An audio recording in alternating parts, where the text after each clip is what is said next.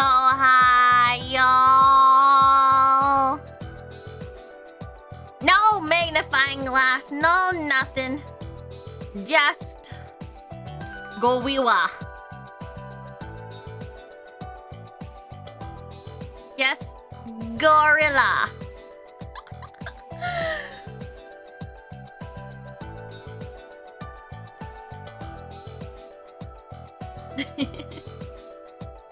Okay.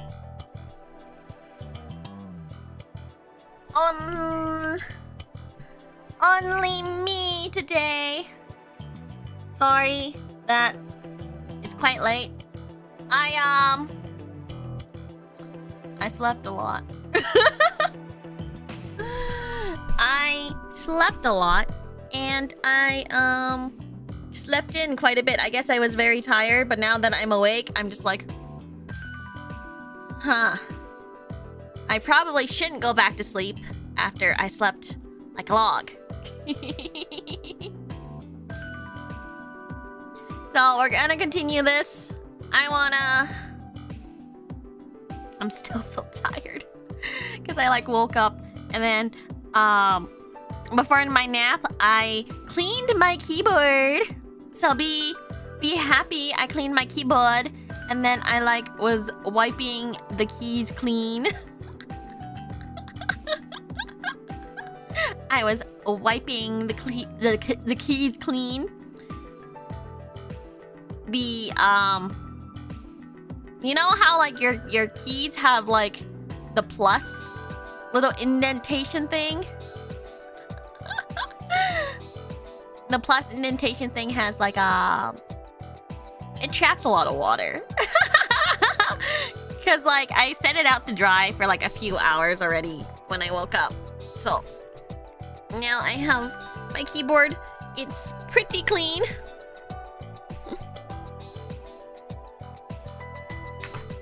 What? I think. Yeah. It's pretty clean. Nice. What kind of water are we talking about? Like tap water, soap water. Did you tweet your live? I did!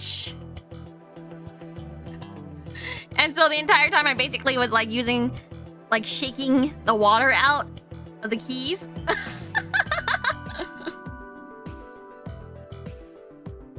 I like used a bit of soap water. And now that I'm here, yay! Did you not want me to be here? Is that what you're saying, huh?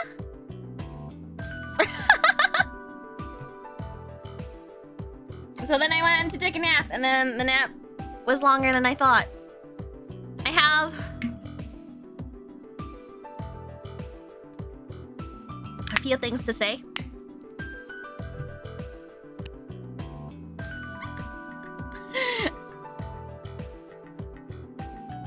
Just surprised we don't get many gorillas. Yeah, don't get used to it. Don't get used to it. I don't usually do gorillas.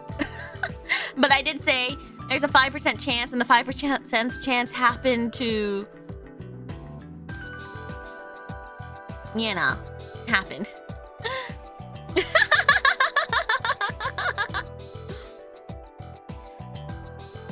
I feel like I'm lagging, but I don't know why.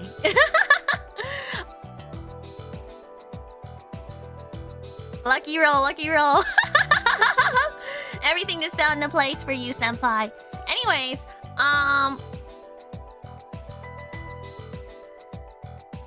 I'll be changing my ASMR stream on Friday. Possibly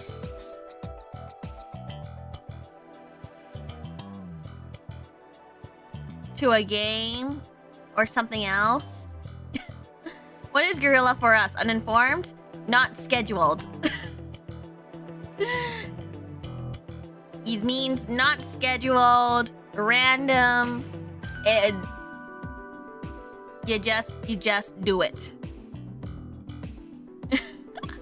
Normally I set up a schedule. Today is supposed to be my day off usually, and I was like, no, I'm gonna stream actually.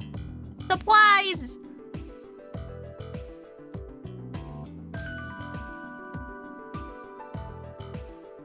That's normally what it means. You gorilla is when you do it. In the spur of the moment. Surprise! When we're referring to streams.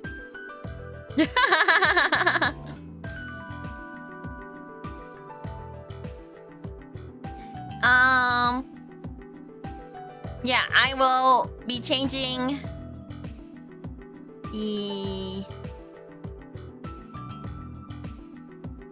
Friday ASMR train. We are not taking any chances. No.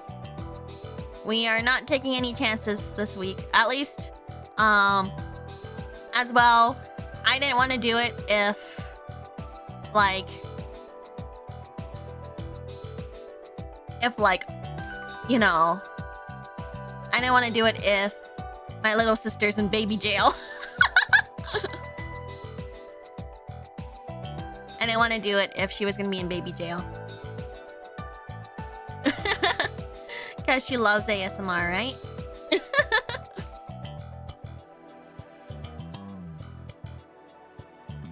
She loves ASMR. So I didn't want to do it anyways. So I'll be changing that. Don't want to risk it, especially since it looks like rules are changing and like right now. So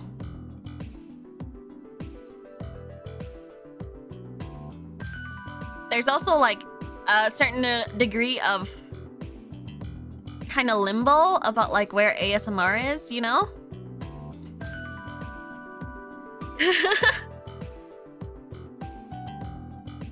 She's in like baby jail, so just that she can't stream for like a week and that's about.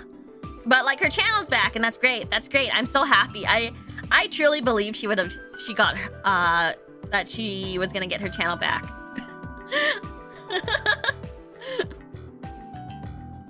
But right now,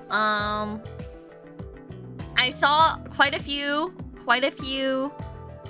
channels, like other VTubers say that they're having problems or that they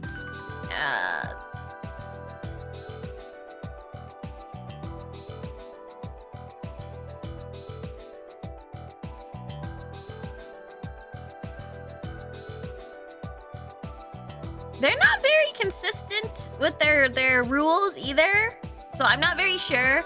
I don't really know if like if something's gonna get caught. So while the whole thingy it's I'm seeing that the algorithm is getting fixed though. I'm seeing that the algorithm is getting fixed. I'm seeing the AI thingy is getting fixed.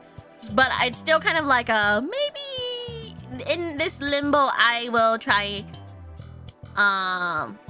Maybe it's too risky right now. But yeah.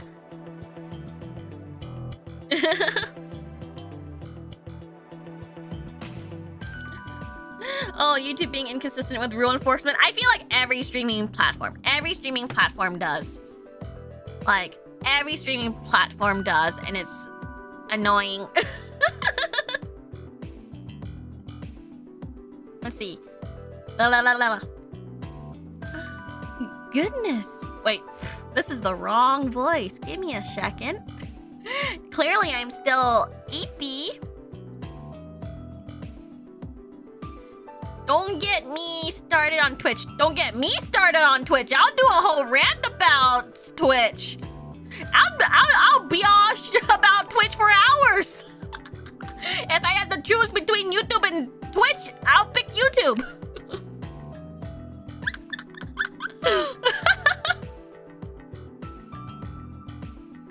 Like,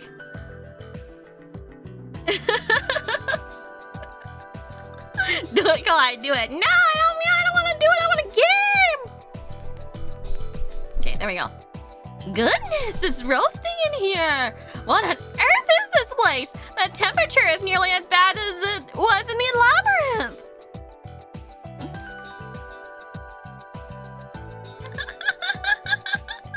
Okay, I will say the number one thing I hate about Twitch. The number one thing I hate hate about it is the cost of like subscriptions is the #1 thing I hate. You guys know I'm Canadian, right? They always raise the freaking price for us. You know how much it costs me for one membership, 1 month? 1 month of membership right now? If I'm on freaking mobile, right? Mobile, and I'm just like, yeah, why don't I? Wow, I'm seeing my friend. I'm gonna like make my subscription. It's what it costs. It costs me $10 whole dues. $10 whole for a month.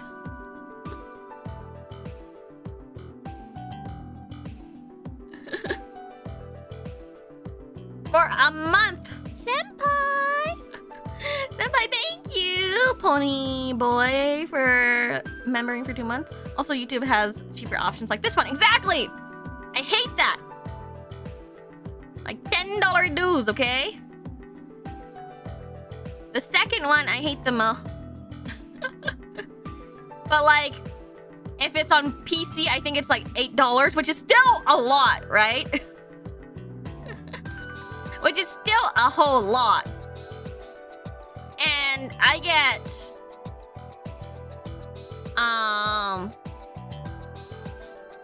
they're still raising it. Like, I feel like every year they're raising it.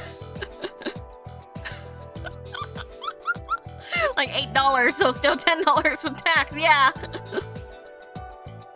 And I only get 50% of that. So I only get like $4 of that. And I hate that. I hate that the most because what does it give you? Free ads. Okay, sure. What can I do to get free ads on here? Ad block. For some reason, if I have ad block on Twitch though, it decides to be like, hey, I hate you and I'm gonna like the stream. Generally insufferable. That's my second one. Generally insufferable. Insufferable. I have to literally wait 4 minutes of ads sometimes. 4 fucking minutes of ads. And sometimes my membership doesn't even block out all of the ads. That sucks. Thank you so much for remembering, Husky.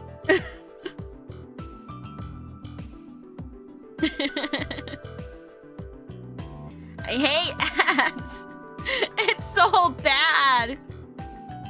And then I can't even watch the stream because, like, you know, while the ads are playing, the stream is still going, right?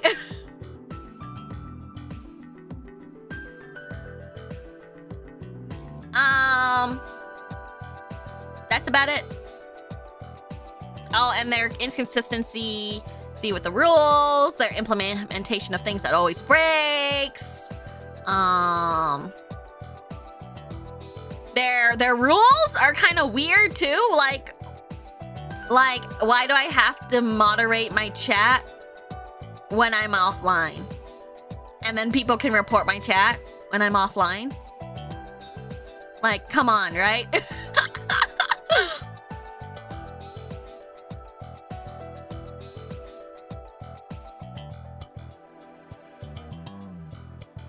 So, there's a lot of rules I don't like in Twitch. Suspension for no reason. I've seen my friends get suspended for no reason. Like, you know, at least if I have videos up, I can still kind of get ad revenue on YouTube, right? But like if I can't stream for a week on Twitch, that's it. That's all. It's over, right? No monies. No monies. I'm poor.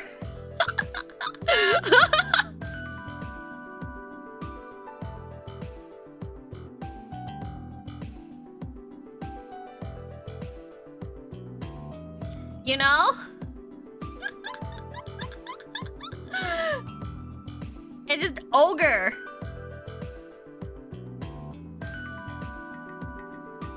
I swear I recently saw a VTuber get perma-banned from Twitch for having a conversation in a chat while offline.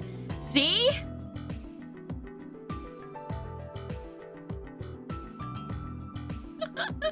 Like, if I had to choose, I would choose YouTube. I would choose YouTube. The only thing I hate about YouTube, other than like it's stinking AI, is I have to make a thumbnail. Or I have to post a thumbnail or schedule a stream. Oh, gee, that's so bad, right?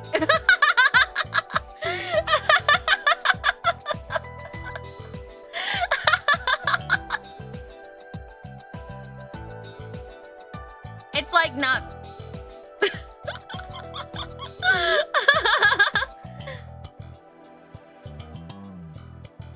The one today is pretty good. Usually my thumbnails are made for me.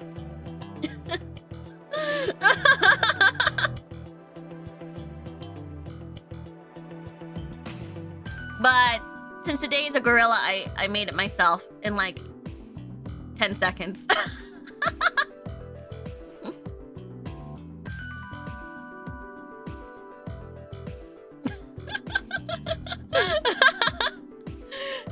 You don't say, yeah. It's beautiful.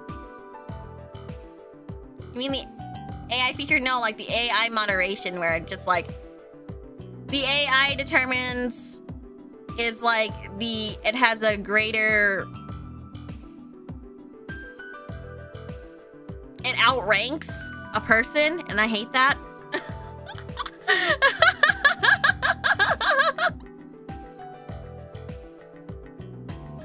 I hate that. But like generally, there's a few things I would like to change on YouTube. So like the raid option, I would like to be alerted about a raid again. If they can implement that back, that would be nice. But otherwise, it's almost the same. Like I can't think of anything that would make it any different. Like other than, sure, Twitch has like points and stuff, but you know, I can still do point-like things if I implement them through stream elements, so it's fine. No cross-channel modes. That's the only thing too, yeah.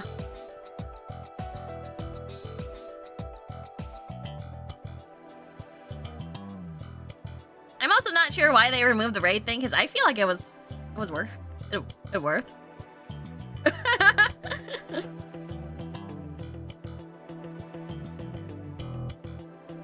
You can't finish this if we keep you distracted, so you need to gorilla stream more. No! I'm gonna finish.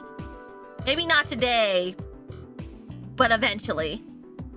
They fully remove raids on here? No. It just doesn't inform you, so it's like a secret raid. Like, you can only... Like, I don't know if anyone raids me. I just know that it's... That unless someone's like, oh, raid. Then I'm just like, who raided me? What the heck is a bunny raid? Which bunny is this?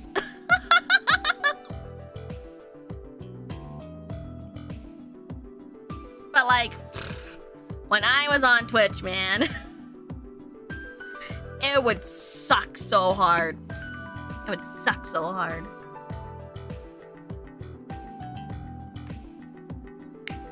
Imagine, I think the worst part is like just knowing that your audience is paying such a premium amount and like 50% of it goes to them. Like getting like, what, $200 worth of like subs in Twitch, and then, you know, you're like, yeah, that was great. I made some money. You get your paycheck. It's $100. It's a little less than $100, and you're like, it makes you kind of miserable, you know?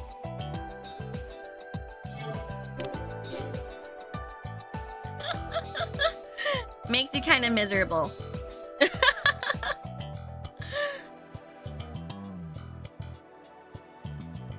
Like 95, yeah. You can get 70/30 with Partner Plus. Do you know how many like subs you have to get partner plus? Like a lot, okay? You gotta get like a lot. Senpai! Senpai! Thank you, Tagavia, for the $4.99. Thankfully, Stream Elements exist. Yeah, it does. But still, it's like, it's not... People are more likely to get like member... Oh, and what I like about memberships here as well, 300. Yeah, 300 is a lot. I don't even know if I have 300 here, you know?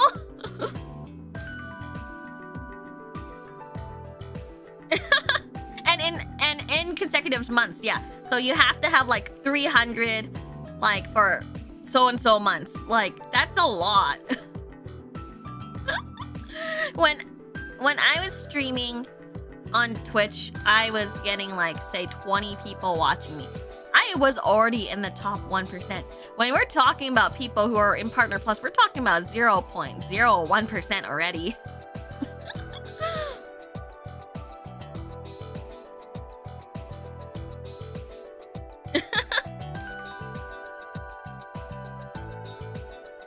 Remember, kids, if you want to give money on Twitch, give your Oshi's bits instead of subs. No, do not use bits. Bits is a ripoff as well.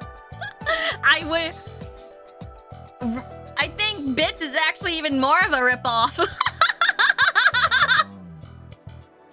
It's even more of a ripoff, I believe. Because you can't buy. You have to buy like a certain amount, and you can only donate a certain amount of it.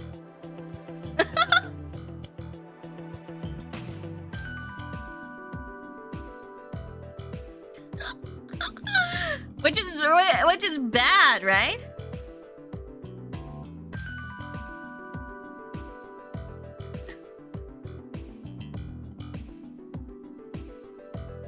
But like that's my opinion. What I really like about members though is that you guys get exclusive stuff that I can do exclusive stuff, like exclusive streams and stuff. So I feel like, I don't know, I feel like I'm giving back more, you know? I feel like I'm giving back more to those who want to support me through YouTube.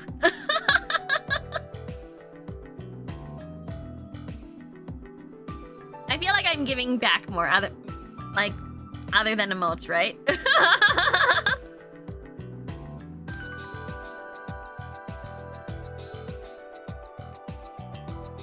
YouTube mobile is also preferable. Well, as long as it works, right? Anyways, oh my gosh, I'm ranting so much.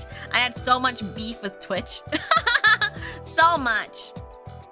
Mostly the cost of memberships, because I wanted to support my friends. But like when I looked at like for like here, I can support my friends real easy, right? But on Twitch, I have to be super selective. I have to be super selective with who I member to, because it's so expensive. But overall,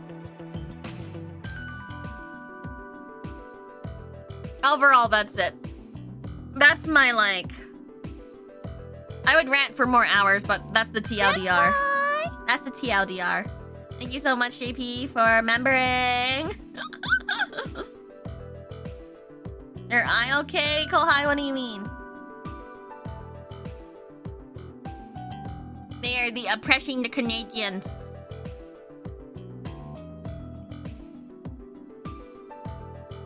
They're oppressing the Canadians. I hate Twitch for oppressing us. I don't make that much money in the first place. You're winking and blinking there. I'm rubbing the eye boogies from my eyes. Because I'm still sleepy. Yeah, Freight. Oh my gosh, Rena, thank you for the raid. I think. Wait, why do you not have... Man, I have to switch screens. Give me a second. I'm like, why do you not have the wench? Why do you not have the wench? No wench? Get wrenched!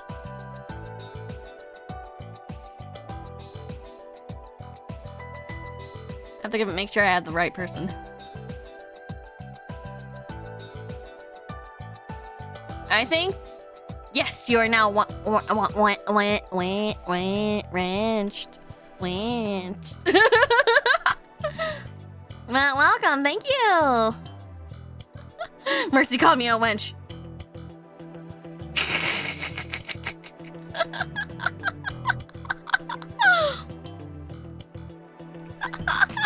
Oopsies. Now, wench, get to work, wrench.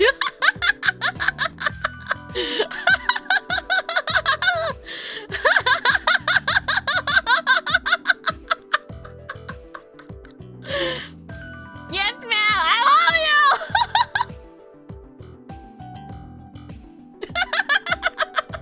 Thank you so much for the raid, though. What are you doing? Welcome, everyone. Hi, if you don't know who I am Mercy Modiste from VAllure Gen 1. Indulge your darky, but also pawn. Yandere, K-hey.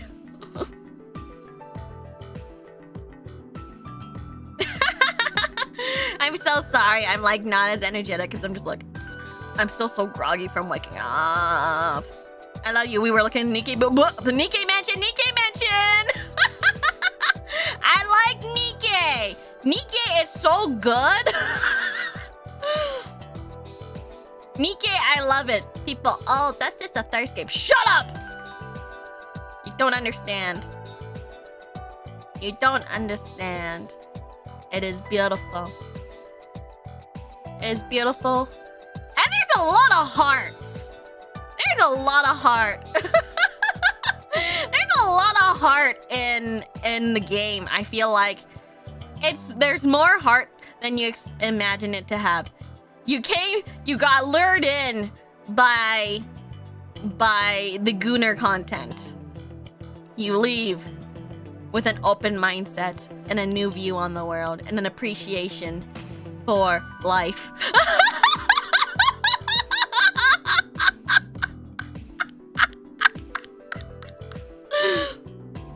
And a new mindset.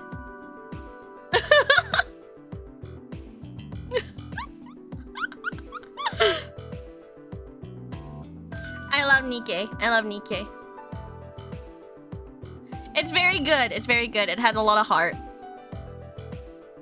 So, which is why we're like, oh, but why do you like it? It's just like, you know, it's an ass.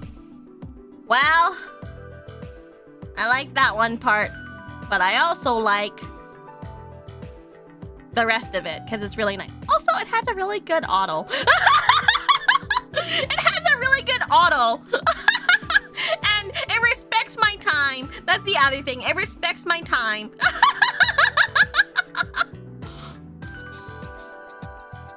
It respects my time. Unlike some games that don't respect my time.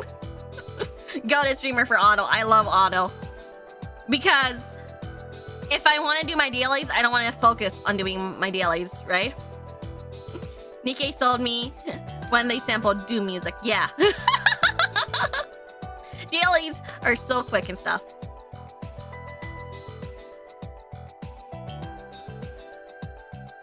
I literally love story-based stuff. So all of my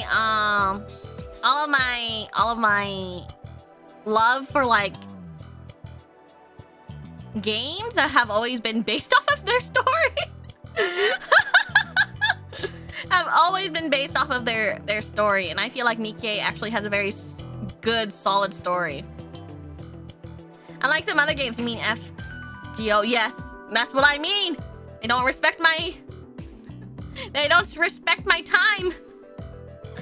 don't respect my time with over an hour of cutscenes and just talking, and the story's not even that good.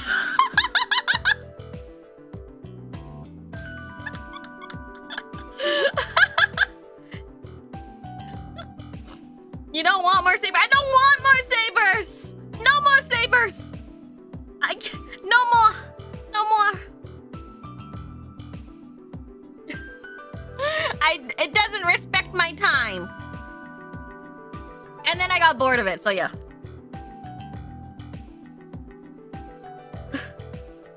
I just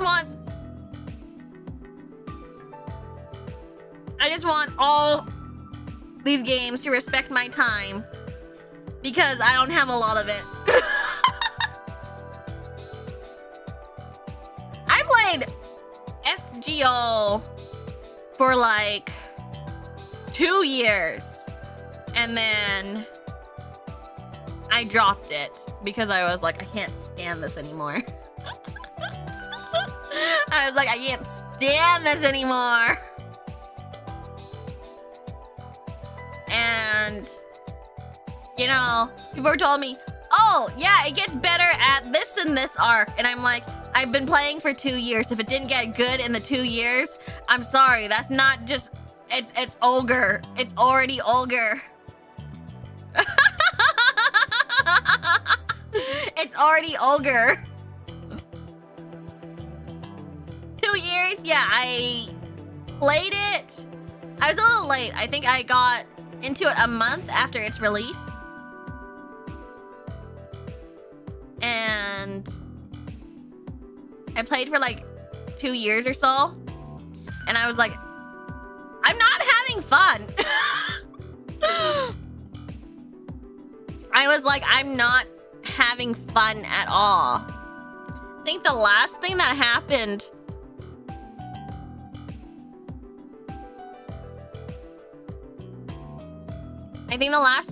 that I recall happening when I dropped it was I got pissed off I didn't get Sherlock.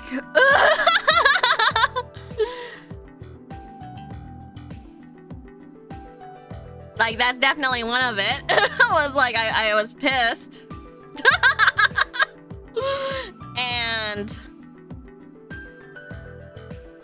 I was just tired, you know? I was just tired of it. So yeah, I didn't get Sherlock. And I got really burnt out, and I was just like, I'm not having fun. The story's not keeping me interested. Like, there's no point in me playing this. I had a better time playing the Nutaku gacha game than I did playing Fako.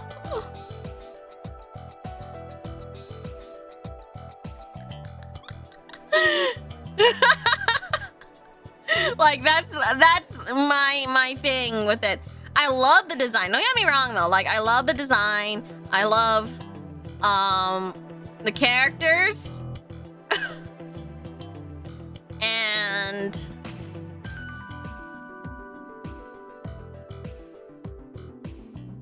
but the stories and some of the characters were just also insufferable, you know? I was like, I'm not having fun. And the gameplay took so long. My dailies took so long.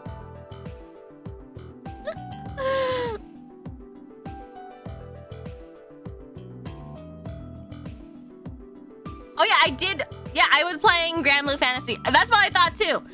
Grand Blue Fantasy is nightmare grinding. But like, I was having more fun with that than Fate Go because eventually you run out of content to do in Fate Go. I feel like you don't run out of content to do in Grand Blue Fantasy, even if you're not like at the top level. You still have something to do, right? You still have something to do. You still have like events you can catch up on and stuff. And then in Fate Go, if you're not at a certain level and you can't go to the next part, like you're just, you know, you're just fucked.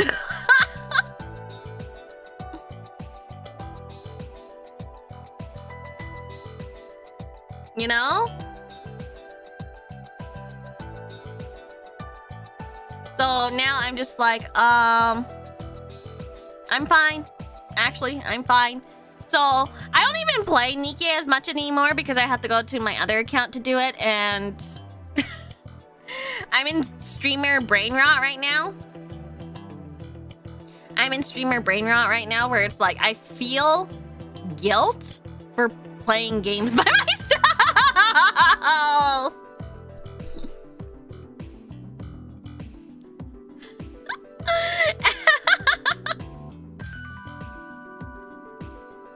Oh my god, I get that right, Rena? Like, you just feel guilt for, like, playing games by yourself. You're just like, oh, I could be streaming this. Instead, you're just like,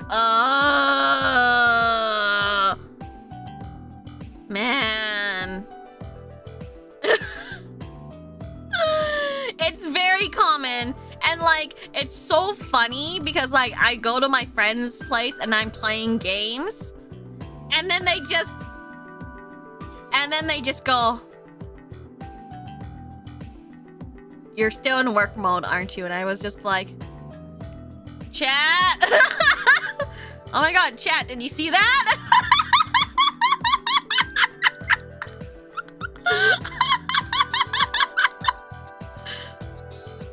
Like, I was playing Ham Heartbreak, the Hamtaro game.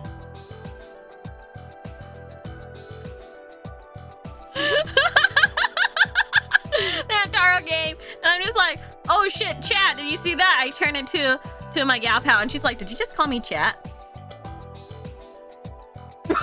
Oh, oops. Calling your friends chat is so cooked, right?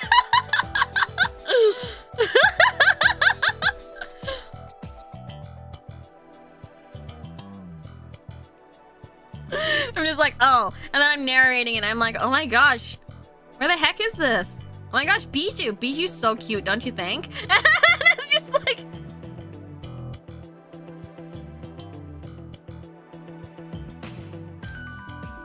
wow, I'm just permanently in work mode. And then I'm watching a movie, and I'm narrating the movie, right? Or like I'm reacting to the movie and I'm just like, ugh.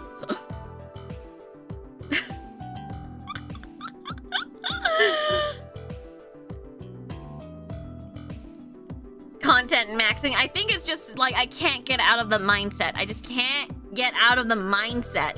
And so a part of me is always feeling like guilt for not like sharing what I'm doing.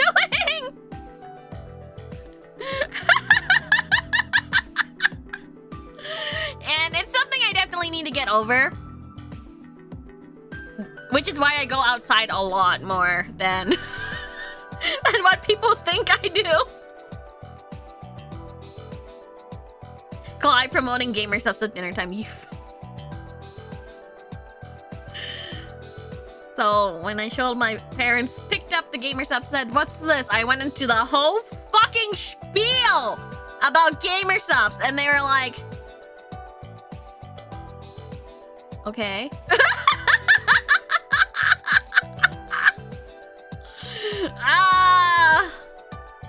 Speaking of, use code MERCY for free shipping. Oh shit, I forgot to add that they have a new drop coming soon, which is their end of the season stuff.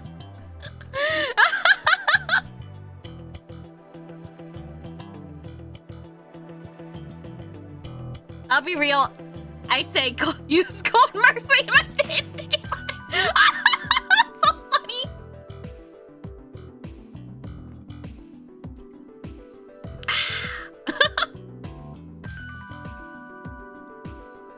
But I definitely go outside a lot more in order to try to get myself out of the content grind, you know?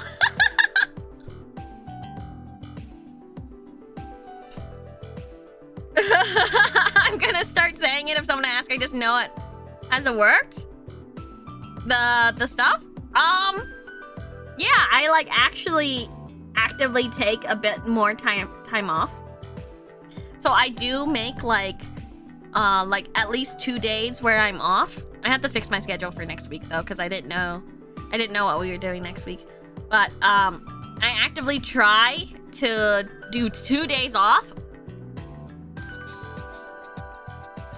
Have you called one of your gal pals senpai yet? Yes! Yes!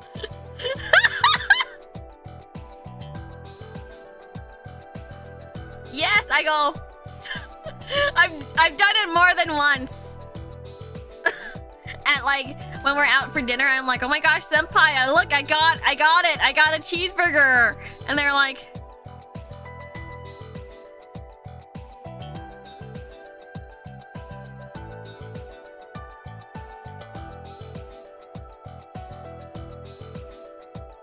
and I'm just a little mortified, you know?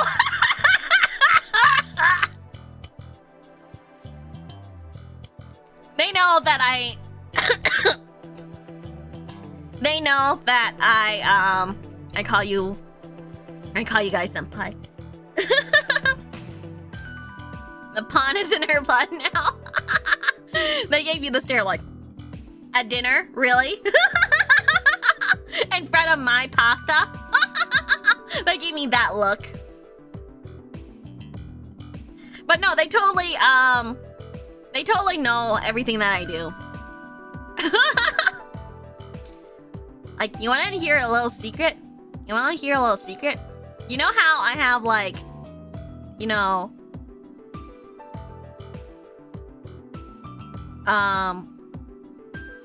the callers? they help pick me. They help pick them out for me.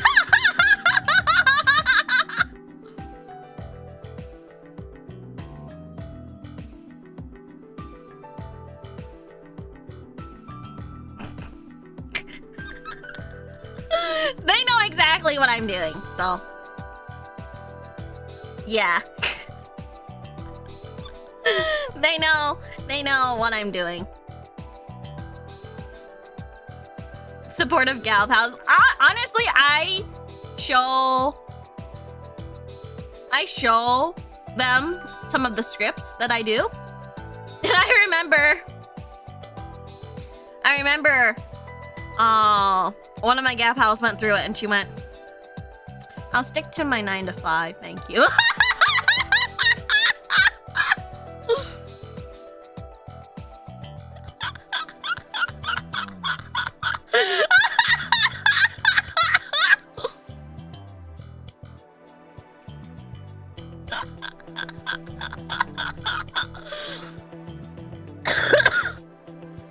That was so funny.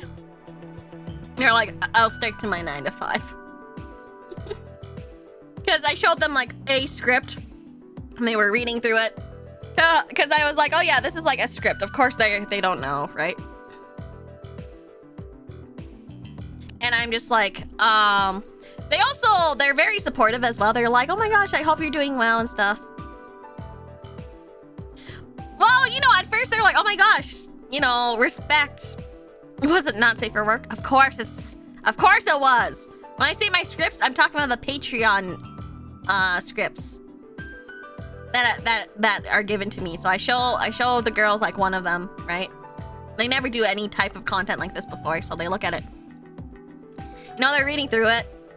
I just remember one of them go, I'll stick to my 9 to 5, thank you.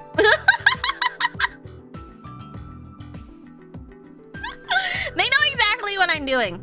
Now, the person who, the people who don't know what I'm doing are my parents, so shut up about that. Can we ask which one it was? Which one did I show?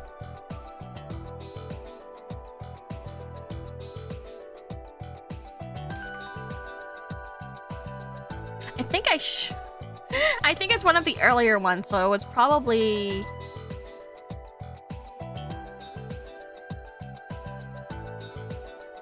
Probably face or something like that. No, my parents do not know what I'm doing.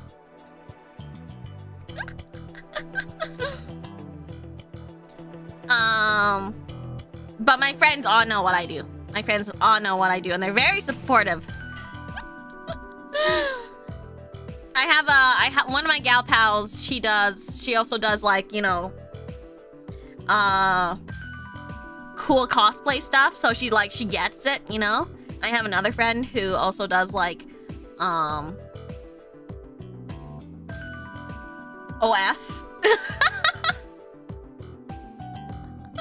So they get it. They get it. I'm not very close to the one that does like OF, but like the other one, they do like, I'm pretty close to, does like cosplay stuff, and I think it's cute, you know?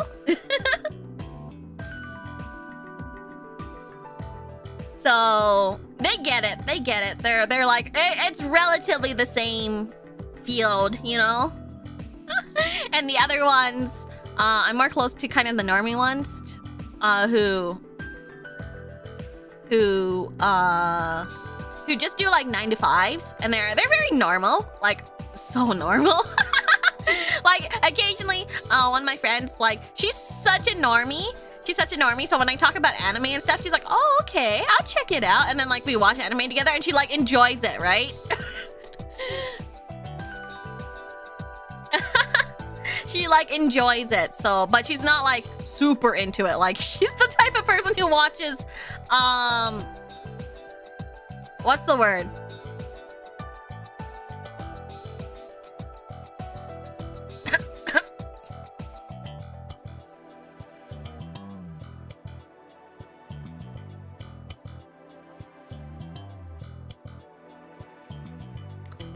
What's the Gordon Ramsay angry chef show? I can't remember which one it's called. She loves that. Hell's Kitchen. Yeah, she loves Hell's Kitchen. Sorry, I was like, angry chef show. Mercy, that's all of them. Well, there's the one with the kids. That's fine.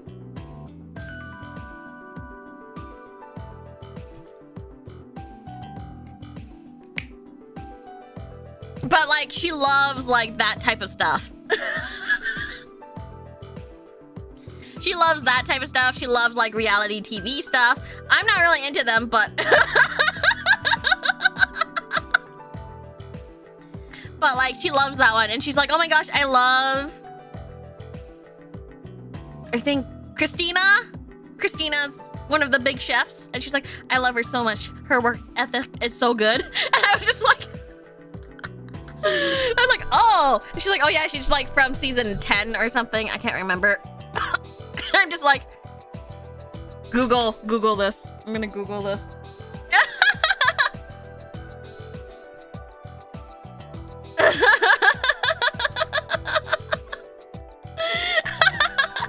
Give me a second. Yeah, she was like a past winner. Yeah, see? So I just remember that. And like, we're watching Hell's Kitchen, and then I'm just asking her like, do people like book reservations for this? Have they done events like this before and stuff? But you know, she's pretty normie like that. I think the last time I was over because she was just like, we watched a little bit of the old reality show called Fear Factor.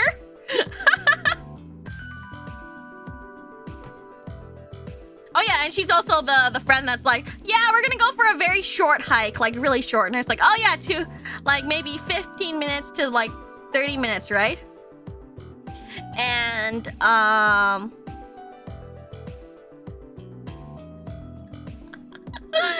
and it was 2 hours. She's that one.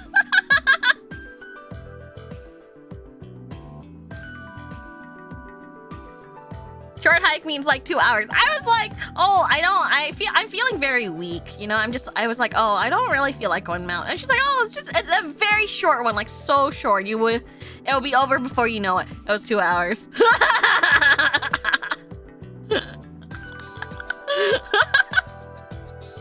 I can't believe your gal pal was Hiroko from the archive.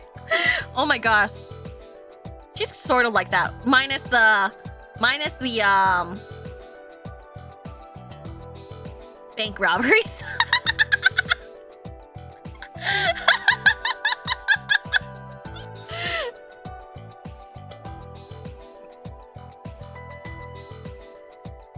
A short walk and Mercy was never heard from again. It didn't help that that day was like scorching hot, right? It was scorching hot. It was scorching hot. I was dying. I remember my other gal pal, the one that I talked to senpai the most about. She was like laying on the ground and was like, "This is where I live now."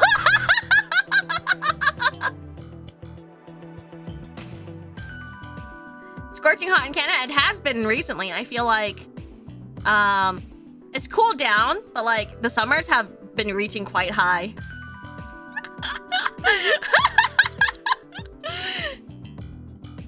So yes, I tend to try to go outside a little more.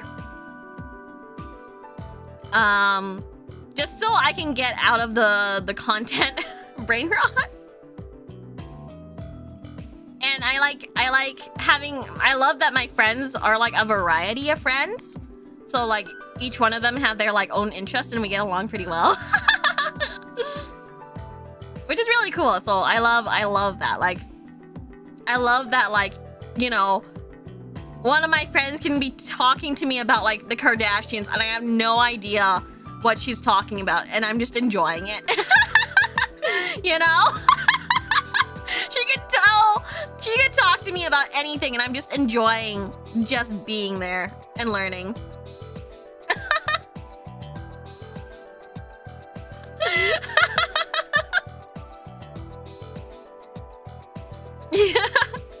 I love it when they yap at me and I love it. And I hope they like it when I yap at them.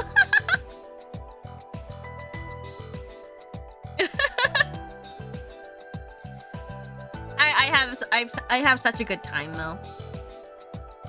I tell, and it's good because I also tell them about my problems, and then I love seeing a different perspectives. Like they're like, maybe you're the one at fault here, and I'm like, you're right.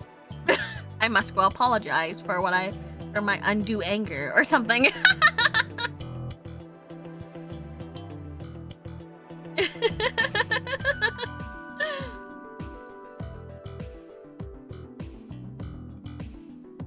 I'm pretty sure that like half of my friends have ADHD at least though. So at least if I'm like, am I wrong? Is this angry? And they're like, oh, you know, like maybe it's not a big deal in the hindsight. Or like I explain something and I'm just like, oh, okay. I'm like mildly upset at this comment that someone made. Am I overthinking it? And they're like, no, you're not overthinking it. Or yes, you are. So yeah, that's, you know, shit like that happens. Anyways, I'm in a game now. No more talk. I mean, no more yap. Only play game.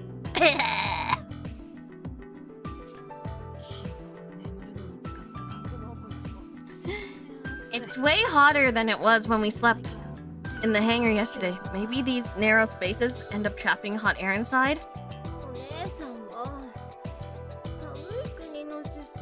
Sure. No more yap. Sure. Shut up. Coming from a cold country, the heat and I don't mix well. Suffice to say, do you think this place has air conditioning? Oh, don't worry. I'm in the process of creating a specialized cooling friend. Freezy breezy.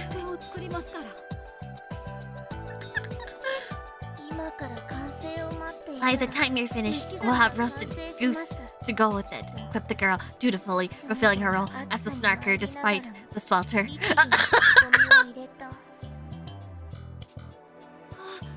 Oh! Check it out! This room has AC! Really? Let's head in! It's a trap.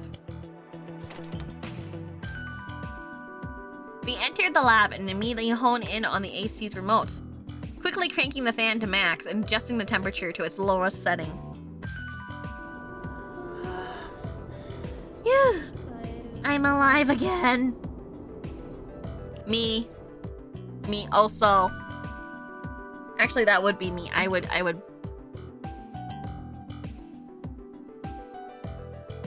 I was not meant to live in hot climate, by the way.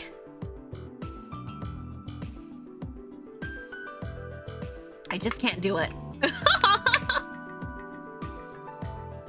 I gotta refill my gamer subs. I'm out. Built for the cold. Literally, I feel like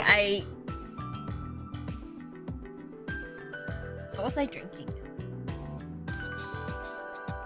Global blast.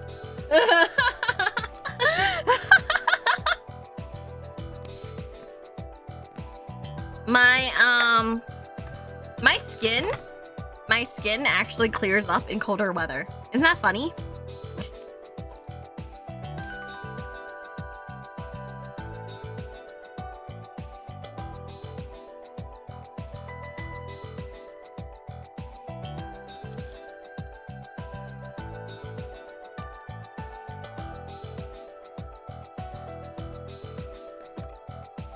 So like when it's like a hotter day, my skin tends to break out a little more, or I tend to have more like rashes since my skin's pretty sensitive. But like in the cold, it's perfect.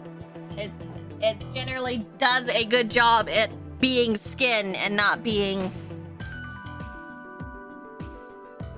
a pain in the butt, you know?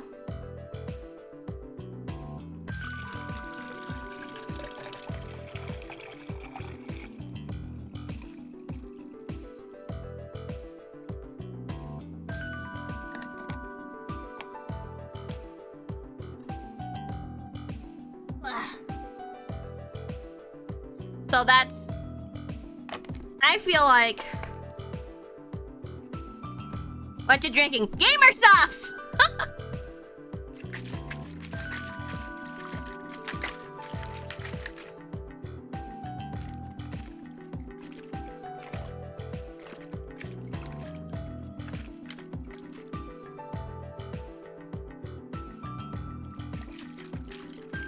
What kind? Blowhole blast.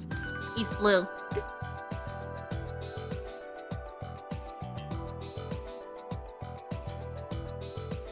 Are you gonna do any later this week or change the stream? Changing the stream. I'm changing the stream.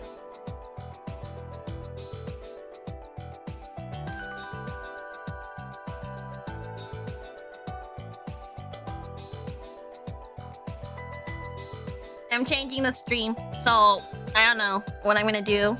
I'm probably not gonna change the time since it will probably be at the same time. So, I'll change it to something. I've got this genetic condition called Renegade disease that makes the blood in my skin and leave my hands if I get too cold. Like the hands go white like a corpse drained of blood. It's not painful or anything. Wow. You are not meant for cold weather. I am. I was built for cold weather. You are not. You stay away from cold weather.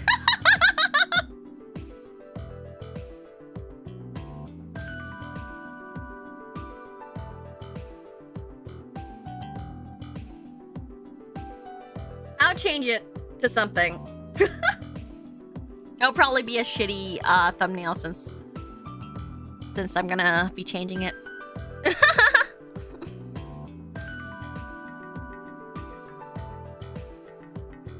Cold high built different. I prefer, I guess I got used to the cold. I prefer the cold rather than heat. If I'll be honest, I prefer something normal, like a nice 15 degrees Celsius.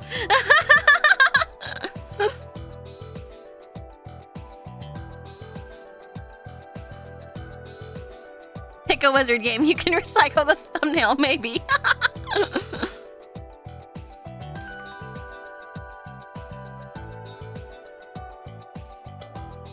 That's normal?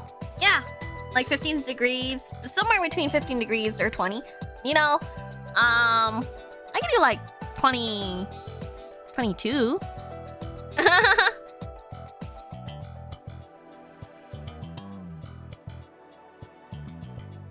can still handle 22. It's a little bit hotter. At least that's my opinion. I prefer that type of weather.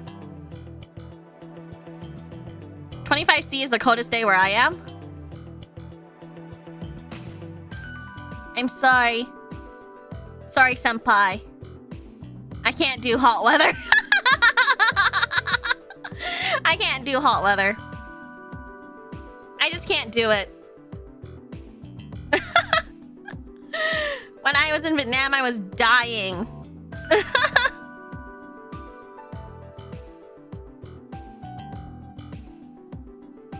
Oh, there's a really lovely place in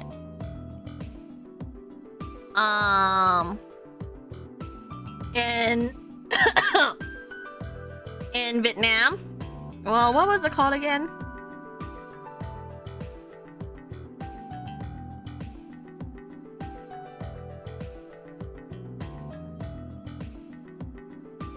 It has like my ideal weather there. What's it says? Cole, I went to Vietnam. I'm gonna give you a secret, senpai. I'm Vietnamese.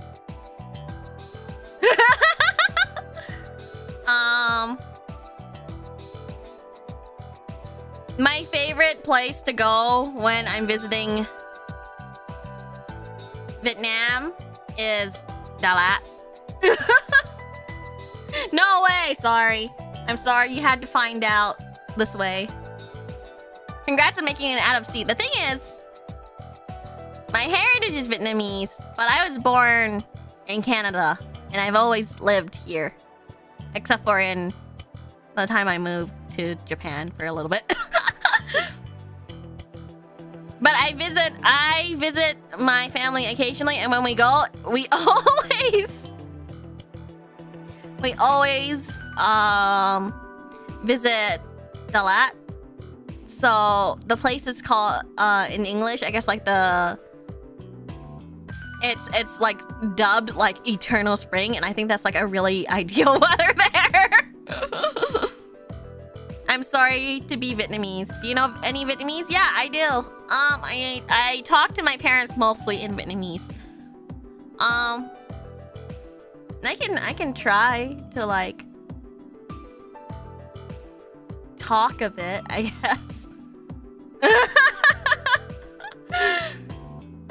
I think my Vietnamese kind of sucks though. I talk like up to like grade 2 maybe.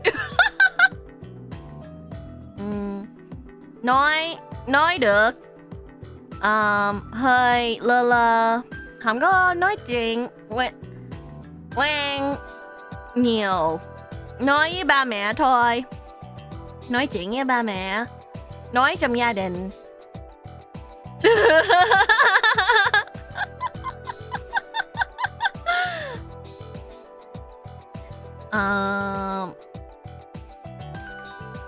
Nói với bạn bè người Việt Nam mà nói nhộng.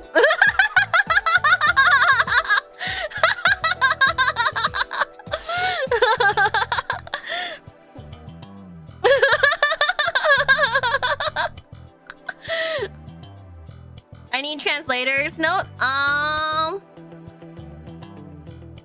I just said like I talk with my parents, and I guess like people who are like friends and family with who are Vietnamese. But I can't really talk well.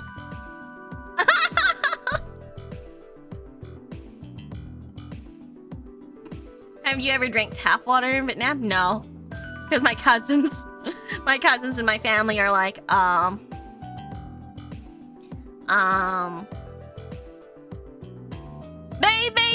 they give me water. Honestly, I kind of lived off of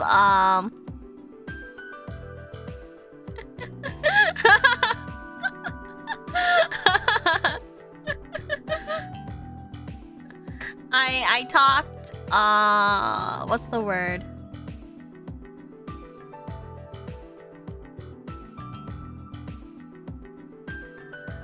I drank like sugarcane drink mostly. And bottled water. Oh gosh, I can't read Vietnamese that well.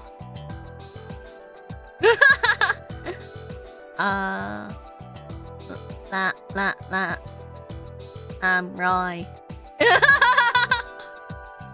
Like the sugarcane drink, I think. It only cost like, I don't know, like 5 cents or something. But yeah, my family is Vietnamese. If I would consider, I wouldn't really consider myself quite. I would consider myself Canadian over Vietnamese, I hope. You spoke Vietnamese very well. I'm from Vietnam. Oh my gosh.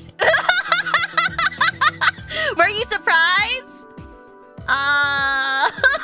Were you surprised that I can speak some? Nhạc nhiên không?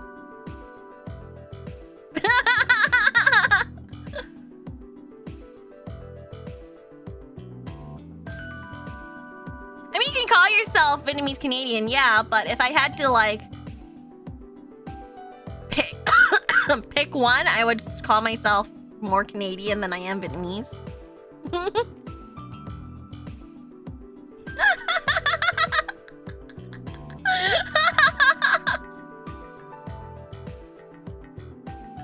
Like, I feel like Vietnam, I wouldn't call myself.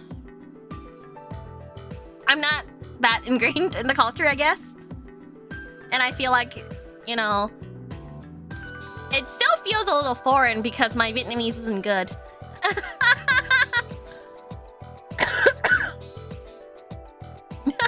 I'm surprised that there's a lot of... I'm surprised there's more than one Vietnamese person here. Wow, vui vẻ, nhiều hơn một người. Người Việt Nam.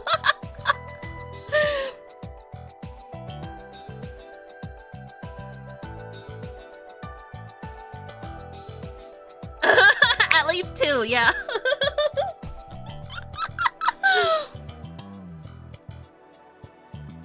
The secret to sounding native is to just study memes and regurgitate them. Yeah, it's really funny because my Vietnamese sounds so much like a foreigner that, like, when I'm in Vietnam, my, like, relatives are like, shut up. Shut up. We're bargaining right now.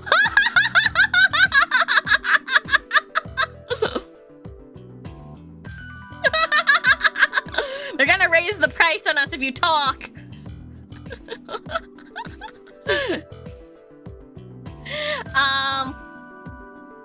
The funny thing is that I get clocked right away because of the way I walk.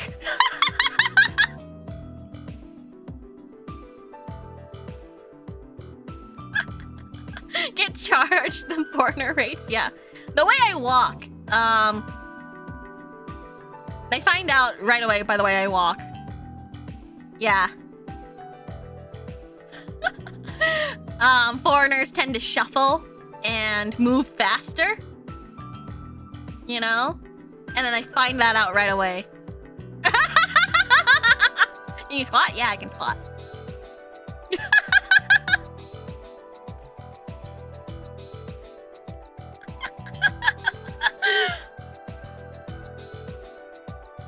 So they can tell by the way that I'm moving faster. And like the way I walk. I walk faster than the average Vietnamese person. Yes!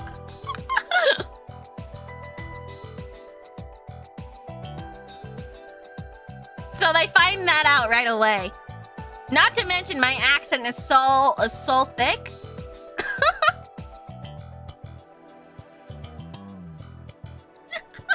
My accent is so thick that they're like, they catch it right away. Although I get like praised for my Vietnamese because they're like, oh my gosh, I've met so much like overseas people and like even like, you know, they have Vietnamese blood but they don't speak a lick of Vietnamese, and I'm just like,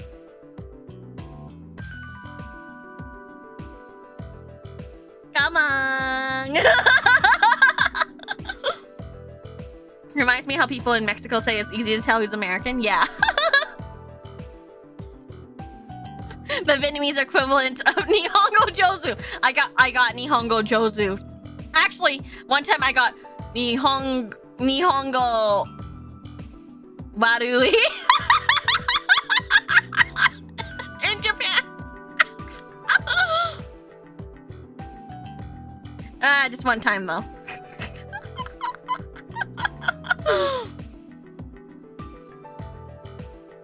But yeah, they definitely...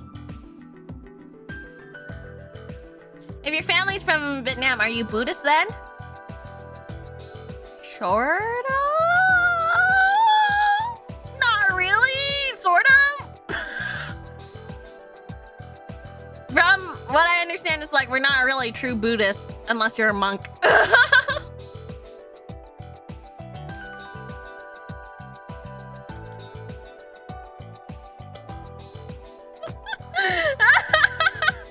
It's like, definitely during, like, that, it would be everything, like, you would, ăn chay, which means, like, you would eat vegan, and then, and then, you know, bad luck, good luck stuff. Mom goes crazy for that. Mom goes crazy for, like, the bad luck, good luck stuff. Well, you already eat vegan. It's great, actually. And, you know, you pray to your ancestors and stuff. I feel like that's the most we do. And then... Mummy is very superstitious. So she does a lot of I would say witchcrafty-ish stuff. So she does like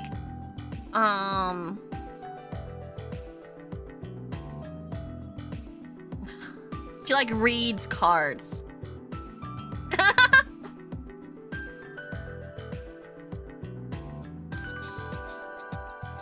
I don't know if you answered this yet, but how did she get your fortune?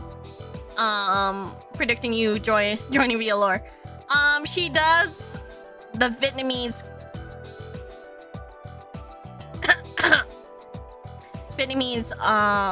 like fortune telling cards. So you use like a deck of playing cards, and then she does the playing cards fortune telling. I forget what it's called. Ugh, words escape me, just like how the English words escape me. So I can't even speak. It's not tarot. Like it's just like a playing card deck. Like it's divination, yeah. So she's like, how many witches are in VAllure? I wouldn't. Am I a witch? I would say I do a lot of witchy-like things and divination things, yes. So I guess so. Apparently my family has like a history, like a line of like fortune telling.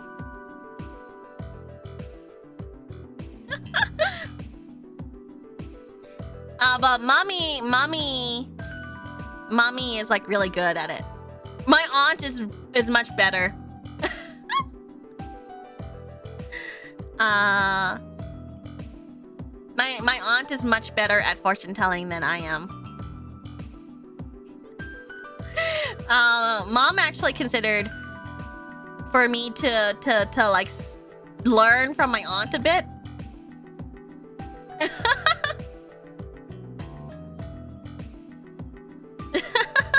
That wasn't the start. She like pulled out a bunch of cards out. She asked me to like shuffle some cards, and then she pulled out the cards and she just goes, "You will have a job that is very lucrative. Someone will help you get the job. This person will have black hair and will either have black hair or wear black clothes often." And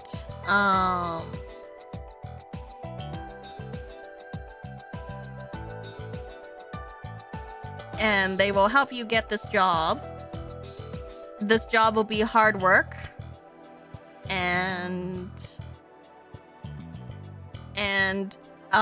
it will happen within the year. And I was like, and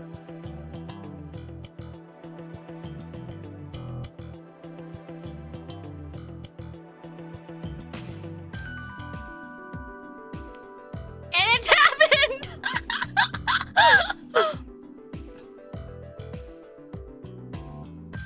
She specifically, yeah, that was one heck of a fortune, right?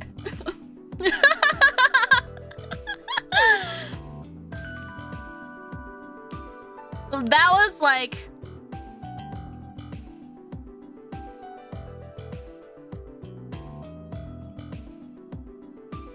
yeah. Quick, ask your lotto numbers. If we knew lotto numbers, we would already get it, right? So that's how she did my fort. It was out of nowhere, honestly. She like sat me down at the table and then she pulled out like her cards and then she was like, I want to do your fortune now. And I swear my mom is like, oh, I feel like she might be a witch or something. She just, when she says things will happen, it just does, you know?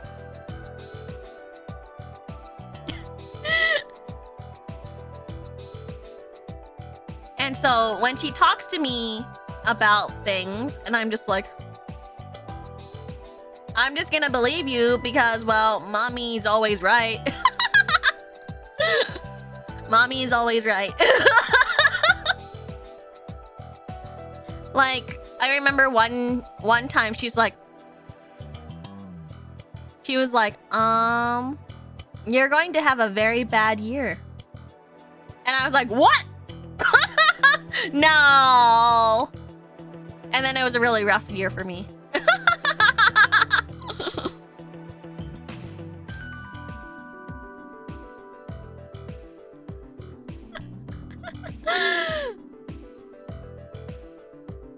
I remember one time she was like, She said, she like pointed to me and said, Suiwa? Which means like bad luck.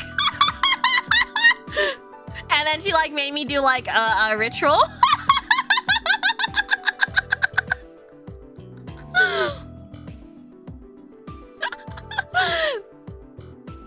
Thank you. Thank you, God of Looking, for the five gifted. Hold on. Fandala bosom! Fandala bosom! Fandala bosom! Fandala bosom! Fandala bosom!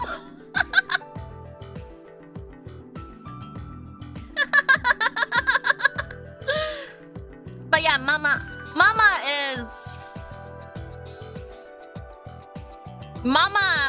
is very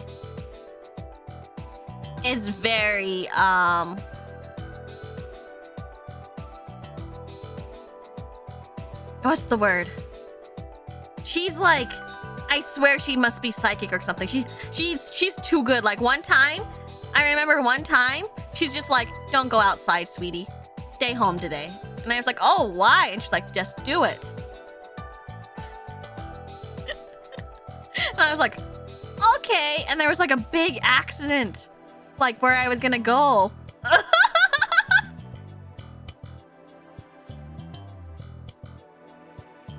Like, Mama.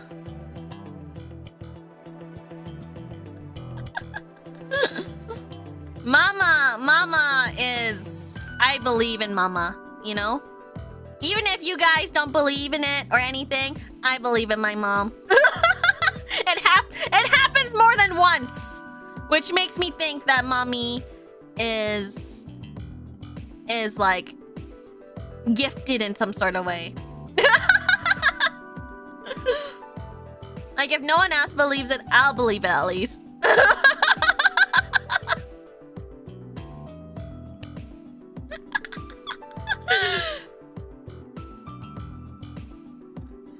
Like, she does. I I was like, huh.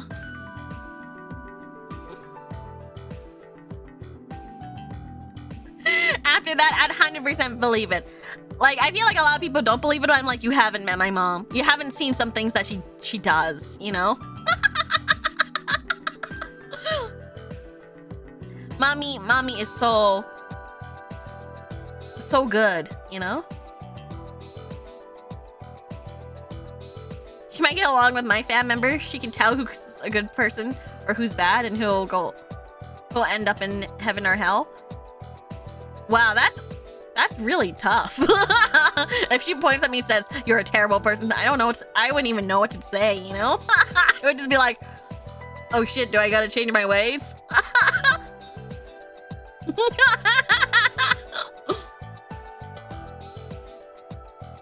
But yeah, mama is... Yeah, I believe in her. I believe in mama.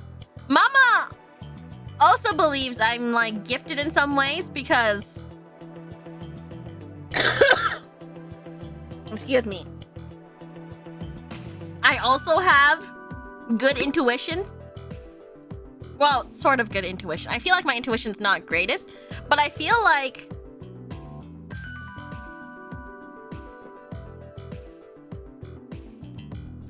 mommy knows. Mommy says that she can feel it, right? Sorry, I reverted to calling her mommy instead of mama, sorry. She thinks I have very good intuition. Because she says, like, you know, maybe it's not... maybe it's not, like, you know, future...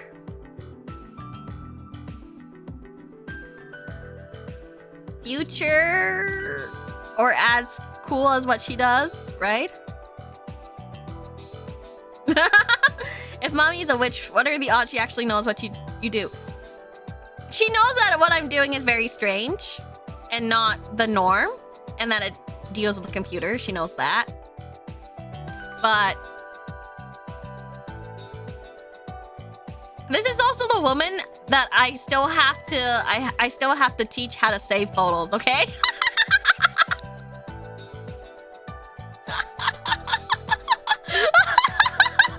On her phone.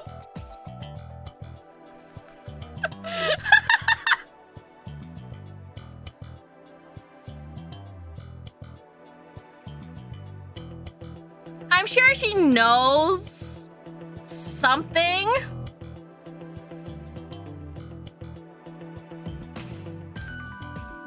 I know that she knows that it's very different, but I don't think she knows. You know what I'm saying? She gets a sense of what it is, but like she doesn't know what it is. All she really knows is that it's good money. Well, livable money. And that I can pay for bills and stuff, and she's happy with that. She's really happy with that. But mom did say that, like, you know, I have pretty good intuition. Livable money, yeah. Like, it's not insane, in my opinion. It's not an insane amount. It's basically the same amount as I would get with the full-time job. As long as you live in good. I can pay for bills. I am financially okay.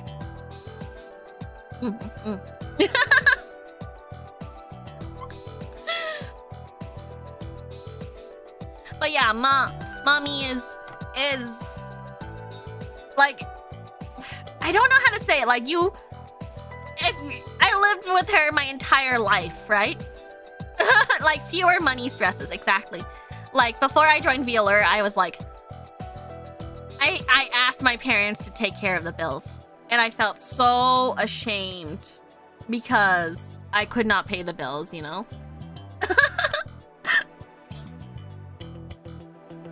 So that's why I was so glad. So glad. And that's why I work really hard. Or at least I think I work really hard to make everyone happy and show how thankful I am.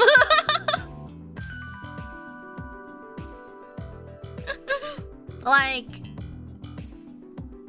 yeah, now I'm paying for their vacation. I'll have a few days, yeah. A few days, like, I think 2 weeks. Yeah, 2 weeks of by myself. I'll probably ask a friend to join me as well.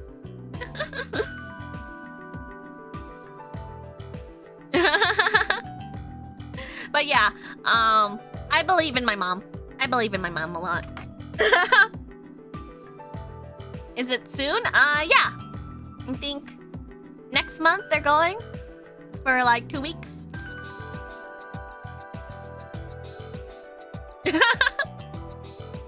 Or is it the month after? I have to recheck. I just bought I paid for it, but I didn't do the booking. I'll probably ask for one of my gal pals to like sleep over sometime as well too. It's just so I don't feel so alone.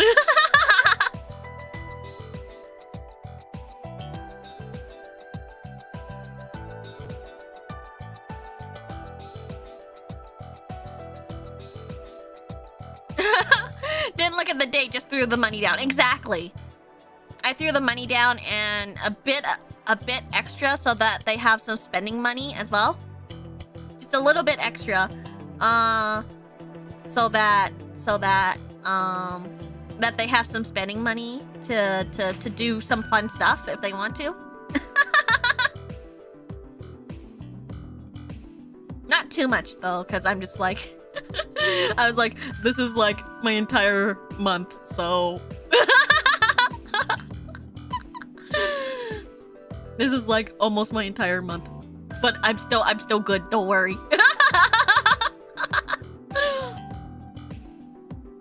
So yeah.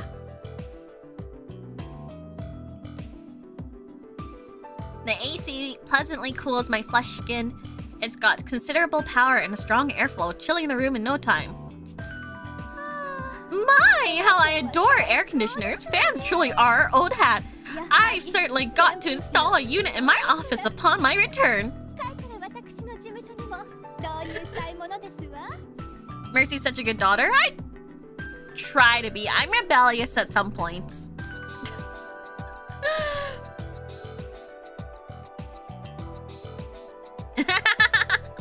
I'm rebellious at some points though. Definitely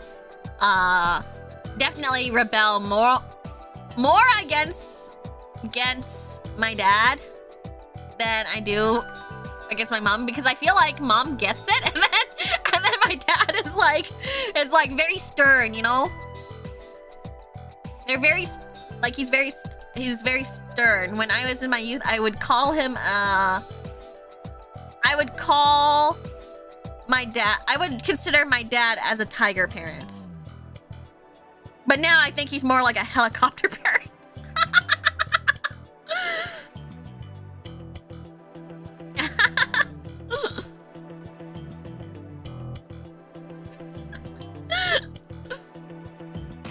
Which is, I guess, if I had to choose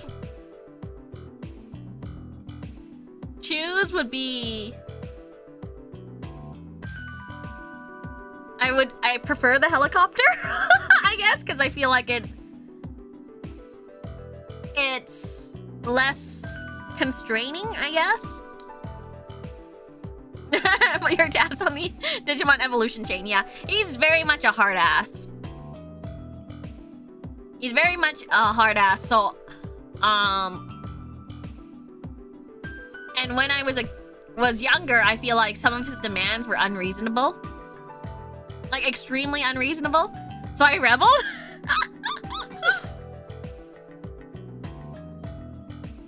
And, like, oftentimes it didn't end pretty, right? Like, for what examples did, did I rebel against? When I was in my teens, I got a part-time job at Toys R Us. And he called the Toys R Us and told them I would not be coming in. And he like refused to let me get jobs. He also refused to wait, why? Because it was interfering with my studies. Or it would interfere with my studies. Yeah, school first.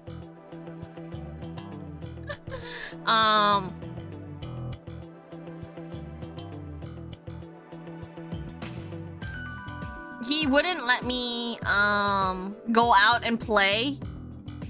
I would have to sit in my room and write out by hand, like copy by hand, entire books or like chapters of books, because he believed that would make my language skills better. It did not.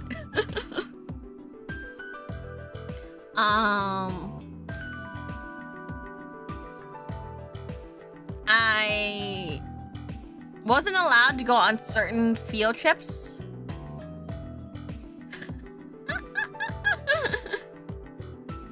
Wouldn't that make you hate books? Yes, it did. But I ended up liking books later when you actually read them and not write them out. He told some of my friends when I was making friends when I was a kid, like, that I wasn't their friend and that I shouldn't go out and play and just stay home and study. And so he would make me sit down and just do nothing but study, right? After school. So I rebelled really hard. I rebelled really hard. Did you write Bible verses or more like informational books? Informational books. Like, I remember having to copy the encyclopedia. Rebelling against child abuse. Honestly, I think what really... We were like very much bumping heads all the way until I got into university.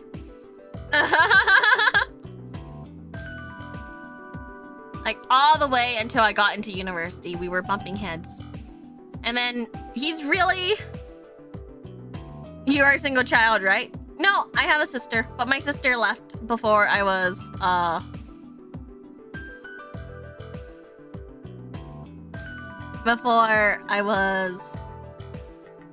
you know, like, basically by the time, she wasn't here for long, like, by the time I was born, she was a senior in high school, and so she went to university for a bit, so, by the time she got out, right, you know, she moved to the US, and then, you know, basically I was an only child.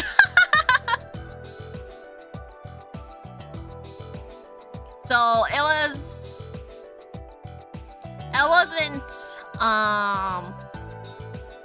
yeah, I understood some points of strictness and stuff, and Papa's not exactly, you know, all there, but I think he's calmed down quite a bit these years. Like, ever since, like, after I got into university, it was sudden freedom. Does that make sense? Like, suddenly, out of nowhere, he's, I've got more freedom than I ever had in my entire life. So suddenly, I was just kind of, like, let go, right? Like, before, it was just like a strangle. Like a strangle for everything. Like, we got into huge fights. And then by the time I got into university, it was do whatever you want. You are your own person. I feel a bit of relief now, but you know, I knew he was trying to get along with me. I just thought that everything that it was just too strict. And I knew he was trying to get along because I remember walking into his room once, and then on the table there was a parental guidebook saying that's titled "Getting Along with Your Daughter." And it looked like it was like thoroughly read.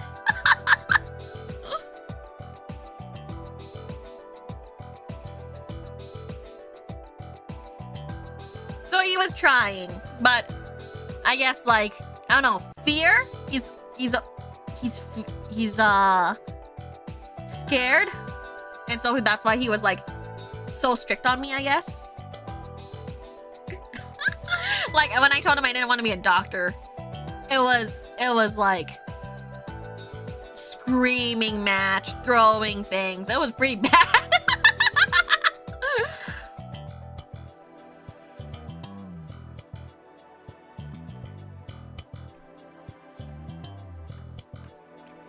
But then I got into university and it suddenly, you know,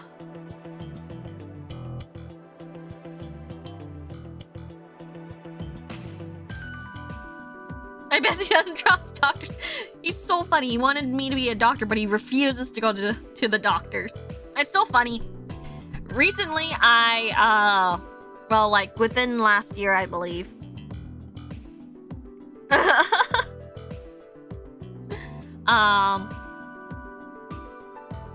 You know, he's having these heart and chest pains, right?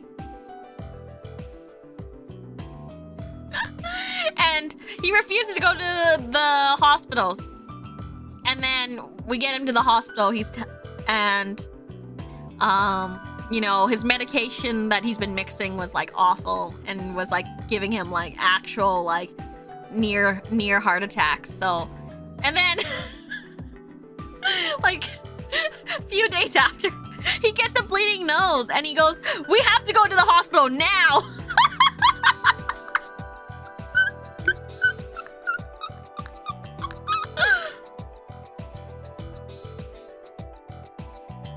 And then I was just like, it's just a bleeding nose. You don't need to go to the hospital. How come you didn't want to go to the hospital when you had chest pains?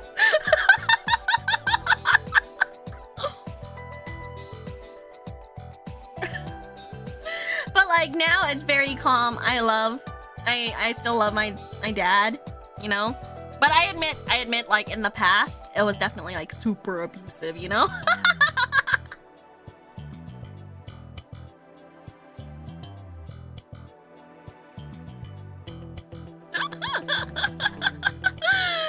But, like, we get along quite well nowadays. We still butt heads sometimes, you know? We still butt heads. Like, the last time I argued was when he sent my package back, and I was like,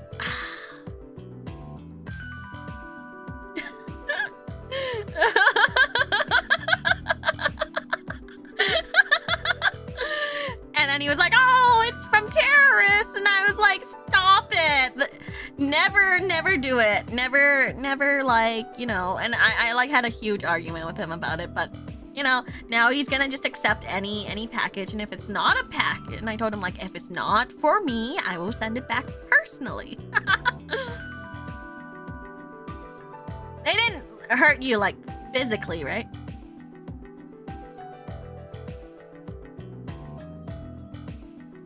My, how I adore air conditioners!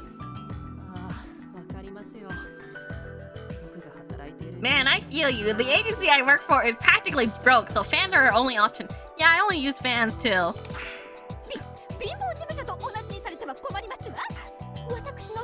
Lumping your penniless place of employment with mine, the nerve! My office simply prefers a more antiquated aesthetics. Do not misunderstand.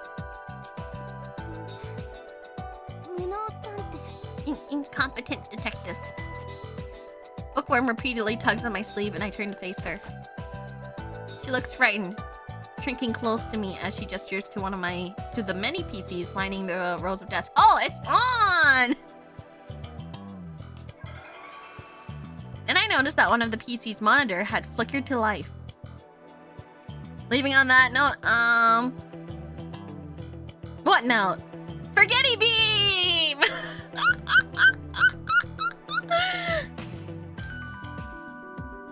I just want senpais to know that I very much love my parents now.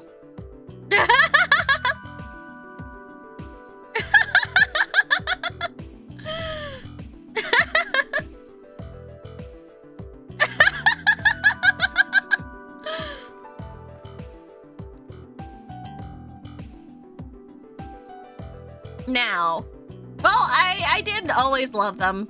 It was just hard. Yeah, wow, Gorilla, Scream Ohio, right?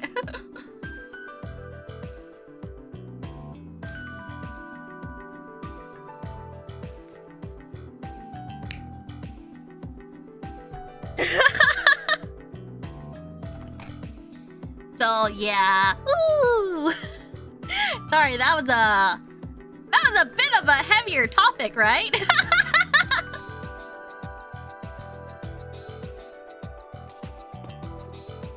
Over there, that computer just turned on all of a sudden.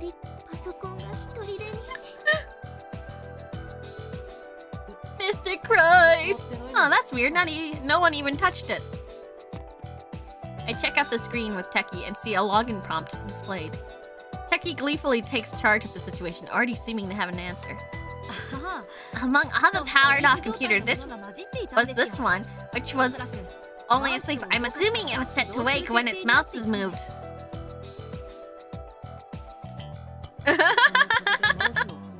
What topic? Oh yeah, we were talking about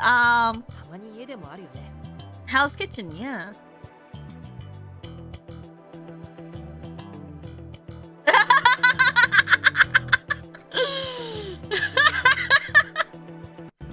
Hell's Kitchen and how mommy is a great fortune teller.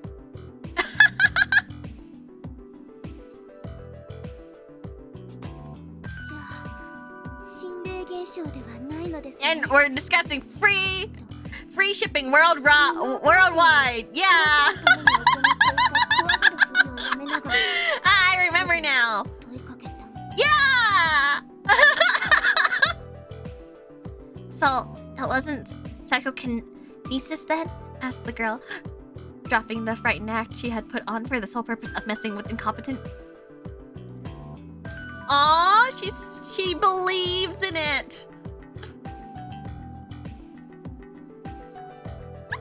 I really don't watch any of Gordon Ramsay's stuff. All I know is that he says it's fucking raw and the what are you? An idiot sandwich. I don't know why that was so funny.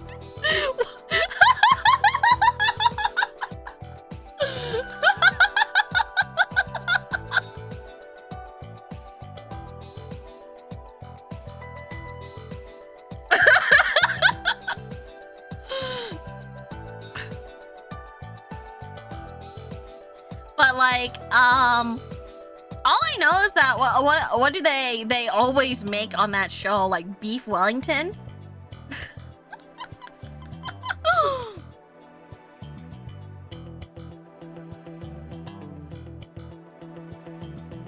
And that's about it. Like beef Wellington. I looked at beef Wellington and I was just like, I can't eat this. This is unfair.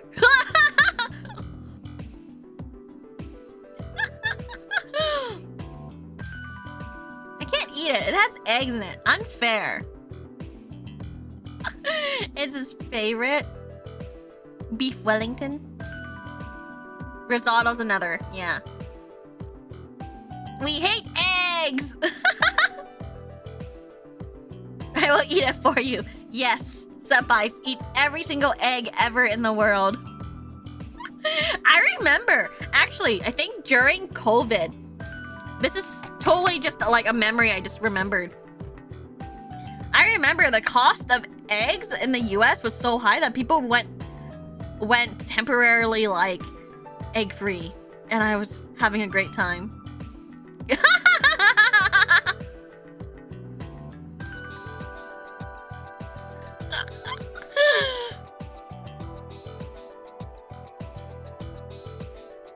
Like, I totally remember it. The like, I remember that like people were like so like miserable that like the cost of eggs was so high. And I was like, this is my entire life. Welcome to my life.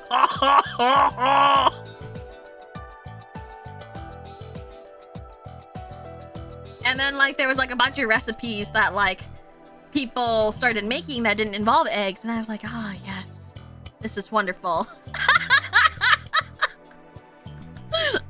I feel my pain. It's so true though.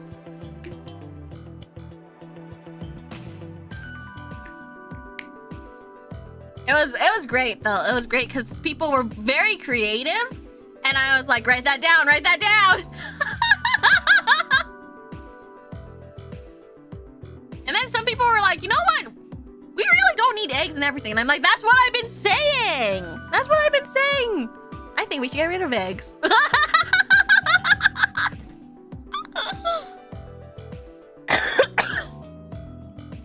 Kawaii is vegan, allergic to eggs.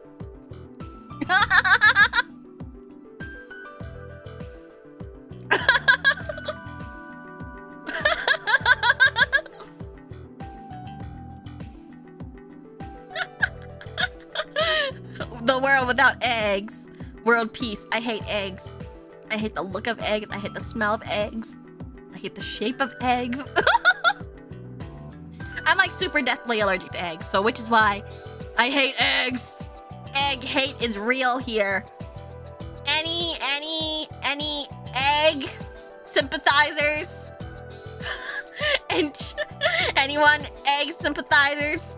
Get the hammer.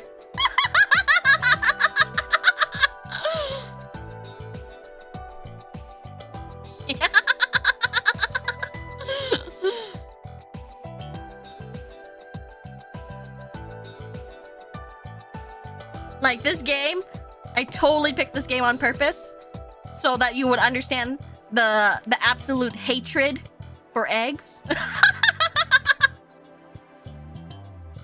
I need the protein to bulk. Beans, baby! Get your beans for your protein.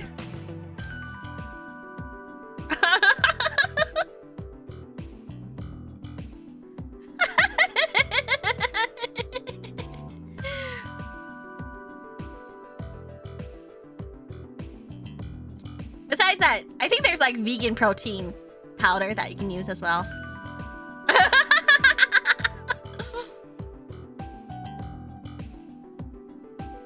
Legumes.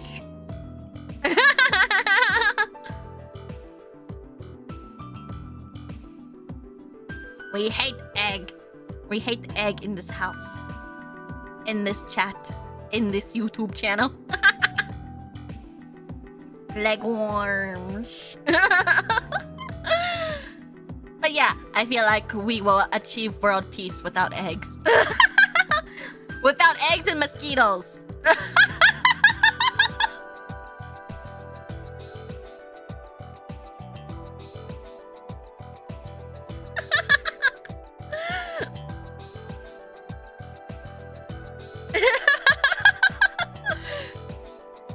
Oh, and we take down mega corporations for so that our weather can stabilize and balance. That too. But you know, one step at a time. One step at a time. First, we get rid of eggs.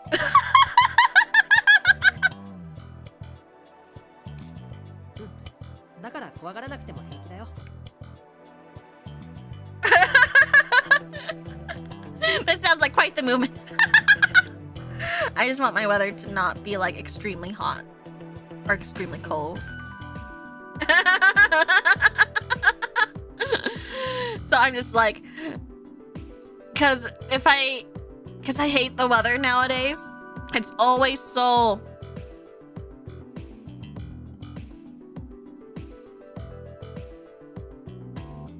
bipolar. I'm trying to think of a word, but I can't think of any words. Aggressively so.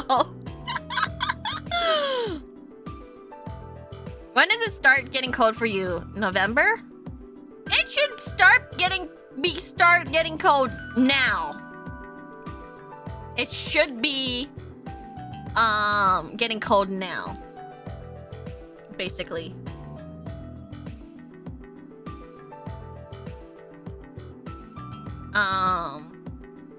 But recently it's been like I don't really see cold weather until like really close to December instead. And I'm just like, okay, that's not right. That's not right.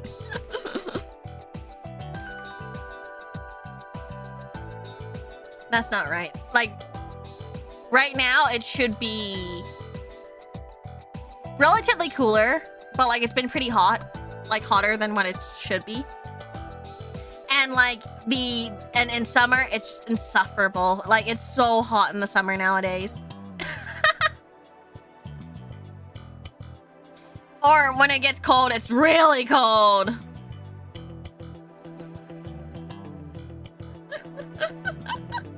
Like when it was cold, it was really cold. Wasn't there a crazy hot summer in Vancouver a few years ago? Like 50 degrees Celsius hotter than Mumbai or Saudi Arabia? Yeah. Which is why I'm just like, down with the corporations. Green energy, yeah. Anything to make the weather back to normal, please. Please.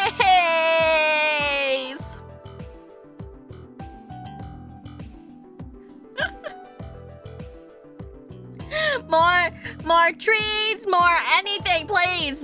Make it better, please. I can't stand it anymore. I can't stand the hot weather. I can't stand the extreme colds. Like, I can't stand it. And like, it's been like, recently has been like hot weather consistently. Like, pretty freaking brutal, you know?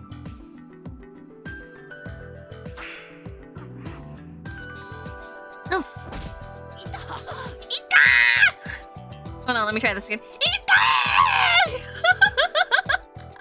How well call hi, how well.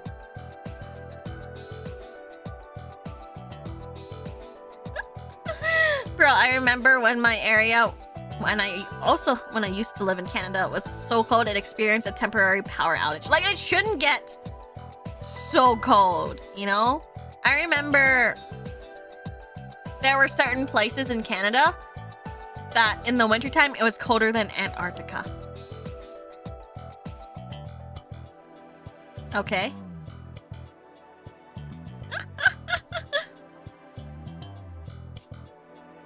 Brutal.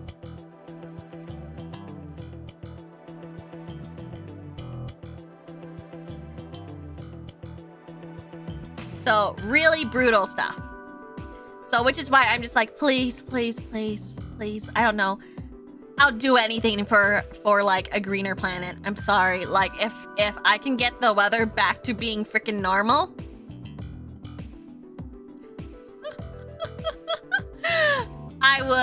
I would rather have normal weather, you know?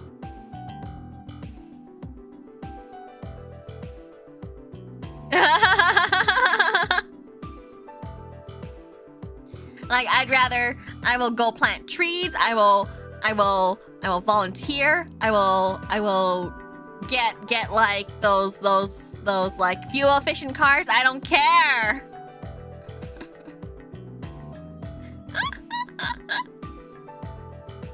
I don't care. Why did my model freeze? Things are happening. Using all her might, bookworm delivers a sudden kick to my shin. What the heck? I didn't think my computer was in sleep mode. That means someone was just using it.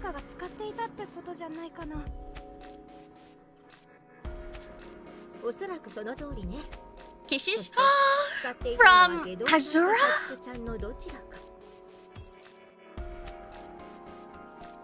I love Azura. I am lagging so hard.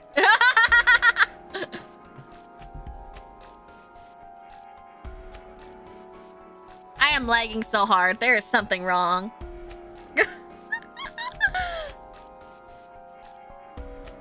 You can totally see, like, me moving. I'm not moving. Why am I not moving? Oh well, you're gonna have to deal with this. You will hear the sound of my voice instead. Slideshow mode engaged. Hello, Azura. I love you so much.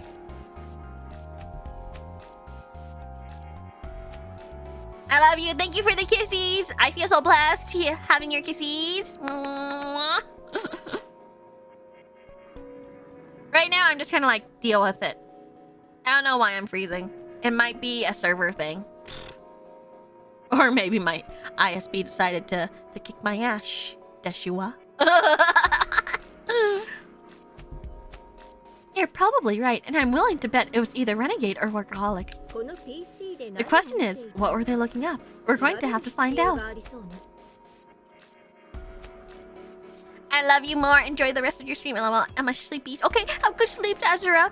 Have good sleeps. Have lots of good snooze and honk shoes. The ISP heard the big corporal hate. It heard my plans to become eco-friendly.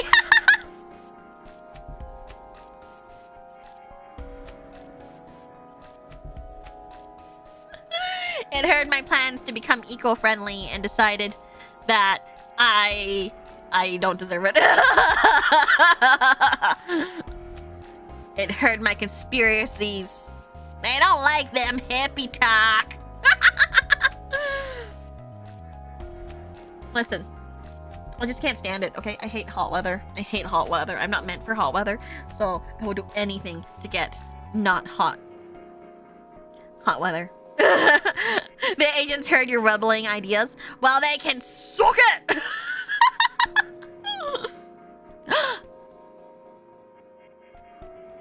Am I back to normal? Yeah, I'm back to normal again, I think.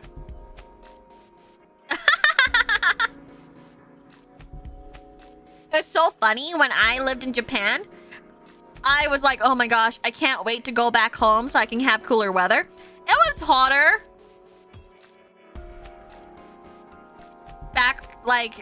Back in Canada than it was in Japan. And Japan was having an unusually hot summer as well, so.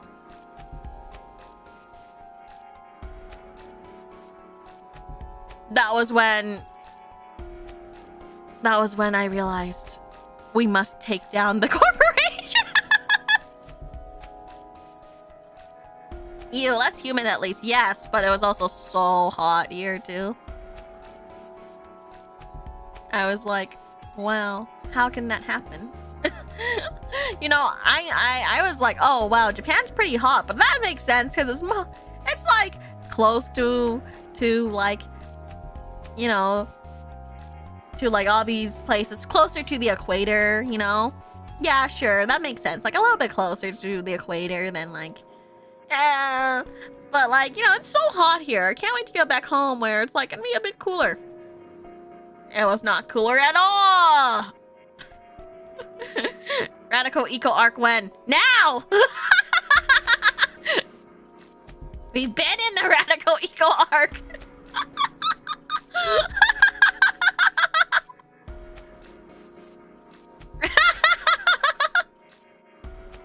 The sooner the better.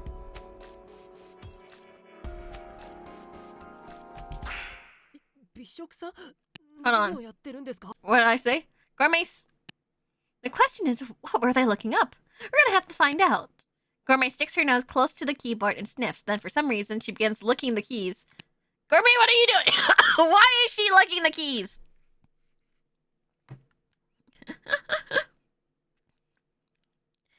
say New Zealand has the most mild climate. Well, I'm not gonna move to New Zealand, I don't think. Keyboard keys. Oh, tastes like plastic. Investigating. Clearly, our mysterious suspect X would have used the keyboard to type the PC's password earlier. Is she looking for the sweat?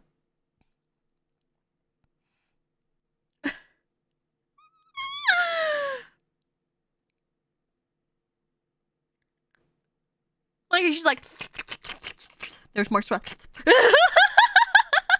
Oh, wait, I shouldn't do that. Shit, I forgot I shouldn't do that. I'll be banned. Stop it. Stop it, Mercy.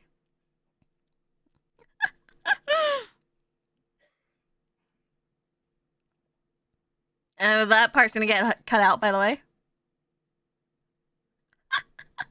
I forgot! I forgot where we were!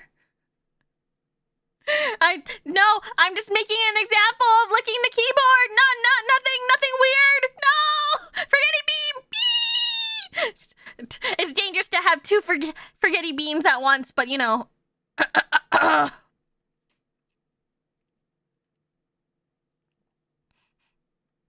It's getting cut. Anyways, password, yeah! My trusty taste buds can detect even the faintest trace of oil left behind on these keys. Just trust me, it'll only take a bit. Oh my gosh, she can. She's tasting the sweat.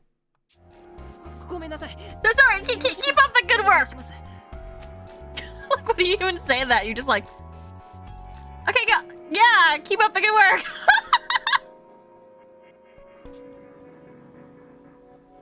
We wait in silence to hear the result of Gourmet's analysis. After 5 minutes, her thorough taste test is complete. When using the keyboard, I believe suspect X touched the 6 keys A, D, E, H, T, and Y. Adeti. Deathy? No. I don't know what words this is. Adeti.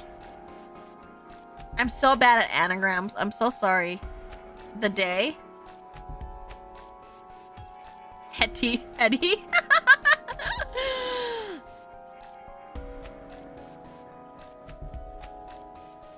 Could be like Dayless Night. I did taste and smell additional sebum. See, I told you, sebum! That's like the like oils in your skin. Sebum on other keys, but the flavor of those 6 were strongest. The culprit must have been careful to avoid typos.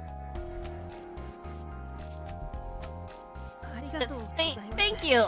I hope you don't get sick from that.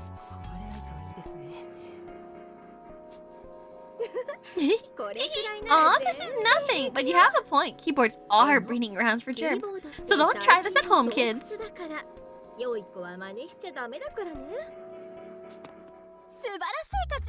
Tremendous effort, Gourmet. Let's type in A-D-E-H-T-Y right away.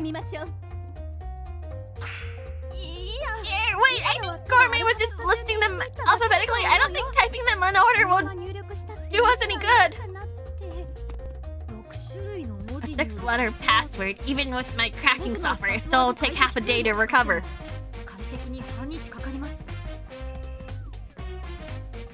What?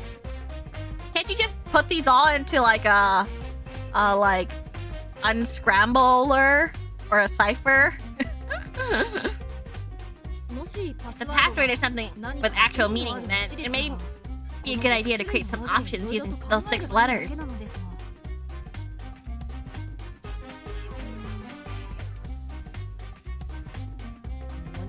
A password with meaning, huh?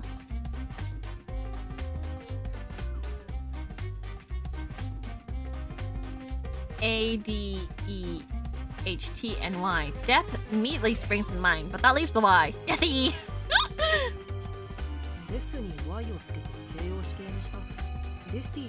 What if you stick the Y onto the end of death to get an adjective? Deathy.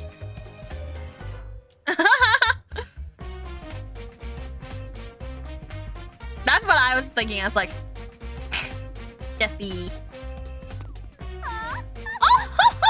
Oh, how like the common folks to suggest such a vulgar, ludicrous notion? That is most certainly not the password. What if it is? Rather, it's Y followed by death. E-Y death. In other words, to questioning one imminent fate is an abbreviated form Y death. Imagine if it was deathy though.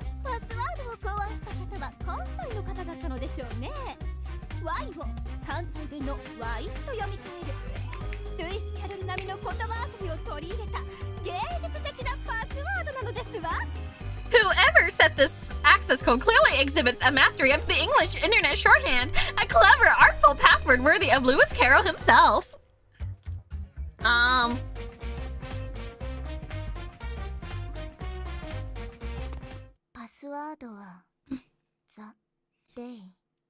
Anyway, the password is the day, shared the girl, announcing the correct answer.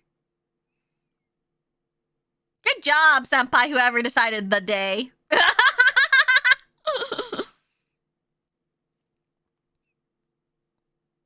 Because I definitely am not good at anagrams.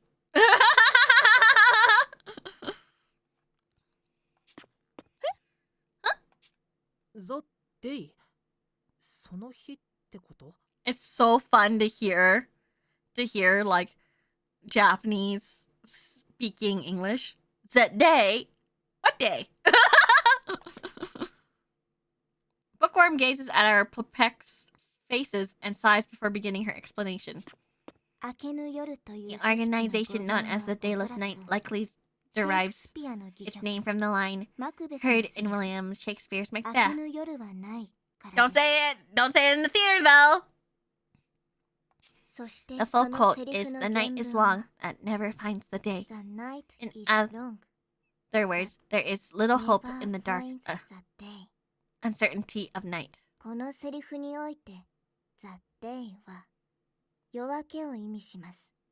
I do vaguely remember that, but I was more of a Hamlet gal.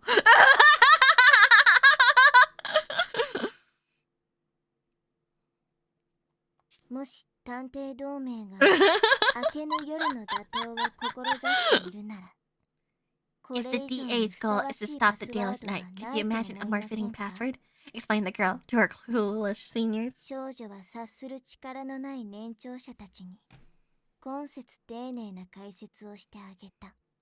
I've got a question, senpai. Do you see these little blonde streaks that Bookworm has? Do you think it's like her hair, or is it a part of her little hair accessory? You're amazing, Bookworm. That's gotta be it. Apparently a better guess than why death, said the girl, suddenly veiling her derision. I think it's blonde, right?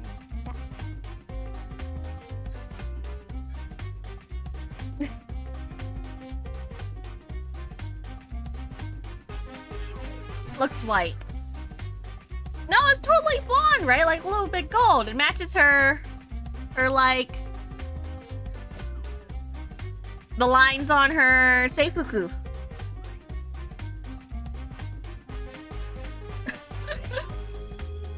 The trauma has given her gray hair. It's totally blonde, right?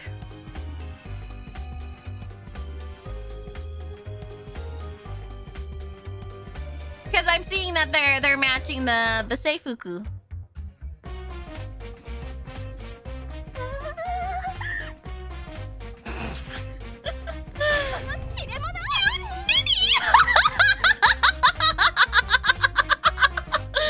I love Posh though.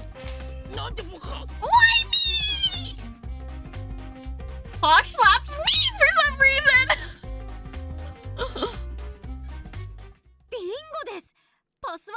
And bingo, we're in. You're trusty as ever, Bookworm.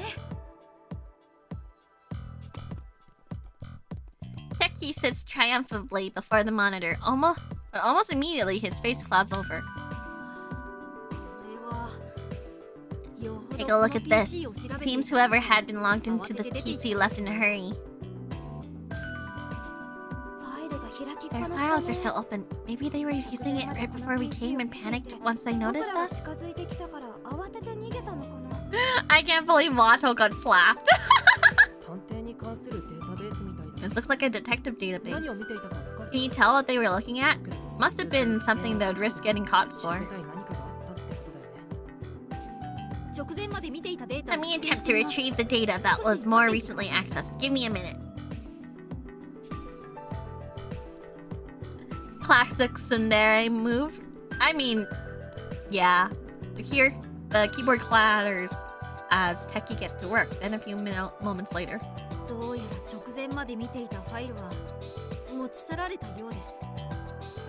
From what I gather, the actual files they were looking at have been transferred and removed. I can at least tell what they were about, though. What kind of data did they take, then? Information pertaining to Renegade Detective, along with documents concerning the collar he has attached to his neck. Then it would be Workaholic who is here. That collar, it's the same device Workaholic mentioned, right? The one that detonates when certain conditions are met? For what purpose did the person using this computer need that information? Are you stupid, Watto? Sorry. She was licking Workaholic C-bump. It should have been us! It should have been us! It should have been us!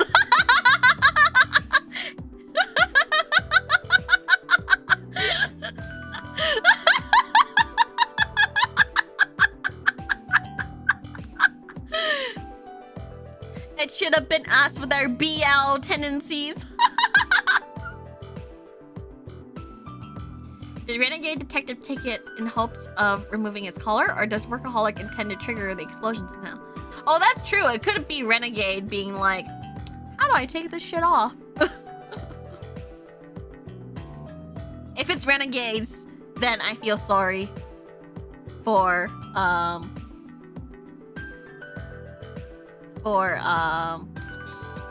Gourmet tasting the sebum. The mysteries just keep compounding. Oh no, ew! We checked the rest of the units, but nothing of note had been left behind. The layouts of the other rooms are nearly identical and similarly turn up nothing. We do, however, get the AC running in all of them, greatly reducing the floor's overall humidity and making the area much more pleasant to be in. You would have had to use only one hand to type too. It's probably him, since they said that he tried very hard to not make any typos. We continue searching similar rooms for some time. Anyways, we don't want the C bump from that guy.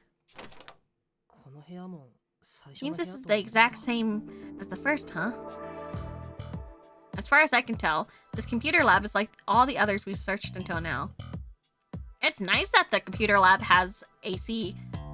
I think you would need to have a bit of AC for because of the heat, right? That's why you get fans in the computer stuff too.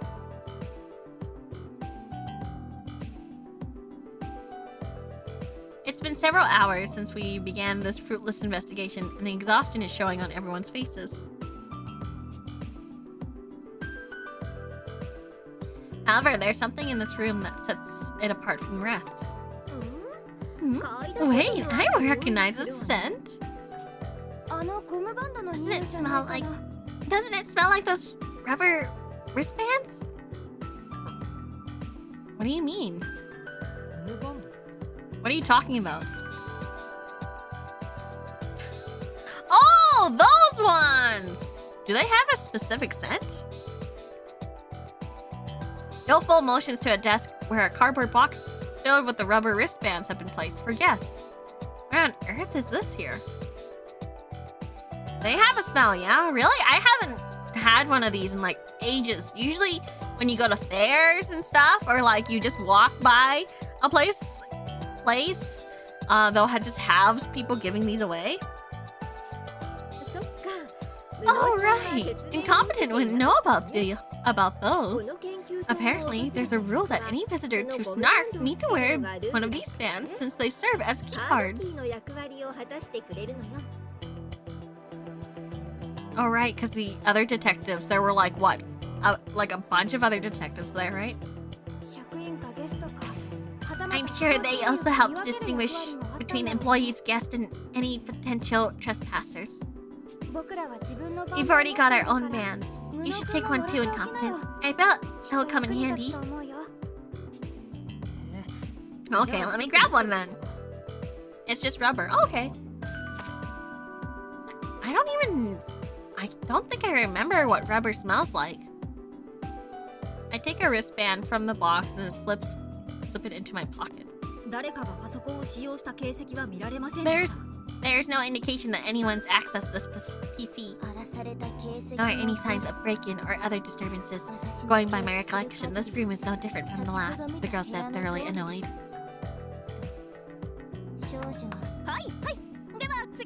Very well, on to the next. A proper detective must always look forward.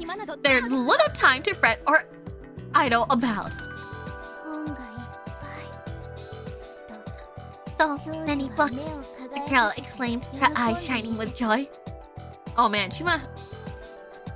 oh man, this would be a place that she would love.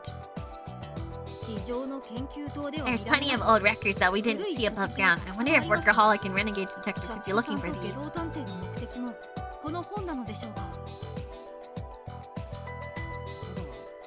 I don't spot any electronics here though. Let's check the other rooms first and come back once we're finished. You know what's sad? I can totally imagine like Armor Detective going, Dadu! Like right here. And now I'm sad again. A girl shoots a look of protest at the orphish boy. This is Ari Bookworm. I promise we'll come right back, okay? I miss him already. Yeah.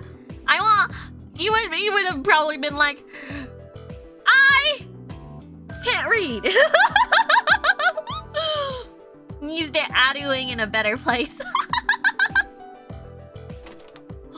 I gotta imagine the writing would have been something like that. He's like, oh, this place!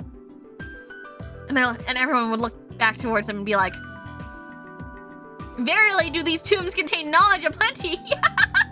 And then they'll be like, everyone would turn back and be like, oh, do you know something? And he'll be like, oh, I can't read.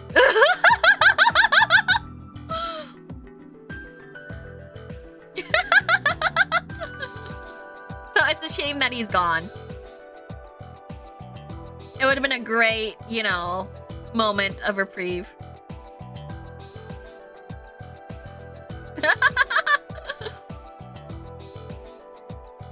Hey, I found it. This is the distribution board. We're in luck. Just after leaving the archives, we come upon the apparatus we've been seeking. It looks like a metal box embedded in the wall. We open to see a large circuit breaker, like any house would have, jutting from the center. Oh, so this is the distribution board. Yeah, I've seen them in apartments too. What does it do exactly? Isn't this like the circuit breaker then? I don't know. I don't know anything about technology. I already messed up putting a light in the bakery.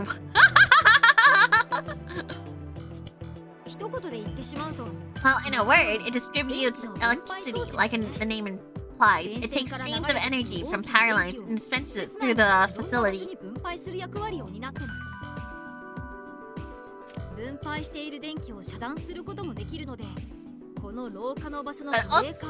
But also, it lets you cut off the electrical circuit. If I flip this hallway's breaker switch like so... Oh, the light went out. And now they're back on. By operating the breakers like this, you can control the power individual locations receive. The breaker also switch off when you use too much electricity, right? Will it be fine for the AC to be in full blast in every room? We're not done investigating, so I can't say for sure. This seems pretty important, yeah. But the breakers should function the same as household ones and cut off the power if they get overloaded with electricity. You really do know everything, Techie. I wanted to use more voltage at home, so I modded the breakers to have no cutoff. That helped me pick up a few things. Can you do that? Is that like a thing you can do? Talk about perseverance. Wait, are they gonna make me like...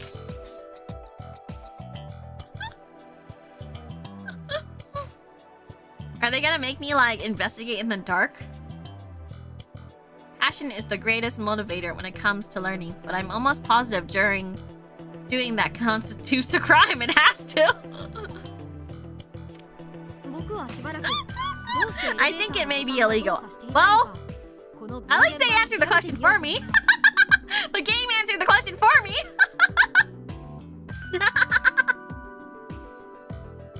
I'm going to spend some time working on this distribution board. Hopefully I can figure out why the elevator button's malfunctioning. It'll be a while, so feel free to take it easy for a bit. Please, Techie, do not die. Please, Techie, do not die.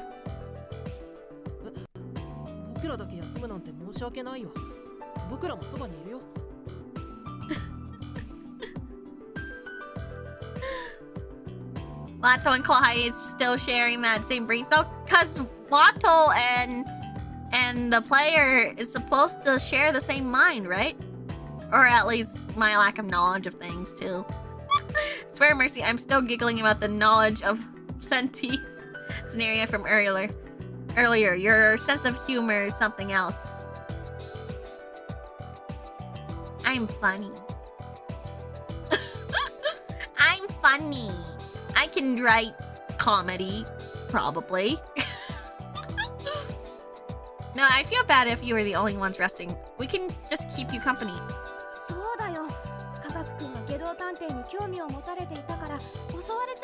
Yeah, Renegade Detective has taken an interest in you, Techie. You could be attacked.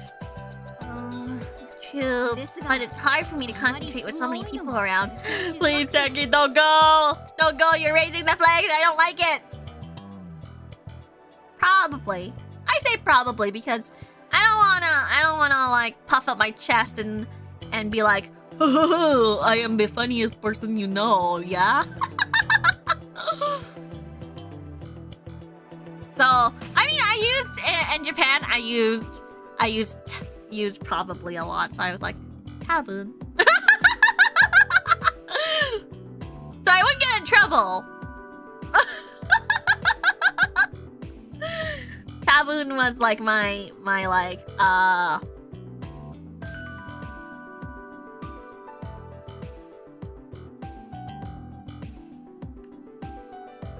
what was the word I'm looking for? Like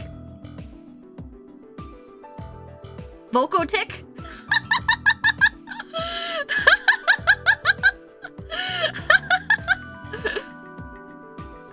When I was in Japan, I always used it. Catchphrase. Yeah, something like that. So taboon means probably or maybe.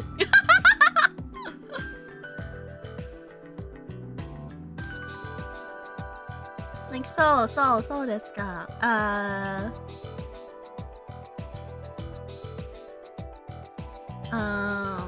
Hi. Taboon. And they're like, and it's always so funny because like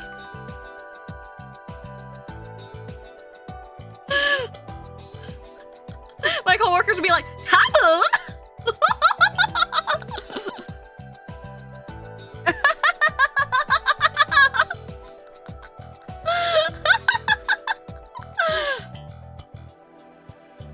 I'm like, hi. well, what did you use the most? Sumimasen. Hi. So desu ka? Tabun. Never let them know your next move. Also, plausible deniability at all costs in case I said something wrong.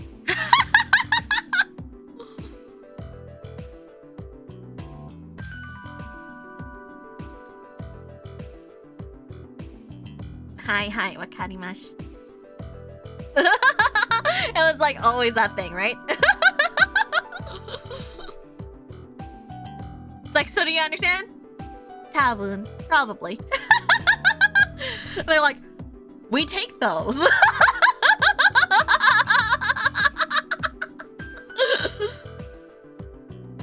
Hi, wakarimashita. Tabun.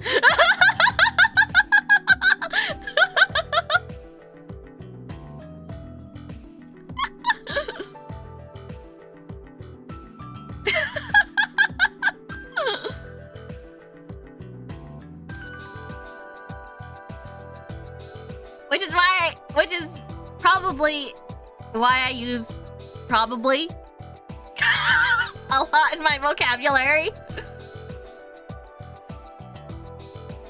True, but it's hard to concentrate with so many people around. I feel just awful about it myself, but if you insist, we ladies shall excuse ourselves for the time being. Au revoir! Incidentally, I came across a shower room earlier. Being a woman of elegance, I would very much like to cleanse myself in this grime post-haste.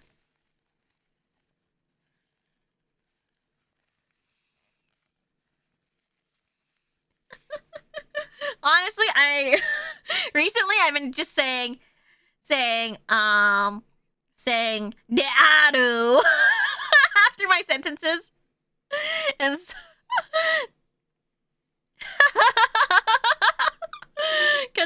because of armor. I liked it. So I said deadu.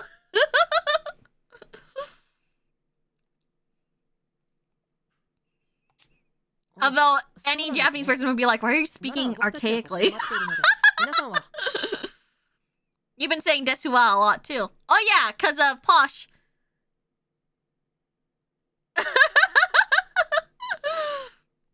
Interesting. Are there any other habits you brought over as well? Nodding a lot. Occasionally, the Gochisousama deshita.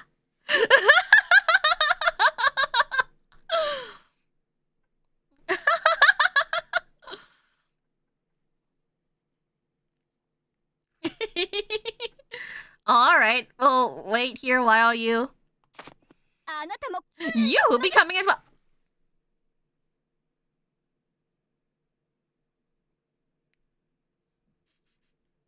I'm in danger. Wait, what? Oh yeah, I also go a lot too. Cause that's what I brought back from Japan. I'm sorry.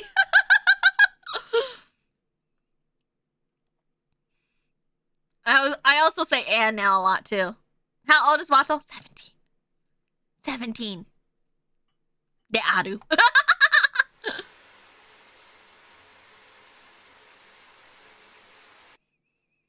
It ends up falling on me to watch while the female detectives shower. Oh, I see. Okay, he's keeping watch. Got it. They're defenseless in there, so having a guy guard the outside makes sense. Whew! I had a moment saying, are you calling me stinky?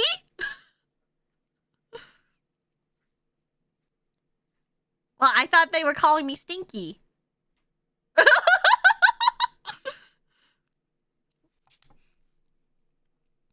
Not sure why they thought to pick me, though. Perhaps it's proof that they fancy you the manliest one here. Take pride. Are you stinky? Oh, a little bit. When did you last shower? 3 days ago.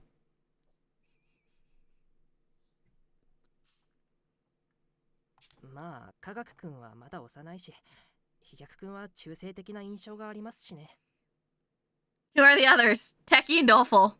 I mean... Yeah, probably. That's not a good idea.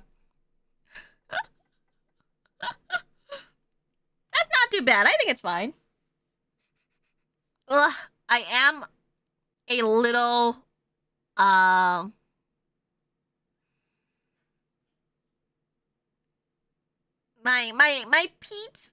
armpits are a little ripe.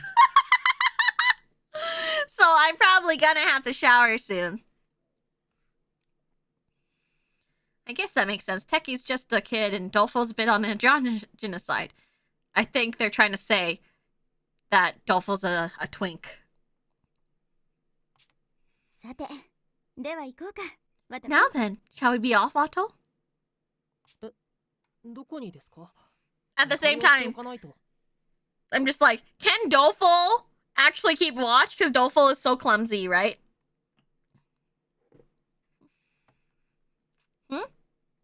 Off where? I'm supposed to be keeping watch right here. Playing coy, are you? I'm not, I swear. Oh, she just like me, for real, for real. I have never seen the sprite from Ideal before. Look at her! She has a sparkle eye!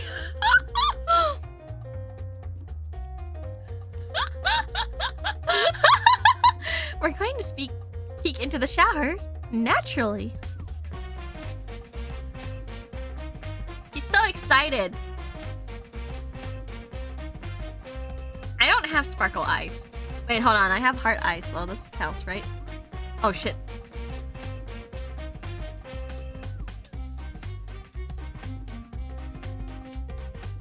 My heart eyes aren't working!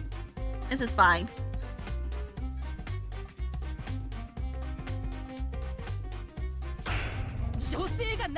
Excuse me, miss!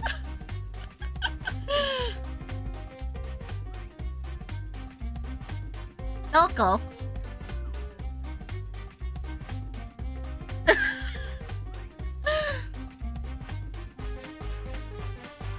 They were working just a second ago. I saw them. You did?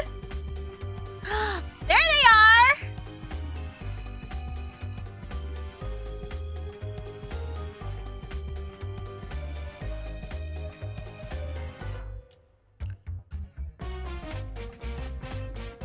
It's like my dead inside, but heart.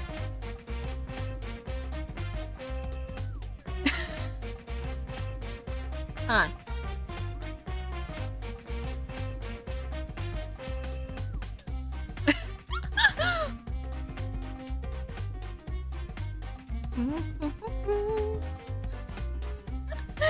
Oh, thank you, RT Drays, for the 5 gifted. Fondle a bosom! Fondle a bosom! Fondle a bosom! Fondle a bosom! Fondle a bosom! Today though, I'm enjoying my empty eyes. My dead inside eyes.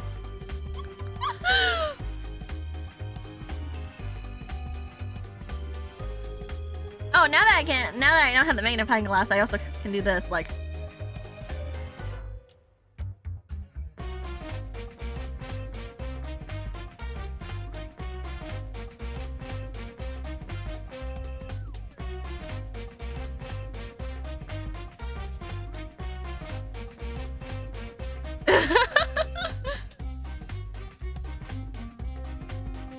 That sweat or tears? That's sweat. Tears is this one.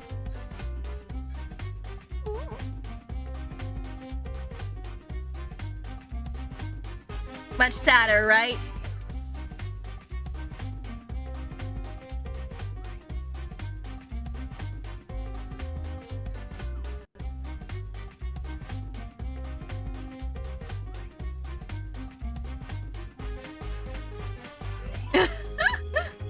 And then the question mark.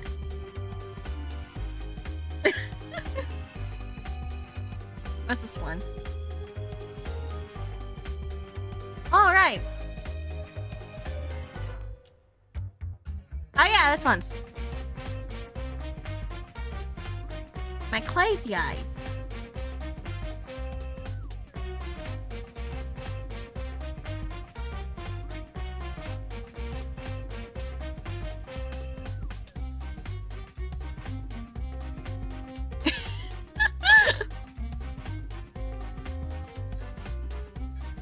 I immediately blurt out my reply. She was a legendary detective, sure. But what in the world is she getting at? Ooh, sorry, I had to sniff my pits again. Yeah, they are a bit ripe. I'm gonna have to shower soon. You mustn't underestimate a lady, Wattle. Be it an ancient tomb, like novel, or even a comic book. I'll read anything that involves a mystery. Oh, same.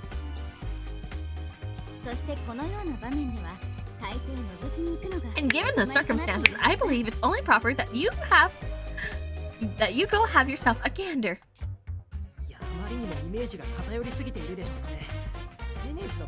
Hold on, this isn't like you at all. Isn't this just a trope in anime? I mean, you're a girl too. Shouldn't you hate peeping toms? No, wait. No, she has a point. Naturally, I wish they would all perish. See, I get it. Don't make me be one! Once again, I find myself shouting loud. How could a legendary detective even suggest something like this?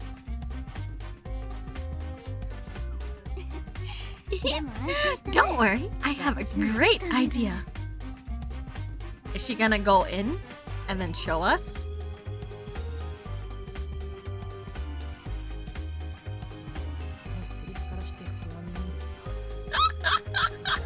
Just hearing that worries me. What is it? So this is actually my first time here. What exactly is VAllure, if you don't mind me asking? All I know is that the audience is 18 from what I've heard online. VAllure! Excuse me a second. VAllure is a VTuber corporation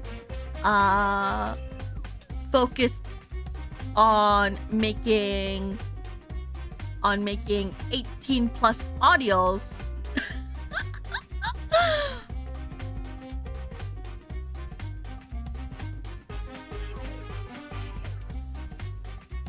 And focuses on the spicier side of content creation.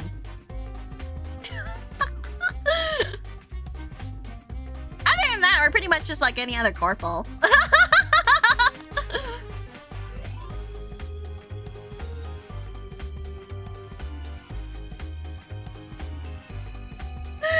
I think, like, honestly, it's just like any other corporations.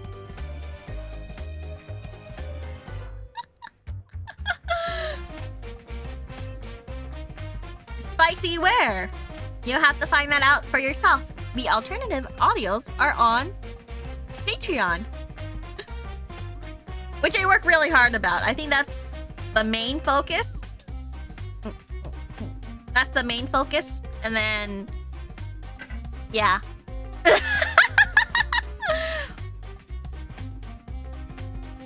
Honestly, it's just like any other corporation.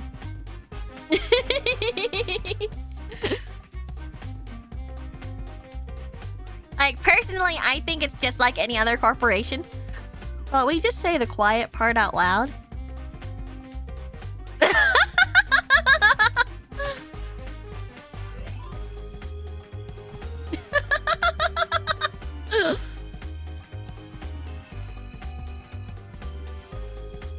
The spice is just the hook to draw people in. Honestly, we're just like any other corporation except for the services provided includes the alt audios and the talents are allowed to pursue more lewd part of content creation. Ooh, thank you so much for joining the Snippetamos. Thank you for memorying. It also is up to the talents what they wish to pursue.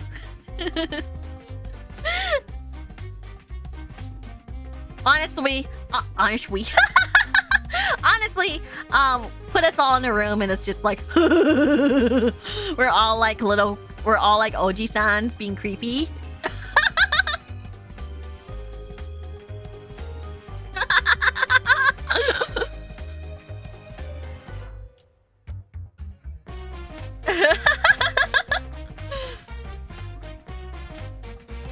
So yeah. At least that's what I think. Personally. Otherwise, most people will pretty much be kind of disappointed if they were expecting to like see, you know, plop plop plop plop plop plop plop plop plop plop on stream. Sorry about that. It's not the content we do. Not here anyways.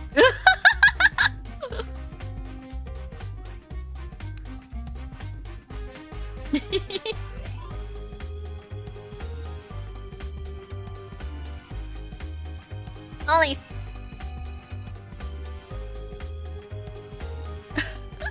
This is a Christian streaming service. Yeah. Honestly, I don't want to risk my channel. It's hard work, you know? It's hard work to do this.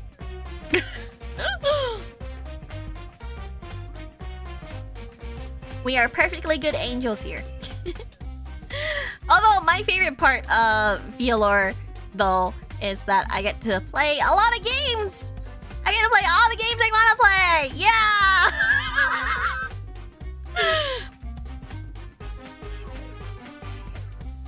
Just hearing you say that worries me. What is it? The denouement is meant for preventing tragedies, and a peeping Tom's fate always ends in tragedy. See where I'm going with this? No, I don't. So the totally wholesome whispering streams. Oh yeah, we do ASMR too. I think the ASMR, at least my ASMR, is very safe.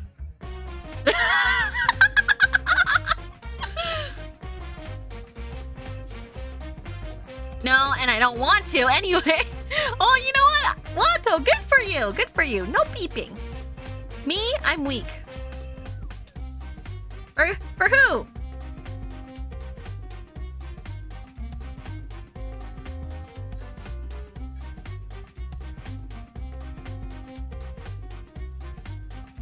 Is my ASMR like pretty wild?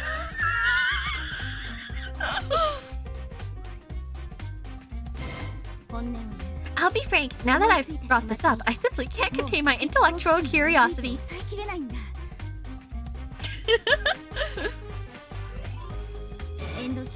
So please try peeping on them with the denouement for me. Come on, quit it! I said I don't wanna! I'm just aiming to be a detective sworn to justice. I just can't go around peeping. Oh gosh, he said it out loud. Somebody's gonna walk in. Or they're finished showering.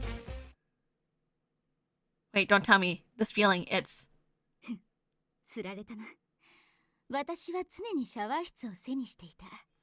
Hook, line, and sinker. I purposely stood with the showers to my back this entire time. As you argued with me, you unconsciously processed the room as visual information, and now you're considering the possibility of taking a look. The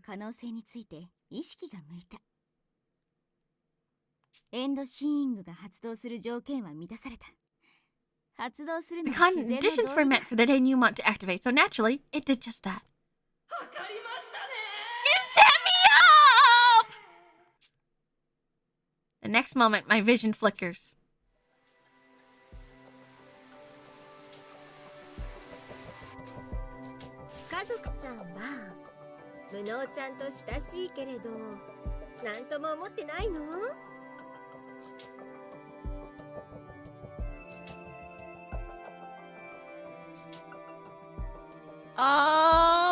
Wait, shit, where is it? No, Miku Ramen, no? That's Miku Ramen,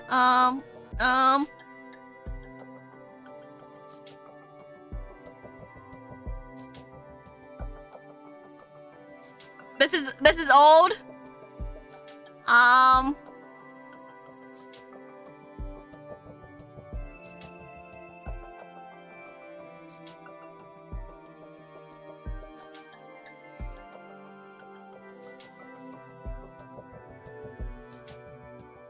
Miku ramen will work. No, wait, hold on. I can't. Wait, maybe I can put my map. There we go. So nobody gets to see anything.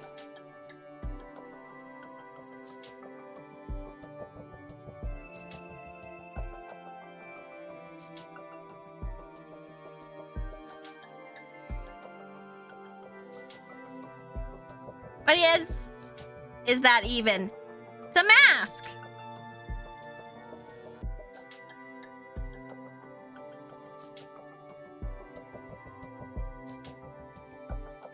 So you say you're close to incompetent, Posh. What do you think of him? Wait, say you're close to incompetent, Posh. What do you think of him? And why, pray tell, would I ding to think of that plebeian?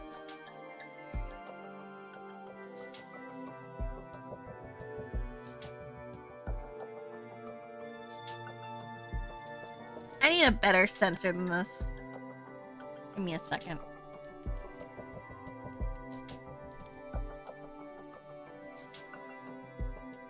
I need to open my stuff up. I have another one.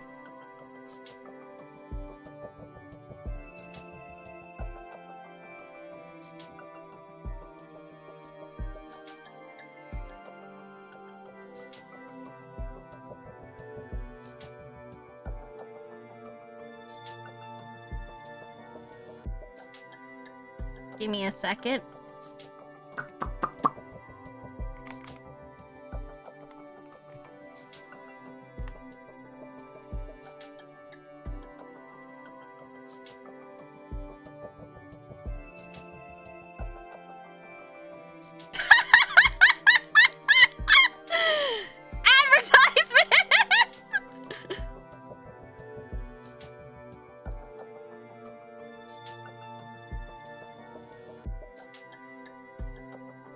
This is the latest advertisement that I got.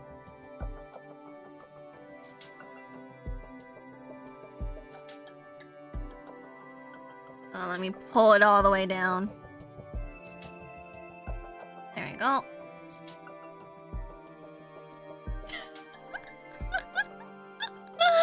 Okay, I'm gonna play through this, so just please listen to my voice.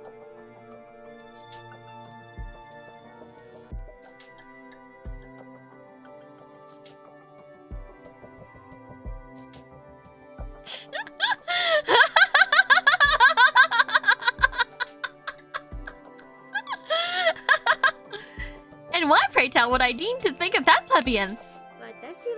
I think he's a wonderful boy. He's a hard worker with laser focus when it comes to his objectives. Not to mention he's always looking out for others.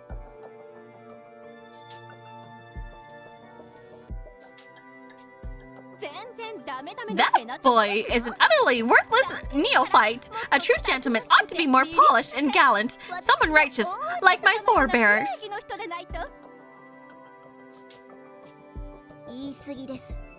You're being too harsh. I won't forgive you if you keep bad-mouthing him, the girl said, glowering at Posh Detective.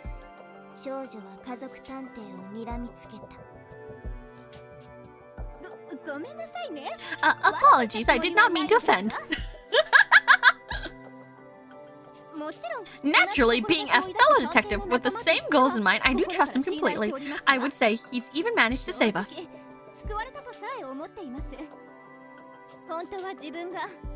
After all, I am keenly aware of how unfit I am to serve as chief.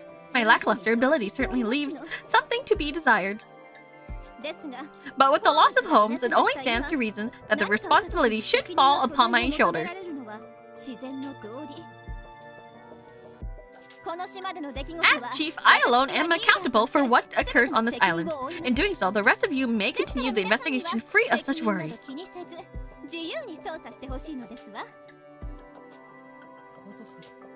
Posh.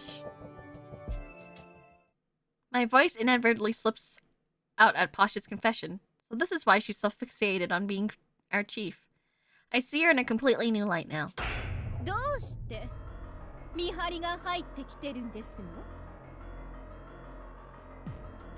Oops. Why, pray tell, is our guard not at his post?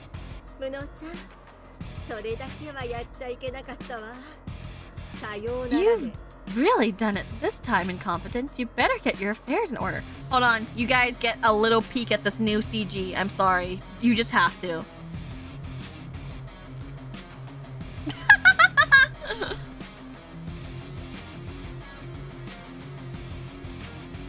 Do you see it?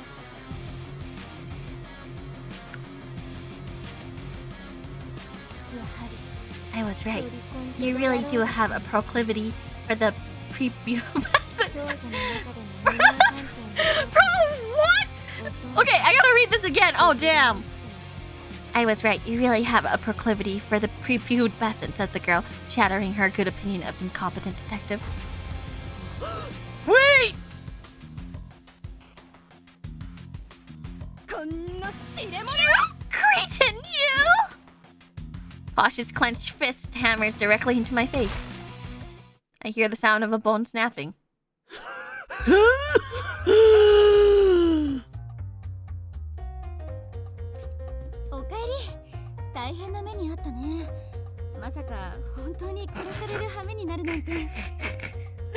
Welcome back. My, that looked rough. To think they would actually kill you. What a fascinating experience for you! Though certainly peeping in the shower is not a good idea. Oh my gosh, they literally were gonna kill him.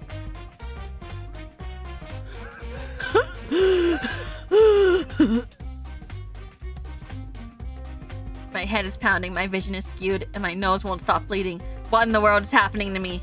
Oh, my apologies. Your brain is in turmoil after witnessing its own unexpected demise.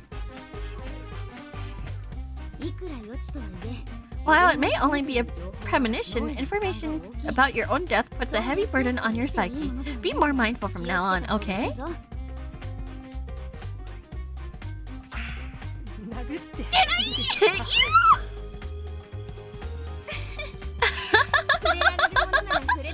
I wish you could. At least it would mean you could touch me. Holmes giggles with pure, unadulterated delight. After spending so much time with her, I've come to realize she's childlike, mischievous, and more fraught with negative traits than I thought. She's an absolute nuisance. But oddly enough, I find the side of her to be as charming as anything. I've never seen a ghost this cheeky, right? I was like, oh, you should be more careful. What do you mean be more careful? You made me do this. Ultimately, my heart's been completely enraptured by this woman, Saika Shedingfield Holmes.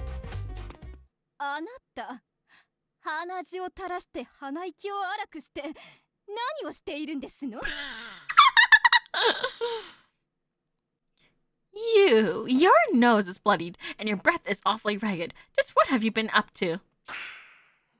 Huh? No! I look up to see Posh and the others. They must have been done showering. I can faintly catch the pleasant smell of shampoo. A shower sounds nice. I think I'll take one later. Right now, though, the real issue is how I appear. Breathing hard near a shower, nose bleeding. That's not good. In fact, it looks absolutely criminal.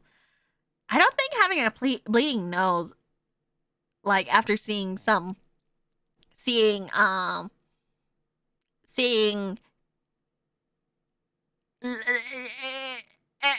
erotic images is actually any healthy. If that happens, like, I feel like, you know, I would be like, oh shit. I never understood the bleeding nose trope. The bleeding nose trope is like, you know, it's trying to show like all the blood goes to your head. You know? But like in reality, that wouldn't happen, I don't think.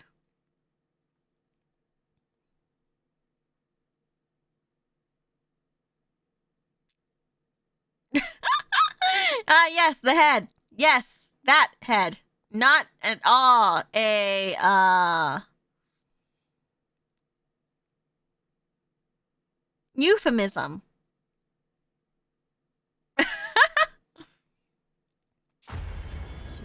No. You've got it all wrong.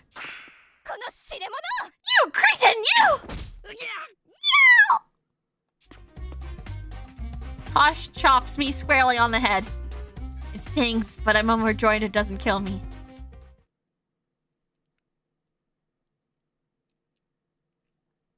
We continue combing every inch of the facility while Techie works on the distribution board.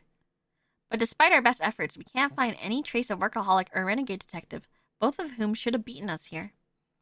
Since the elevator isn't working, they must still be here somewhere. It's definitely odd, though. In such an enclosed space, where could they have gone? Gourmet, perhaps the nose of yours pinpoint Renegade's whereabouts? Sorry, but I can differentiate between the smell of objects I've tasted before, like steel, rubber, or oil, but humans' odor is just too complex.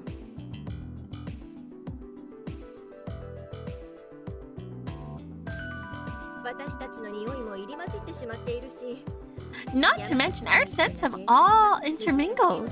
Rowdy might have been able to pull off a feat like that, but I certainly can't. Either way, making yourself untraceable is a skill vital to any detective. If first-rate sleuths like Renegade and Workaholic fully commit to staying concealed, locating them definitely won't be a cakewalk. Did she just like lick the keyboard? Yeah, with oil on it. Those two are probably somewhere we can't access or wouldn't think to look. Our only option maybe is to wait for an opportunity. Surely they must have holed themselves up waiting for the elevator to be fixed. The gal. Posh, how about you and me take another look through the hall and see if we can't find where they're hiding? My nose and your aesthetic eye go together like butter and potatoes. The perfect combination. Aesthetic eye? Who are you calling a buttered potato? I care not for which ingredient I am. Your analogy is detestable. I like butter and potatoes. At least consider a shrimp and mayonnaise. Naturally, I'm the shrimp.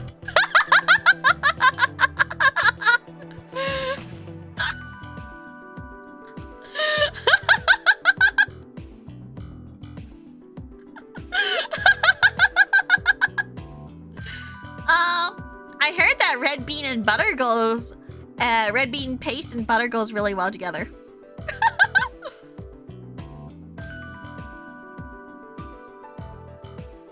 Although this is a terrible combination. I can't have mayonnaise. She's always so picky about the randomest little thing.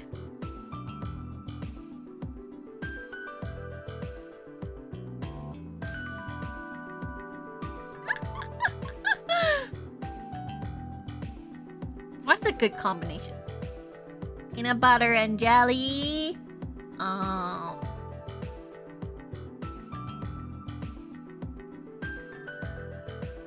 Strawberries and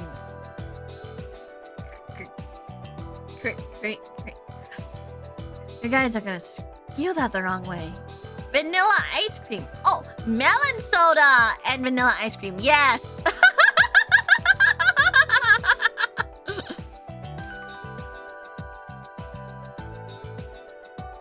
Fish sticks and tartar sauce. I can't have tartar sauce either. It's basically like mayonnaise.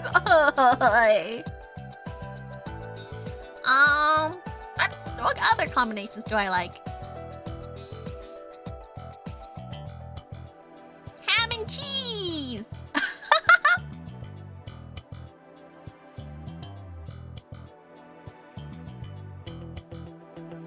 Rice and chips. Butter and popcorn. Nuggies and ketchup. I actually prefer my nuggies with sweet and sour sauce.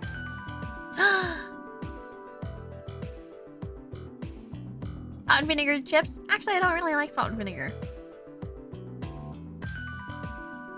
Like senpai and kohai. That's a perfect combination, I agree.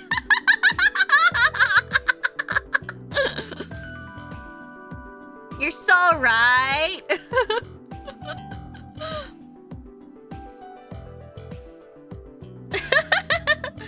Oh, honey and butter is really good together too, yeah.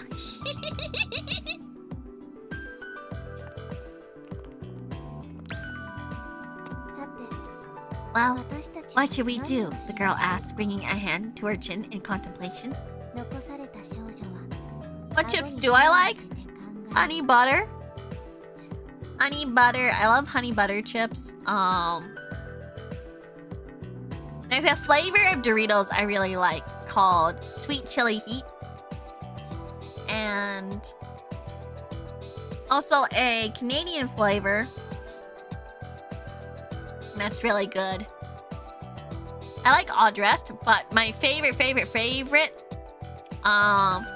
Canadian flavor, like I think this is a Canadian exclusive flavor. It's a flavor called Creamy Dill.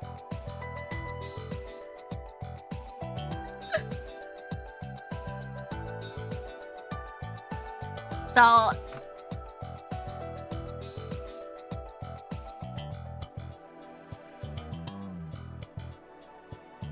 hold on.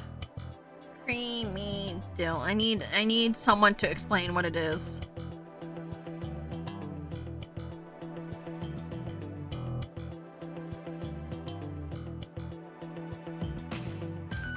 So it's like dill pickles.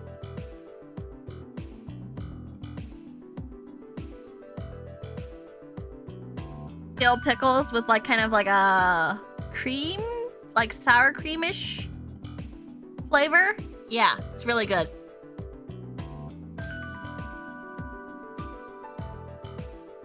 And what's another really good chip flavor I like? Actually, I just bought this one at Costco.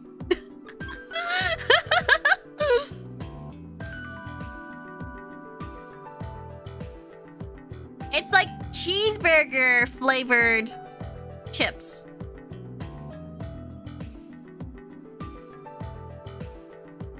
And I was really surprised because I could taste all the ingredients of a cheeseburger. I could taste the onions. I could taste the mustard. I could taste the beef. I could taste the pickles. And the cheese. I was like, huh. Okay. I was really surprised. And Papa tried some and he was like, this is amazing with beer.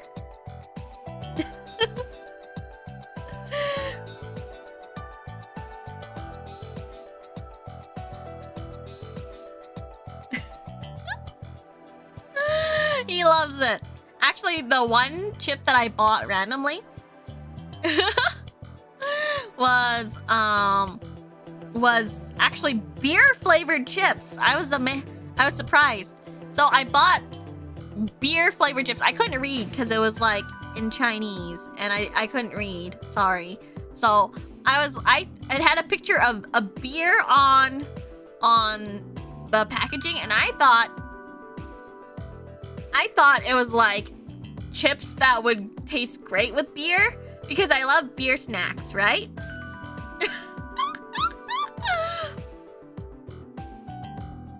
Because I love beer snacks. And so I thought it was like, oh, chips that would taste great with beer.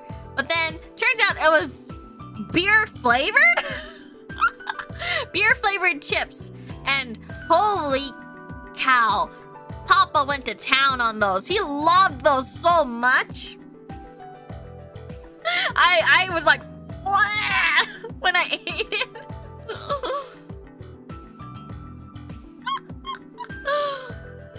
When I ate it, and he was like, oh, look.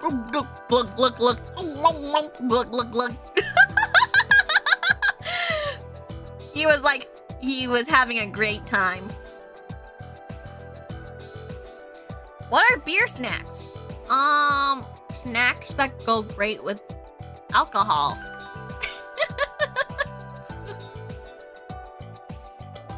How old were you when you ate them? It was like a few months ago.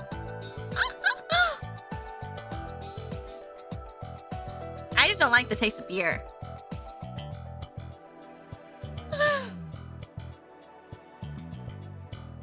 Like peanuts, chips, pretzels. In izakayas, like I love the food in izakayas because they're really good. You know, like senbei crackers. Yeah, those would be considered like alcoholic beer snacks, or like candied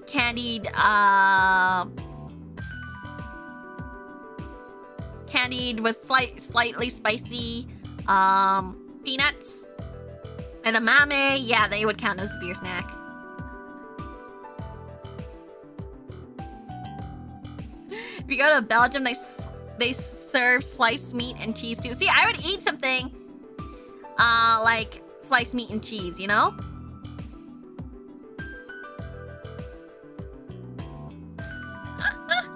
I just don't like alcohol in general. I don't like the taste of alcohol. Period. But there's a wonderful, I recently found something that I found was really wonderful. So because I went to like a local izakaya here.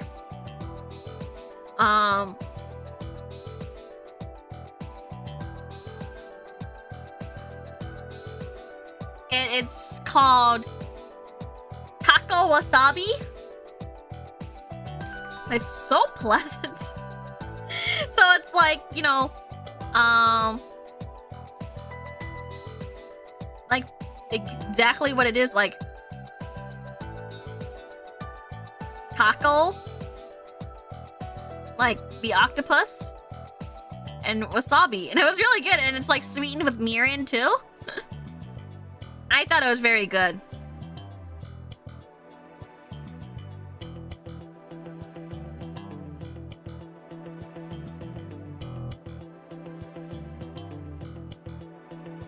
I really liked that. So, it's shorthanded, says takawasa. It was really good. I was like, I am so pleasantly surprised. It apparently used to be like a dare dish, like one of those punishment dish, but like people really liked it so much that it wasn't really punishment.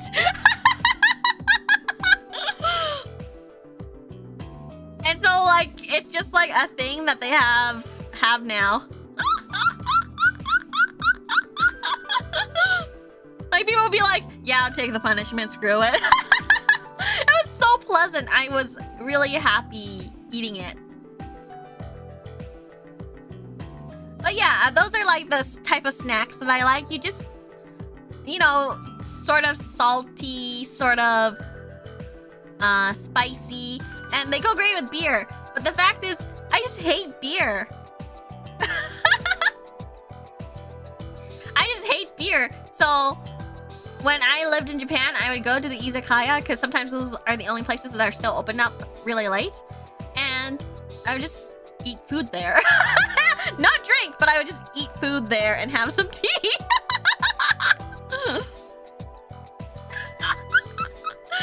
Which is apparently a very common thing people do, is that people just eat the food there, right? And not have any alcohol. So I really enjoyed it. And then, you know, I just enjoyed eating like what's essentially just a bunch of snacks. And then I would buy like snacks that would be considered kind of old man, salary man likes, like dried squid. I love dried squid, like spicy dried squid. And and like a bunch of like a variety of nuts and amame and stuff like that. Like it was just good, right? I like food that you're kind of meant to like snack with beer, but like I just don't like beer, right?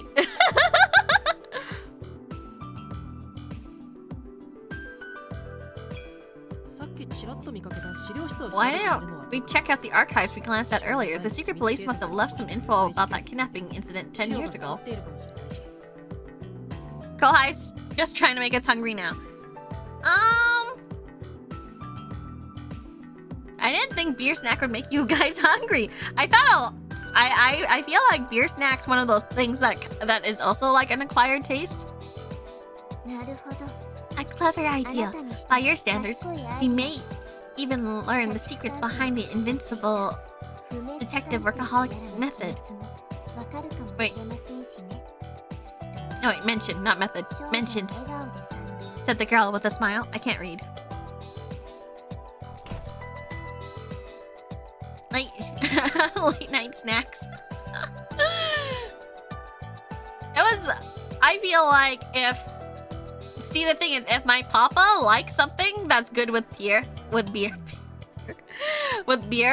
then I would tend to like the thing by itself, you know? But except for the beer snack, the beer flavored chip, I hated that. I was like, ugh! And he went to town on it. He actually was like, if you see this again, can you buy it for me? And I said, okay.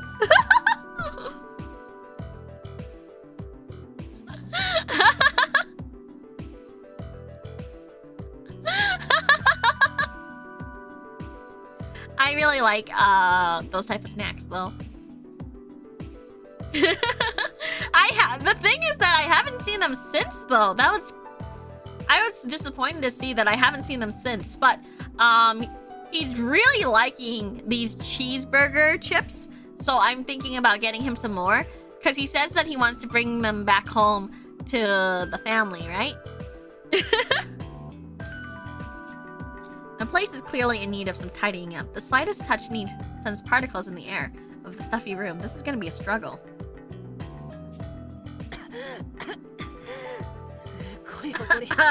So much dust. Nobody's cleaned up this place in ages. Give me cracked pepper, sunflower seeds from Spitz, and I'm a happy camper, right? I'm not a huge fan of the sunflower seeds simply because I'd have to bite the side of the seed and like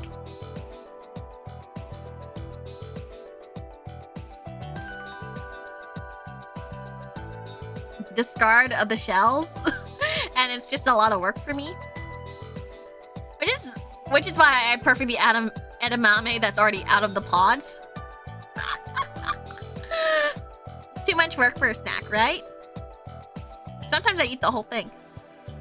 I don't know if I can eat the whole thing. Isn't the soft yummy part in the inside?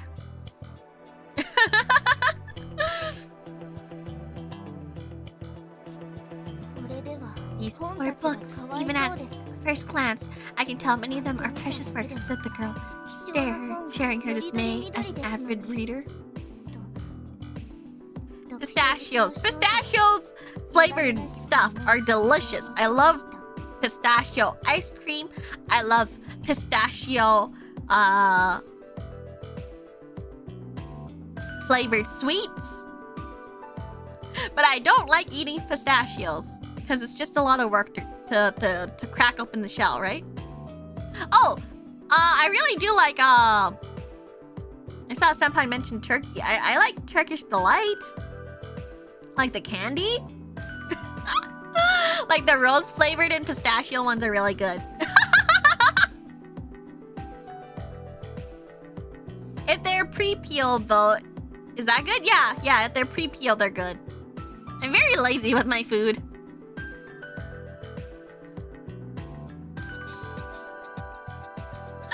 Like the jelly looking things. Like the square jelly with the powdered sugar on them. Those are really good. I love those. The cubes. To be fair, snacks shouldn't take work. I'm really lazy with my snacks, so the only thing I would work for my snacks is to use the chopsticks on them, you know? Or like use a utensil on my snack. Otherwise, I just want to eat it.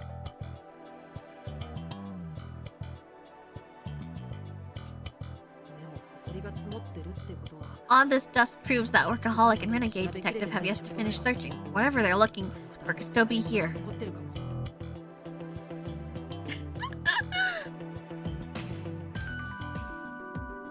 chopsticks and Cheetos, right? That's the only thing I would use.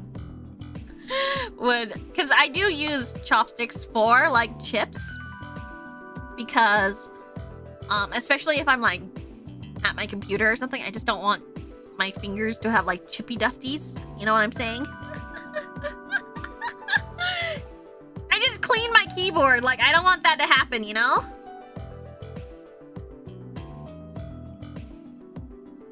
This room may have a clue, like the missing data on that computer. I have to find it before either of them do.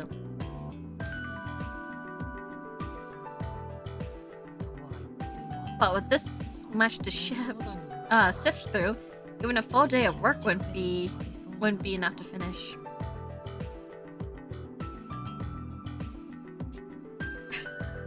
There is like, what is it, like the brand, the gamer like chopsticks thing, where like you can just like, I remember those. There's like that gamer one that they sell. It's kind of expensive though. I forgot what they were called. They're so goofy, but you know, I started to think about it and I'm like, that actually sounds really handy. That sounds really handy if you're just like gaming hardcore and you don't want to pause.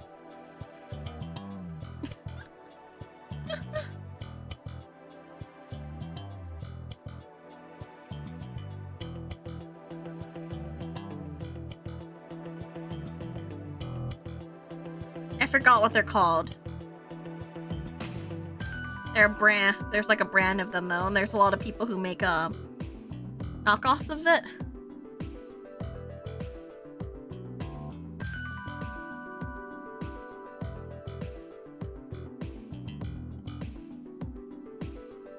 Whatever.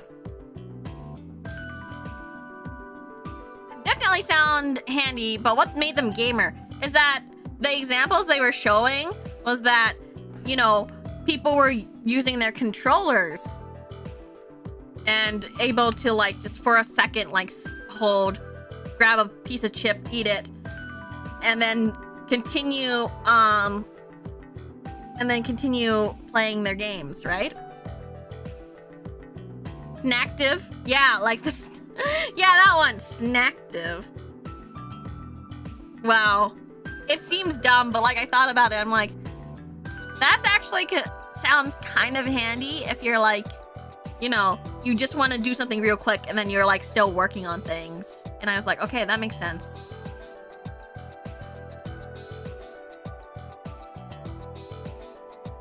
But for me, I'm also just like,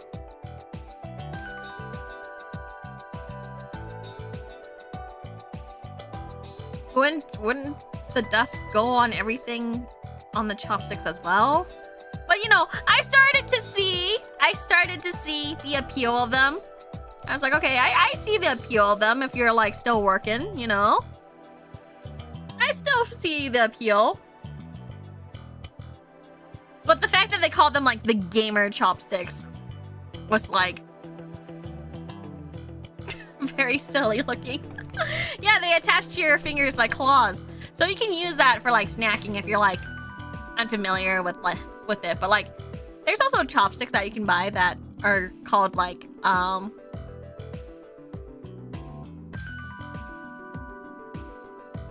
what is it, like training chopsticks? So you can use that, and it's like attached at the end, so it's basically like kids would use them, or like people who are practicing using chopsticks can use them as well.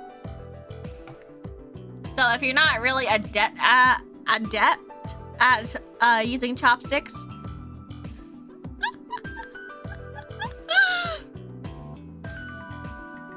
then you can use that.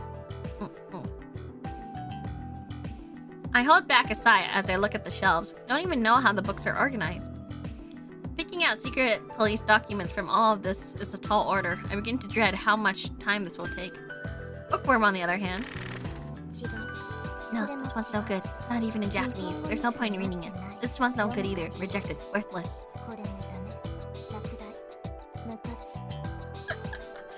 Alright, she has photographic memory, like extreme photographic memory, so she can just go through all of it.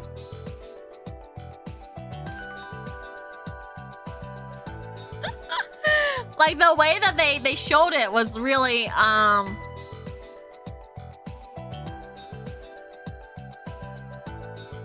the way they showed it was really silly.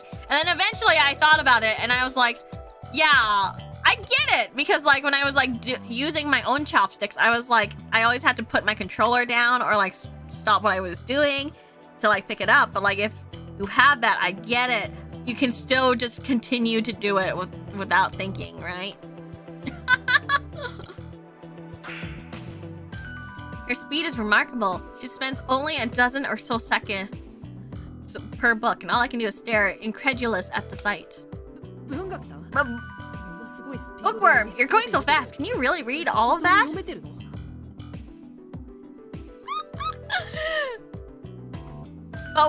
like the fact they called them like gamer chopsticks was like really silly, right? And after a while I was like, oh, I get it.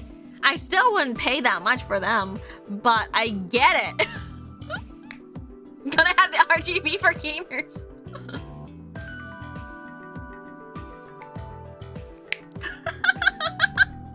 Imagine. I hate RGB lights. I think it's useless. I think it's a waste. That's why my PC, I made sure to get basically no light. There is one thing in there that has like RGB lights though, but that's because I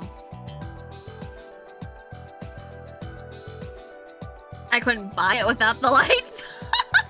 But like I worked my entire I made my entire PC non-RGB because I hate lights so much.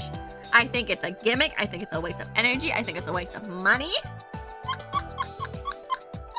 But I feel like a lot of people like RGB, and I'm just like, I don't like it. I don't like it. Sleeper build? Is that what it's called? It actually costed less. The ones without lights costed less than the ones with light. Is that what they call it? Sleeper build? Anyways, I have one thing in there that lights up, and it's just the branding light. Which is kind of handy because I guess I can tell that it's on, but that's about it. No savings! It's true though. It's true. Because it costs less. It costs less for it to have no lights, but I also generally just hate lights.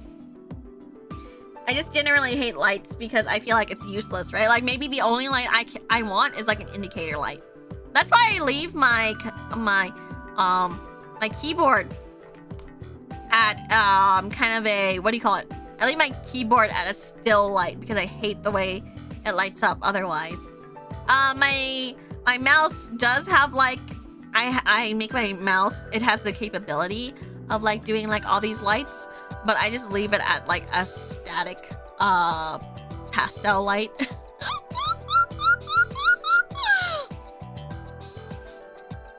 I can't stand it. I can't stand it.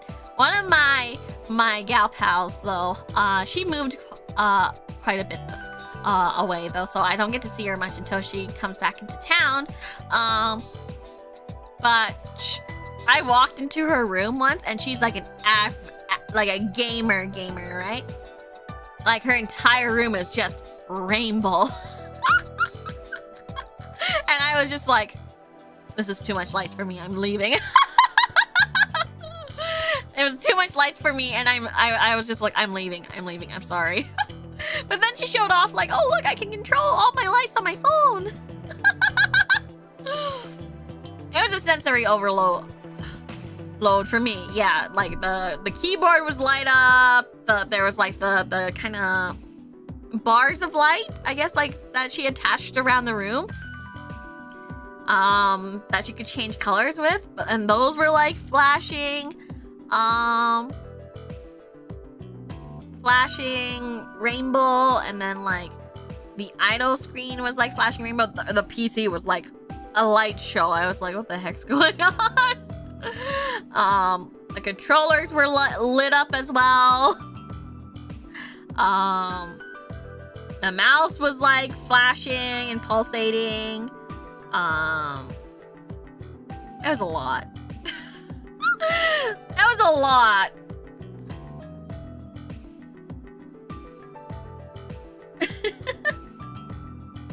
So I was just like, oh, but she loves it, right? She loves it. I have the light bulbs you can change on your phone. I bought those light bulbs. And they don't fit in my lamps.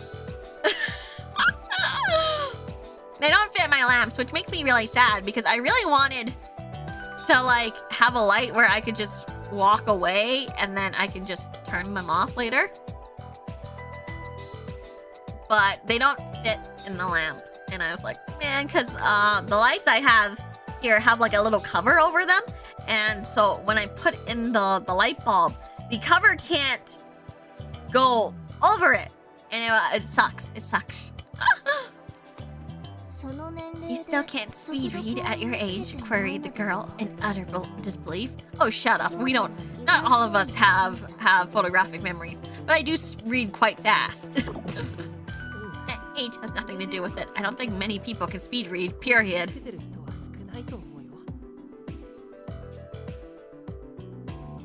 fact, I'm willing to bet a lot of people don't even know that technique exists to begin with. Well, I'll teach you once we're off this island. It isn't hard, the girl said with a radiant smile. She's like, there's a lot of self-love in her. Thanks, Bookworm. Now I'll have something to work on once we find our way out of here. At any rate, reading is my specialty, so leave it to me. Just focus on finding the important books, the girl ordered before resuming her task.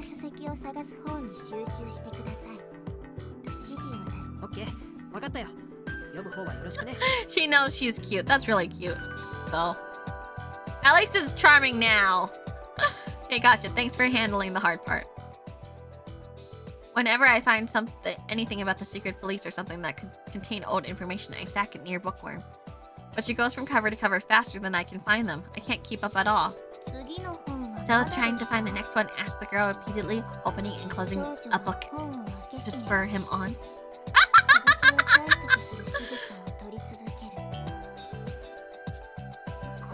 Sorry, just a sec. I know it's hard to know which volume might be useful. Good grief. Yada yada. Good grief, puffed the girl, rising to her feet. Clearly, this all rested on her shoulders. Bookworm stands in place, idly scanning the shelves from one end to the other. The girl gestured to the center of the shelf. Perhaps you should try looking there, she said, kindly offering her guidance.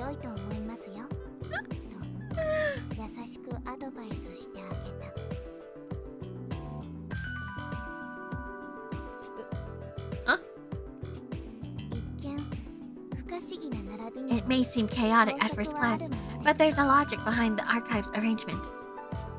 Deterioration of the book spines indicate the shelf is arranged from oldest to newest. The worn volumes on the left must be from older investigations. The secret police files were after 10 years old. If these archives are ordered chronologically, finding them should be easy, explained the girl.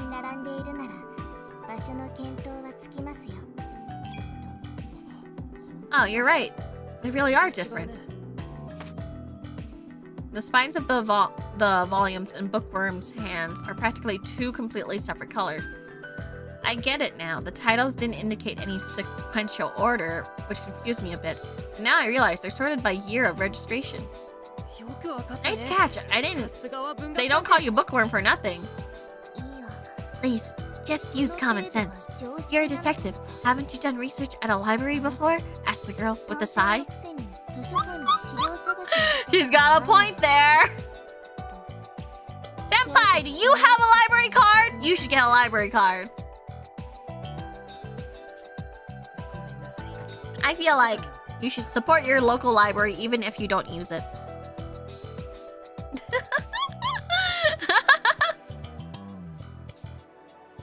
Sorry, I use my school's library, but that's about it.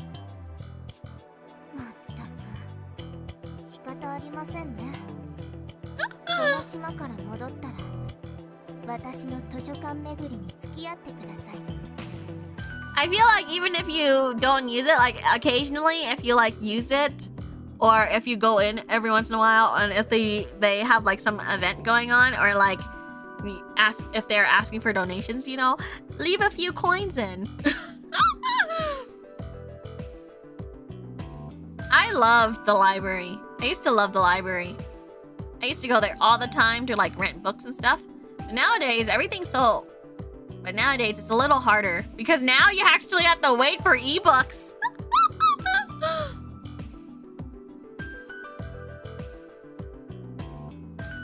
I love libraries.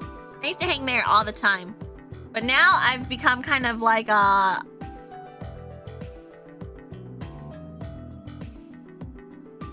What's the word?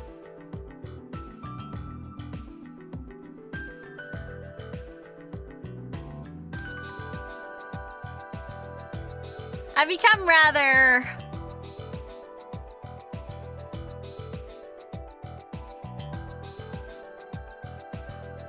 shut in? Yes.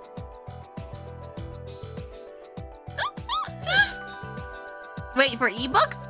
Yeah, you can rent ebooks from your local library. Like, what's the word? I would hang out with my friends and go outside. But like outside is a bigger area, right? And libraries can get pretty crowded at times. So I get nervous about like going to like crowded areas. Normally, even if I go to like a festival, I try to go either earlier so that I miss the crowd.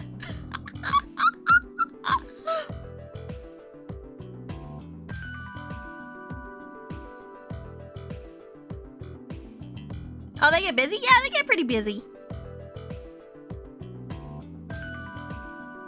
The libraries here are well loved.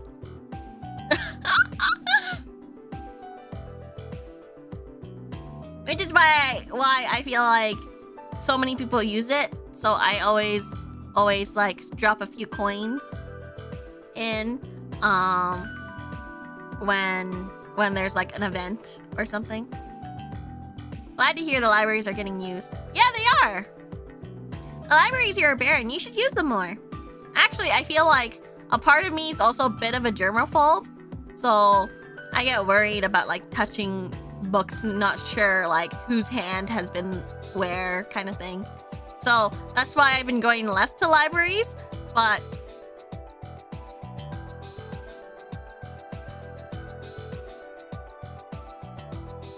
also like I feel like if you go to your library and it's quite barren, I feel like that's great. That's great. That means you can go there and it'll be like really easy to like find books and stuff.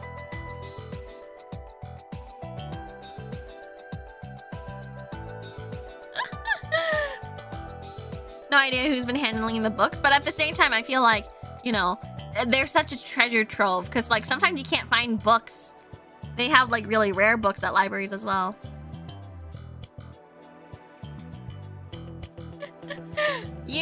You should use your library. I think it'll be fun.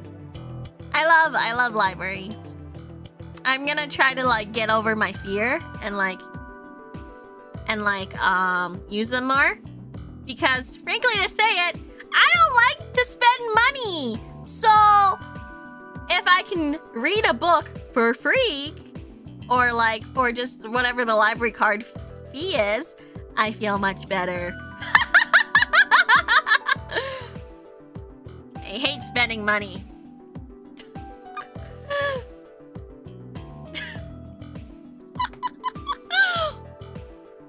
And they have all the books that I could ever want.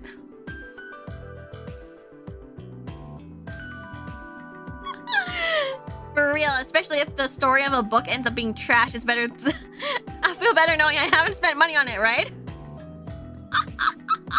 I hate spending money. I'm such a... Remember, I go for deals, right? I go for my deals. And guess what? Libraries are free. Well, most libraries are free, are very, very cheap. Free! Just rent! Just use it! Borrow books. When I was in university, though, I used to go to the library all the time. I would rent so much books. And I would carry all these books and then just be like, and I would read through all of them for like my research and like my papers and stuff. And it was great. Because the books were like good references, right?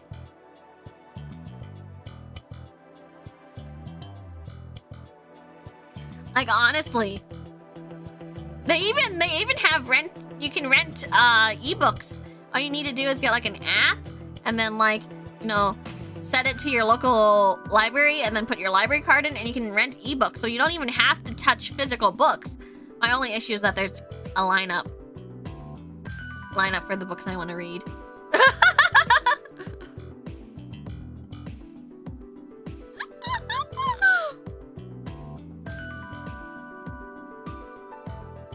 There's like some library. You can even, I remember there's some libraries that have, what do you call it?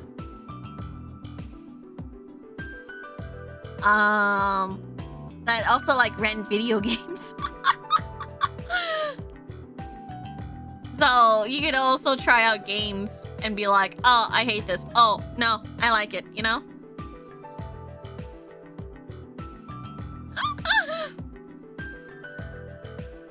Let's see. It's no exaggeration to call reading exercise for the mind. I'll be there to ensure your brain won't pull any muscles, the girl said with a smirk. Thanks, I'll be looking forward to it. Is it just me? Or is she also raising red flags? I do not want that. Because, like, she's lost so much already. She's suffered so much. I don't want Bookie to suffer. We get back to it. I gather the books and Bookworm reads them. Many cover the SP, but the key sections are often blacked out. Time passes and we learn nothing new. As the volume begins to pile up across the table, our luck finally seems to turn around. What? Bookworm raises her voice in a startled yelp. What's wrong, Bookworm? Find something? Yes, I believe I come upon a record of the secret police's past experiments.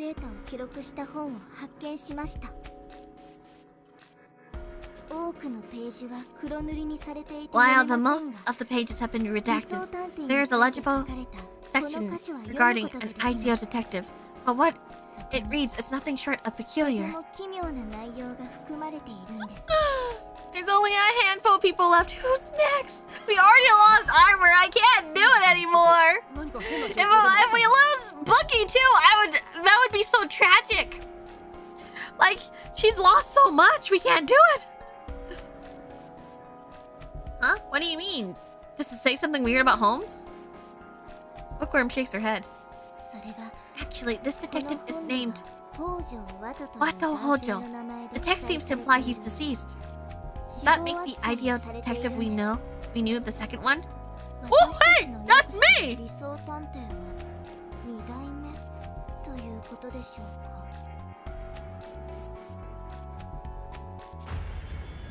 What? May I take a look? I hurriedly grabbed the book, scanning over the page in question. Wato Hojo, my name is right there, plain as day. What? So I'm ideal detective? If this is meant to be some kind of joke, I'm definitely not laughing. Wato Hojo awakened during experimental trial number 3. Subject was expected to develop as ideal detective, but died in combat during an SPX during trial number 5.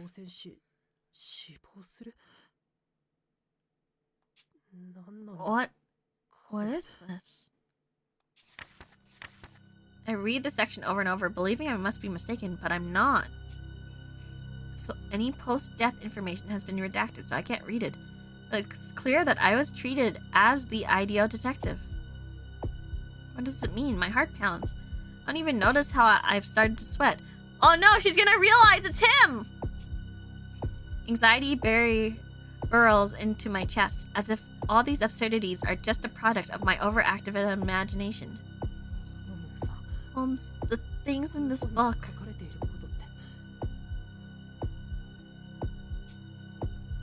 I reach out with my mind. Holmes looks reluctant, but gravely opens her mouth to speak.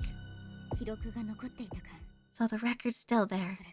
It would seem the Alliance judged the details regarding someone as important as you ought to be preserved. Wait, what? So everything that's written here is really... Yes, it's the truth. I'm the second ideal detective. In actuality, you should be calling yourself by that title. What? Me? But there's nothing special about me. I don't get it. What does it all mean? Hold that thought, Watto. We'll talk later. I believe you have a guest. Guest?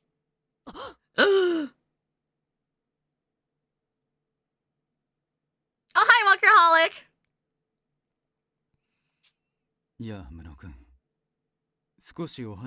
Hey, incompetent. Are you free for a chat? I look up to see Workaholic suddenly standing before me. He's holding Bookworm's limp body in his arms. Ah! Ah! Ah! But also, she's okay, right? Is she unconscious? What did you do to her, Workaholic? Relax, she's just taking a quick nap. You two shouldn't have read that book. Now, are you going to quietly hand it over?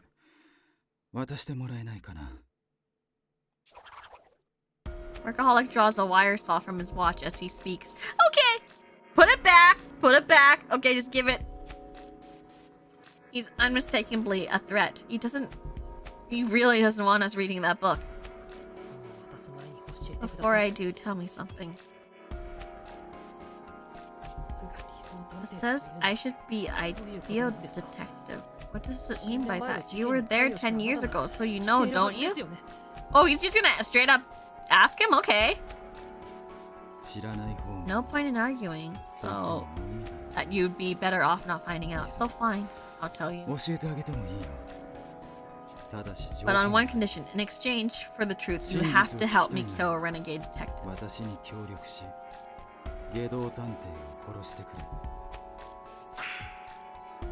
Kill him?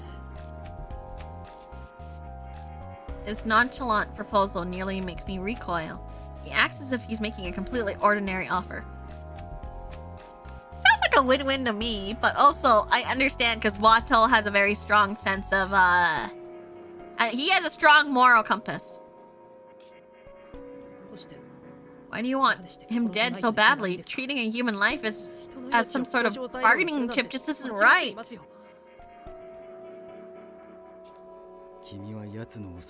You only say that because you aren't aware of how terrifying he truly is, Watto Hojo. He says my real name, making explicitly clear he knows everything about me. It's plain to see that Workaholic was deeply involved in those events from the past. I haven't found him yet, so he's probably listening in right the second. Things will get ugly if he learns what really happened back then. I can't just heedlessly share that information with you while he's still out there. All I need is for you to assist in detonating his collar. I swear to keep your hands clean of it, so please lend me your cooperation. I have to send a specific message from my D-pad to Renegade's detonate the collar, right? I'm just like, I'm sorry. I don't think Renegade can be fixed. He's too far gone. I'm sorry. He is a danger to everyone else, too. Like, he basically had a hand in killing armor detective, you know? Who else is he gonna go after next? Just letting you know. It seems like he wants to go after Techie next. Why would Holmes give me that kind of authority? Why wouldn't she just give it to you instead?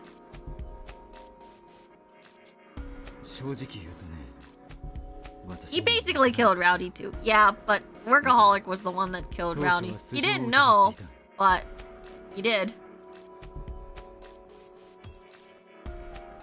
Honestly, I had no idea. Honestly, I had no idea. That's what made me suspicious of your background at the outset. And so it turns out you're a survivor from those events 10 years back. If anything, I had considered you as my top. If anything, I had considered you as my top pick for being the quartering duke. I remember how much distrust Workaholic regarded me when we first met, so that was because I've been on his radar from the get-go. It's only natural to seeing... I can't read. But Renegade knew, so I also blame him for that. Oh, look at Rowdy though. She's like, grr. It's only natural, seeing as for all he knew, I could have harbored a seething hatred for the DA this entire time. But now I understand why the chief trusted you so much. I can see how earnest and driven you truly are.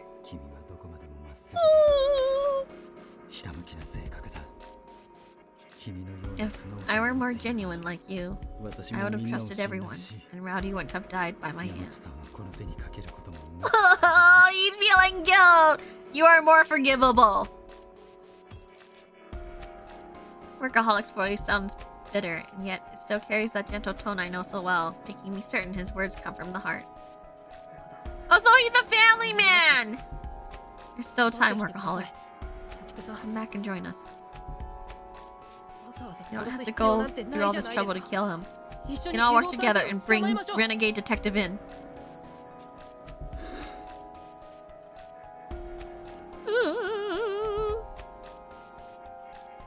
But you're a family man! Think about your daughter! I appreciate the offer. It's too late. You even understand how much blood my transgressions have spilled? Like Renegade said, I've indirectly claimed the lives of many children. I know my past sins led to those tragedies that occurred on Morgue. In the name of those who died, I am duty-bound to stop this tragedy. I'll make any sacrifice and show no mercy to any in my way, even you. No, there's no hope! Please stop! Please stop! Your action now is more important than your actions in the past! Oh, so Mercy mentioned!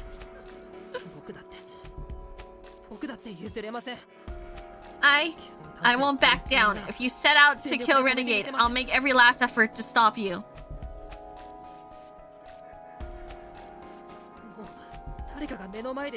I've had enough of people dying in front of me while I'm powerless to rescue them. I've decided to become a detective so I can save people. Please. Please. Just... Please. Please. Your actions now define you more than your actions in the past. If you show no guilt, but you clearly show guilt, you know? Say what you wish. Do you think you could stop me if I decided to kill Bookworm right now? You wouldn't! You wouldn't because you have a daughter about her age! You wouldn't! I know you wouldn't!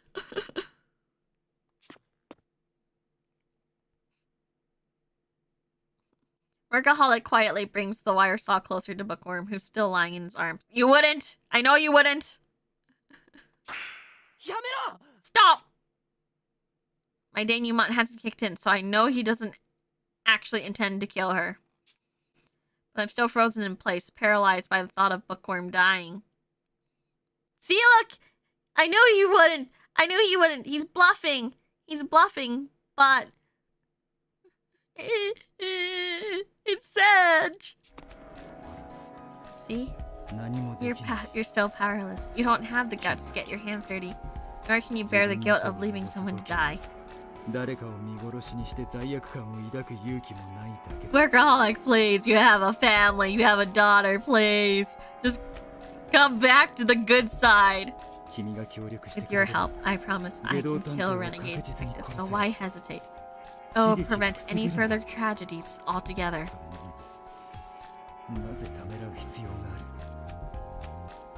Because you're already in pain! You can't put that burden on you!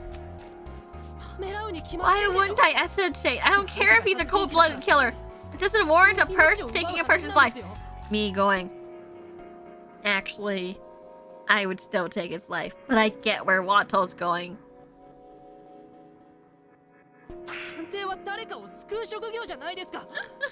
Isn't it a detective's job to save people? Killing to do so defeats the whole purpose. As a detective, I just can't accept it.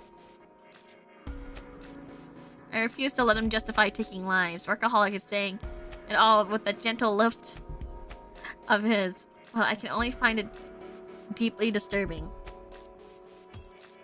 Doesn't Japan literally have the death sentence for people like Renegade? Yeah. Wait, so are you for the death sentence? Listen. Usually I'm just like, you know, rehabilitation is awful. But then I read and see about like terrible crimes and I'm like, death to you! You know? Does that make sense?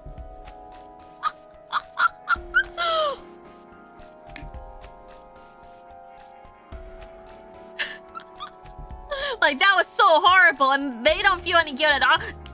Go!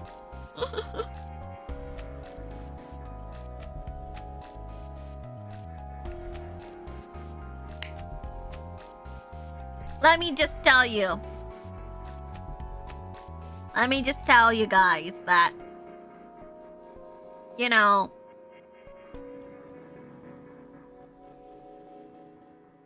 I have a very skewed moral compass. I have a very skewed moral compass, and there are people who I feel like could be rehabilitated. But there are definitely people out there who are just horrible. You know?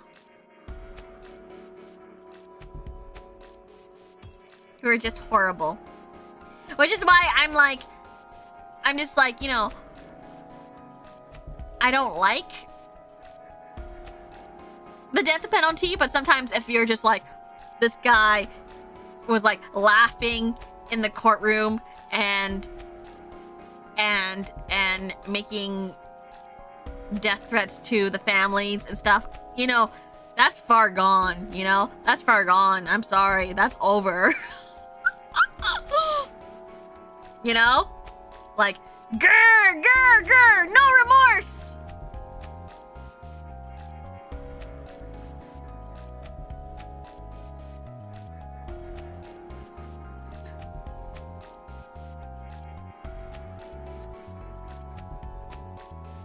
But then, like, other times I'm just like, death penalty? Or like, you know, clearly maybe it's like this person showed great remorse for what they've done and, you know,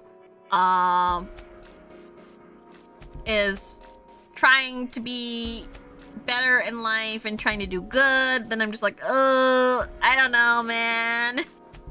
Right?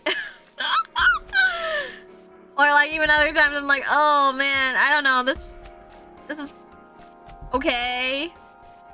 Or like, you know, it's fine. But then other times I'm just like, oh.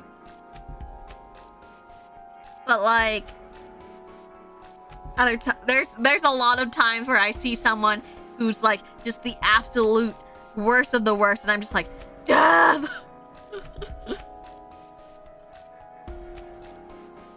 You know? It's not always black and white.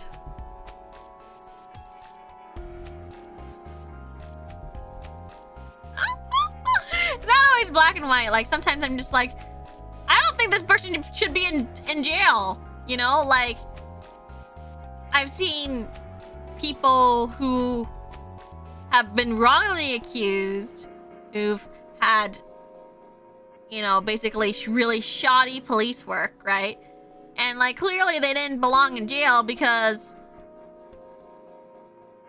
like, I don't know, I think they're not like that. So these are like pretty complex questions.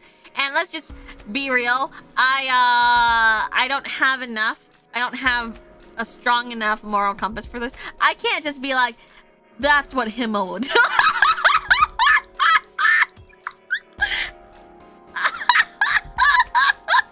I can't.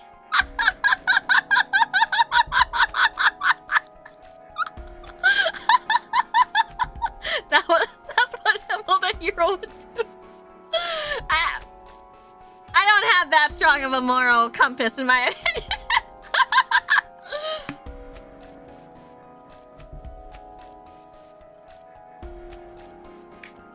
Which is why, you know, sometimes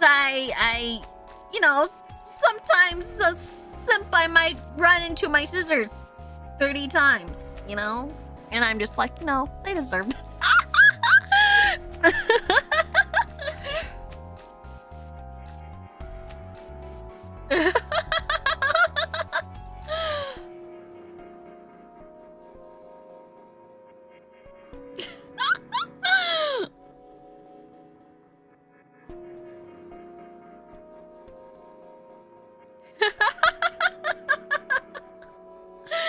Which is why I'm just like, my moral compass is a little iffy. Which is why I'm just like swaying to and fro, and I'm like, I get it. I get what Watto wants. I think I get it.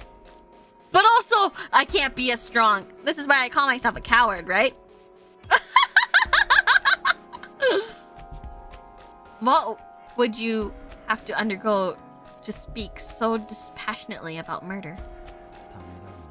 So you're saying that hesitating is a given. Tell me. Have you ever heard of the famed plank of Carnatus? The plank of Carnatus? What's that? I don't know what this is. Am I? Simple scenario. Oh, is this like changing? Like, is it the same boat if you change it over and over? Yeah, that one. I think so. I don't know. It's a simple scenario. Imagine that a boat that you're on is shipwrecked and sinks, tossing you overboard. You cling to a wooden plank for dear life, waiting for help to arrive. Then an exhausted sailor swims towards you. If you both hold on, the plank will likely... Wait, this is...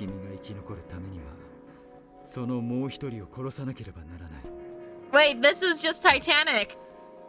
No, that's the ship of Theseus. Thank you.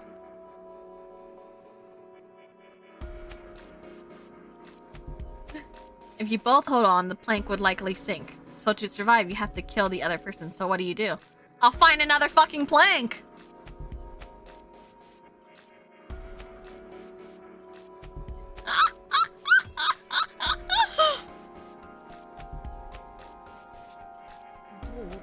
What do I do? And don't give me any of that naive, I'll find another way tripe either. You only have two choices. Kill or die. Oh gosh, it's... You ever think?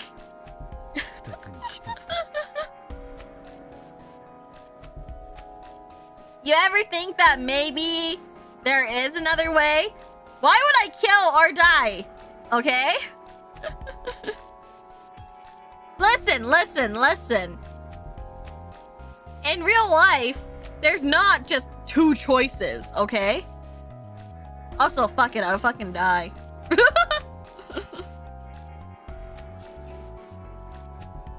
I can't answer.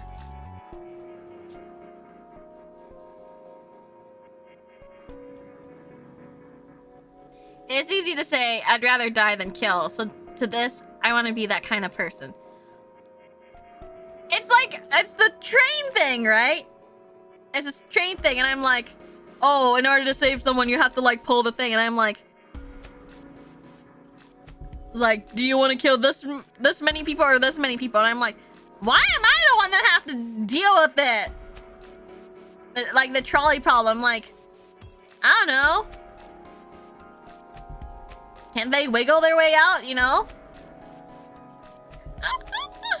Like, I'll grab the baby and, you know, other people grab it. Like, anyone think about that?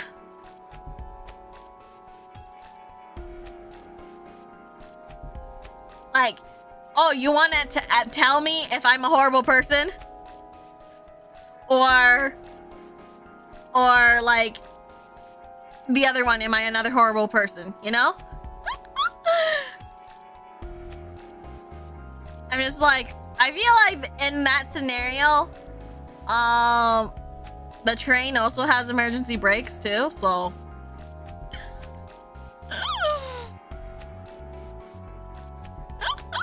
I'm just saying, like, yeah, like, don't give me that shit.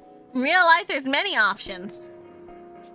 In reality, would I really be so heroic? The human body can float in water for like hours, so it's fine.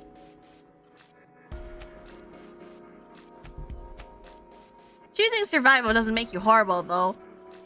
Reasons all airlines, for example, say to put your own mask on first. Yes, I know that it's like becomes like, yeah. The thing is that it's like, you know, you have to help yourself before you help others, but at the same time, I'm just like, you can't just give me like the scenario and just be like, yes, it's only this or this, and I'm like, it's a shipwreck, not a fucking like, oh, suddenly everything else disappears and there's only one plank, right? Clearly there's gonna be more than one plank. I don't know what to say.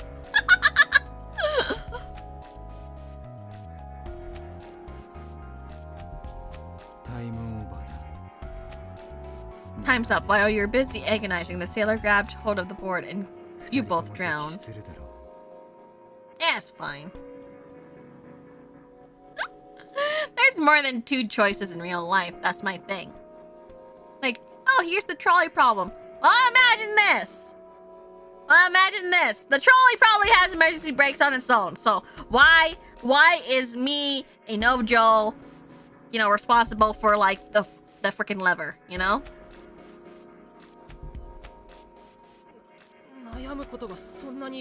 What's so wrong with me being torn about it? Self-preservation or not, there's no way you could just sacrifice someone else so readily.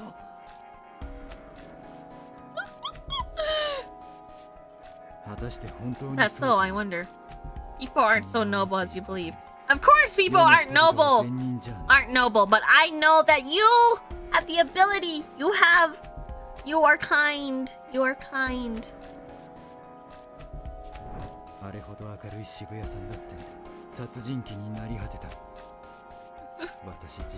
Downtown was so cheery, yet also a serial killer. I'm a father, but look at what's become of me. It's shocking how easily morality can go askew. Yeah. Save it for the judge. Besides, that monster of a detective Renegade was never a rational person to begin with.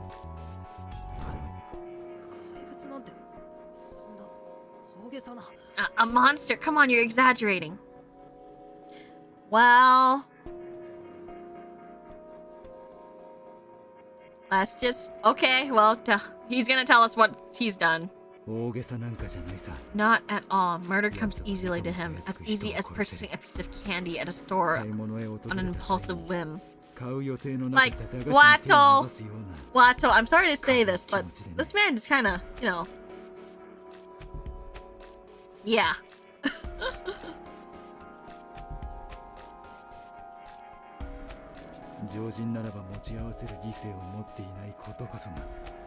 He lacks the rationality of a normal person. It's his greatest strength. We too will need to abandon reason to take him down. You know that vine of playing the harmonica leads to 100 million, but 100 million people die? I'm not above playing some harmonica. I'm also just like...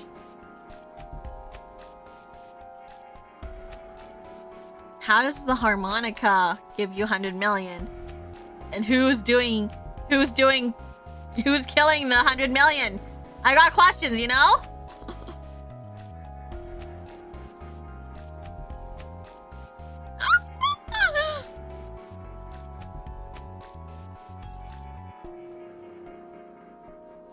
More than 2 choices with infinite time to observe and choose. I feel like, you know.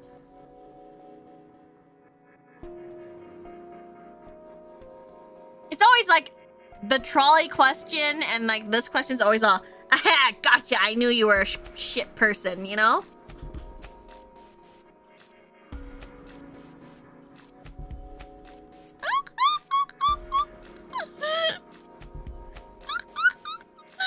And so I don't like those questions. Oh wait, no, I don't want to create a quick file, no.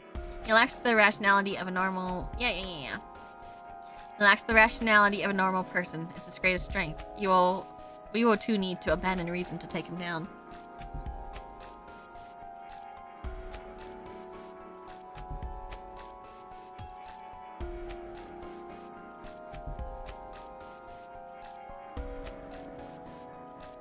Have we saved recently? Should I save?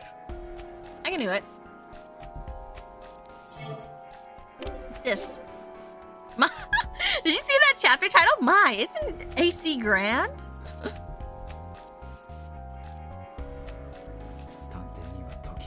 At times, even detectives must have the resolve to kill. I feel like I'm just like, ideal detective, where the heck are you? The resolve to kill, that's exactly what he said back at the underground hangar. At the time, I couldn't muster up anything in response. I was overwhelmed by his conviction. Killing isn't courageous. My, isn't Icy grand? She is! I love Icy. Now there's a clear counter-argument. And it's all thanks to Holmes, who validated me with all I could do when all I could do was wrestle with myself. You're right, we're probably not even match if we fight the way he does.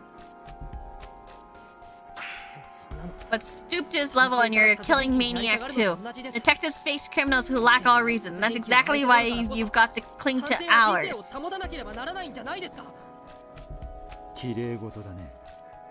That's no more than idealization. Like I said, your type inevitably dies an indecisive wreck, failing to save anyone. Didn't we survive, though? Hey, workaholic, that's fucking rude. But that's exactly it. Idealization is what it's all about.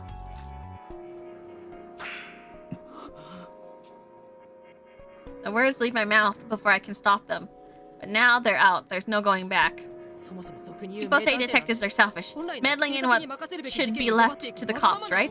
We'll claim it's about solving cases, but it's really about our egos.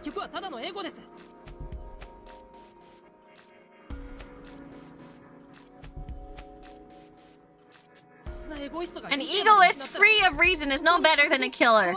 The moment you lose your justice, pride, and sense of idealization, you're unfit to be a detective. I'll never become a detective like you.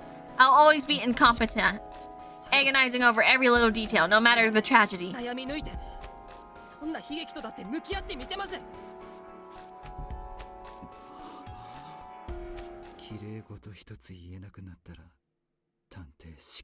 A detective without a sense of idealization is no detective at all, huh? That stings in particular. I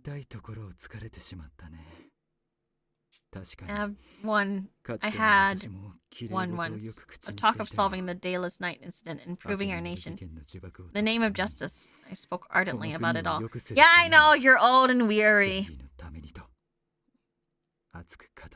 I get it, you're old and weary. But I can't speak that way anymore. I'm diabolic detective, or perhaps just plain diabolical.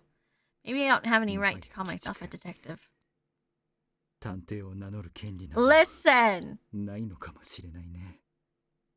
Listen, you know? Your actions, now are more important than your actions in the past. You're clinging on to the past too damn much. Alec touches his watch. The extended wires retracts with a squeak. He then approaches me with Bookworm still unconscious in his arms.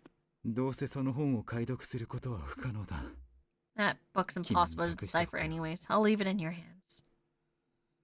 You should try reading it now, just in case a time comes when you have nothing left to rely on. I'm sure you realize a few things.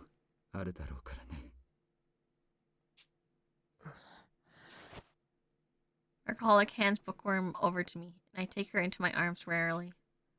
I can hear her breathing quietly in her sleep. Thank goodness she's safe. Does this mean you believe in me? At least, I won't deny your belief. My path is an evil one. It's foolish to try and get you involved. Safe?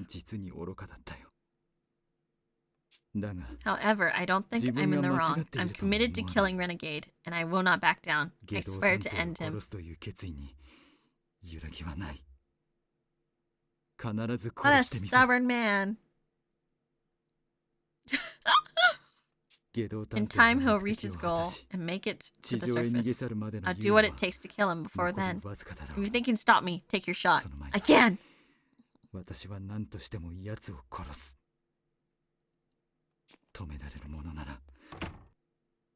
that, he leaves the room.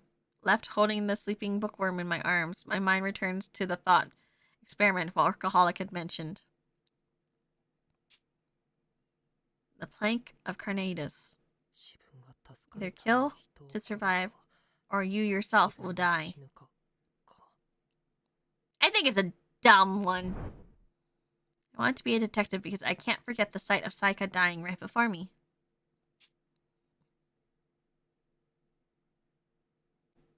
I want to be a detective who can save people in those situations. That's all I can ever think about.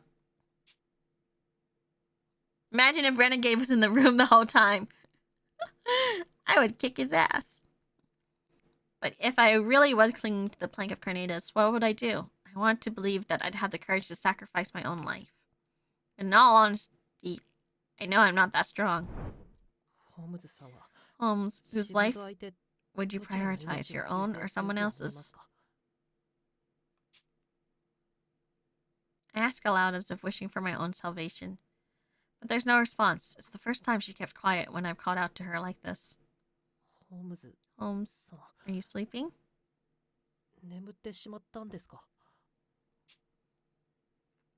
Is this when she's usually unconscious?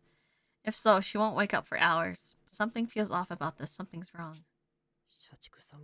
Wake just before Workaholic appeared. Listen, just when she's usually asleep. No, I've got to be overthinking things. The voices are gone. I want my voices back. I'm lonely. I'm sure she'll suddenly pop up again. Until then, I'll think over what Workaholic said. Before she went to sleep, Holmes said she was the second ideal detective. But does that make me the first?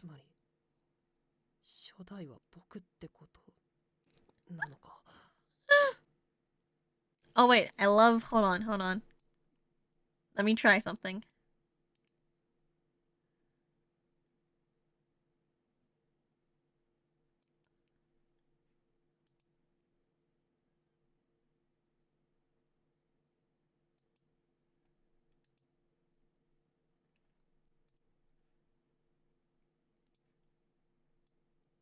Take your meds, senpai! Are you taking your meds?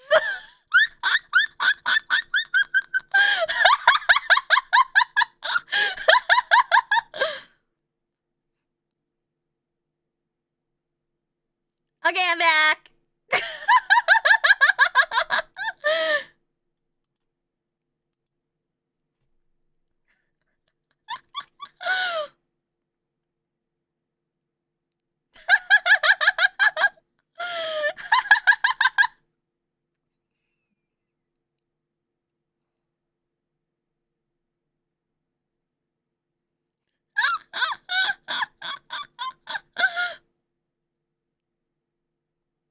was random.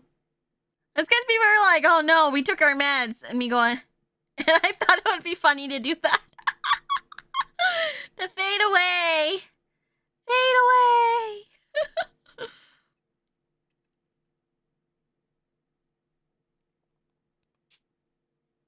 How can that be true? It must be some ridiculous joke. I have no deductive or leadership skills, so to speak.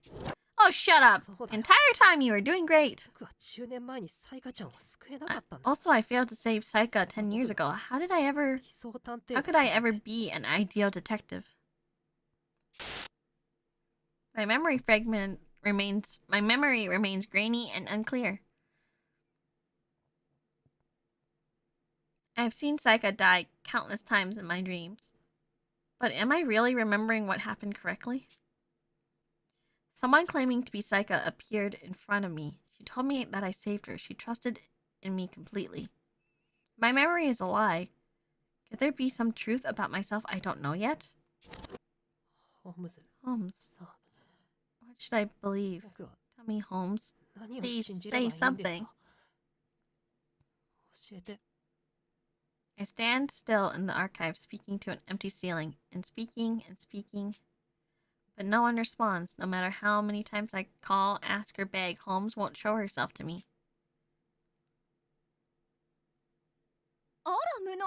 Why, incompetent? Whatever is the matter? Why are you carrying bookworm on your back? The sudden shift in music. Dun, dun, dun, dun, dun. Oh, she fell asleep while we were looking into things. I guess she was just that tired. Look, purple! I've carried Bookworm, who got knocked out by Workaholic, back to the lobby. Posh is busy working on something on the sofa. Like, Posh comes in and tone changes completely, right?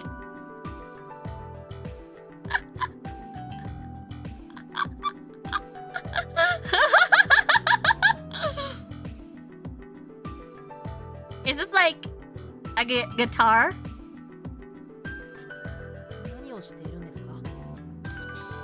What are you doing? I'm preparing blankets for us all. As we've yet to find any sleeping accommodation, it appears we shall be spending the night here. Face, I think. Thank you. Thank you. I'm not musically inclined.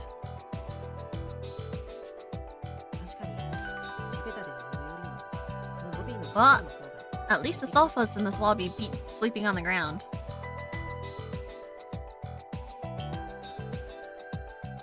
Getting any rest in the maze was impossible. I hadn't considered our sleeping arrangements one bit, so I'm glad Posh already has a plan.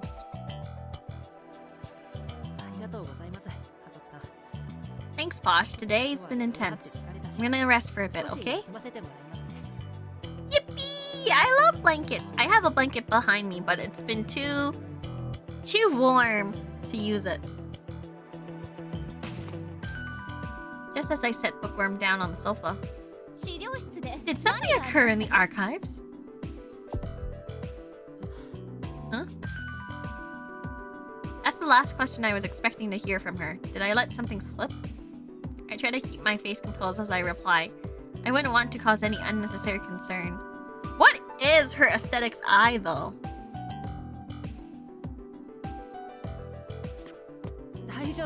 Not at all. Everything went fine. We didn't find anything. I'm just being down on myself.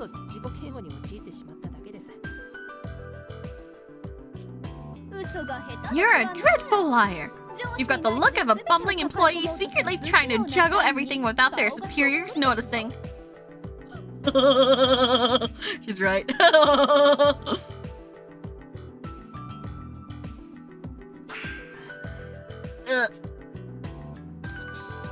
I'm at a loss for words. Posh hits the nail on the head. She sighs deeply as I keep silent. Oh yeah, at least she's a good middle manager?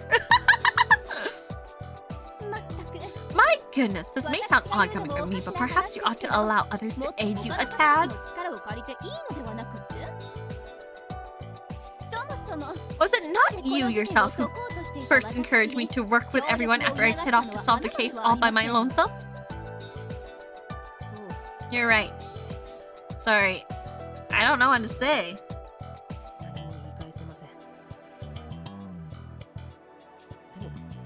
But this is my own personal problem. I figured I shouldn't involve anyone else. I figured I could solve things on my own. Oh, you poor wretched fool! Dear me, prolas are such simple things. Posh. Guffaws? Flicking my nose with her finger. Ow. Is it clear to you now? A detective's business is all about the business of other people, you know.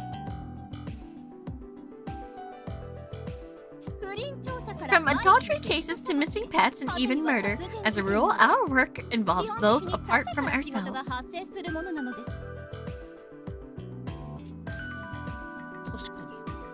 True. The heroic saga of our work is one of prying into affairs of others. Am I understood? Or now tell me what happened. Yes, I love prying. Okay, fine. I tell Posh everything that just transpired. That my name was listed as the ideal detective. That I was written about as if I was dead. And that workaholic appeared wanting me to assist him in killing Renegade Detective. That's all quite baffling indeed. But does it not make sense to assume that you were the original ideal detective and Holmes the second?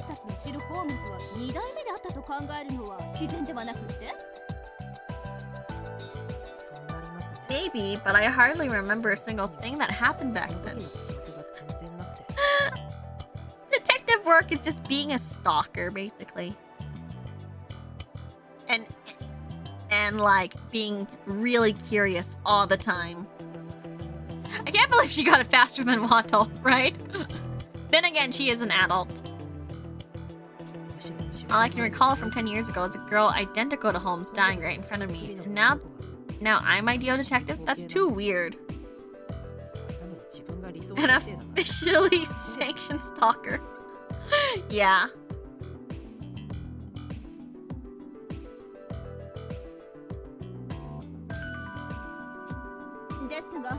But that was all in your dreams, was it not? Isn't it common for dreams to stray somewhat from reality?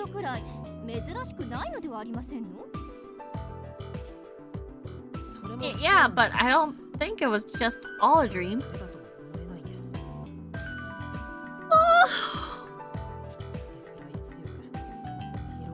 Saika's death is burned too powerfully, too vividly in my brain. My word, you get far too mullish about the oddest things. But if you insist, then I shall believe you as well.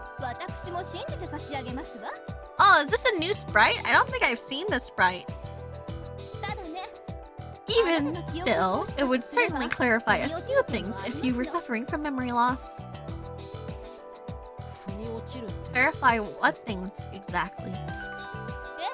Well, for starters, the reason ideal detective treated you the way she did. You aren't hiding anything or lying, yes? You truly have no special abilities?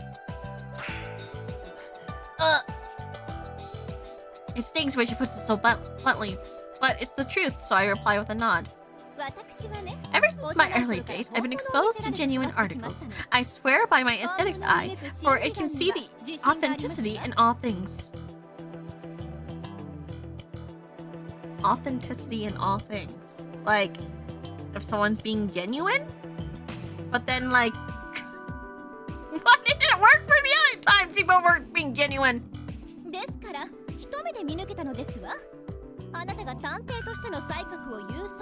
That is why I've been clear from first glance that you possess none of the detective's wits. As your name says, you are truly incompetent. Like detecting forgeries? I don't know, maybe. There's no arguing that. I didn't know any of the basics to being a detective before arriving on the island. Is she a lie detector? Because she should have realized lie detecting way back with Downtown. If Holmes hadn't taught me, I'm sure I'd still be completely incompetent at this point.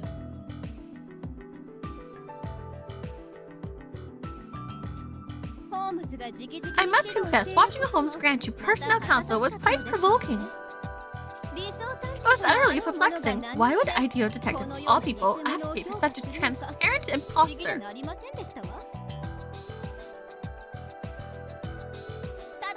But it makes sense if you're suffering from amnesia. Even if IDO detective trusted in you, it would be pointless without your memories.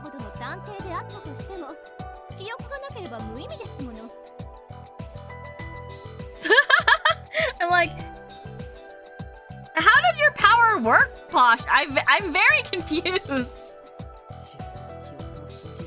But if I can't trust my own memory, what can I trust?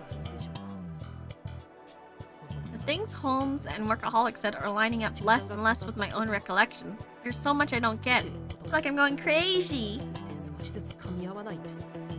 Maybe it's very specific, maybe.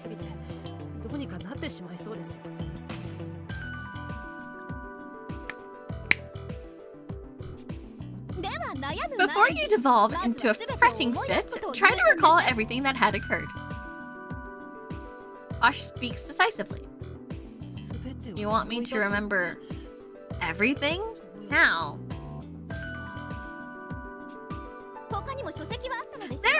There were other volumes, were there not? Not to mention the PCs and their valuable stores of data. My experience here have taught me the following. No mystery can be solved by jumping to conclusions. A sound judgment requires sufficient evidence.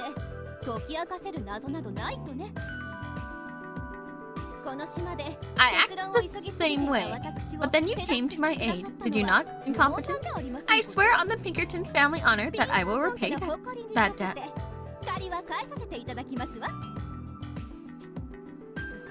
I came to your aid? Honestly, I was so focused on solving the problem at hand, I hadn't considered that at all. I never realized that Posh had seen things that way.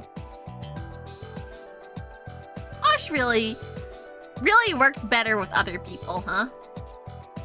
My eyes start to sting. Oh no, embarrassing as it is, I can't hold back my tears. Oh, why, if it isn't the famed crybaby detective, this is precisely why the vulgar masses require so much constant care. You are no mere pebble, you are an uncut gem that will dazzle with proper polishing. Even as you are now, you've earned my trust. LOL, crybaby detective. You mean me? I'm the crybaby. It is truly the duty of the upper class to grant deliverance to the common man. If you will have me, know that I shall always assist you. Thank you, Posh. This is kind of sweet of her, even if she's calling me common masses.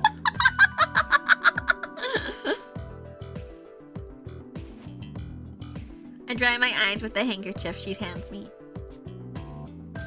Right now is not the time to cry. We track Workaholic and Renegade detective all the way down here so we could stop them.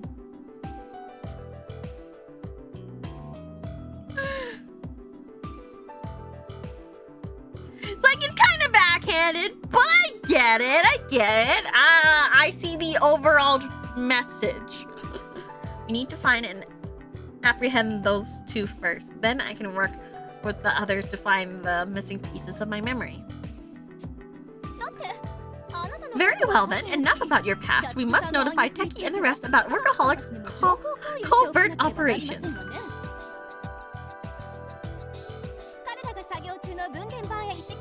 They are in the midst of operating the distribution board. You remain here and watch over bookworm. Posh departs towards the hall where the breaker panel is. She has a point. I can't jump to conclusions. First, I need to recall what happened 10 years ago. The events I forgot that Holmes remembered. Holmes, can you hear me? Still no response. If she's out cold, then she'll probably be gone for a few more hours. Just have to sum up all the information I've gathered about that kidnapping incident on my own. The secret police and the DA's predecessor abducted us back then. It was perpetrated by Workaholic, who was part of their ranks. It wasn't just kidnapping, but an experiment to create superpowers of some sort. Workaholic says a survivor of it started the quartering Duke cases, or at least that's his theory. That survivor is someone Workaholic refers to as Invincible Detective. That's everything Workaholic told me. For now, I'll assume this is all the truth. I was taken after Invincible Detective and their fellow subjects escaped. That's when I met Saika. We were constantly monitored in the Manor Dungeon. If that underground labyrinth was meant for researching and developing superpowers, then did I survive it as IDEO Detective?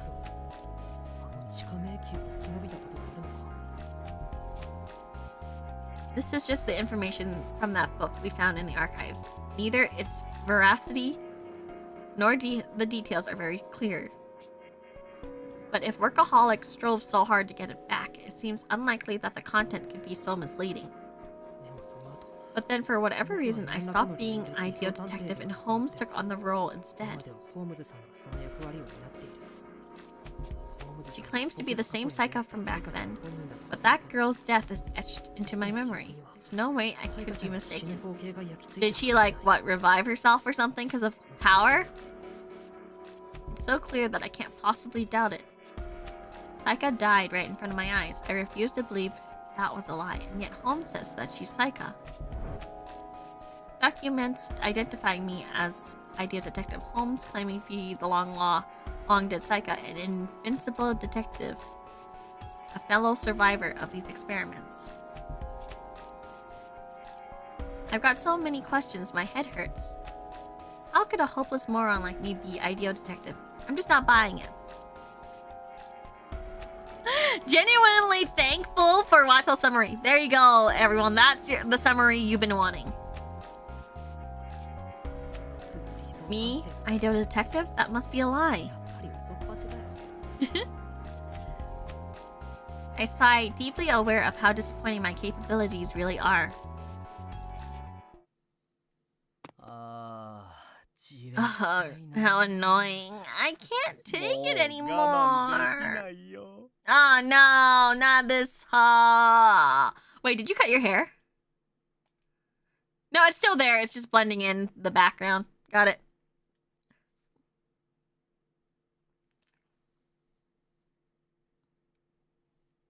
I was like, wait, did you cut your hair? Nah, it's just blending.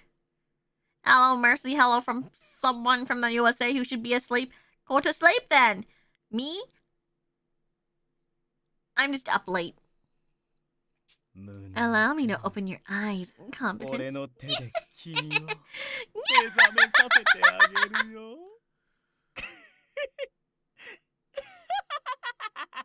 I think I did a good job predicting that laugh, huh?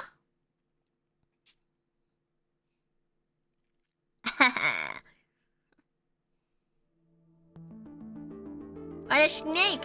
As dawn arrives, we begin our day. Good morning, incompetent. Oh, hey. Morning, Dolful. I appreciate you working so late yesterday.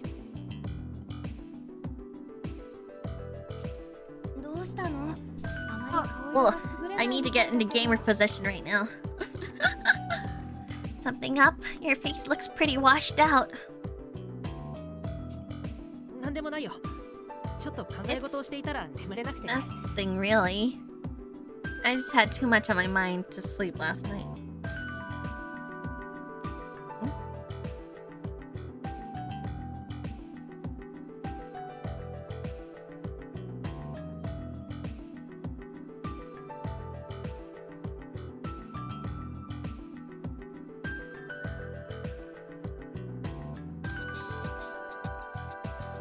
Sorry, let me check. I think there's like a message for me.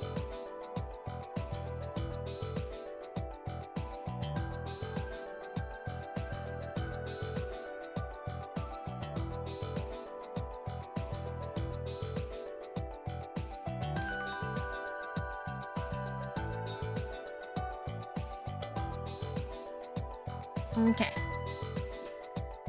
Sorry. My gal pal messaged me saying she wants to go to a store sometime and is inviting me, and I'm like, yeah, sure. Activating the gamer lane. Actually, what I do is that I cross my legs. My gamer position is that I cross my legs. Like, you know how you sit on the floor sometimes and you cross your legs? Yeah, that's what I do. Like up on the chair, yeah.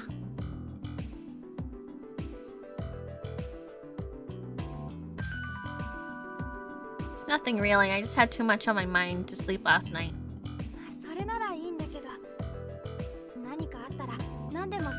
Is it comfortable? Yeah. I'll be real. Senpais, I'm a little...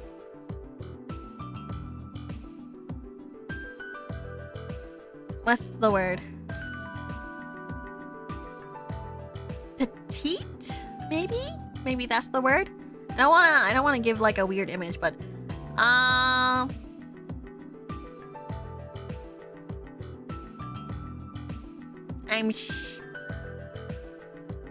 small, so I can cross my legs on the I can cross my legs in the chair just fine.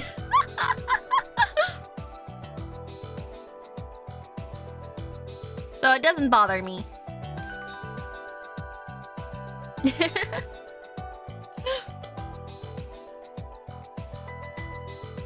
Well, what is weird about that? I don't know, I didn't want to like make anyone have like preconceived notions about me.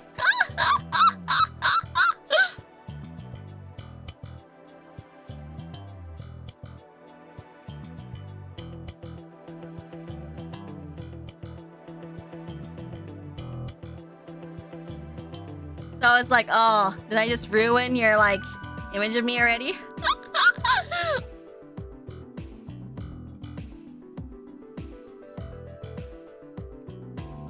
Like, if you say so, but if something really is going on, remember, you can always tell me. Anyways, I'm gonna go and wash up. Catch you in a bit, alright?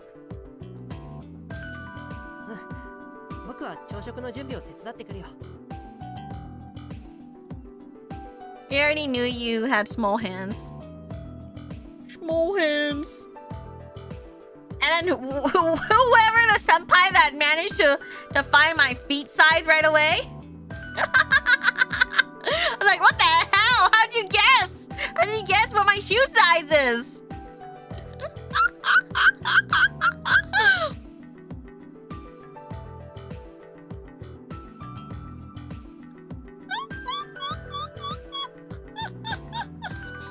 I was like, no. Right away, they're like, I can tell by the size of your hands. Huh?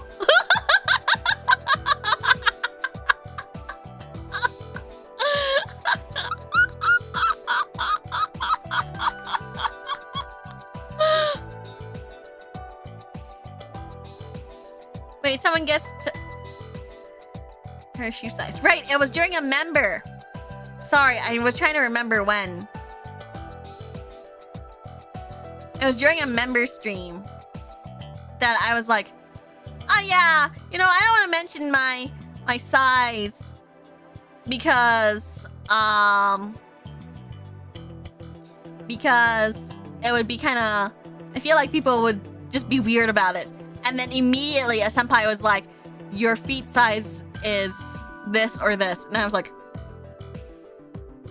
huh?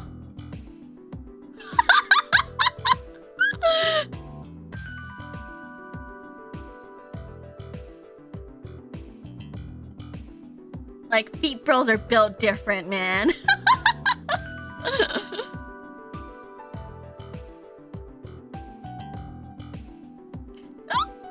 I was like, how'd you find out? It was like accurate too, because those were the like sizes I normally get, right? Like, it was the exact size. It was really scary. I was like, how did you figure it out? I was like, how did you just figure it out? There's some people here who have like, you know, but how do you do it? Like I know people who have like their feet are big and they are small. I know people who are big and their feet small, you know? So I was like, no one's ever gonna guess. And then someone guessed and I was like,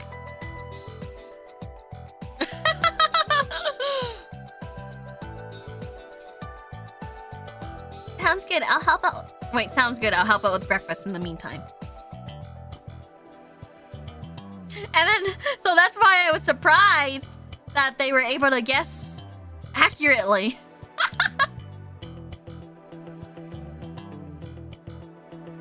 I've got to stop worrying everyone like this.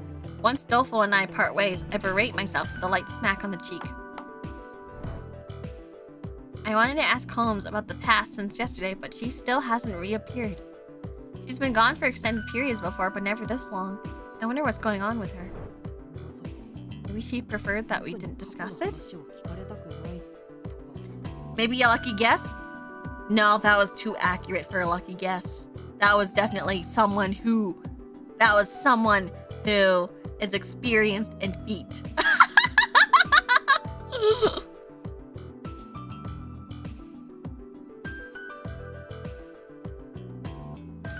No, that couldn't be. I feel like a fool for even considering it. Wiki feet editor? I didn't know that was a thing! Feet detective reel? I get so nervous now. I'm just like, wow. This is like a whole nother level, you know?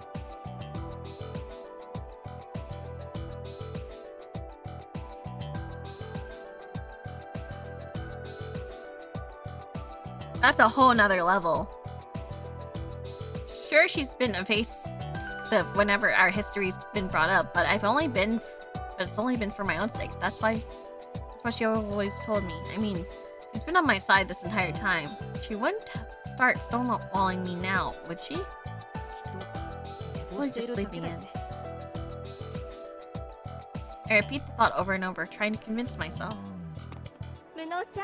Am I grabbing the utensils in confidence? Quite spacing out and help us already, chided the girl.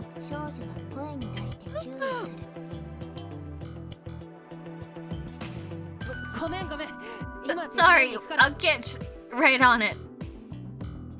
After breakfast, we all set out together, as per Techi's advice.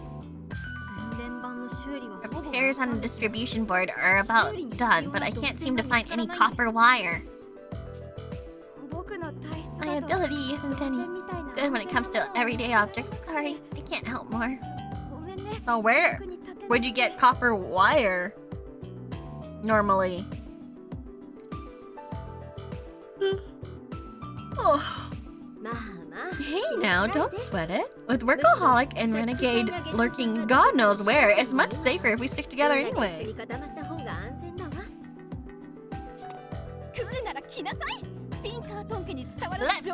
come if they dare. My bird suit will turn the tide of battle. Just as Pinkertons have so proudly done for generations. Wata!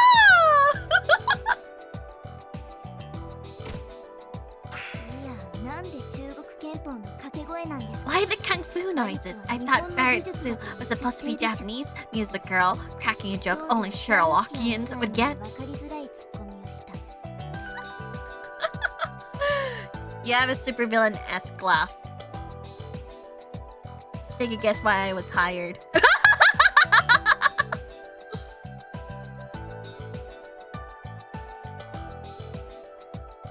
We head down the passage while keeping an eye on our surroundings. Those two must be lurking nearby. So far, neither hide nor hair.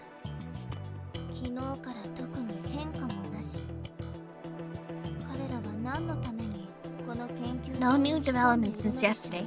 Why would they hide out in snacks anyway? Asked the girl, voicing a question that has been on her mind.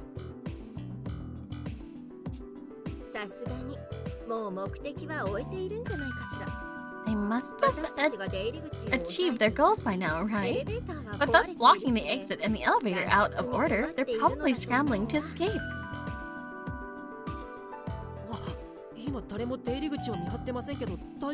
Oh, but no one's guarding the exits right now.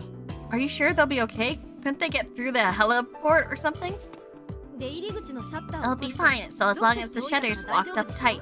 Even if they tried to force it open, it'll make so much sound that we'd hear it right away.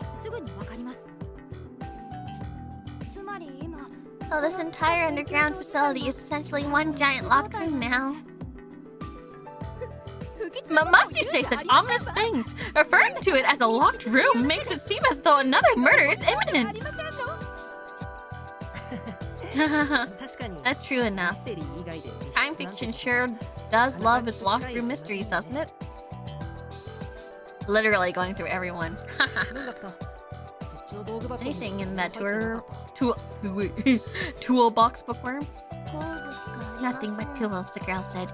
Shoulder slumped as she reported her findings.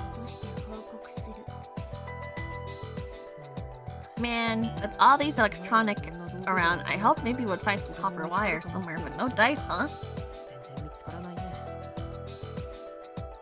Tour box. That's a brand, actually. That's like a gadget you can use. I have one.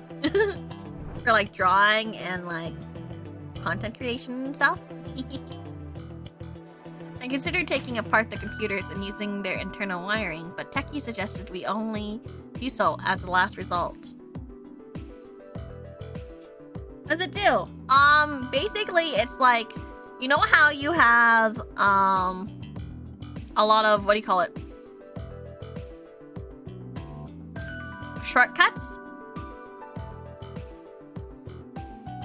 So, you know, like Control Z and stuff. So it simplifies a bunch of shortcuts. And so it's like, yeah, essentially it does macros. It's very handy. Because you can like just download and load some stuff. And you can change profiles in it too. I bought it because I was like, I need to streamline certain things. And it really is helpful. Like, I'm not sponsored, unfortunately, but they really are helpful. When I received my tour box, it had like a crack in it, and so I messaged them and I was like, hey, so I received mine with a crack in it, and they're like, oh, okay, we'll just send you another one. And I was like, oh, do I need to return this one? They're like, nope, just keep it. So I guess I have two.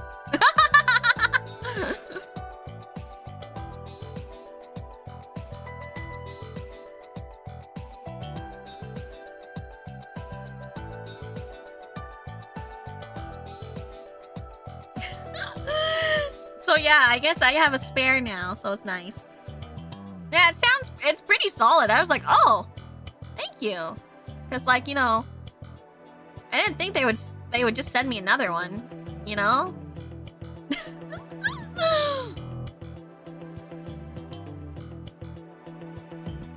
But yeah, if you guys are like interested in like content creation, if you're an artist, I recommend it too. Cause I gave my spare one to an artist friend, and they were like, this is so handy. Now that you have an extra, actually I gave it away, so. Cause I only need a 1. Right? I just only need a 1. And they didn't mind the crack in it, so I was like, oh, okay.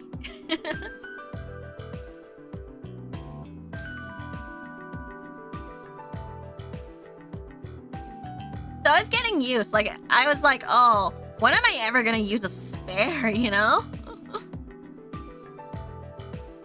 But like, that was my first reaction when I first got it. I was like, oh, well, guess I have a spare now. But then like, I was like, oh, wait, I have friends! Wow, I forgot about that! Apparently Doleful got the sense that messing with them was too dangerous. Better to play things safe, considering the sensitive info they must hold. Hey, why do you need copper wires anyway?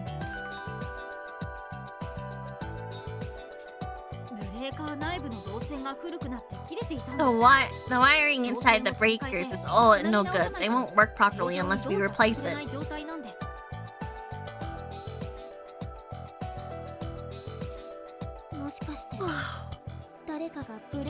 Did someone cut the wires? The girl asked with concern. No, it's just wear and tear. The whole place is covered in dust and the PC's OS is practically a fossil. No one's been here in a very long time. I visited this research facility a lot. No one ever showed me this underground section. Maybe it's storage space for unneeded stuff?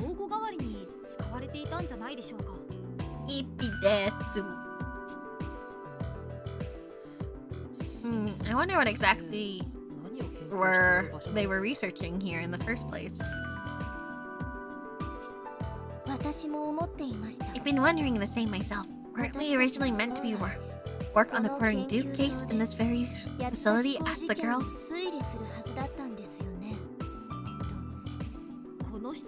Snarks has been used for recreating crime scenes with dioramas and conducting analysis that are too time-consuming to do domestically. In fact, the Quartering Duke murders themselves have been reconstructed using dioramas found in the archive room above us. Recreating crime scenes, huh?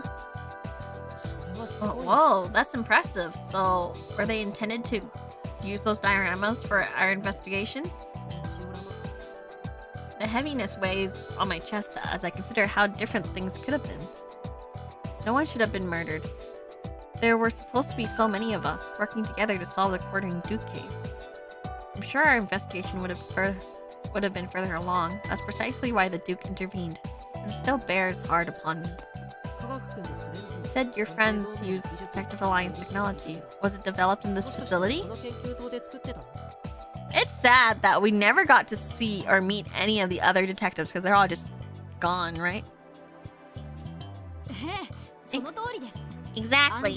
Tools and chemicals that are domestically unsafe and ethically problematic are made specially available here. It's an inventor's dream come true. What do you mean ethically problematic? Wait, what?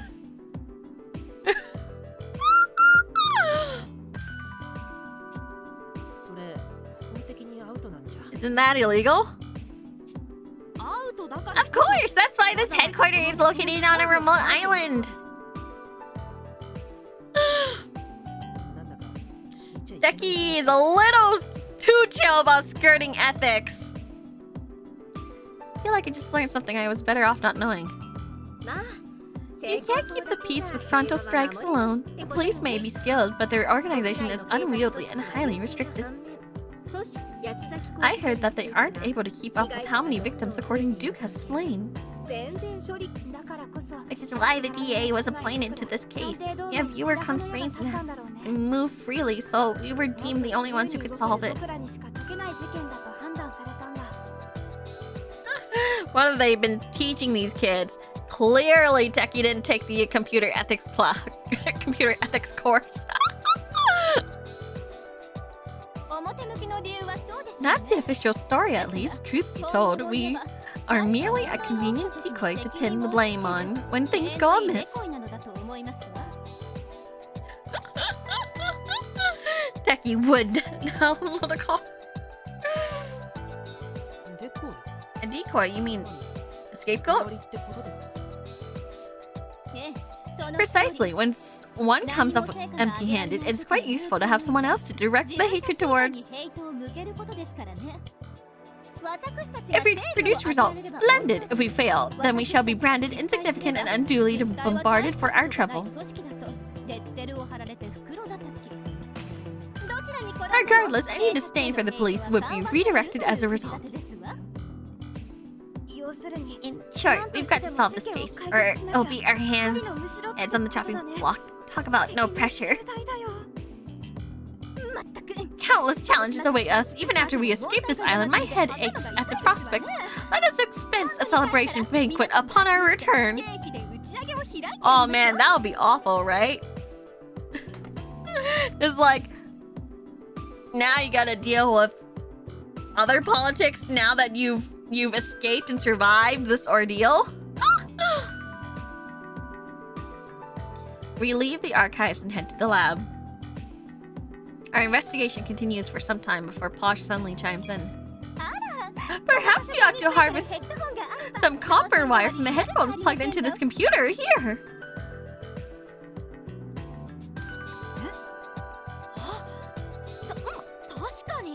Oh, that's a great idea. Wait, what? How? What do you mean? My, what a dullard you are! Copper wire is found inside audio cables. I doubt we'll be needing any headphones, so with plenty to go around, we'll harvest a rather fine bundle, no? Oh, are they? Perfect! Each PC has a pair, so if we take all of them apart, we'll have more than enough wire. Thanks a bunch for the idea, Posh. Posh, she's handy. Now she's raising red flags for me, though. I feel sad. She's like the next comic relief. If they kill off all the comic relief, I am going to cry. I'm surprised you know so much about headphone cords, Posh. You mean to say you've never repaired an audio cable? How sad. Yet expected of your kind. I've never repaired an audio cable. If you buy a new pair every time a cord frays, you'll wind up spending an astrological amount of money. Wait, she knows how to do like wiring? Damn. Wouldn't most people just opt for new ones? I know I would.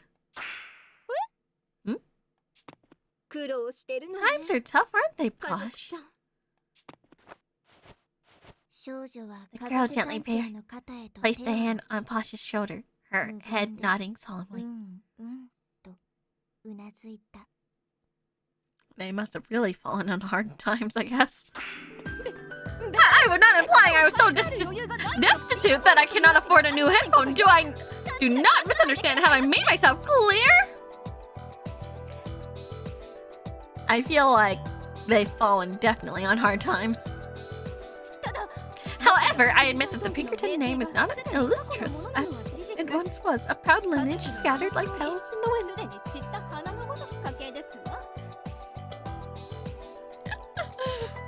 She isn't so posh, just in nature, I guess. But rest assured that the Pinkerton name shall blossom once more. To this end, I cannot afford to be wasteful. She's pinching her pennies. I like it. Kecky, repair those circuit breakers post-haste. I simply must escape this island. The honor of the Pinkertons' name hinges upon it.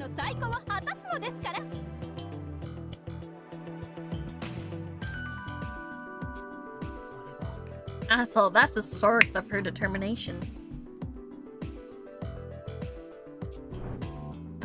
She's capable of weathering any dishonor or shame for the sake of restoring her family's pride. Her resolve is clear-cut and reflects well on her. This perspicuous determination is a positive force for both her and her adoring employees. I can understand now why Posh's subordinates are able to idolize her without much reservation. The distribution board is repaired without incident, so we return back to the elevator.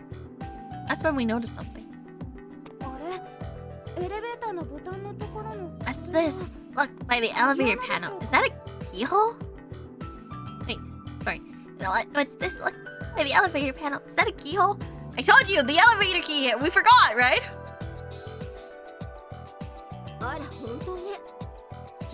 Ah, so it is doleful. Is the button responsive?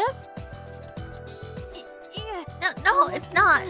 I'm pretty sure the distribution board got fixed though, and it seems to be getting power. I called it. And guess who has it? Renegade.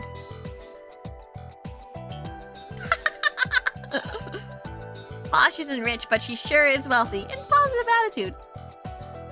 I feel like we can all learn about her positive attitude. That hole's probably meant for the key we saw back in the dungeon. Alright, there was an elevator key there. I didn't see it when we left, though. Did one of you happen to take it? Nah, it's Renegade Detective has it. No one raises their hand. That's not good. In the heavy silence, a morbid thought creeps in my head. Then, as if to confirm my worst fears, an announcement cracks over the intercom and a familiar voice fills the space. No! Hey, ladies and gents! Seems you finally got the elevator working. Nice! I'm thrilled.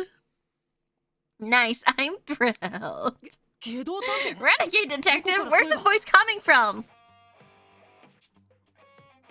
I glance around and spot a speaker near the ceiling. Ignores our bewilderment pressing on. I'm sure you've noticed that a key is needed to call the elevator. Said key is in my possession. I told you he has it. So if you want it, you better do what I say. Just what do you expect to do your bidding? I'm coming to apprehend you right this instant, so you best prepare yourself. Posh outright just rejects this demand. She holds her chin in thought for a moment, then immediately points towards the hallway. The control room near the back would have a microphone for making announcements. Renegade Detective must be there. Come, let us depart. I feel like he's playing a recording then. Wait, Posh. Gourmet grabs Posh's arm before she can run off. You really think Renegade would do this without a plan? If you rush in a panic to find him, I'm sure we'll only fall into some trap he's laid. Yes, you're quite right. I apologize for my hastiness.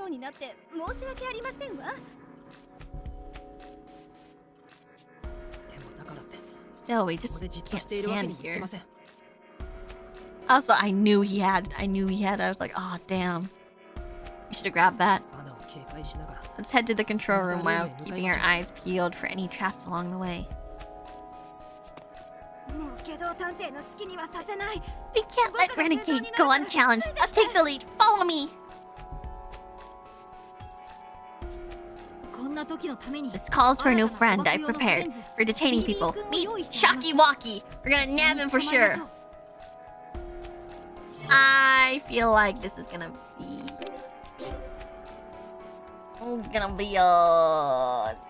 not great. I'm gonna have to use the breakers? No. Maybe I'm gonna have to use Shocky Walkie. Bookworm, Gourmet, I'd like you to stay here and guard the elevator. You got it. Not even a breadcrumb's getting past us. Please stay safe, everyone, the girl said, wishing with all her heart for their well-being.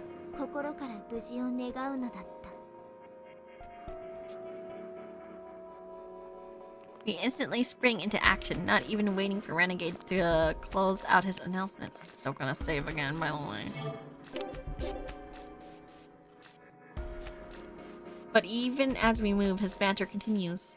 Hey now, can't you wait patiently for others to finish? Gosh, you're a troublesome bunch.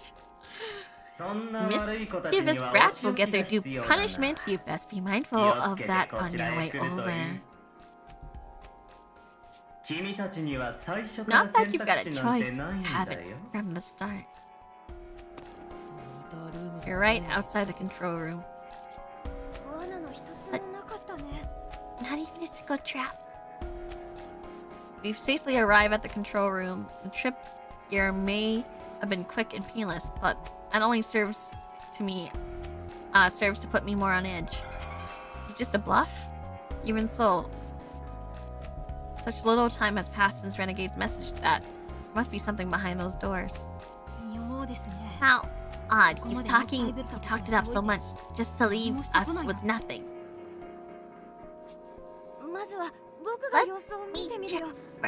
check it out first. I should be able to identify any traps he set. Be careful, Doleful. Come back immediately if you sense any danger, okay? There's no hope of escape, Renegade. My bird Sue will render you into a bloody pulp. Have at you! With that, Doleful enters the control room.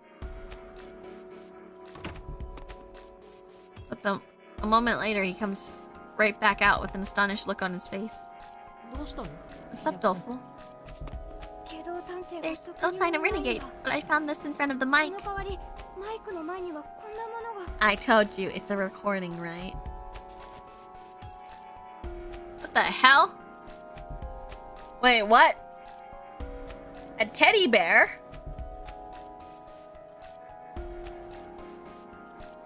Doleful holds out a brown teddy bear. It seems like an ordinary stuffed animal at a glance, but upon closer inspection, it holds some sort of device in its paw. My heavens, what an adorable little teddy! I love bears. I hope it's not a bomb or something.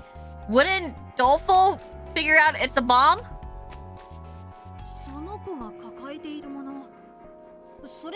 That device it's holding, is it a transceiver? Oh, you're right, it's still powered on even. Let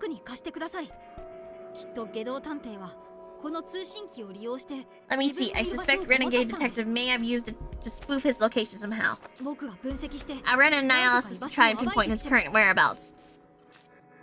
I don't know what that means. As resourceful as every little attack.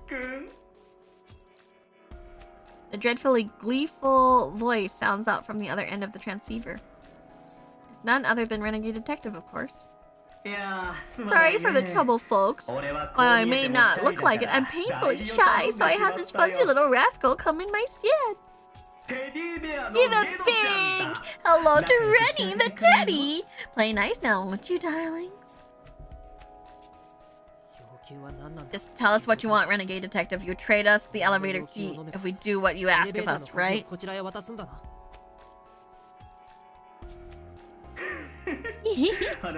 Thanks for getting straight to business. I've only got one request. I want to speak to you, mano a mano, incompetent. Come to the archives alone. Is he planning to kill me? He's planning to kill me. Out of the question! Refuse your terms! But Posh?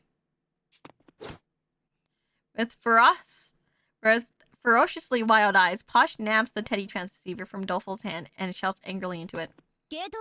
Renegade Detective, I don't know what's going through that skull of yours, but incompetent is our dear companion. You truly believe we'll send him off to his doom by meeting with a criminal like you? We'll track you down and take that key, rest assured.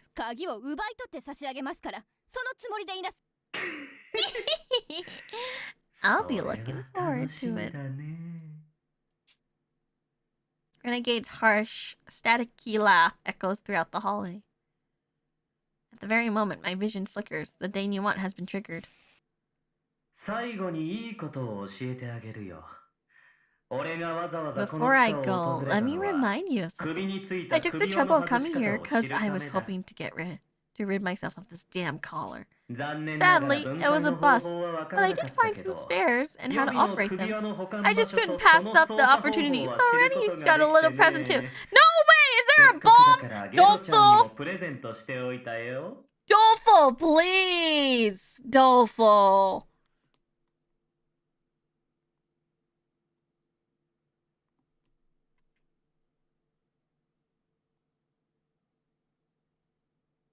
You can't see the vein I have here.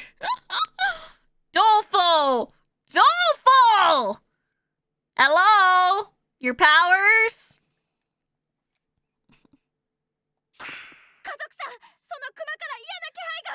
Why are you always late for this? Posh! Posh, the bear! I'm sensing danger from it!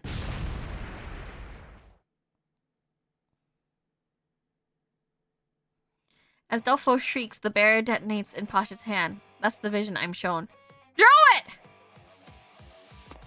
There's still time to act. I lurch forward, snatch the bear from Posh's grip, and immediately launch it as far as I can. Posh, take cover! What? The bear detonates mere seconds after it leaves my hand. Whoa! Dolfo, your job! Hello, Dolfo? Dolfo? Yeah! The scorching shock of the explosion flings us into a heap on the ground. I cough at the pungent scent of gunpowder.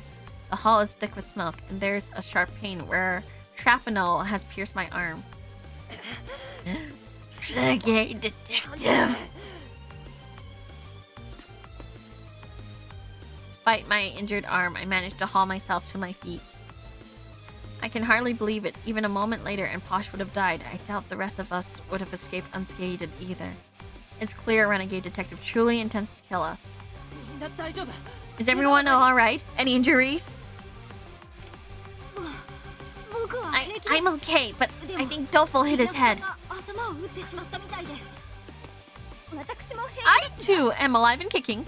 Now, where is the despicable coward hiding?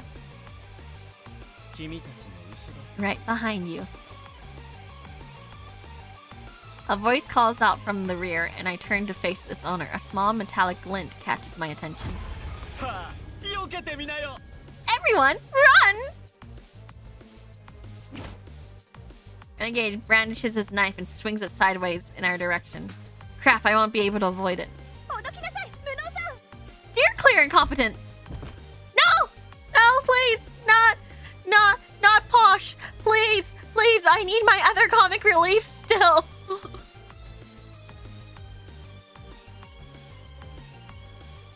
The next thing I know, Posh shoves me aside, sending me tumbling to the ground. Blood soon trickles from her arm as she takes the attack in my place. Posh!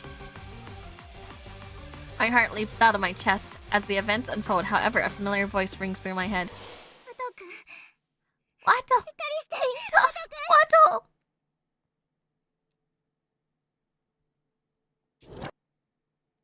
I've seen this before, but something's off. Saika isn't bleeding. Wato, why? Why did you protect me? If you die now, then I...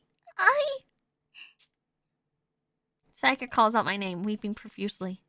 That's funny. This scene usually plays out the exact opposite way. Suddenly, it's as if I'm the one who died. My mind snaps back to reality. Oops, the girl's gravity. I inhale sharply, stunned and shocked by the view I met with. Right in front of me, Renegade has an arm wrapped around Posh's neck, his knife pressed against her cheek. Posh shielded me, and now vivid red blood is seeping from her wounded arm. The cut doesn't look deep, but that much blood loss is definitely cause for concern. Got to treat her right away. Renegade, where the hell were you hiding? The lab next door. The key is manipulating others. Is to provide a clear-cut objective. I figured you'd skip over the other rooms and head straight here after my broadcast. It was obvious. It's adorable how predictable you are. Luckily for me, I won't need to bother with negotiations or any of that nonsense now. So incompetent. Assuming you don't want Posh's head to get sawed off, you're coming with me.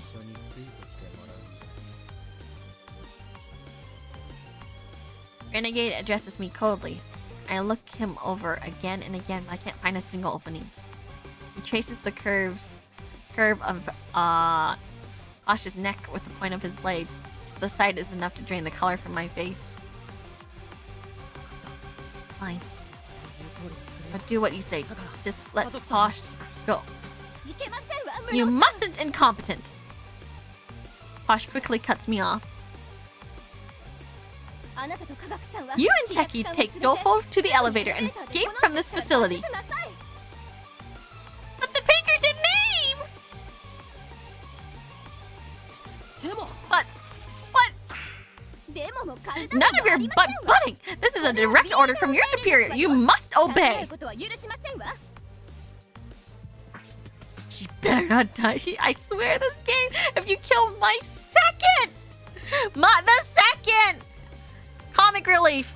I'm just gonna assume you hate comic reliefs. Relief.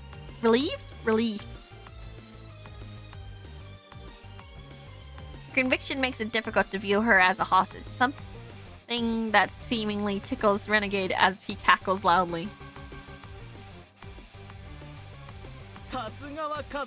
Oh, Posh, you really are a plucky one. But haven't you forgotten something? Even if they ditch you, they still need the elevator key.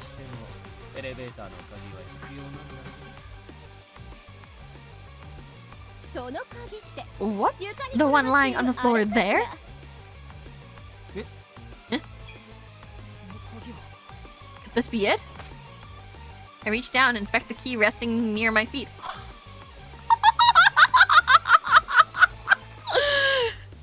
Did she swipe it?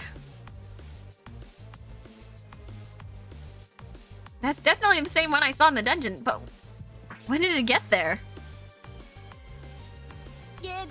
Oh, Renegade Detective, you really ought to be less inattentive with valuables on your person. I was able to pilfer it in the blink of an eye. Oh my gosh, I'm so bad with words today. Now go, incompetent, take that key and decamp! Should you manage to seal both the lift and the heliport, this cad will have no means of escape. I have no doubt this will bring us another step closer to apprehending the quartering Duke. And here I thought you were easy prey. I'm the one who's cornered. Still... Sure, you're alright with this? If they all turn tail and run, you'll be left alone with me. Aren't you afraid of dying? Yeah, what he said. How could you just abandon... How can we just abandon you like... Here, like that, Posh? Ugh, I can't read. Posh smiles almost serenely. Of course I'm frightened. No one wants to die. But some things are even more terrifying than death. The casualties born of a desperate fight for survival, for one. I'm a descendant of the proud Pinkerton lineage. Should offering my life save others, then I have no reservations. Now, hurry, go! Posh. I recall the discussion I had with Workaholic regarding the plank of carnatas. Sacrificing another to save oneself. Is that the right choice? No one can really say. Seeing Posh so prepared to give her life for hours, I'm suddenly struck by a realization. This is what an ideal detective truly looks like.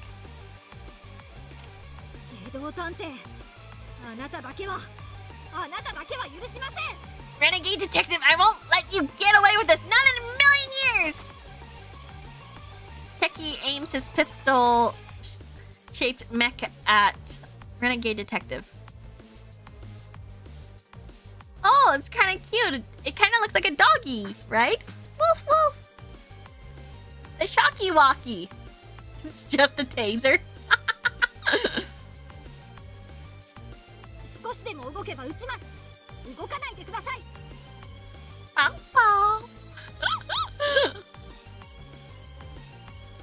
Freeze! Move another inch and I'll shoot. Oh! Made yourself another friend there, hey? Looks kind of like a stun gun. Oh, what is that? You've outdone yourself again, kid.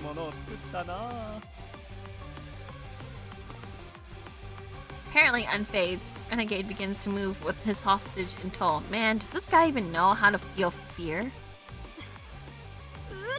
I said I'll shoot! Why are you still moving? You've grown a lot these past few days, but you don't have the guts to pull the trigger yet. Say you miss and hit Posh. Worst case, it's fried.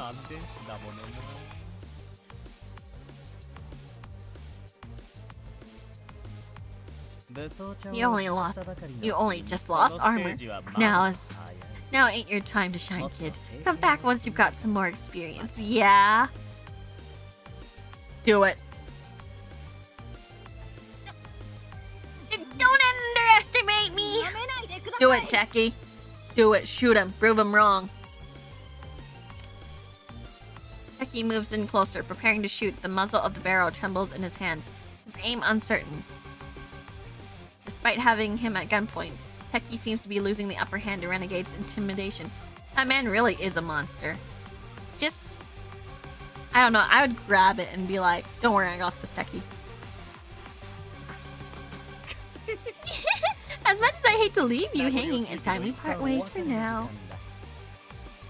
Incompetent, come to the archive in 1 hour and bring the key with you. Otherwise, Posh's public quartering will have to kick off early.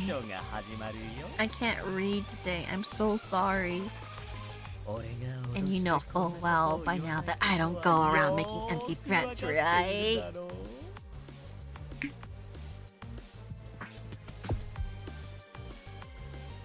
Am I tired? I don't know. I don't need the denouement to see the grave sincerity in his eyes. In 1 hour, he'll end Posh's life precisely as he stated. Though I haven't known him long, I'm already well acquainted with this man's brand of cruelty.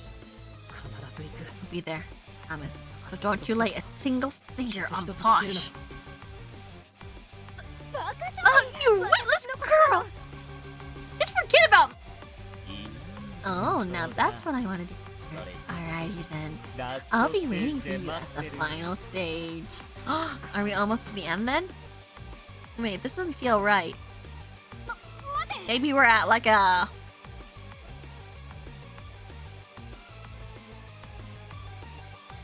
We're not done, right? Oh, wait! Wait! Techie attempts to keep his stun gun sights on the fleeing Renegade detective before he could even pull the trigger. Renegade has already disappeared down the hall, dragging Posh along with him. Huh? Where's Posh? Where'd you go? Dofo comes too, anxiously asking about Posh as he scans the vicinity.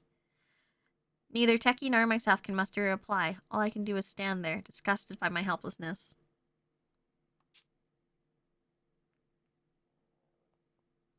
Returning to the lobby, we recount the event to Gourmet and Bookworm, who had been keeping watch. You really are going alone, Incompetent? Renegade's the type to stick to his word. Feel like we should... Question, does an elevator key need to still be in the hole for it to operate? Or can you just turn it and then take it out? And then just be like, okay, everyone else leave. I'll return it because it's still operational. No, it has to be in there, right? Renegade's the type to stick to his word. As long as I keep my side of the bargain, Posh should be okay. Going along with his demands is the only way we can save her. Oh, well, what will you do afterwards? I don't know what Renegade has in store for you, but I do know it's dangerous. Even if you manage to save Posh, you dying would make it all for nothing. You even have a plan for how you'll face him? Nope.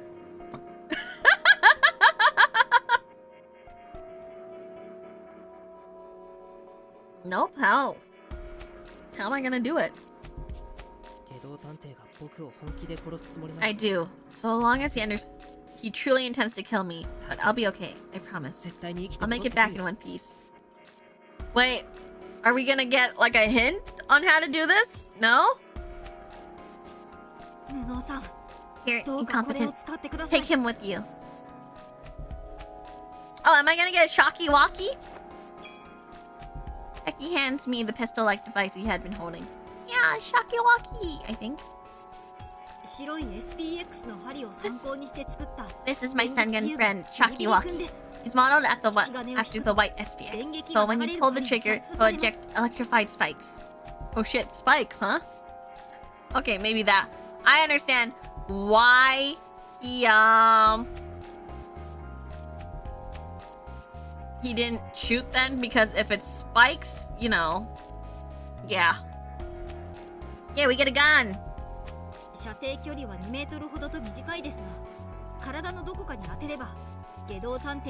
Its range is about only 2 meters, but any contact with the body should be enough to incapacitate the target.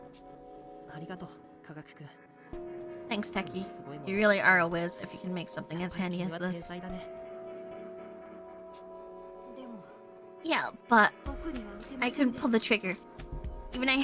I even had the perfect shot. I still failed to save yet another friend of mine.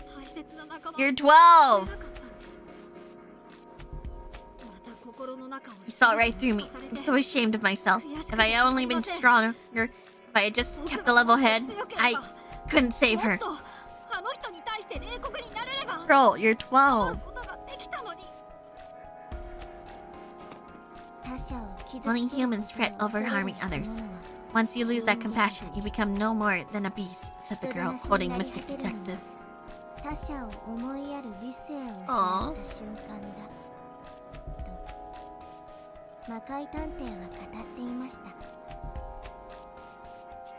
The fear of death, of hurting others. I don't consider that weakness. Rather, the fact that you still feel that way is proof of your humanity. Aww, bookworm. Bookworm. Bookworm speaks in an uncharacteristically straightforward manner as she smiles at Techie. Techie Detective, since arriving on this island, I believe you've truly matured as a person. Not that I have much room to speak on that. I'm with her. You aren't weak, Techie. Not one bit. Also, you're 12. You're 12. You're able to laugh with everyone, shed tears on behalf of others. Those things are way more important than having the will to harm people. Guys, thank you. Please, go do what you can to save Posh. Hiding his face, Techie sheds silent tears. Renegade Detective must have really gotten to him. Undoubtedly more bitter. Challenging obstacles still await him in the future.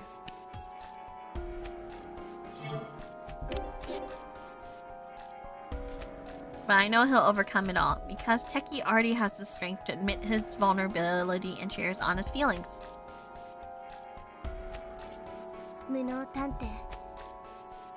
Incompetent, go vanquish the brute of a detective. After all, I believe it's precisely that soft heart of yours which makes you so formidable. It is not weak to cry, senpai. Also, he's 12! Just let him cry! He's 12!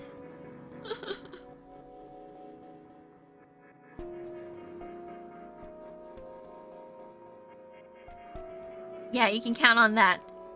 I'll get him good for Techie's sake and everyone else's sake.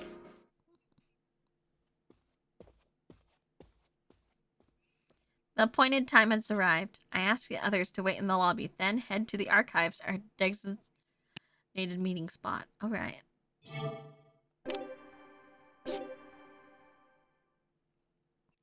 Cryberry Bee Detective. That's me! Let him cry, okay? You gotta cry at your own weaknesses and shortcomings sometimes. Frustration tears are real tears.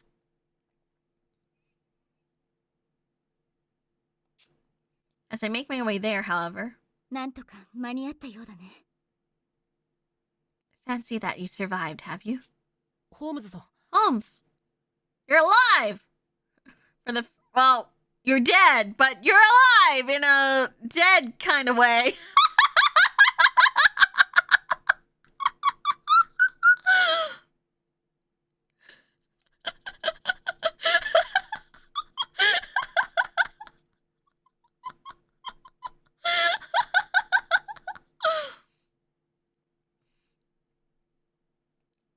For the first time In about a day, Holmes appears before me. どうしてずっと姿を見せなかったんですか? You've reappeared. Let me just say. Let me just say. I thought it was funny. I was, yeah, you know. Why were you gone so long? Sorry, I wasn't aware. It's odd for residual memories to feel such. But I quite exhausted myself earlier. I'll be sure to share the details with you later on. But currently, our priority is recovering that captured Posh from Renegade Detective, correct? Is that a tear in your eye? I don't see it. Yeah, I know. I can't win against him alone. So please, lend me your strength, Holmes. Naturally. No matter how others may betray, vilify, despise, or deny you, I alone shall affirm that you are all. Affirm that all that you are. Oh my gosh, I can't. I'm sorry. I'm so sorry that I can't read today. I must. Once Renegade has been dealt with, I'll explain everything I know. Now let us go and sever the ties which bind us to him, Watto, once and for all. Right. Oh, it's red! Together, Holmes and I enter the archives. Renegade rises from his chair, clearly sick of waiting.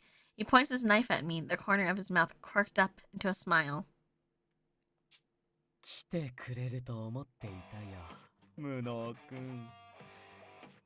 I knew you'd come, incompetent. You're the exact type of detective I clocked you for. Damn, he clocked me already? He's setting the mood. Beyond intensifies. I guess it's okay if they're the same age, right? The knife point glints in the light. My heart leaps at the sight of its icy shine, pale like moonbeams. It's impossible to remove myself from the life or death reality of the situation. Why did you come? I vehemently insisted you escape. Anxiety in Posh's voice is palpable. Her right hand seems to be cuffed to a pipe on the wall, judging by the grating sound of steel upon steel. I realized something when you protected me, Posh. If someone were drowning beside me, I'd offer them the plank I was clinging to without thinking twice. That's the kind of great detective I strive to be. Incompetent. Renegade detective, I brought you the key like you asked. Now let Posh go. Oh, fine, alright. I've got the key to her handcuffs right here, see? I swear if you kill her, I will kill you! As he speaks, Renegade demonstrates this by locking and unlocking Posh's handcuffs. There's no doubt that key is the real deal. I'll put this desk next to me. You do the same. You want to draw me away from the exit before we do this trade. I'm entitled to that privilege, don't you think? I mean, your team has the elevators surrounded, which I consider a pretty big advantage. Won't you spare me just a tiny lick of hope? Here's the key. Let's start our exchange. Each one of us will take one step at a time. Nice. It's wise to stay on guard. Look at you, growing up and learning so fast.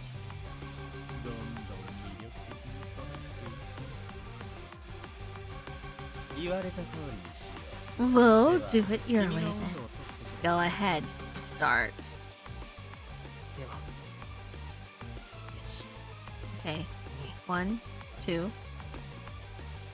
As I ask of him, he closes the distance between us one step at a time, the same way I do.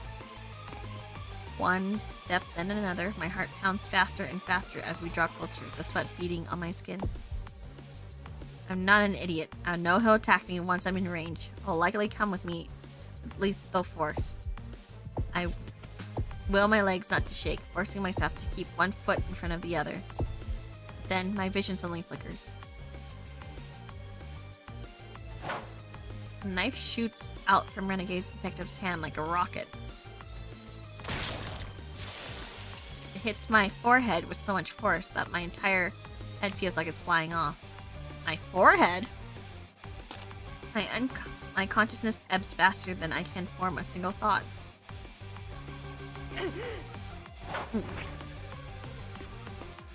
Once I return to reality, I jerk my body to the side, quickly ducking my head so that the blade only nearly grazes the tip of my nose. I was close. I didn't expect the knife to fire at me like that. Without the denouement, there's no question I'd be dead right now. Bravo! Just as I predicted. Suddenly, Renegade Detective is right beside me. He sticks his tongue out playfully. Ah! Dodge before the blade even came at you. But I didn't see any indication that you noticed this knife's little gimmick. It's odd, don't you think? Blah. You're really perceptive every so often. What, you get visions or something?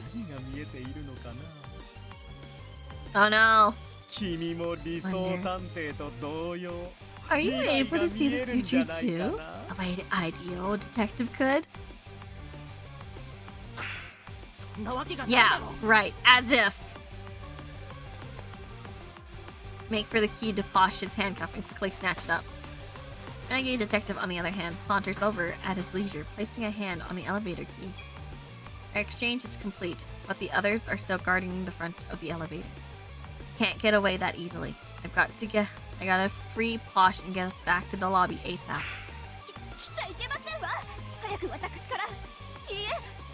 No, don't come any closer. Get away from me.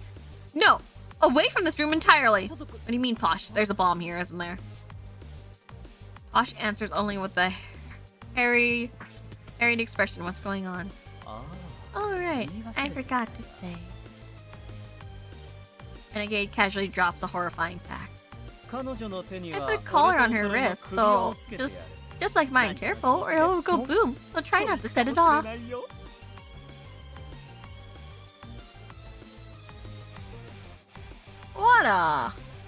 What a slut. Snake tactics, exactly. What? Looking closely, I can see something wrapped around Posh's wrist that resembles the device on Renegade's neck. No way, is he kidding me right now? I'm not bluffing. That explosion I caused before should make that clear enough, wouldn't you say? If the conditions are met, Posh's soft, supple limbs will go flying in every direction. Stop it. How could you do something so awful? Was Workaholic right? Is this all revenge for what they did to you as an invincible detective? Revenge? Oh, please. You think I'd kill people for a pedestrian motive like that? Renegade's eyes widen in surprise at my words. Then tell me why. I thought you were unreadable, unrestrained, indiscriminate, and dangerous. But what motive could you have other than revenge? I'm sorry, Watto. Honestly, you kind of should have, like, assisted Workaholic. But then again, Watto is better morals. The DA's predecessor, the secret police. You want revenge on them, I understand that. But stop dragging innocent bystanders into this. That's enough. Wild guessing doesn't suit you one bit. Cheap thrills like vengeance don't do a thing for me personally. For me, it's all about taking on the precious burden of life. Everything else is secondary. Even the organization that ruined my own life. Liar, you targeted Workaholic and made him suffer. Also, you could get back at him, didn't you? I'm telling you, it's not about revenge, okay? Just wanted to remind him of the weight of the lives he crushed and turned his gaze from. Well then, Workaholic reverted to oh so wonderfully to his old diabolical self. And now it's your turn, incompetent. If you want me to remove Posh's collar, you have to make me yield. The only way you can save him. I'll resist, of course, with lethal force. Want to subdue me? Then fight me as, like, mad, as if your life depends on it. Maybe I'll use that hidden ability, too. Hidden ability? Has Renegade Detective realized that I'm able to use the denouement? That can't be. I mean, it took me a long time to start accepting the idea, and it's my ability.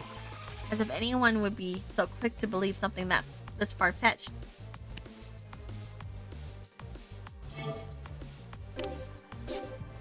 Just in case. You must escape this instant. This is an order, direct order from your chief. Posh shouts from behind me. From the moment I became a detective, I've been prepared to give my life. You are gravely mistaken if you think I'll dance in your palm, Renegade.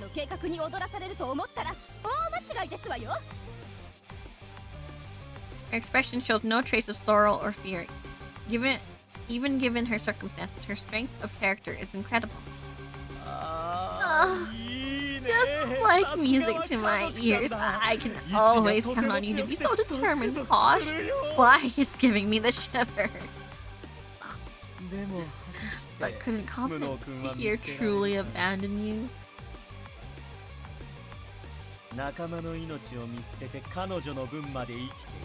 Leave a friend to her fate and live out in her name, or risk your life in order to save that of another. A plank of Carnade's situation if I ever saw one. So, just as you said you'd given up on your plank, I wonder, will you be able to save Posh with that spirit of martyrdom in the face of death? Renegade Detective tries to provoke me. Defiantly, I glare back into his red, arrogant eyes. I don't know how to tell you this, Watto. Those are not red. Look in my eyes. Those are red.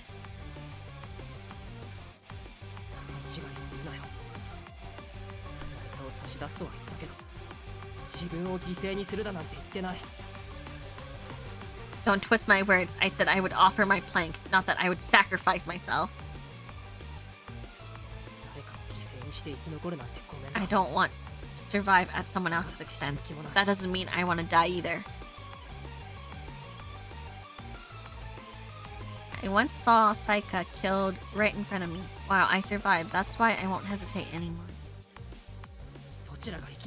No matter who lives, the guilt follows them forever. Having to choose one person out of two to sacrifice is an undeniable tragedy. One I refuse to accept.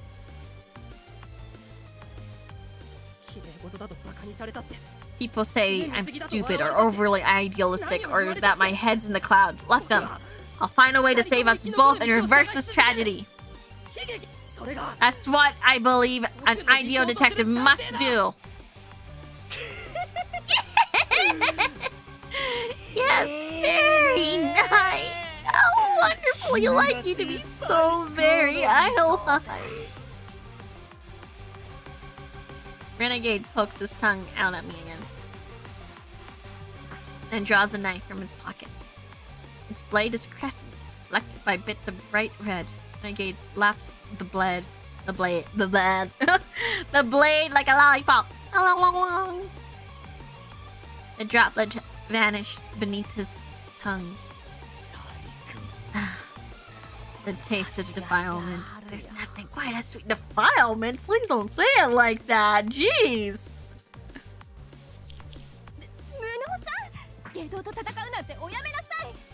No, incompetent. You mustn't try to fight him. Incompetent. Ignoring her pleas, I unlock the handcuffs binding her. Stay back, Posh. It isn't safe. I promise I'll protect you. Incompetent. Grasping the handcuffs, I turn to face Renegade. Getting a hold of these sure were a lucky break. Now I can demonstrate what my mentor taught me. Isn't that technique used to apprehend criminals? Pulling out the old kafu, huh? How ironic. Handcuffs were the key to liberating. でも手が震えて Ah, but your hands are trembling. I'll bet you don't have much fighting experience. No point in hiding it. You're right. Honest to God, I'm terrified. I bite my arm with all my might, using the pain to forcibly stop it from shaking. But I won't run away. I'll use every ounce of my strength to make you release Posh's collar. さんの首輪を解除してもらうぞ Oh, yes. Yes. Yes. やっぱり君 You は really are something. Come on, then. Let's have some fun. My chest feels like it's about to burst. A cold sweat drips freely down my skin. If I lose focus, my legs will start wobbling. 大丈夫だよ It's alright. I'm with you. Holmes moves close to my side. さあ Come, 反撃 let 開始 us. といこう It's time to fight back. 君と Let 私 us reverse this tragedy together, 逆境 you を覆 and し I. てやろうじゃないか My first battle for life and death begins. First battle? Give me a second then. This sounds like a mini game or something.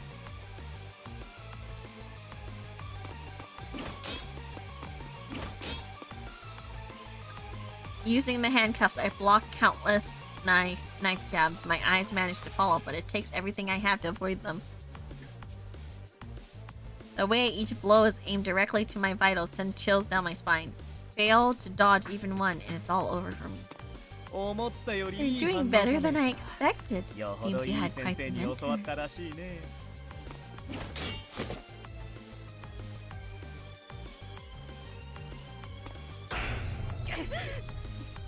でも But you どこか can't で反 defend 撃に転 forever. じないと I'll 押し切られ break てしまう through よ eventually. もし Or かして could 攻撃して you? もらってい Could ない it be you've only learned to ほら defend? 手だけ Come じゃ on, なくて don't 足 forget を about your よく見て leg. よく予測して Renegade detective chats casually as he slashes about. And here I am at my absolute limit. Just what is this guy? I'm already well aware this man truly has no qualms about killing, despite his constant insistence that life holds precious value. This is one person I don't think I'll ever see eye to eye with. Just one hit. I just need to get one in. I need to find an opening somewhere. 隙ができた You're open wide.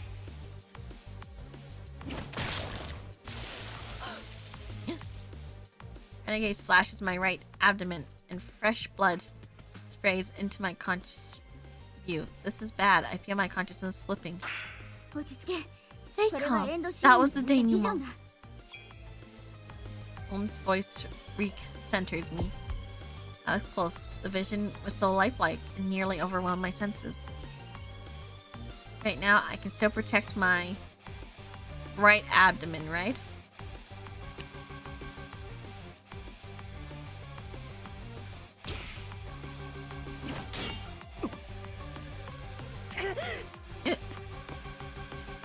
I just managed to block his attack without the denouement. That would have killed me. I'm glad I was able to act on it quickly enough. いい動きを Nice する move ね there. Shall we dance なら another? こいつはどうかな No time to relax. Here comes his next strike. See it again. A future where my throat is cut clean open. 見える Yes, now 時代 act に on that 行動す vision. るん Go, だ Watto. My throat. Keeping with my vision, I parry Renegade's attack with my cuff. Nice. That was the easiest block so far. No mistaking it. The denouement kicking in now is no coincidence. 急に動きが They're making the fight a multiple choice. It's どう kind したの of かな interesting.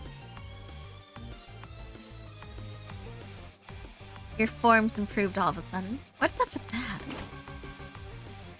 Renegade slashes again, missed sentence. What is this? What's coming next? 慌てるな Don't panic, Otto. Wait for the エンドシーン denouement に to activate. 活動するのを待てば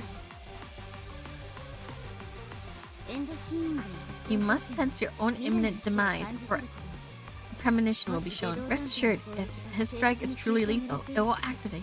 次も確実 Right. I know Holmes speaks the truth.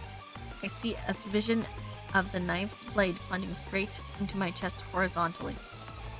ナイフを水平につくとは恐ろしいことをするね。 A thrust at that angle would be quite dreadful indeed. A knife could slip between your rib and pierce your heart. I gotta dodge, but how? 避けなくてもいい。 It isn't necessary. A head-on assault simply needs to have its trajectory shifted. 切っ先を手錠で Use 受 the け流 cuff す to の。 deflect the blade. My heart?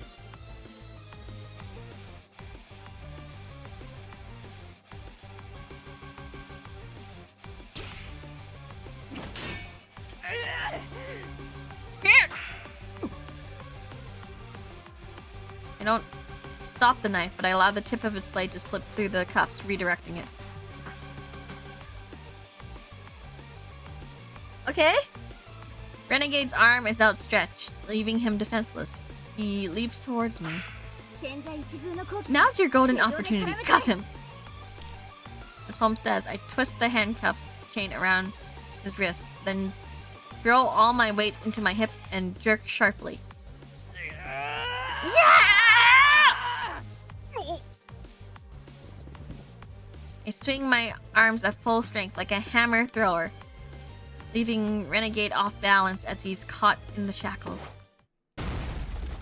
Then I slam his body into the nearby table. He rolls on the floor among the broken table legs. While keeping my eyes trained on him, I steady my ragged breath.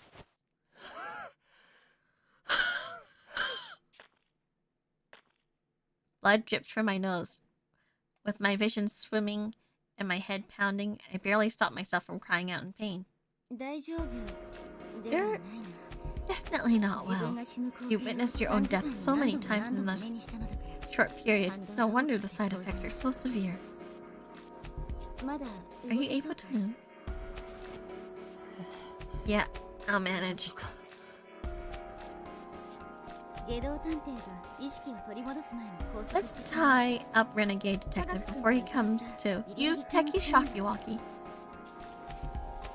Following Holmes' suggestion, I begin to take the stun gun from my pocket, but then... なるほど。こちらが殺すつもりの攻撃だけを Now 見 I つけれる see. わけか So you can only dodge lethal attacks, hmm? The voice coming from the ground chills me to the bone. Can he see her?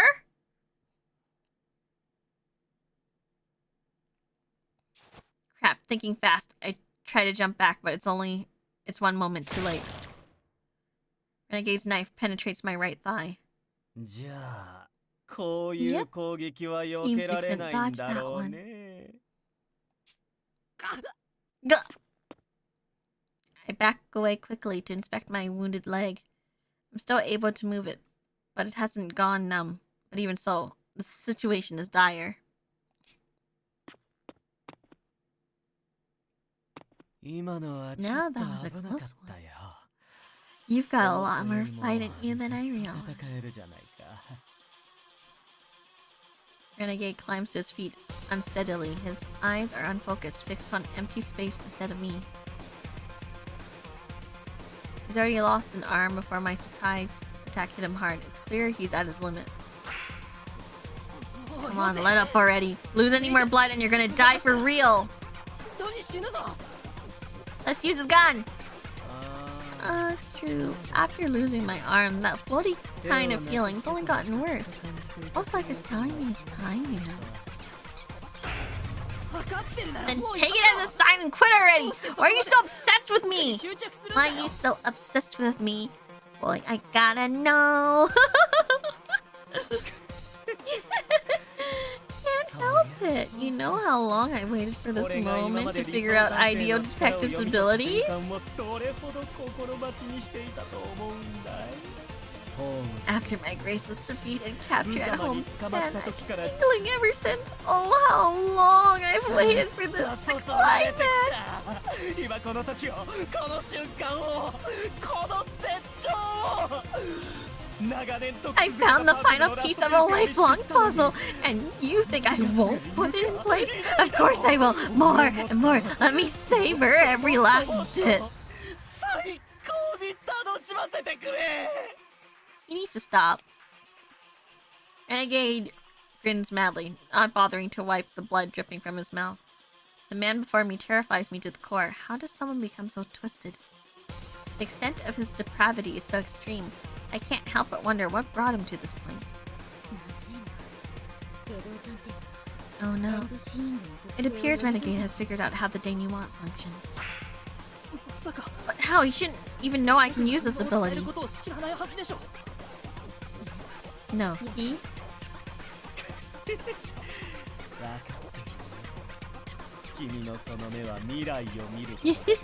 Don't you know I have you figured out? You can see the future with those eyes of yours, can't you? His words leave me tongue-tied for a moment. I think he may be up to his usual tricks, but I don't get the sense he's joking. Don't tell me, actually. It wasn't that difficult. I mean, there aren't many superhumans around like Ideal Detective. Her ability are famous. Popular topic at that. Wary of her power, the Dayless Knight, the group I belong to, thought to remove her from the equation. Of course, the exact workings of the ability were unknown, and I'm the only one who noticed. She found a successor, you.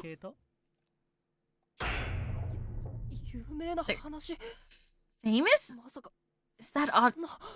Is all that true?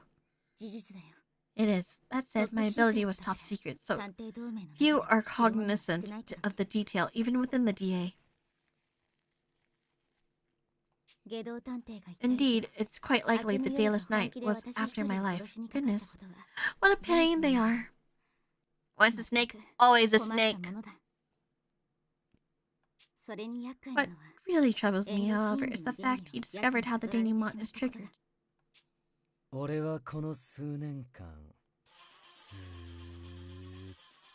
I've been working all those years trying to unravel the mystery of Ideal's power. When she died, I thought that was that. I was devastated. Can he see her? But like a messiah, you appeared before me. Your expressions is just like hers, incompetent, burning with justice. It's been a joy to see it.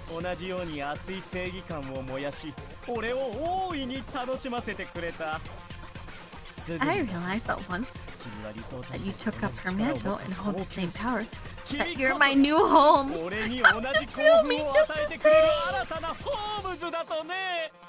Why couldn't I best her? How could she make such incredible leaps of logic? How could she always evade me? There's only one explanation. Holmes had the power to see her fate and foretell her own demise. Finally, I finally solved it! My dear Holmes!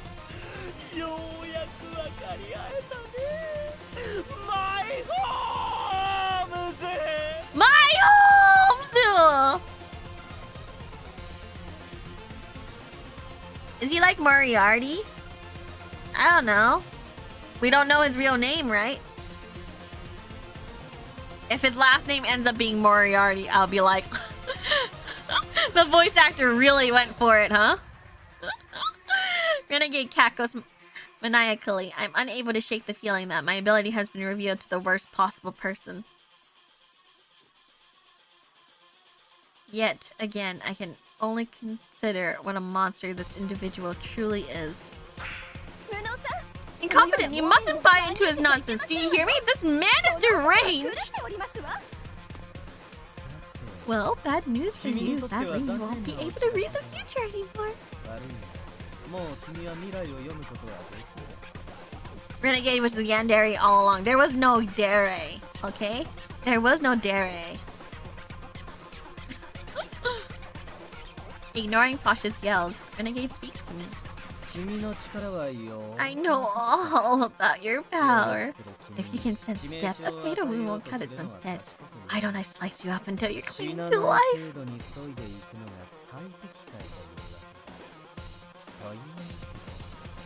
Time to get excited, because I'm about to carve you within an inch of your life.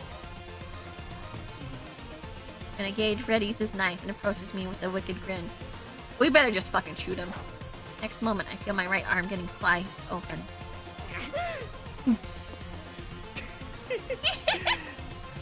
Now this is fun. It's true. Solving a mystery feels oh so good. Different from the pleasure of taking a life. That's why I'm hooked on detective work.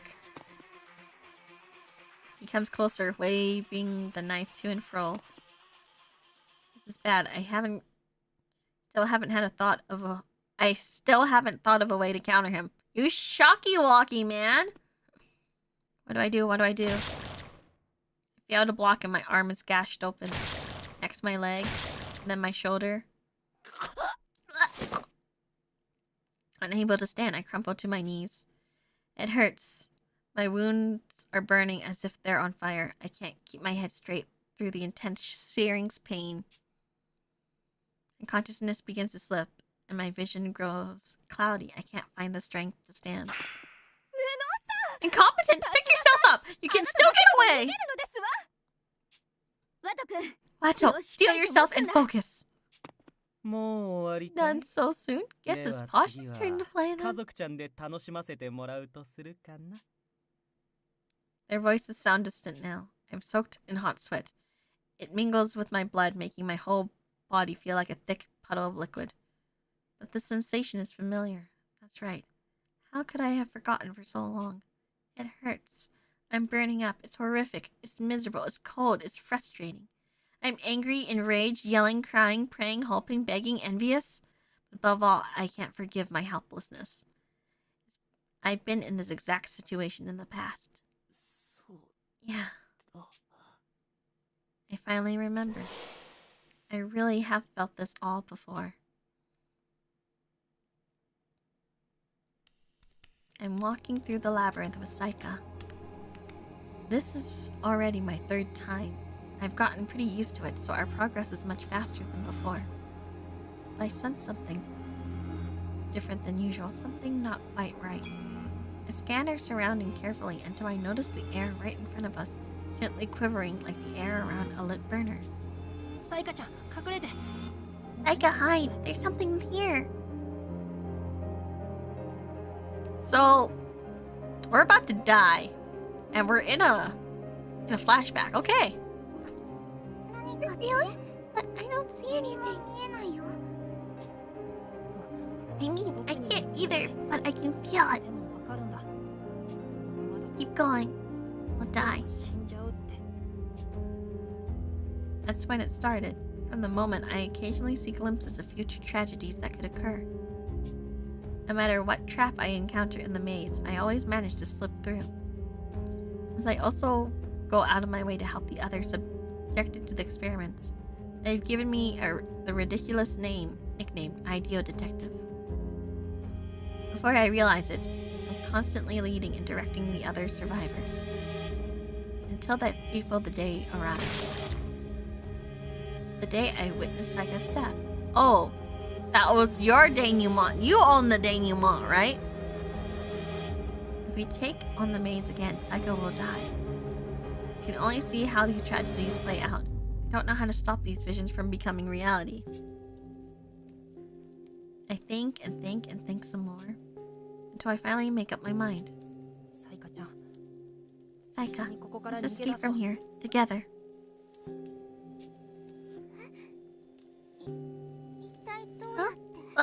How? There's cameras watching us all the time.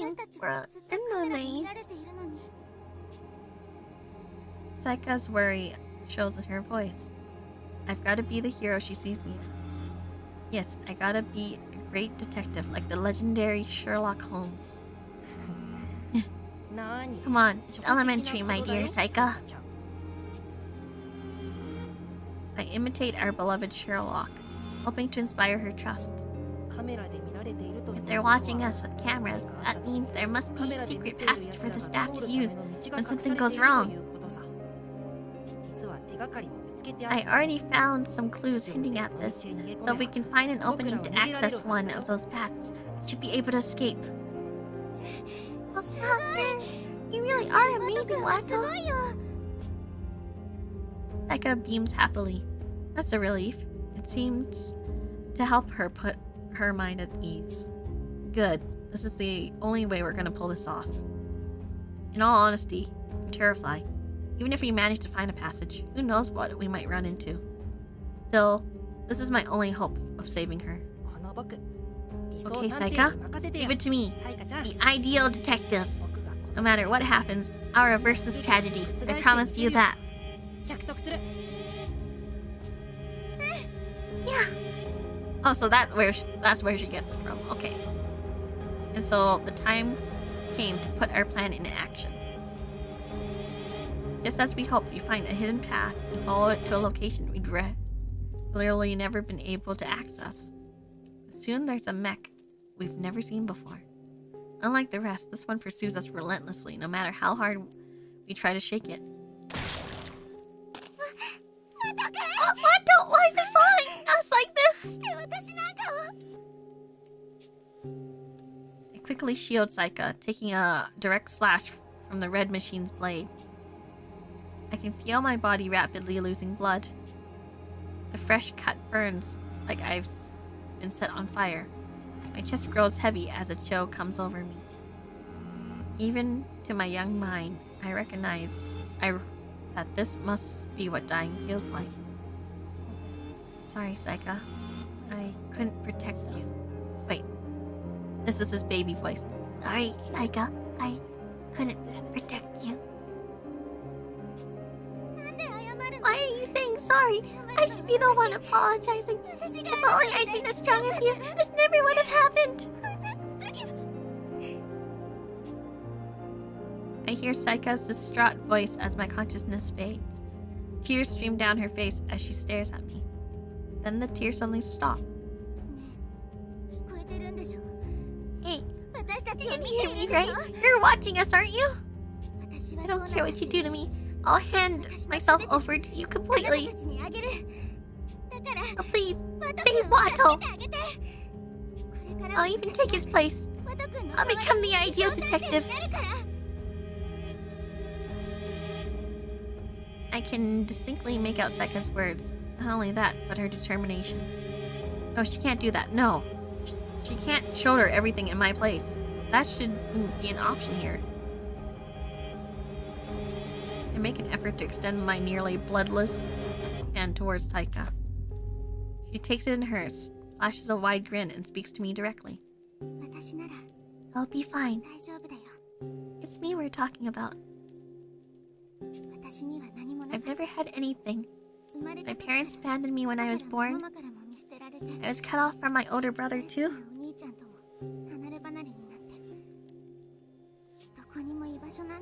I didn't think I had a place anywhere.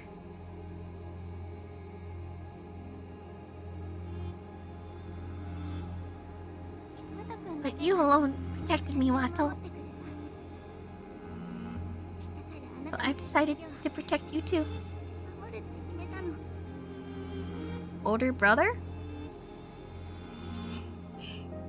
I can't keep talking all kitty-like.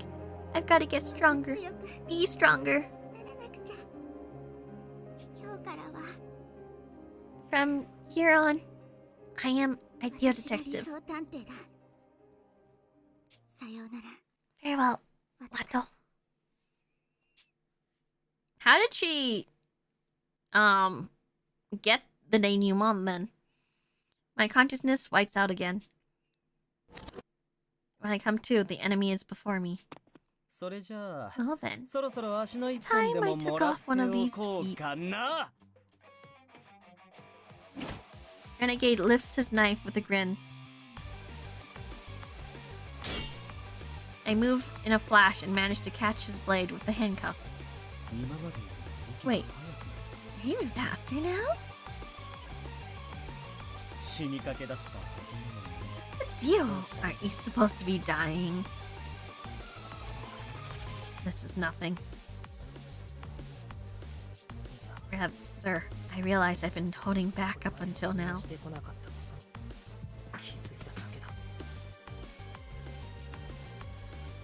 Warmth slowly returns to my chilled, anemic body. I understand why Holmes, no, Saika, has been so evasive about our past. It's only natural. As if she could say something like, I was saved because I took your place, or I've been living in your stead ever since.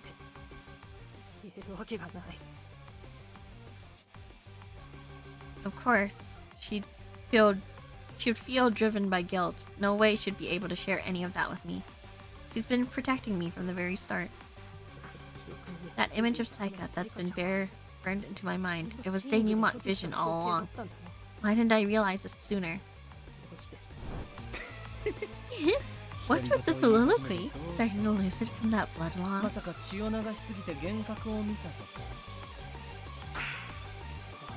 Uh-huh. That's right. Oh, wow, the actor. Uh-huh. That's right! With his knife still trapped, I rammed the tip of my foot into Renegade's unguarded stomach. He gasped from the impact. It's a direct hit. He backs off a little before readying his knife once again. Though his expression doesn't change, sweat gathers at his brow. I'm relieved you're finally fighting with the intent to kill me, aren't you?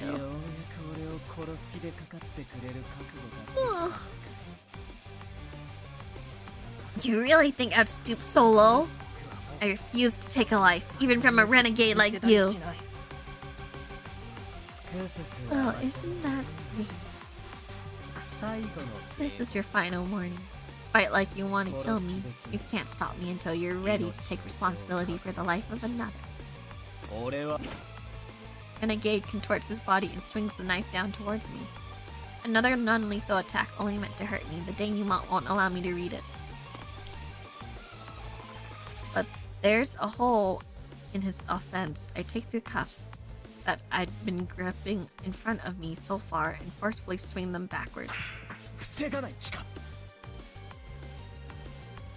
You're not gonna block? There!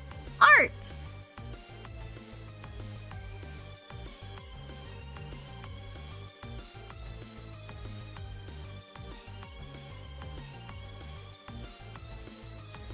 This is a good one.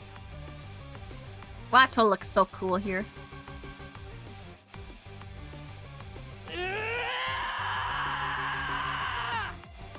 Excuse me a second.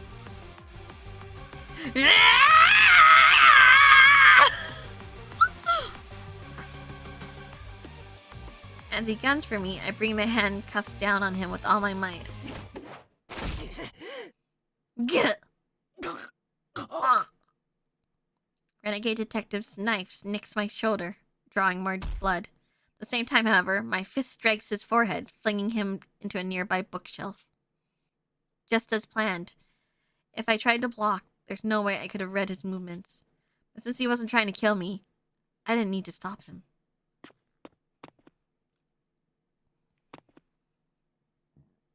Renegade picks himself up shakily, swaying a bit as he stands. My hit clearly dealt some damage. Wasn't expecting that. To think you knew I wasn't going for the kill, so you struck back, even when it meant you get sliced too. When workaholic, alright. Maybe I am too nice. I'm a coward who isn't prepared to take the life of another, but even so. I've been grappling with the idea this whole time. In order to stop someone dangerous, is it truly necessary to kill, to end their life? But now I finally found my answer. Even so, I'm ready to put my life on the line to protect all that I can. Renegade Detective, no matter what you do, I swear to put an end to this myself. Wato. From beside me, Saika calls out my name. She can read my mind, so she must have realized without me saying anything. I've remembered it all, including the reality that 10 years ago, Saika saved my life by taking the title of Ideal Detective herself. This whole time, I thought I failed to rescue her. But in a way, I had actually sacrificed Saika in order to survive. I feel a tinge of despair at how conveniently I twisted my memories. Still, there's no time to wallow. I speak as if trying to convince myself. That's right. What I need to do is stop the menace in front of me. As the original Ideal Detective, this is my duty. Turns out half-assed measures won't cut it. Time to do what I was doing before, aiming to kill. Your prediction seems like they'll take a toll, though. Wonder who'll hold out longer.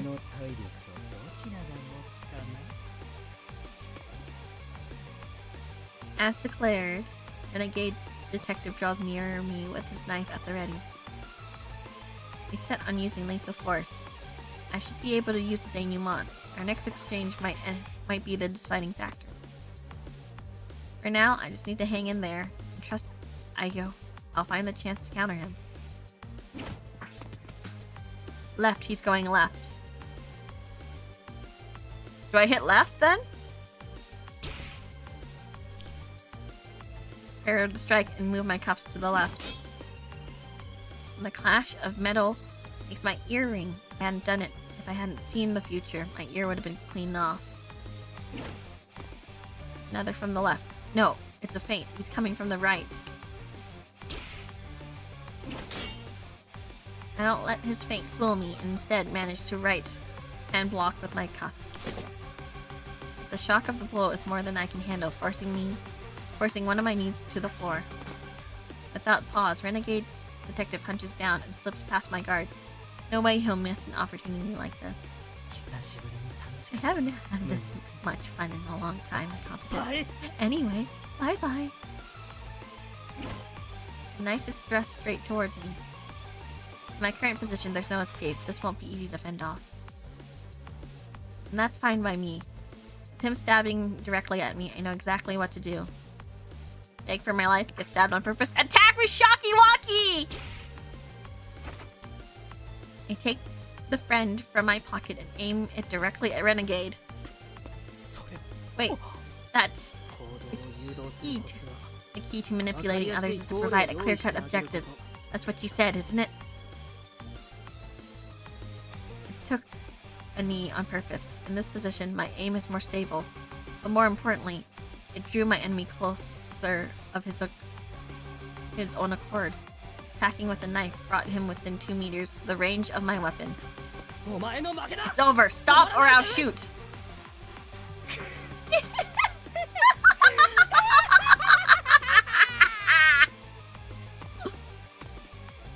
Renegade ignores my warning and lunges forward. Without hesitation, I pull the trigger. Renegade! Upon taking the shot, I hear gunpowder ignite. The spikes shoot from the chamber and bore into Renegade's stomach. His entire body convulses wildly. His tall frame leans, but doesn't fall. He advances erratic step after erratic step, grinning as he peers down at me. You actually pulled the trigger. Weren't you worried I'd get electrocuted to death?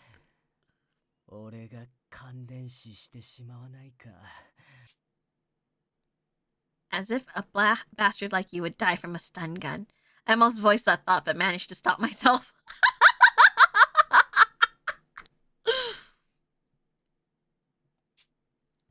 He lost an arm and a substantial amount of blood. His body just took a huge shock, and yet he's still standing stubbornly pursuing the ideal detective.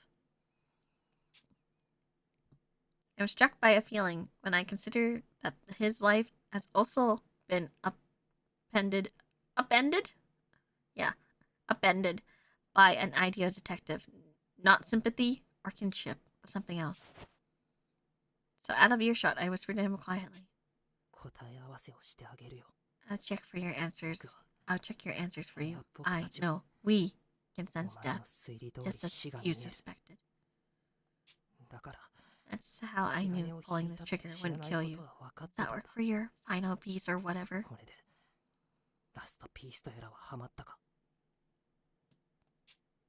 So my theory was right.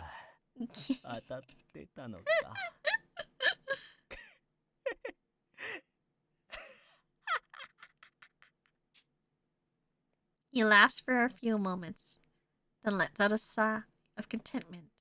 He looks deeply satisfied, his crazed expression replaced with utter calm.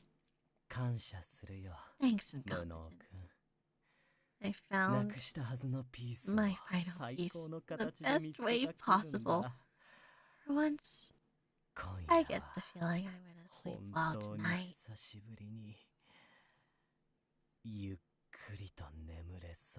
And Posh is just standing there. Well, she has a bomb on her, so... The man lurches forward, toppled to the ground. His talking stopped abruptly, but I can hear him breathing, so he should be alive. It's over at last. The heavy exhale, I finally relaxed my tensed up muscles. You just sleep tight down there. I clench my trembling fists and suck air into my empty lungs, a feeling as though I've been brought back from the dead. Compared to Renegade Detective, I'm definitely worse for wear. He had me at every turn. I only won thanks to his carelessness, but otherwise... he definitely would have killed me. Still, I can't help but feel proud of myself. I survived my first ever life or death fight. Incompetent!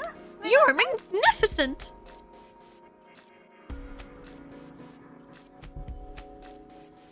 I don't know, I feel like he's still dangerous. But he's missing a hand, so I can't really handcuff him, you know? Posh! Posh's eyes brim with tears as she scrambles across the room to me. I'm a mess, so you better stay back. There's blood everywhere. Those wounds are badges of honor. The mess won't bother me one bit. Come, let us get you patched up right away. Thankfully, the bleeding's about to stop. They're likely not as deep as they look. Oh, before that, we need to figure out how to remove that collar thing.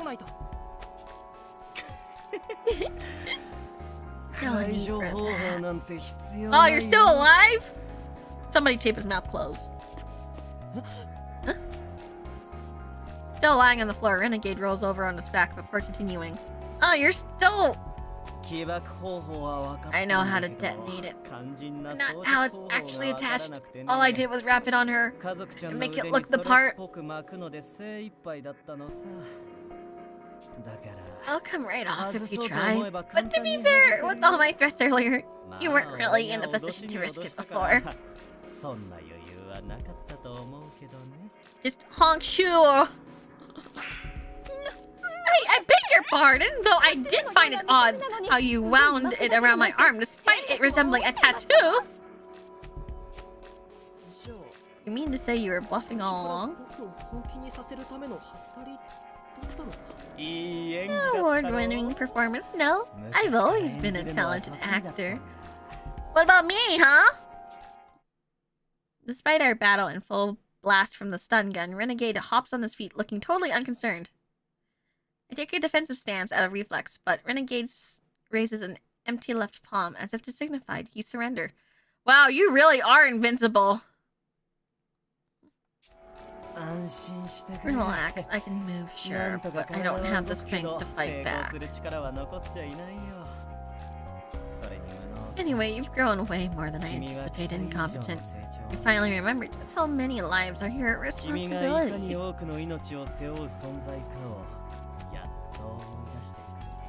I don't like that he's just like... he just picks himself back up. I feel so whole. I don't want to do anything else for a good while. I just want to soak this all in.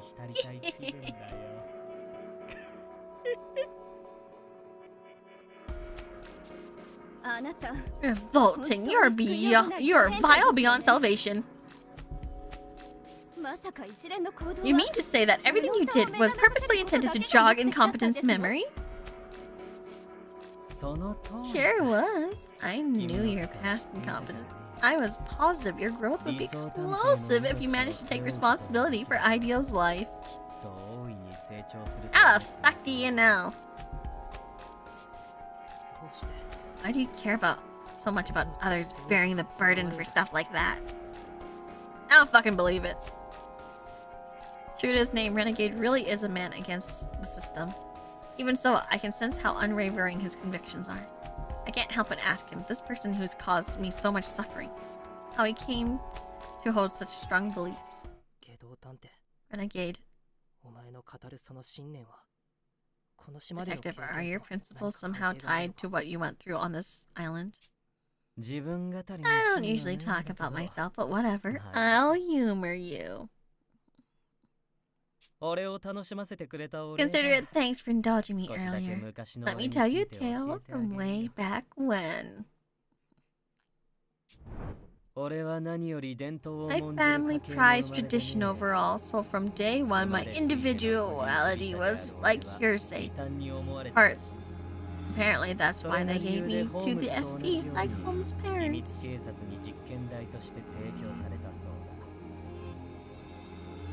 Indulge mentioned. How many times did I go through that maze for their experiments? It's so long ago, my memory is fuzzy, but I remember seeing all those kids die.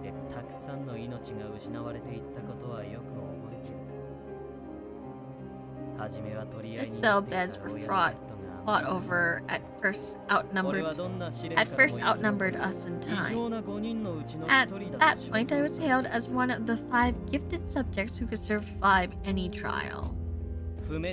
They called me Invincible Detective. During our repeated life-threatening experiments, I realized they wouldn't stop until only one of us was left. Why only one? So I figured if I died there, all lives lost would have gone to waste. Basically, even as a sole survivor, I could give their lives meaning.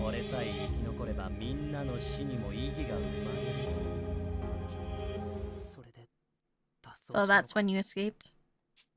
Yep. Not with everybody else, though. Sad to say. What a truly dreadful story! So the DA's predecessor, the secret police, was behind everything after all. Having heard Renegade Detective's story, Posh's expression has grown somber. It's easy to sympathize with his experience and accept how it could shape his beliefs. I'm still gonna kick you in the stomach again, though. But even so. Renegade, I understand where you're coming from now. But you can't push your beliefs on others. You really think everyone has to bear responsibility for the lives around them? Here's the thing, even if I'm the spitting in the face of God, I won't betray my principles. I'll follow them, make others do the same. Ah, you're so annoying. You really are a Twitter user.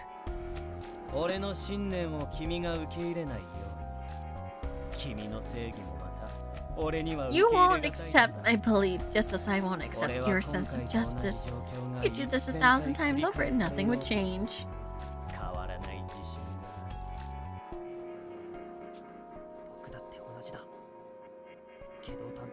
I agree with you there. Repeat your misdeeds 1,000 times if you want. I promise to stop you each and every time.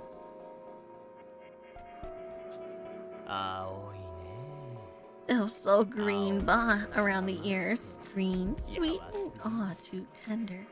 Like an unripened fruit they'll bruise at a touch. Why is he like this? But fine by me. That's what gets me tingling after all. With all of my heart, I pray for your growth. I pray your growth continues, incompetent detective.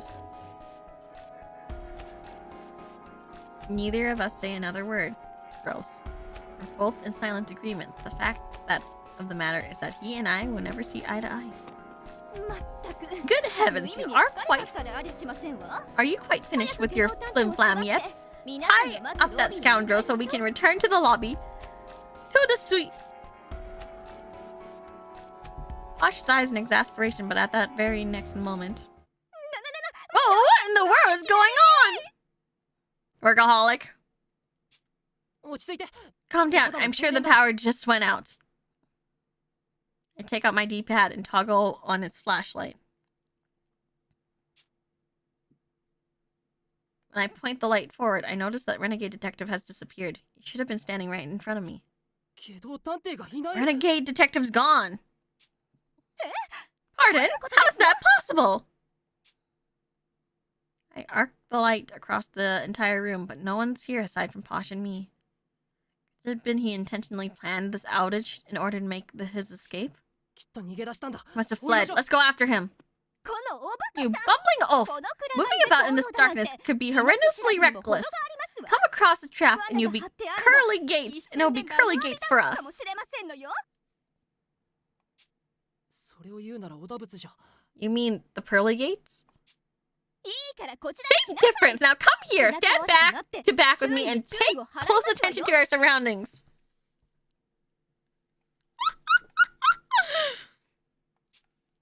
Hi. Gotcha.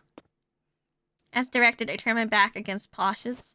We scan the area with our D-pad flashlight. As expected, there's no sign of anyone.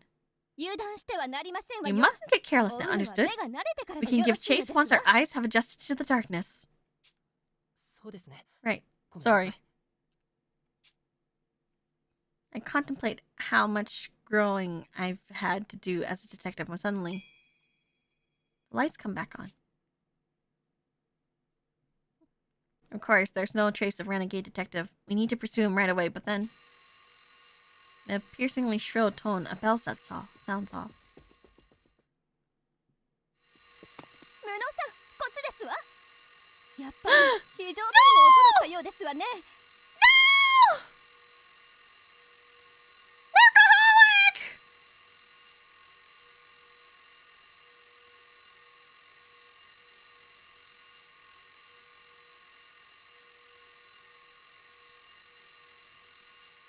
This way, incompetent. It appears the emergency alarm has been triggered. That's... As the alarm continues to ring, we are confronted with a shocking sight that makes us convulse in horror.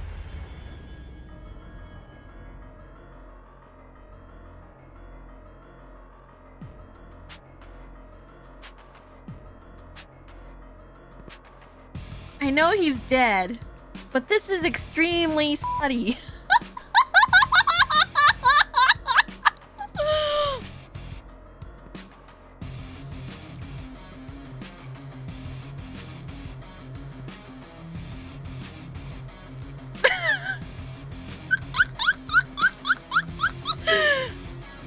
Give me a second. I need my BL.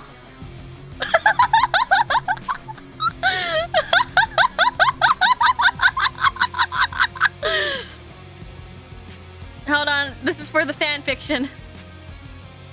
This is for the fan fiction. Ignore me.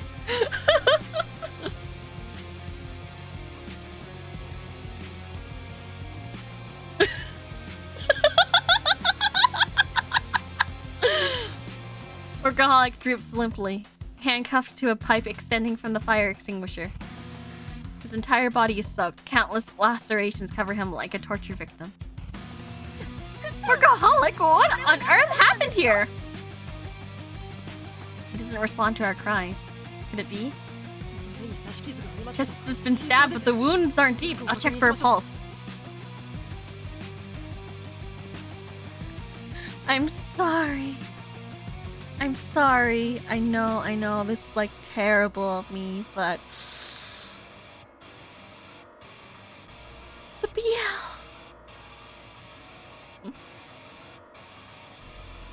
Workaholic held his ground against Renegade Detective. There's no way he could die like this. I hurried to take his pulse. However... Incompetent, stop! It's too dangerous to touch him! No. What? Joe full sprints towards me, but he's too late. I've already made contact with Workaholic's body. Pain immediately racks me like flames on my skin. But also... I feel like the artist really likes Workaholic because I feel like he's in way more CGs than I expect than anyone else, you know?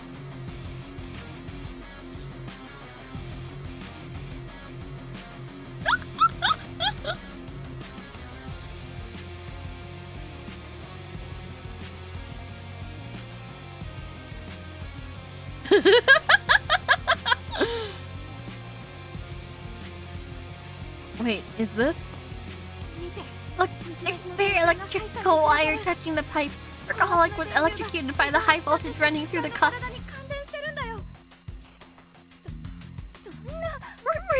no, he's already. It's over. We don't know that for sure.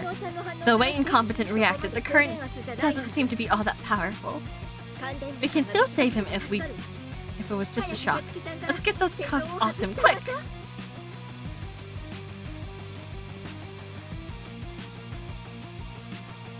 Gourmet takes a fork. A fork? Okay. From her pocket, raises it up high and slashes the chain connecting the handcuffs to the pipe in one stroke.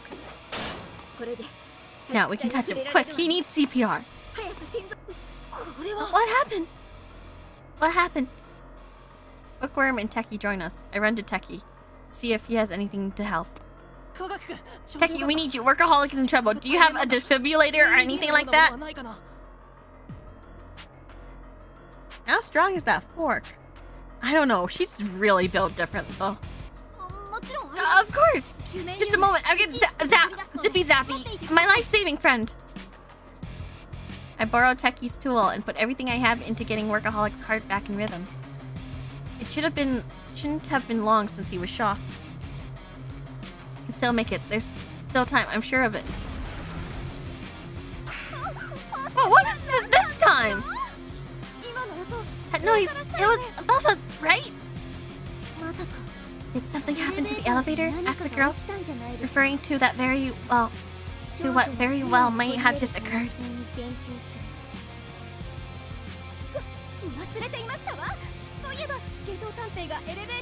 I'd completely forgotten. Didn't Renegade Detective still have the elevator key with him when he escaped?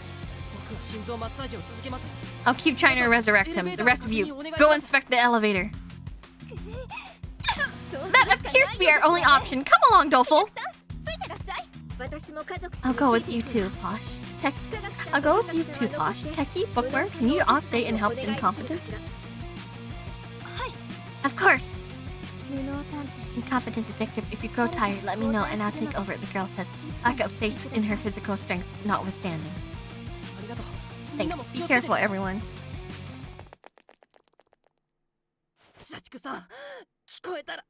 Workaholic, if you can hear me, say something. Workaholic! I call out to him repeatedly, administer the AED to his heart. But as time passes, his eyes don't stir even once. Workaholic, wake up! I'm begging you! You have a family waiting, don't you? Open your eyes, please, Workaholic! Workaholic!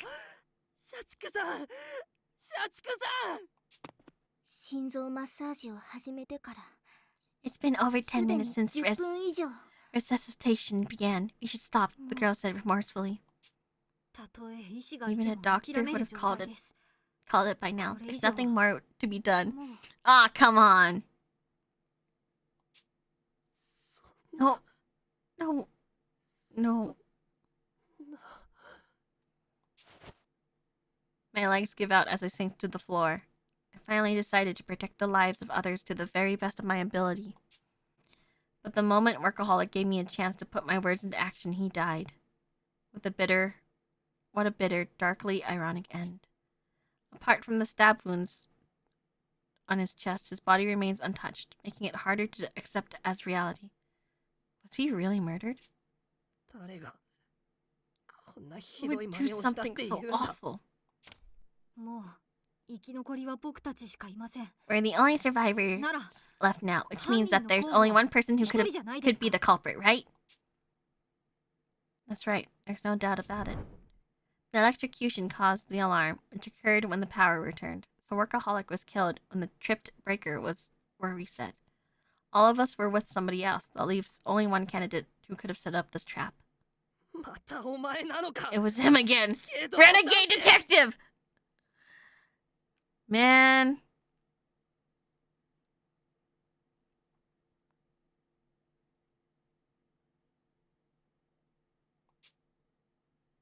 But how?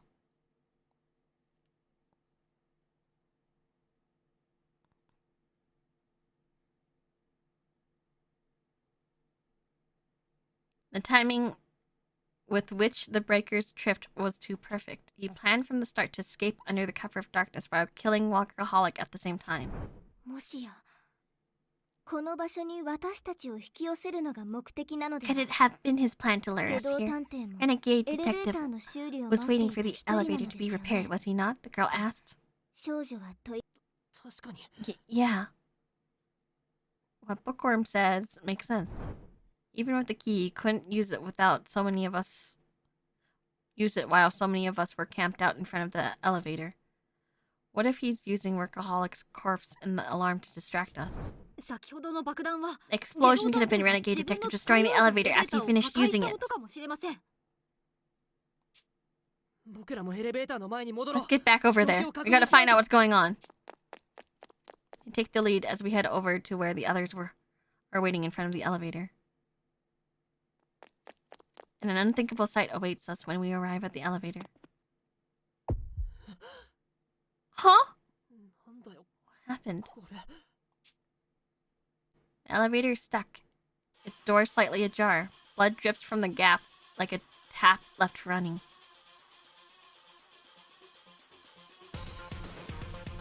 Against my will, the overwhelming stench of blood forces me to imagine what tragedy could have transpired inside. Did everyone that left die? エレベーターが正常に Oh no, していたので they're alright. この階へと呼んでみたらこうなっていたのですわ The elevator was functioning, so I summoned it to our floor, and this is how it appeared. 内側の The inner doors will not budge, and everything is covered in blood.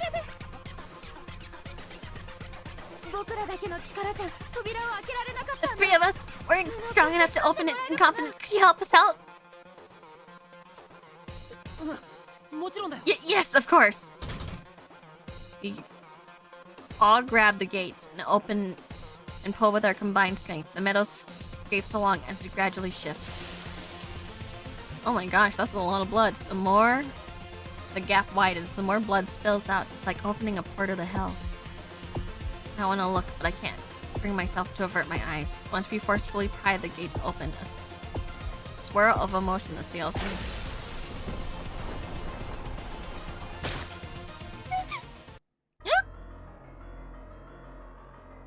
Well, there he is, and his heels.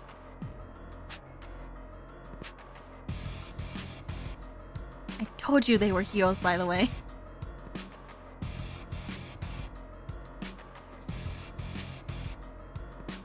Those were very fancy heels. I didn't. Ah! It's just everyone's like, senpais. Oh, it's just Renegade. Everything's fine. A headless corpse tumbles out of the open of the elevator. Blood flows from the stump of his neck. I know I've seen this body before. Are you sure it's him? Because I'm just letting you know. Just because there's no head, you know? That body, those clothes. Could it be Renegade detective?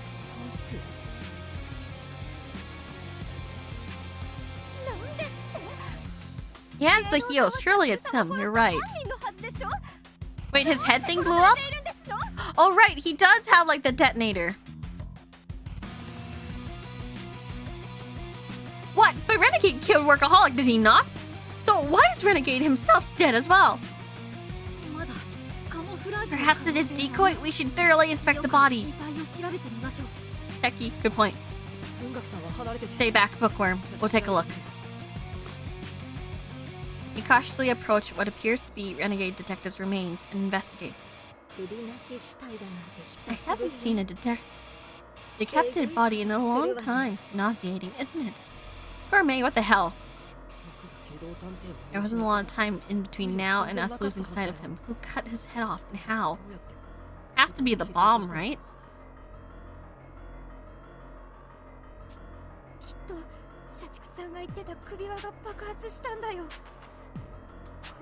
It is missing an arm.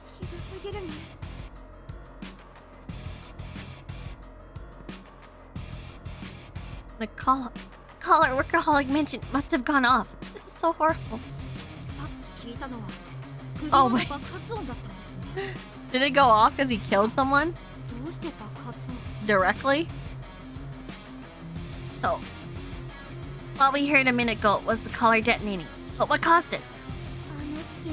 I refuse to believe that Renegade Detective could die so easily, the girl said, sharing her candid opinion while covering both eyes with her hands.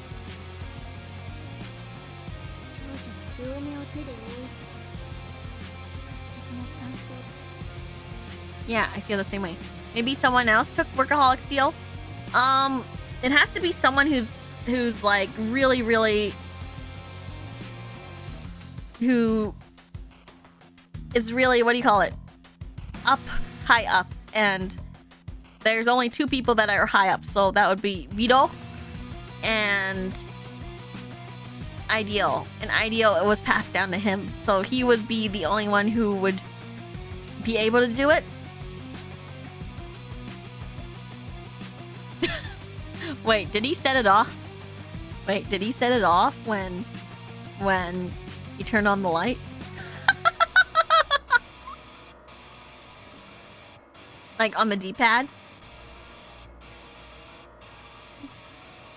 Yeah, I feel the same way.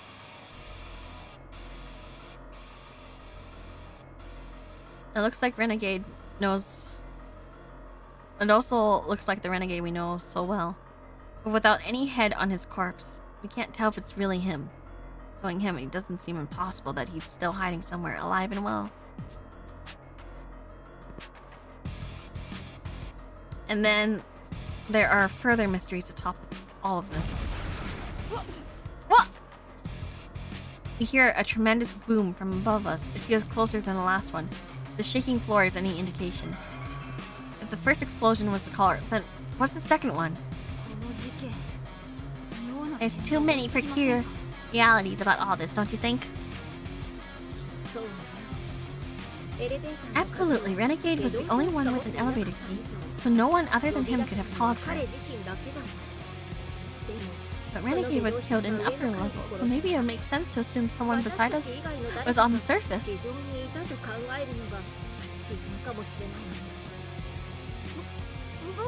Someone beside us? Ooh, were they in the research facility above ground the whole time waiting for him to arrive?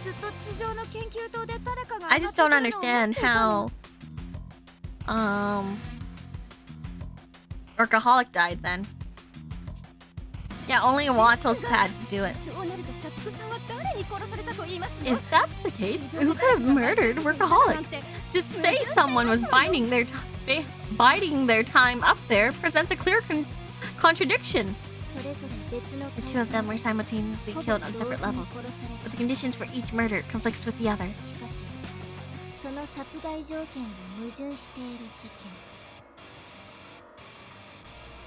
He died for the BL. It's the quartering Duke. I mean, that would make sense. They were 2 at the same time.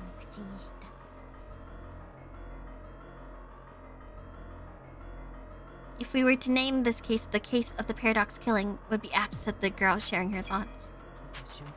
Paradox killings. Everyone apart from Posh and myself was in the lobby. It was obvious fact that none of us could have killed Workaholic.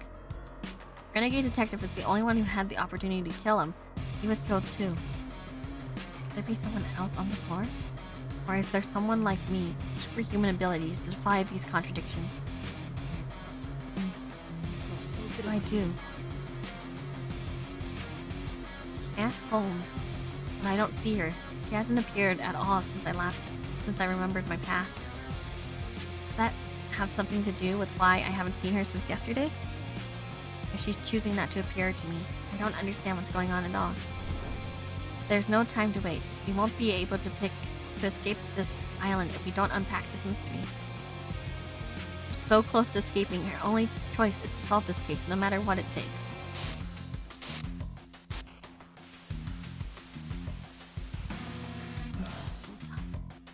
Chapter 5, The Case of the Paradox Murders.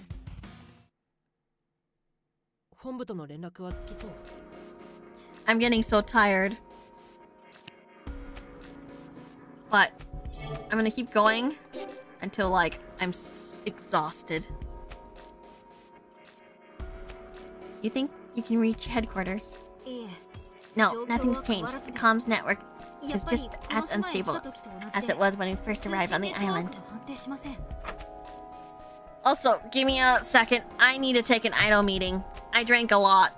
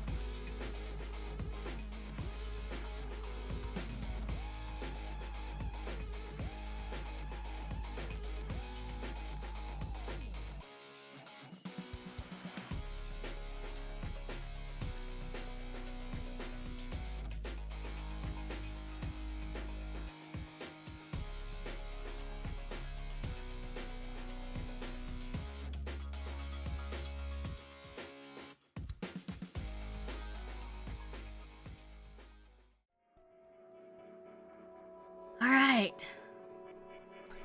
I feel like I yapped less. So I'm like, oh, it still took such a long time, huh?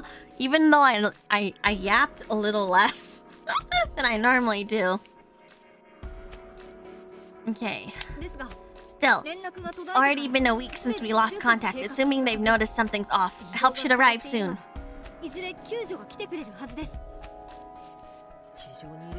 There's no way we'll miss a rescue team as long as we're on the surface. Guess our best option is to sit tight and wait for now. Was the story just that long then? Come to think of it, this lobby looks exactly like the one underground. Yes, I'm sure that's on purpose. The elevator has no button for going down. Below. You can't get there without the special key. But it's clearly meant to be kept secret. You did? Wait, did I yap? Did I yap a very long time? I feel like I yapped. Yes, I yapped a lot, but I yapped less than I yap normally. Maybe it was designed so that even if a picture were leaked, they could explain it anyway? Explain it away? It's likely that there were members in the research facility who, like me, didn't know about the underground sector.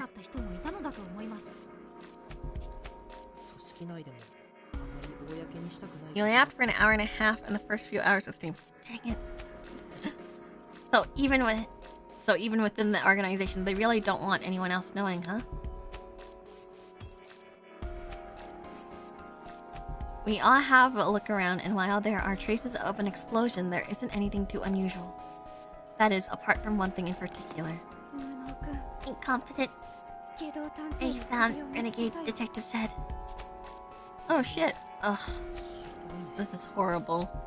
Oh, this is so horrible.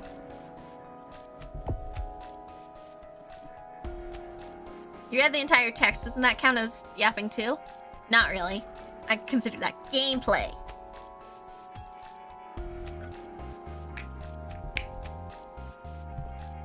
It's so overwhelmingly graphic. By no means can we let bookworms' photographic memory see it. We keep watch, ensuring the rest don't notice. The area where the collar was implanted is squashed, confirming the noise we had heard before was in fact the collar detonating. So the cause of death really was the collar exploding then. Hang on, Gourmet said he was caught between the elevator and the floor and died from shock as it tore his head off. There's a gap between the elevator door, remember? Judging by the scorch marks on them, it was forcefully made by an exploding collar. And then the elevator started moving with his... Thank you, Bob, for the 2. I'm still not gonna read that.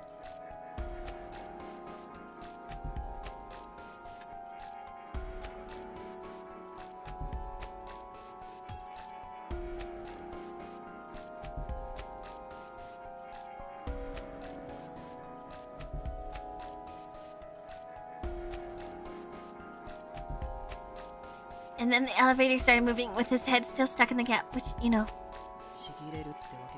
just tore it off. It's hard to imagine anyone doing something so sickening. The plan must have taken into account how old the elevator is, not to mention its lack of security measures. Whatever the case, it's horrifying. Wait, there's burn marks in his neck. That doesn't make sense if he wasn't killed by the explosion.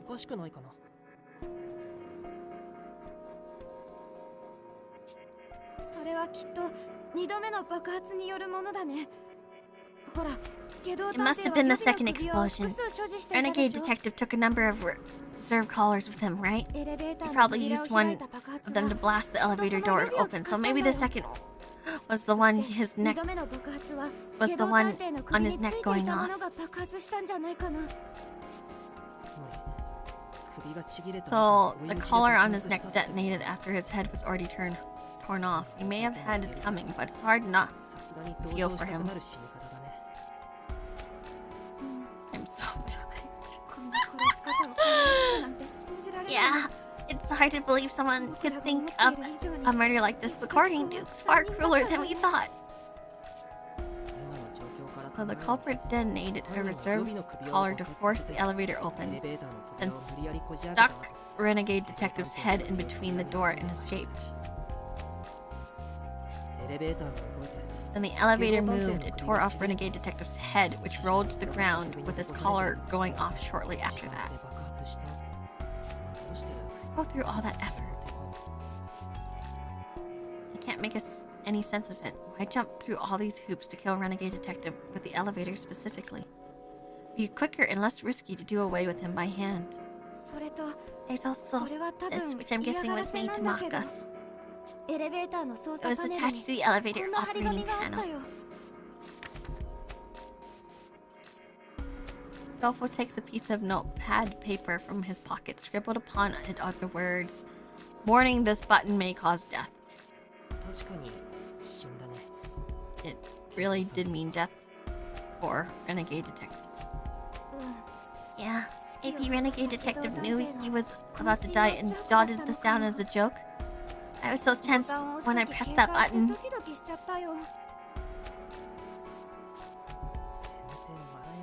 So, this is nothing to laugh at though. And again, trying to inject humor into such a morbid situation would be so very like him. I finished examining his corpse and returned below ground. Well, on the bright side, we don't have to deal with Renegade anymore. On the bad side, how? I found spare collars in his pocket, probably the same motto that was implanted on him. Workaholic mentioned it before, but these devices can be remotely detonated via transmitters such as a D-pad.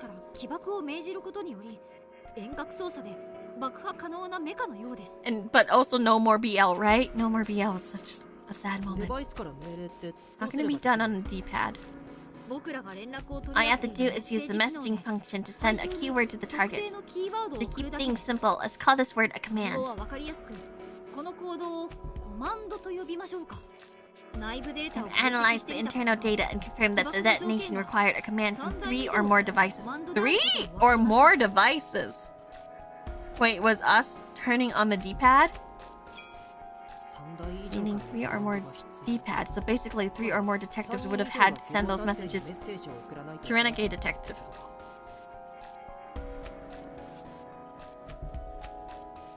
Workaholic said that he needed my help with the detonation. So he planned to have me, himself, and an unknown party use our D-pads to trigger it. Who's the unknown party? By the way, there's also a security function that causes it to self-destruct when the back is pried open, preventing you from seeing any internal data. This is straight out of a spy movie. Couldn't that be used to trigger an explosion? Maybe the chief? Well, if the chief knew, we would get rescue, right? I have a feeling since we all turned on the D-pads to turn on the lights, I think the lights caused something. It'll go under in 10 seconds and it can't be opened back when it's attached, so it'll be hard to utilize systematically, but at best it could be a small bomb. So you could use one to burst open the elevator doors, but anything beyond that would be a lot of extra trouble. Did the culprits sever Renegade's detective's collar, removing it and then detonate it? Oh, that would take too much time and leave even more evidence. It makes more sense for it to be detonated the standard way, remotely. Can you tell which device were used to do this? Unfortunately not. The detonated collar was blown to smithereens, so there's no way to check.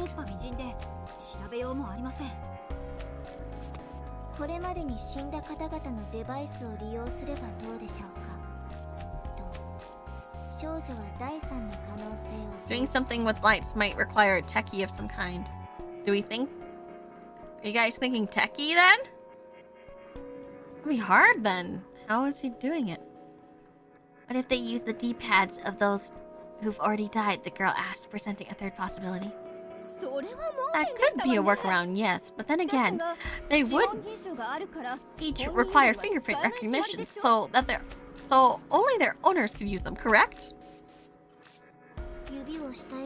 He would have motive, but why would he kill Workaholic? Why not just cut off a finger from a corpse and take it with you? The girl replied.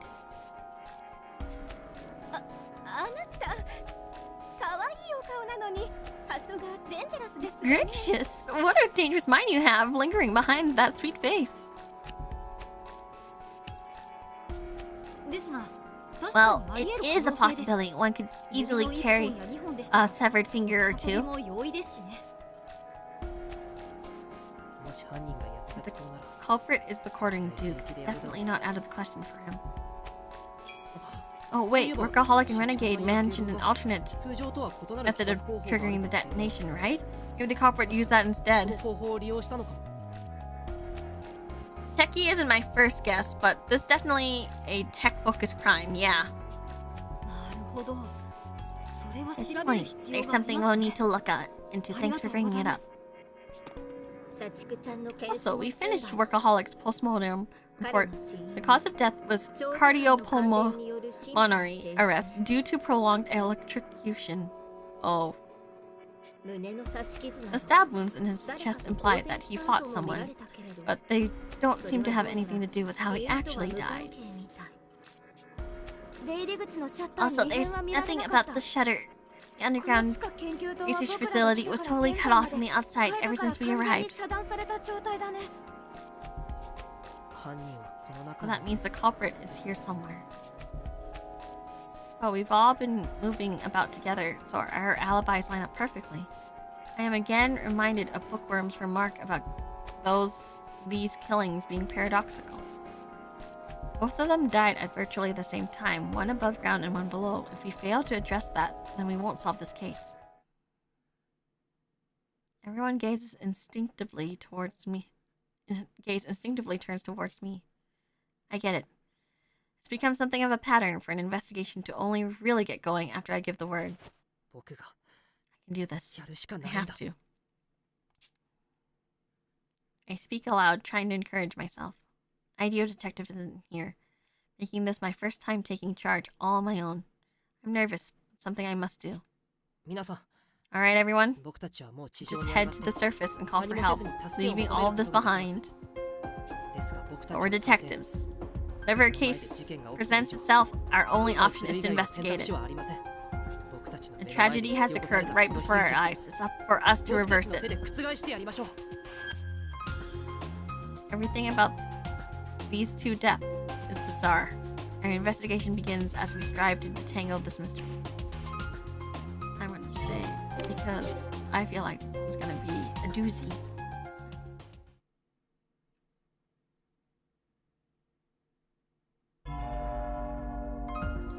Oh, you serious?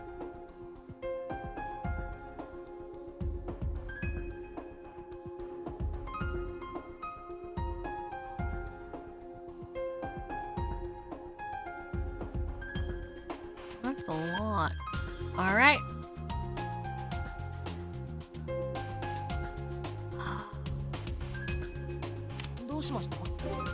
I do want Watto to move here. Here.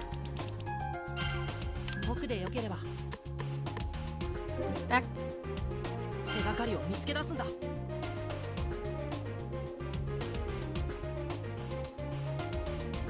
And then we'll probably be able to grab all these in time. 少々こくりとうなずいてみせた Can she infer by herself? Yeah, she can infer by herself. 一度うなずいた私たちなら謎を解けますと少女は微笑んだどうかなさいまして Okay. ビンカートン家の誇りにかけて私が調査だなんて甘味完食雨あられ Arere? 甘味完食雨あられどうかしたの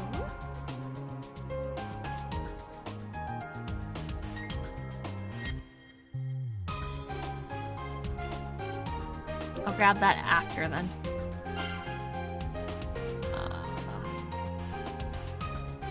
Becky. 僕が解決しましょう How do I get in there?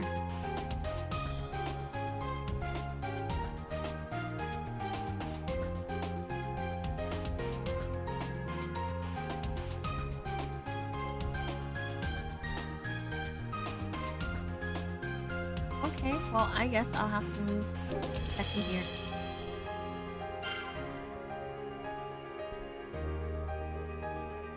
And then you. 何か用かな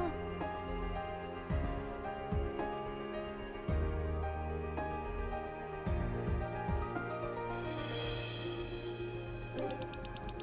I do 2 birds with 1 stone with you? 何か用かな。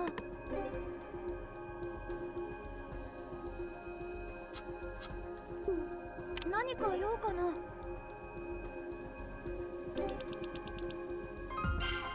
どうしたの？僕にはこれしか用がないんだ。Let's get this going. Let's do the preliminary. Why, if it isn't a rubber wristband for guests? Who dropped it here? We need to return it from whence it came. Huh? There's something on the floor.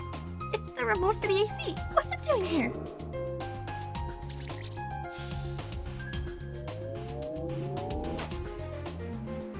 Excessive electricity usage causes breakers to shut off. Further, Father always warned me not to run the AC and microwave at the same time. The culprit tripped the breakers, prompting a blackout without directly interfering with the distribution board. It's my girl. Alright. Does this photo belong to Posh? Evidence required. Photo of happy employees. After dinner, in my infinite wisdom, I reflect upon the day's event and chart our next course, as one would expect from a chief detective. It has been an entire 24 hours since our imprisonment within this manor, a rather precarious situation, to say the least.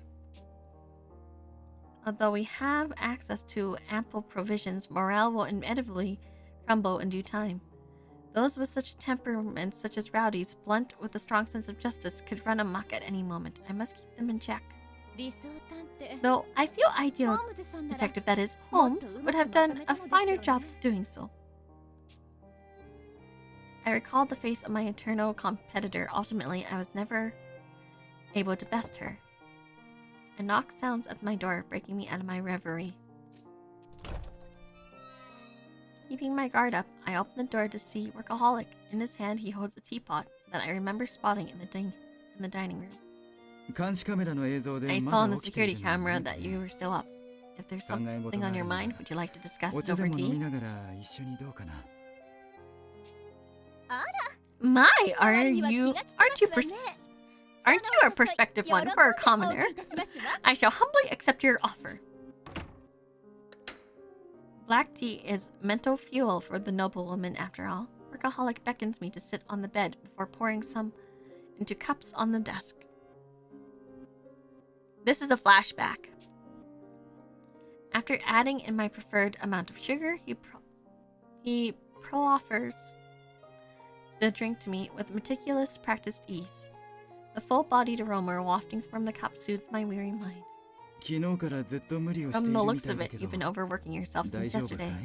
Are you doing alright? Overworking myself? Preposterous! I'll thank you! Not to think so little of the aristocracy! No need to put on a strong front. Aren't you the chief? You and the chief on close terms? You'd always go on how you were going to blossom one day. Holmes said that about me. And in spite of her constant mockery too, to think she would leave such a sentiment behind upon meeting her demise, the yellow-bellied coward. I nearly spilled my vitriol aloud before I realized the words would not reach her, quietly swallowing my vexation. Well, I'm aware of your circumstance, all the pressure you're under to rebuild your family standing. Only you would continue to use your legal name in spite of the risk. Ariel Allen Pinkerton. I find your commitment impressive, actually. Hey, that's her name! Guess she doesn't really hide it. Yeah, there you go! We found out her name!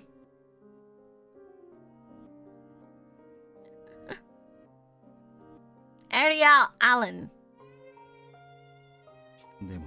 Having said that, it's also cause for concern. I fear you'll grind yourself down to nothing the way our old chief did when she died defending us.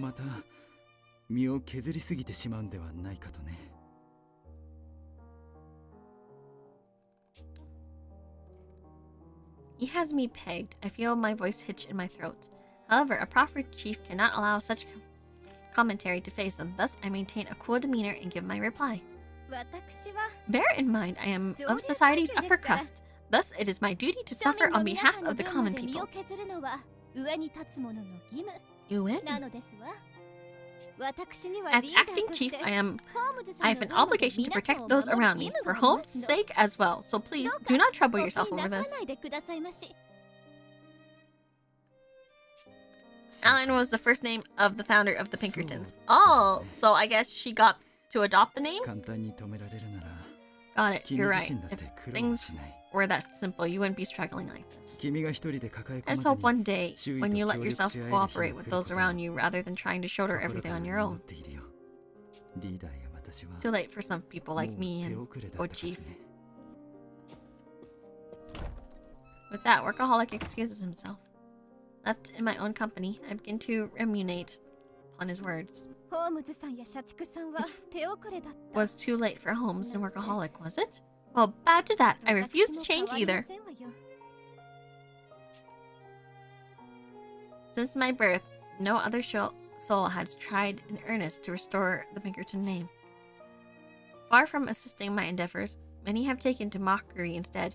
By trial of fire are they all that I know, and I am of no mind to alter my methods. ホームズさん、 Rest assured, Holmes, even if you should claim my life, 私がこの even 命 if に it should 変えて claim も my life, あなた I の shall 仇を oust your 取り killer and see 皆 this さんを group 無事に home 打ち明か safely. してみせますわ。 Well aware that she cannot hear me, I voice this proclamation to my lifelong rival nonetheless. Uh.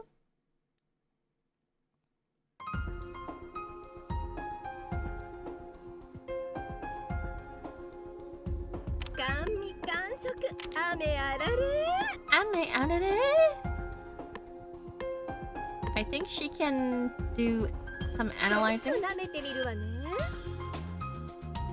Who else is there? さあ、実験を始めましょうか。 Guess not. Well, we'll do another prelim.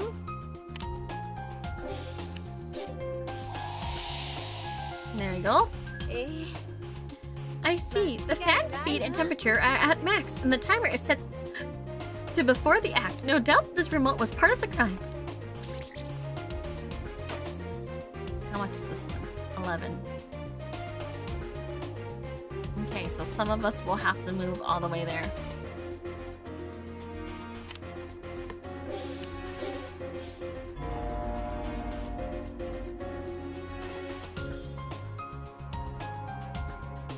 「僕が解決しましょう」「肉体労働は苦手」なんて言ってられませんね。どうしました？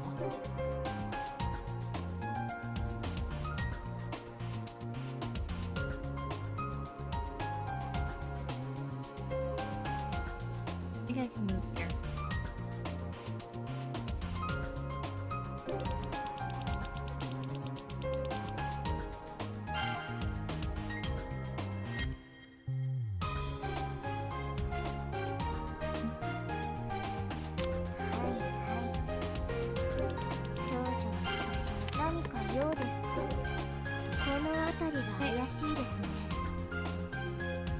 I want this to open soon.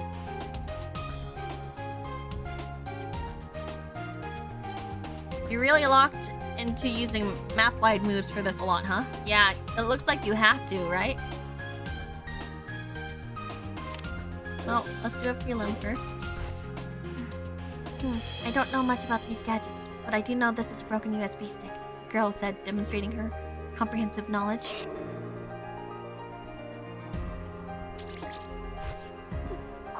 A blood stain, but whose blood is this? I need to analyze this quick.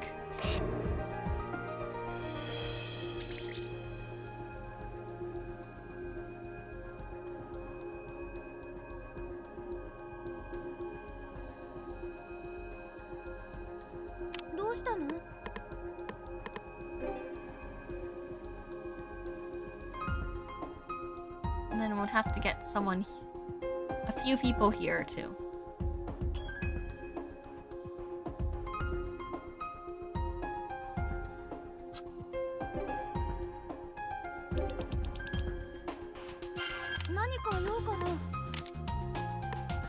He can do 2.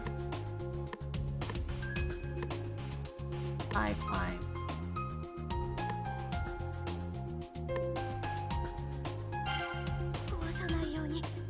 Hope I don't mess this up.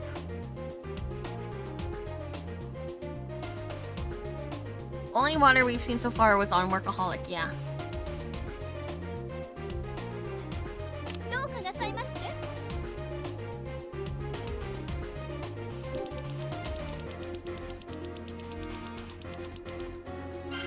ビンカートン家の誇りにかけて。どうかしたの？ She's got analyzation of 3, so she can do. はい、ごちそうさま。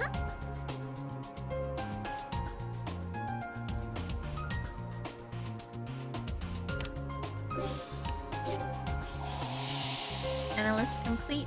あらあら。 This just man glows in the dark. If Workaholic had this on, I bet you can locate him even in the blackout. If only, 間違い if one な were いわ。 careful, they could also control when he was electrocuted, sort of like flipping a switch.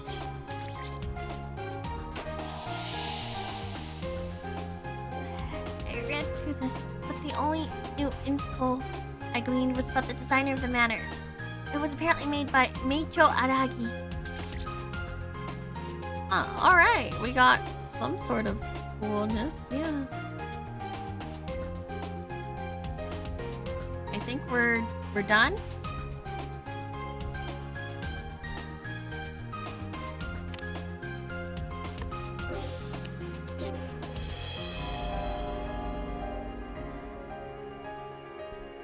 Let's get どうしました？ the client currents. Shit. 何かご用ですの？ Oops. 庶民を助けるのも貴族の務め。さあ、実験を始めましょうか。 His movement's so limited. I wonder if it's because of the wheelchair?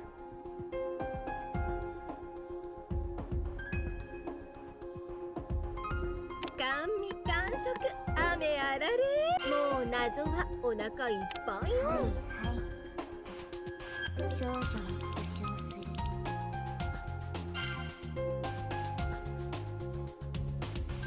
I'll just 僕に have ご用ですか？ Techie move here. And then 僕にご用ですか？ do analyzing all these stuff. どんな証拠品だって調べ尽くします。何か用かな？ Renegade's corpse.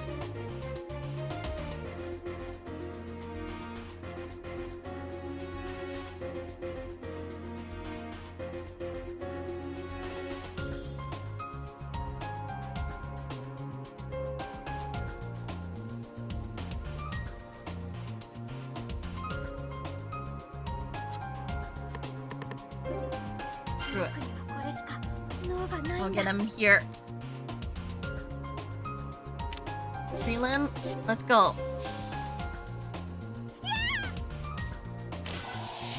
Analysis complete, let's go. 科学的に考えましょう。 Okay, the memory chip is intact, but there's a special method of triggering the collars saved on it. We'll do a thorough analysis and we'll report back. Okay.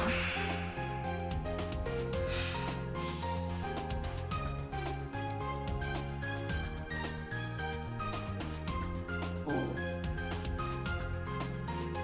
どうしたの？ I can still move. Where can I move?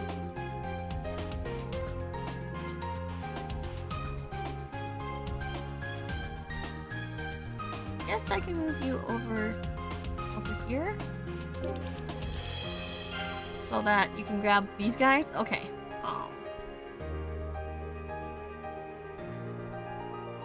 Is anyone else intervenable? どうかしたの？どうかしたの？ No, I think that's it. Okay.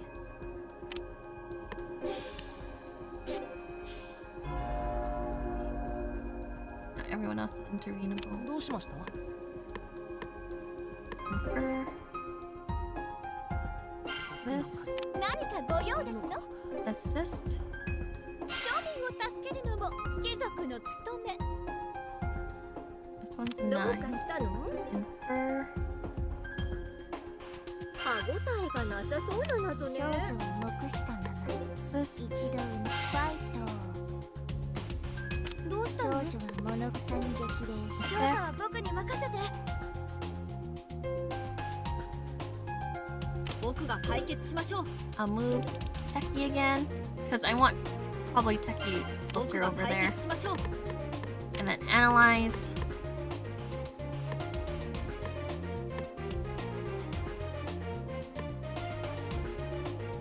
Analyze どんな this. 証拠品だって調べ尽くします。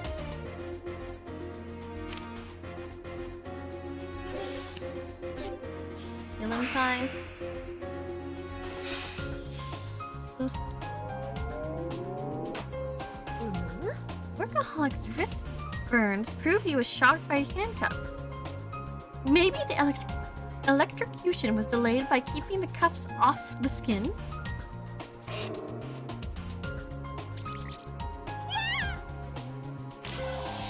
Now, analysis complete. Sniffy Whiffy says this is workaholic blood, which means he was wounded prior to being electrocuted and had to wash the blood off. If that's the case, the one who injured him must have been Renegade Detective, right?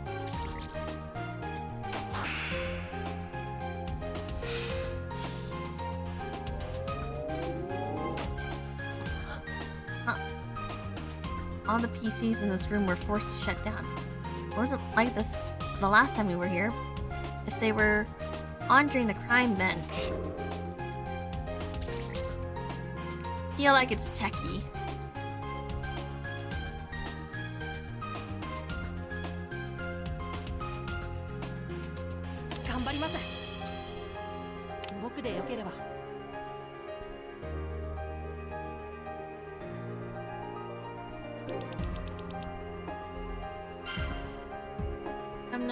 I'm gonna move everyone. ビンカートン家の誇りにかけて。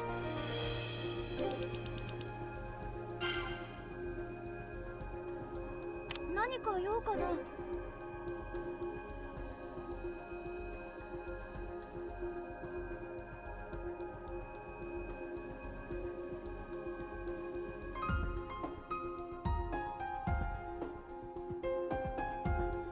Hold on. What's your assistance? 4.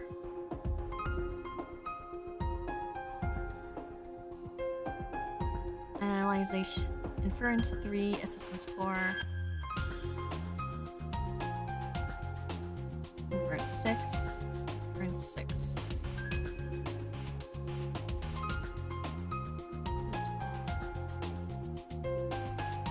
This is 4. Those two are the greatest. Assistance 6.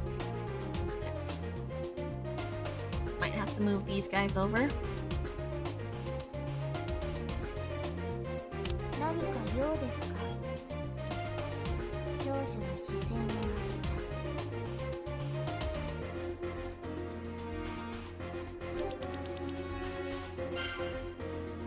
た。どうかしたの？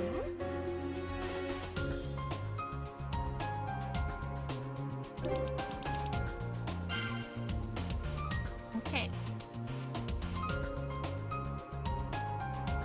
どうしたの？ There's only room for 1,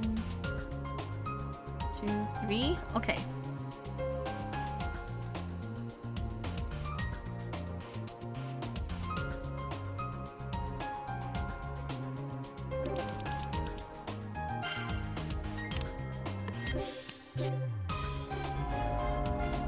Alright.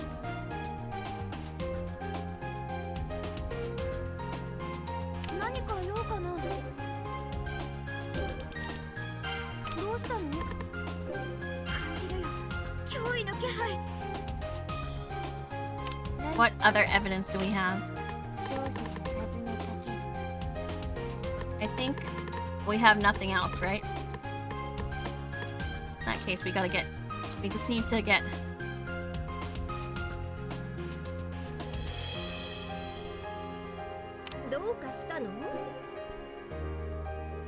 We just need to get everyone here then.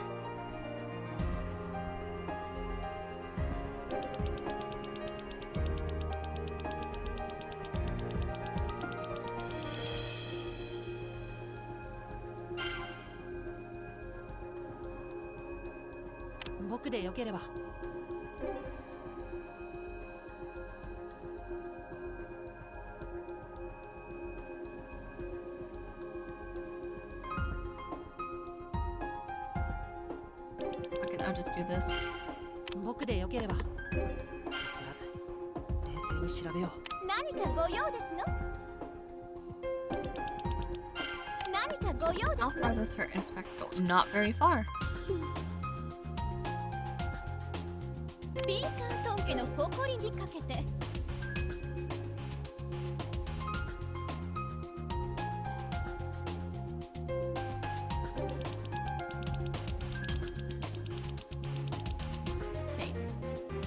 There. How's your assistance? どうされましたか?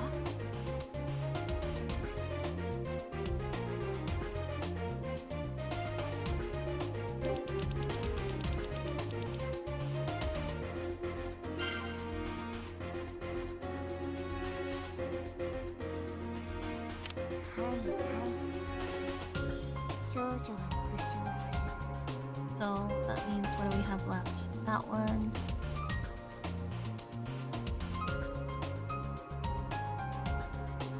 This one too.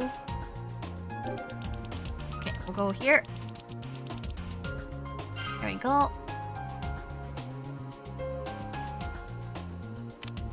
Go in. 広い視野を持って採用しない。I think we'll have enough time. 少女を残したまま一度うなずいた。 I think we'll have enough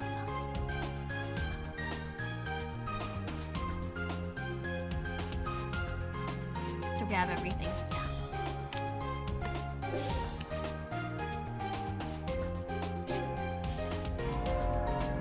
I hope. お姉さんに何かご用？歯応えがなさそうな謎ね。何かご用ですの？私を引き立てなさい。僕にご用ですか？科学の力でお助けします。何かこの辺りが怪しいですね。少女はかがみ込む。どうしたの？Come over here. Inspect that. 頑張るよ。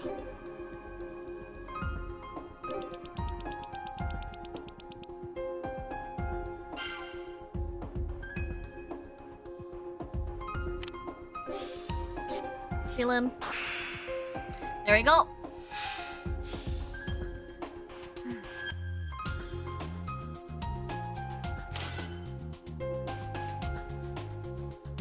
This is only a 4 left, so we're good. We're ready to go.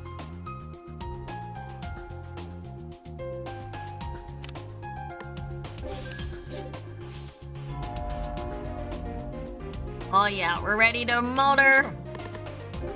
先生曰く調査こそが探偵の基本。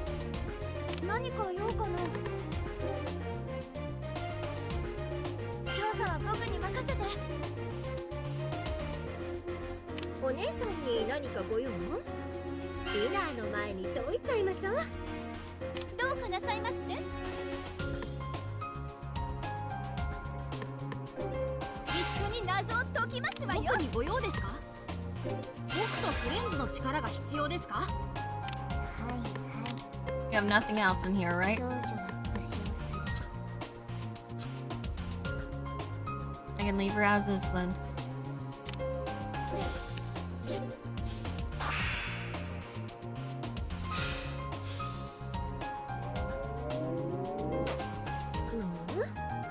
Renegade has no wound that suggests an assault. His neck was abruptly severed. An instant kill. How did they do that with a loose cannon like him?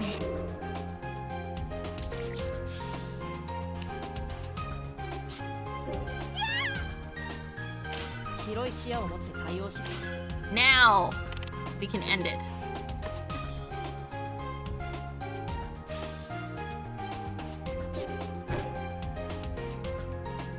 Yay!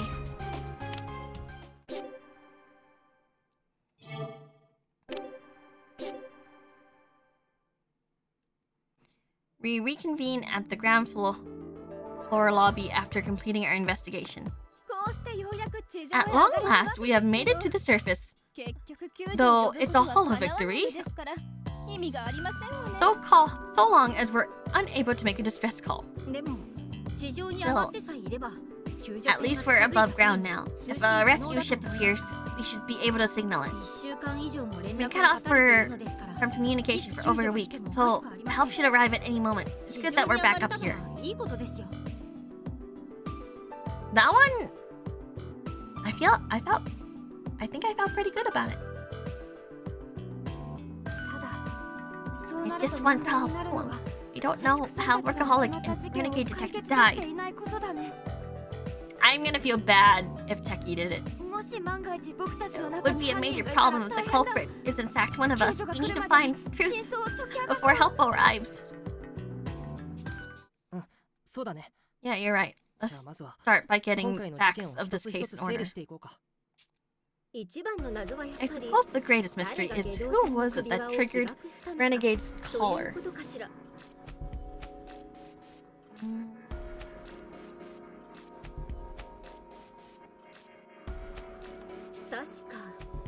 It required 3 D-pads. It required 3 D-pads to send a command to his. Correct? If Workaholic was one, who were the other 2?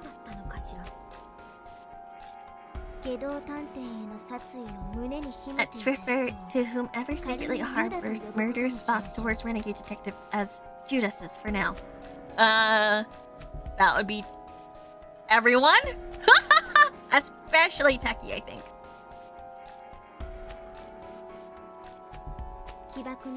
To reiterate, the detonation necessitates 3 commands. If Workaholic sent one, we are left with 2.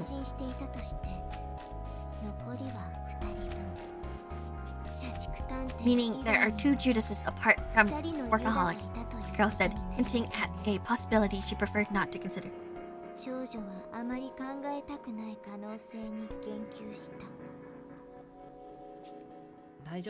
It's okay, Bookworm. I suspect that there were Judases among us too at first, but as I investigated, I realized I was wrong. No one here could have sent a command. Renegade fell for the culprit's scheme, fulfilling the secret conditions to trigger his collar. Oh yeah, there's probably a secret condition. Secret condition? What else was there besides sending those command words? Because the rules were hidden in the broken USB. One of us should be able to explain it. That would be Techie Detective, right? Techie will be able to explain it. Techie, you can explain it, right? Because he's like USB-ish. Yes, that USB was found dropped in the facility. It contains the files that were taken from that PC in the lab, the ones regarding the collars. Why did they put Workaholic there? Ah! A freebie. Whoever smashed the USB hoped to destroy it, but its actual storage space is so tiny that the data was still intact after the fact. Just what sort of guideline does Renegade's collar have? The culprit used them to kill the man himself, did they not? Yes, the culprits understood these rules and predicted what steps Renegade would take.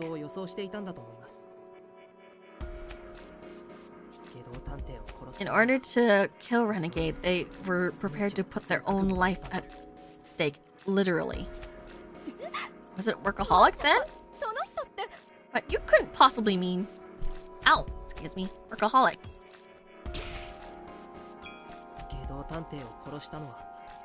Renegade detective's killer was workaholic. He's both a victim and a culprit in this case. Okay, fair. Yes. I mean, yeah, he wanted to kill him. He leveraged the rules by dying to detonate Renegade's detective's collar. Oh shit, really? Workaholic still on that grind. I was so... But why would he handcuff himself? He did say he would do anything, yeah. Enough with this putting on airs. What precisely are these rules? How did they manage? They managed to kill each other. Amazing. The detective designated as the observer died within a 10-meter radius of Renegade's D-pad. It would also trigger a command message. Toxic BL to the end. He was dead set, yeah. Observers have a chip implant that connects to their heartbeat. An automatic command is sent if they go into cardiopulmonary arrest. How positively ghastly! Just what are these observers anyways? I couldn't answer that, but I can speculate who they are based on all that happened so far. Probably me and Posh, right? First, there's Workaholic. There's no doubt he's at the center of all this. Then there's me. Workaholic made that perfectly clear. Which means that maybe Workaholic, you know, Workaholic was so set on killing Renegade that he set everything up, right? You started streaming when I went to sleep, and you're still streaming now that I'm at work. I'm sorry. I'm so locked in. You mean to say there's some manner of chip inside you? Yeah, I think I was unconscious for a few days before waking up on the island. It could have been implemented then. Or actually, Workaholic knew, so it might have been implemented while I was captive 10 years ago. After all, the third person went through the same ordeal. Which means the third observer is... Yes, ideal detective. She threatened to detonate Renegade's detective collar when he attacked me the first time we met. It was likely within 10 meters of where Ideal Detective was killed, so one command had already been triggered. Okay, I need you guys to do me a really quick favor, like super quick favor. Can you check what the limit for a VOD is on YouTube? Is it 15 hours? Essentially, Renegade was destined to die after 2 more commands. I think it's 12 hours. Okay. Do not let me go past 12 hours, thank you.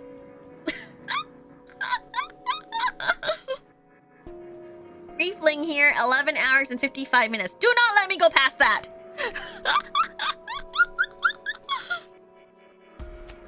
But I thought Renegade Detective was pretty far back when Dio died. Not to mention, she's been dead for a week now. Does the command remain in effect? From what I recall, he might have been just barely in range. So either the command reached him, or she expected him to go roll and set it in advance. It's plausible for a detective to wind up trapped with a collared individual, just like we were, so once set, the command probably wouldn't expire.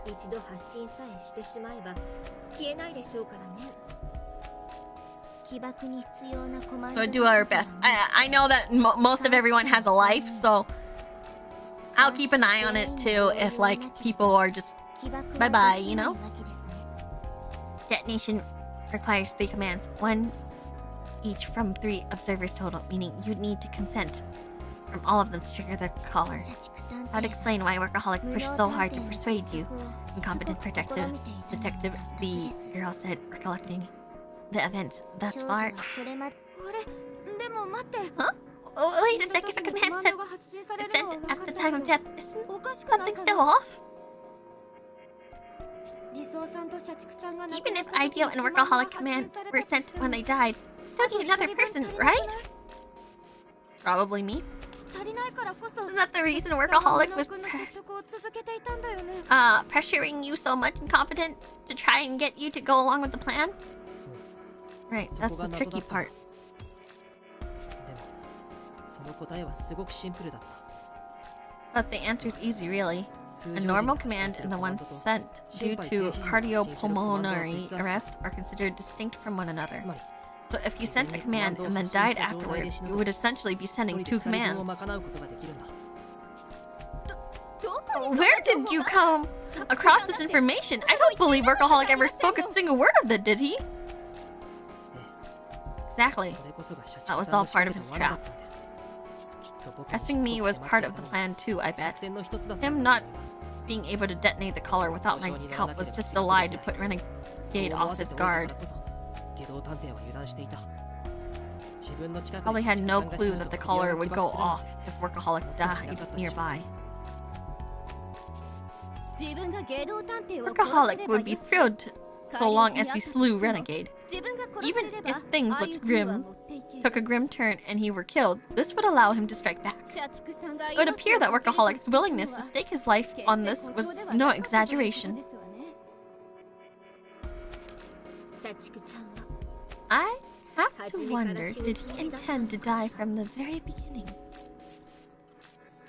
Oh, I don't think so. I think he tried to survive to the bitter end. Yeah, I agree. If he had always planned to give his life, he wouldn't have gone through so much trouble to commit the murder back in the dungeon. But I think Workaholic was so determined to put an end to Renegade that he was prepared for the slim chance they would end up going to the grave together. But it would be all in vain if Renegade knew how the commands worked.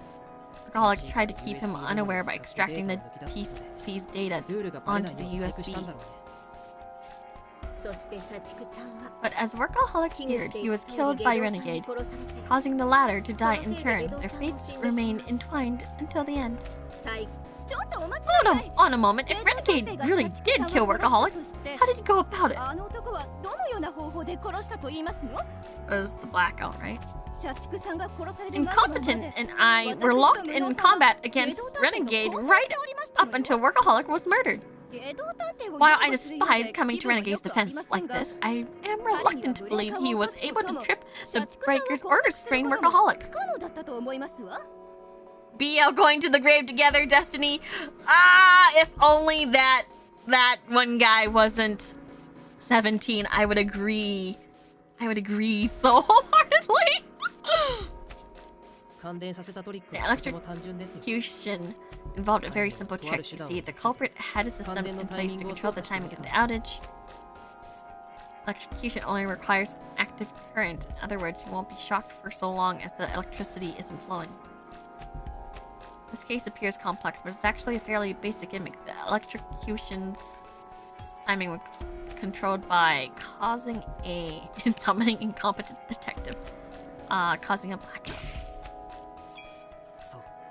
That's right, the culprit controlled the timing of the electrocution by intentionally causing a blackout. The outage was certainly deliberate, but could one truly arrange an electrocution right in the middle of it? When the facility went dark, we were unable to see a thing without a light source.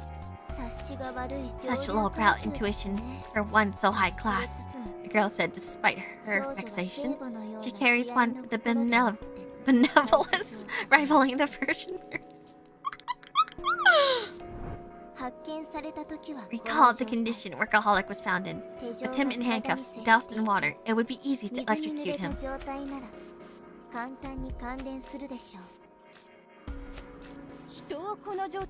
It would prove difficult to restrain a person in this manner. You would have only a few minutes from the breaker tripping to the lights returning.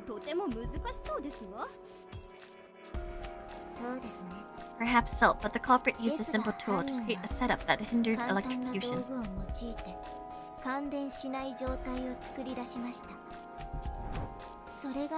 You know what was used, right? Incompetent detective asked the girl, passing the buck, as she often did. The unexpected question startles me. But it's fine, I've been keeping up with our investigation, so the answer like this is no problem at all. It was... the rubber wristband. It was the rubber wristband on the floor nearby, wasn't it? Isn't that one of those visitor bands from the lab? Workaholic used one to unlock the doors. It seems strange for it to end up on the floor of the crime scene. So I guess this is a tragic BL. Obviously, it's no coincidence. This wristband was instrumental to how the culprit electrocuted Workaholic. First outage, Workaholic was restrained while wearing the wristband. That way, it wouldn't matter if the current was on. The band would act as an insulator, stopping the electricity from reaching him. Then, while the power was out, the culprit removed the wristband, ensuring electrocution.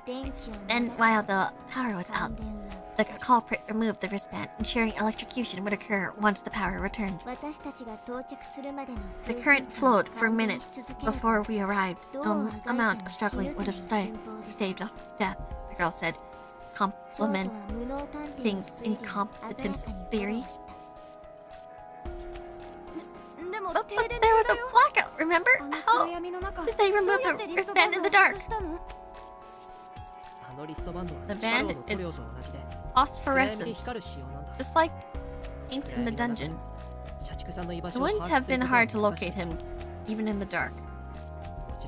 In fact, tripping the breakers was part of their plan too. The whole thing was orchestrated from the start. So whoever shut off the circuit is the culprit. Who was it that touched the distribution board and disrupted the power? The thing is, the breakers tripped on their own. Yeah, because they were overloaded. I beg your pardon? That couldn't possibly be the case. A noble woman such as myself may be ignorant of the ways of the world, but do not take me for a fool. That is some pretty thick rubber, though. Actually, it is possible. In fact, the lights in here are about to go out shortly. What? What? Of their own volition? Go, can you reset the breakers? On it. After a moment, the room's light flicker back on. See, you can cut off the power without messing with the breakers. Bah, dispense with your showboating. Tell us how it works in nobleman's term, if you please. Urged by Posh, I begin my explanation. When we turned on the lab's AC, the airstream moved the mouse, causing the PC to boot itself up, correct? I recall the computer was asleep, but when the air conditioning jostled the mouse, it awoke, your point being? Using the same principle, the culprit turned all the lab's PC on at the same time. The AC in the lab is powerful. If the computers were all in sleep mode, isn't it possible for them to all wake up at the same time? For any appliance, the startup that consumes the most power. Turning on that many PC at the same time causes a spike, tripping the breakers. Also, the AC has a feature where you can set it to switch on at a certain time. Arranging things beforehand, and all you have to do is wait. I see. By using this maneuver, one could trigger a blackout whenever they so wished. Thus, Renegade Detective laid this trap, murdering Workaholic while fighting us to create an alibi. 社畜さんを殺害してみせたということですよね。でもその直 But 後 not long after, he himself met a cruel end. What happened to Renegade Detective Incompetent? Tell us the full story. あの後下道探偵の身に何が起きたの？ You never こ knew. の事件の全容を教えて。 Okay, I'll go over it from the beginning. Everything that brought about this bizarre case that occurred simultaneously on multiple floors.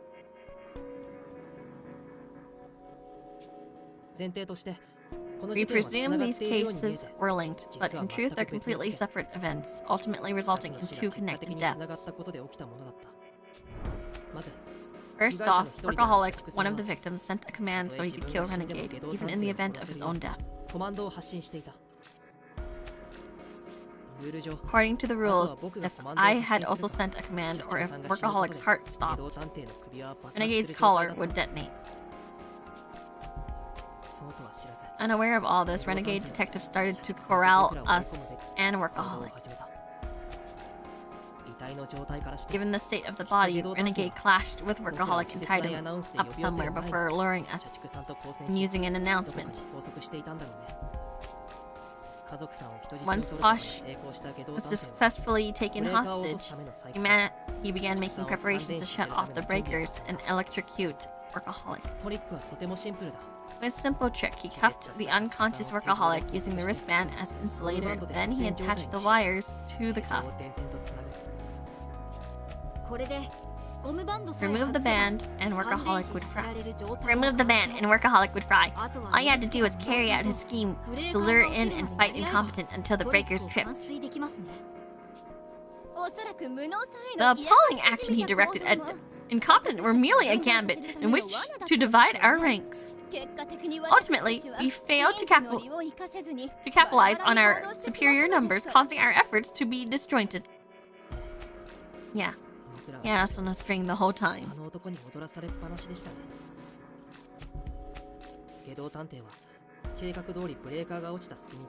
As planned, the breaker shut off and Renegade used the opening to slip away. From there, he hurried to where Workaholic was tied up.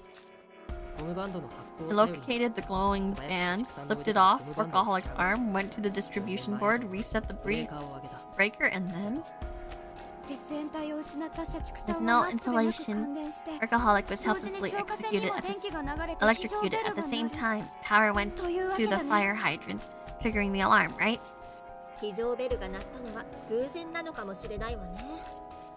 Maybe the alarm going off was a coincidence. Renegade had plenty of callers with him, right?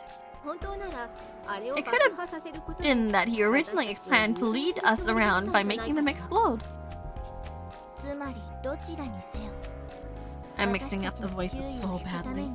Either way, he used that drawn-out murder method as means of getting our attention, concluded the girl. Exactly, just like the culprit intended. We were distracted by the alarm and slow to realize that Renegade was riding the elevator to the surface.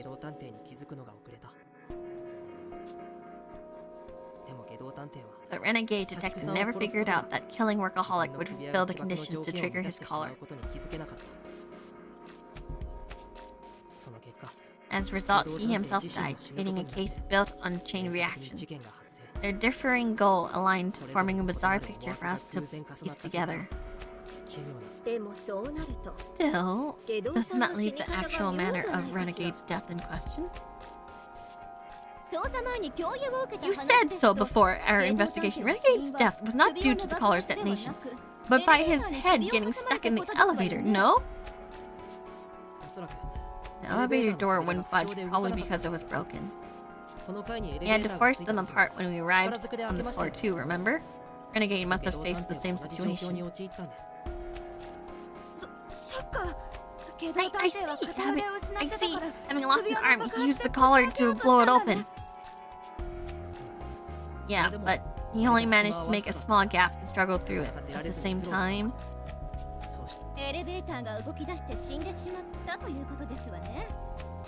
The elevator began to move and he perished. Oddly foolish final moments for a man like him.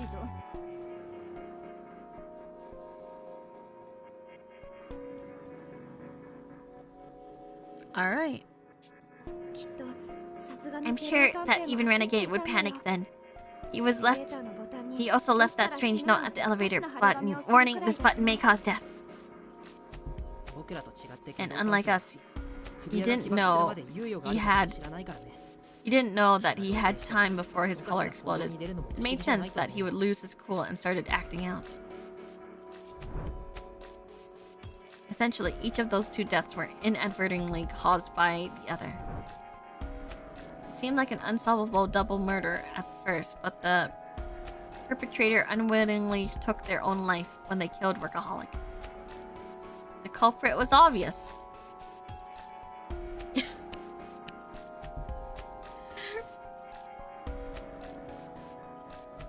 That's one hell of a way to go. I mean, kind of deserved, right? That's right. Renegade Detective is the culprit responsible for both murders. Wow! Suddenly, the face Renegade wore in death flashes through my mind. Renegade Detective was smiling. He should have been panicking as his doom drew near. That explains why he did something so illogical. But his satisfied expression gives me pause. My theory actually right? If Renegade Detective the culprit, this case is closed. The most suspicious person of all got what he was coming to him, death. Workaholic and Renegade, their bond ended in mutual destruction. It leaves a bitter taste, but from here, all we need to do is wait for help without any further mishaps. It's the best possible outcome for us. So why am I so uneasy? Alright. I realize why my concern lingers. It's my lack of faith in my own abilities. In the end, I still have no confidence. Until now, Holmes had always been there to keep me afloat. When I was uncertain, she would smile and tell me it was okay. She was my courage. But now she's nowhere to be found. Not having her here makes it really hit home just how much support she gave me. Holmes, is my line of reasoning correct here? Please, tell me. Show yourself to me, Holmes. Please. No dead wife. No ghost wife. Just then, sparks flare past my eyes. My perfectly clear vision goes white. What's going on? Ah, it's blinding. What am I looking at? If this is the vision of the end of the tunnel, then it would seem you won't be carrying on the ideal name after all. I hear the voice of someone I've longed to see. Saika. That name from so long ago slips past my lips. Holmes offers a sweet smile in reply. Oh good, you're finally calling me by that name. You ought to remember now, you were never so professional around me. It always felt off, like someone was constantly poking at my ribs.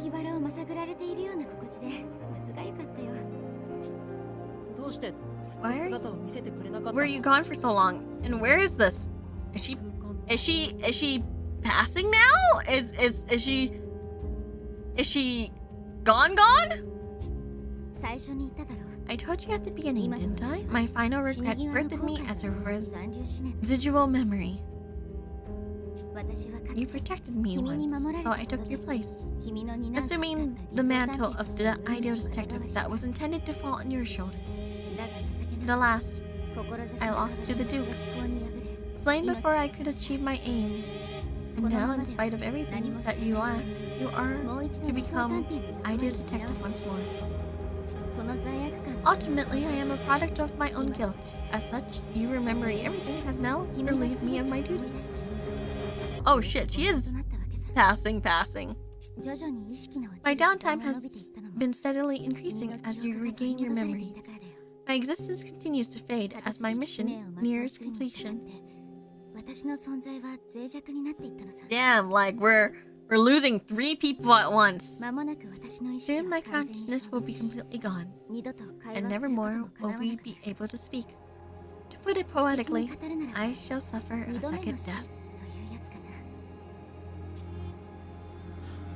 な Second death? Does that mean we'll never get to meet again? 会えないってこと？そう I wonder. 待ってよ。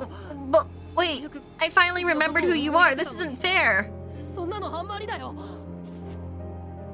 I reach my hand out to touch Saika, but my hand slips through her like I'm grasping at fog. I can see her so clearly, yet I can't even feel her. そんな。 What? But I was able to touch you before in my dreams. 悲しまないでくれ Don't be sad, Vato. In reality, I died after sharing only a few words with you. 君とろくに言葉も交わせずに死んでいたんだ悲劇は I detested the denouement for showing nothing but tragedy. Still, it did let us see each other one last time. So for that, I am thankful. 少しは感謝しないとなやだよ。 No, don't go yet, ま Saika. だ行かないでよ。まだ僕は。 I still have so much to learn as a detective. There's so much more I want to talk to you about. Stay with me. Keep teaching me. もっとそばでたくさんのことを教えてよ。おっ Oh, Vato. とずるいな How sly of you. Here I am prepared to die. But at the last minute, you make me want to linger on. 最後の最後に未練ができてしまったじゃないか Saika stretches her hand towards my face. It's transparent like glass. The scenery beyond us is visible in her tearful eye.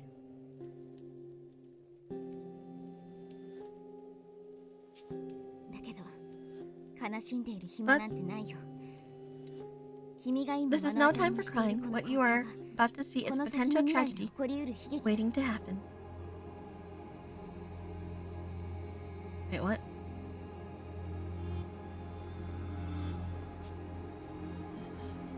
What?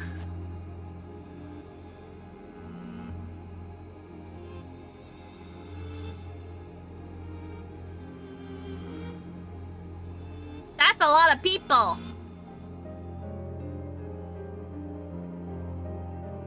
I turn only to be confronted by mountains of corpses more than I've ever seen before. What kind of vision is this? It's far different from any other premonition I've had. Vivid collage of death borders on fantastical. 死体 These bodies. What happened? 起きたって言うんだ。死体以外に情報を Is there? 読み取れない点から As させる there's nothing to be ま gleaned だ from 惨 the 劇の気配 bodies. しか捉 This え is てない likely の only a glimpse of calamity. だが But if この nothing ままでは changes, い many ずれ will 大量の surely 人 die 死 in が発生 time. することは間違いない私も八つ This is 咲 the き工事 future I 件 saw を捜査する while investigating the この courting 未来 Duke. を予知したい This is precisely why I moved だから with こそ haste to usher 対策を everyone せ to ず HQ. 本部にみんなを招集までしたその判断 The quartering Duke must have predicted I would make that call. でも But Renegade's dead. Wasn't he the prime suspect? Nah. He's a red herring. 八崎公はもう Courting 亡く Duke なった should は be ずなのに defeated. So how? この未来を見ていること That you can see this vision is answer enough. ワト君 You feel it too, 君 deep も down, 内心 don't では you? 気づいているだろう You know the courting Duke won't be あの奴たちの方が won't be so こう easily に簡 killed. 単に死ぬわけない I can't argue back. I know it to be true. My hunch became certainty the moment I saw the departed renegade's face. The quartering Duke lives.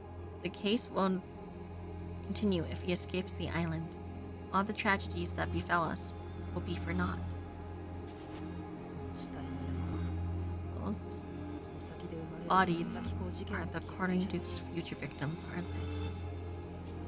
ああおそらく Yes, I believe so. Each of them may die in different ways, but there's no doubt that a mountain of corpses will be left in his wake. 君は自 This 分でも目を possible 背けたくなるような tragedy 悲劇 has の been 可能 thrust 性を before you, 完全に突 the きつけられ kind た you と may いうことさ rather not even think about. これこそがエンドシ Such ーン is the denouement's binding curse. Those who possess it can never avert their 決 eyes して from 悲劇 tragedy. から目を背けること They は are obligated to reverse it. もしかしたら下道 There 探偵 may に殺されて be, いた方が they may even come a day You wish you had been killed by Renegade Detective. 来るかもしれないな。 Saika chuckles as if to intimidate me. さてワト君、 So tell me, Watto, これから君は what will ど you うす do? る？先ほど言った Like I told you before, もう私 I は can no 君を longer 手 help 助け you. することはできない。 You would have to face the tragedies to こ come こは一 on 人で悲劇と向き合っていく on 必要 your がある。 own. この島で体 The 験した kind you've seen 悲劇と on の Morgue 抵抗が become 日常に regular なる events. Each day would be 幸せ harsh で過酷な毎日。 with precious little joy. 北条を Even 渡 life して生き as ること Watto Hojo would be challenging. それでも君は Yet 理想 despite 探偵 all としての that, 役割を are you still prepared to take on the role of ideal detective? Saika's purple eyes pierce through me. 僕は When I first arrived here, I wouldn't have been able to answer. I knew nothing back then. I even had forgotten my own past. I didn't realize I was experiencing a reunion 10 years in the making. In fact, for all that time, I believed my false memories. I thought I couldn't save her. I led a carefree life that forced a cruel fate on Saika. Now that I remember it all, I can't fathom fleeing from it. I refuse to. It's all because all else. も There's no way I'm う letting you サイカ die, ちゃんを死な Saika. せるわけにはいかない。ん今なら Now that I see what 警護探偵 Renegade の言っていた Detective 意味 meant, もよくわかるよ。僕は in the 結 end, 局 I failed to protect you, サ Saika. イカちゃんを守りき And る now こと it ができ turns なか out った。 I'll have to watch you die again. 今こう But して I refuse to let you 人を go. 死なせてしまいそうになってる。君が背負って I've きた made up my 運命 mind. ごと I'm taking responsibility for your 僕は life, 君の including 命 the を背負 fate って生 you き were てい made く to って決 bear. めたんだ。本当にいいのか？ You sure? まだ It isn't too late to 引き返す turn ことは back. できるよ。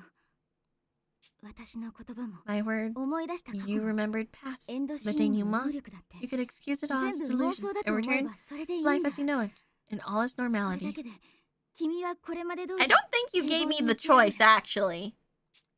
それでも君は In the face of it all, are you still truly committed to being a detective? Yeah. I am. I'll dedicate my life to being a detective. きっと探偵をやめた方 I が楽 know だろう it's けど。 easier to call it quits, 悲劇か but ら I'm 目を背 sick け of るの shielding my eyes from every 嫌なの tragedy. まだまだ未熟だし。 I may still be a サ rookie, イカちゃんには and I 全 may 然追い never つけない reach か the もし heights れ you ないけ did, ど。 Saika. But I'll still use the denouement to play my part as ideal detective.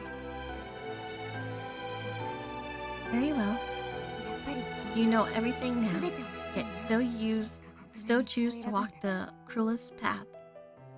10年前から Nothing's changed in the past 10 years. You're still an utter fool. 一人で shouldering it 全てを all 抱 alone. え込んだばかりの Someday, 大バカ you'll surely come to regret this. いつか必ず後悔するぞ。なんて言っても Though 意 I 味がない suppose warning you won't do much good. 君の堅くなさは I heard 10 long 年 ago 前から知っている。 how stubborn you are. そんな君だか But ら that's こそ precisely why I 私は admire you 憧れ so. たんだからな。サイカちゃん。 Saika. Ah! Ah! Saika's body grows hazy like fine mist. I reach out, but still she escapes my grasp. I finally caught up to her, and yet now I can't even touch her. Goodbye, ghost wife! 本音を言うと I'll be perfectly frank, 君 Watto. には何も I 思い hoped 出 you さずに wouldn't remember 私は anything. このまま何も思い You 出 had さ it. なけれ My regrets would have ば lingered, 私の未練は消えず allowing me to ずっ stay と by 我が your 子の side そばに forever. いられる。 That way, 君も you'd また never have to face your 嫌な dark 過去 path. に目を向ける必要だって Dark, なくなると dark 思った。 past. そんなことは君が Though 望 of むわけでも course, ないのに。 you would never wish for such a thing.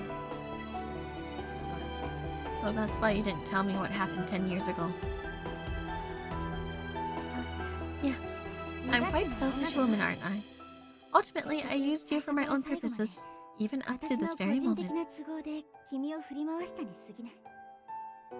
存分に I 恨んでく pray れ。 that you resent me from the very 私 start. は初めか I ら was never once the 君が detective 憧 you れ were る so ような探 revered. 偵ではなかったのさ。 Revered, sorry. 恨めるはずがないよ。 As if I could ever hold that against 君 you. は誰よりも You know better than anyone how hard it is to bear the title of ideal detective. だから That's why you wanted to hide my 君がかつて past 理想 as 探 the 偵だっ original たことも ideal 君が肩代わ detective, りし the てくれた fact ことも隠 that し you たか had ったんだ taken よ my ね。 place. Am I right? 君だって10年 You 前から haven't 変わ changed らない。 either. Your kind-hearted nature makes you throw yourself into the line of fire for the sake of 人 others. よしじゃないか。ずっと思い出せ I'm ず so に sorry I couldn't remember until now. 本当に But all the same, you never stopped looking out for me, even once. So thank you, Saika. ありがとうサイカちゃん Saika's expression flickers as tears well up in her eyes. Then her face wrinkles into a broad smile. 現金だな。 And I was being so calculating too. お礼など求めて I な never かったと hoped for いう any のだ。 gratitude, but I い am ざ君の a 言葉を right 聞い mess た after hearing you say all that. 理想の探 The 偵 role を演 of じ ideal 続けるのは detective is no 並 ordinary 大抵 path. の道ではない It's true. You will encounter far more tragedy than you've これまで already 以上に witnessed, 悲劇 than に what 対 you've 面して already いくことに witnessed. なるだろう。されど Still, given 今 who の you 君 are, ならば you'll きっと be 平気だ。 just fine. No matter what どんな adversity 悲劇だ befalls って you, 覆せる。 you'll find a way to 最 reverse 高 it. の探 As 偵 the になれる。 greatest of detectives. Saika continues to dissipate, seemingly melting into the world around her. 理想探偵を演じ Here's 続 my けた final の word は of advice. 最後の As ことだ。 one once cast as the エンド ideal シーンの detective, 本質 the は denouement does not merely predict the future, rather it 全てを sees 見る。 all.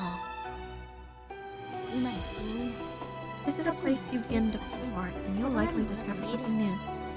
Reflect upon the events of this past week and use your power to find the そ truth. の力で真実を見極め初歩的なことです It's ね elementary, right, Holmes? Wait, I have to go through all the places now? It's been 君と fun の playing 名探偵 legendary ごっこ detective 楽 with し you, かったよ。 Watto. ワトソン君。 I'm blinded, but also goodbye. Is this the end? Ultimately, I failed to save Saika. By the time I remembered it all, it was far too late. I never got to repay her. That leaves only one thing left for me to do. さあ、反撃 Yes. 開始と行こう。 Time to strike back. It's up to you. Our home この is 国に threatened by the 残ろう most としている最強最悪の日。 atrocious tragedy yet. You must reverse the case of the quartering duke.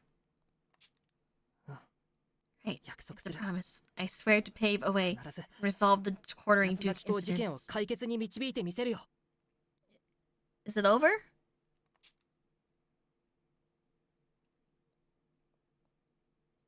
I make this vow to one I cannot see, the one who's everything to me. さん無能さん Potent. 急に固まってどうし Incompetent. たんです Why did you suddenly go catatonic? Catatonic? Yes. ごめんなさい僕どれくらいぼーっとしていました Oh, か so sorry. How long have I been out? A minute, perhaps? Whatever's the matter. A lack of sleep or the like? もしや寝不足ですの Yeah, something along those lines. I really felt like that was the end. That they were like, okay, well, we have another game planned.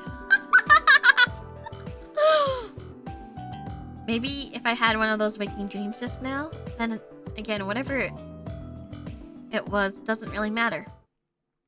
It isn't going to change what I have to do. 家族さん Posh, I need you to trust me, 信じてくださ please.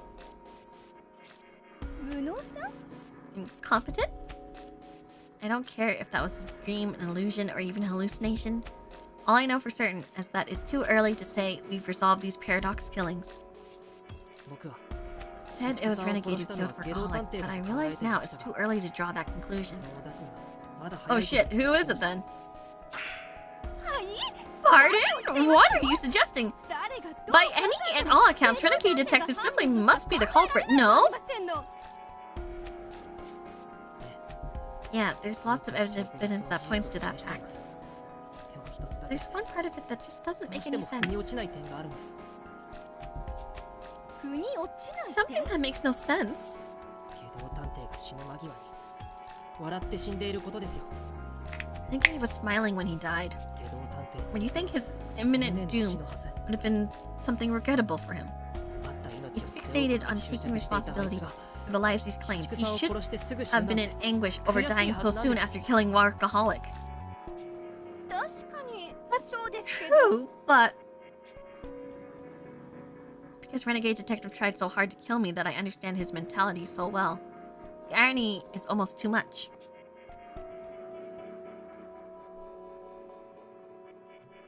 But much like Saika in my dreams just now, the smile on his lifeless face shows not a single sign of regret. Something must have happened right before he died to give him that satisfaction. There's no actual grounds for that, is there? One false step, and we may just be walking into a trap laid by the enemy. And yet you still want us to keep investigating? I guess we're gonna keep on investigating. You must be pretty convinced about something. We ask that you show us something concrete, demanded the girl. Sorry, but Dolfo's right. I don't have a solid basis for this. All I can say is that my detective senses are going off.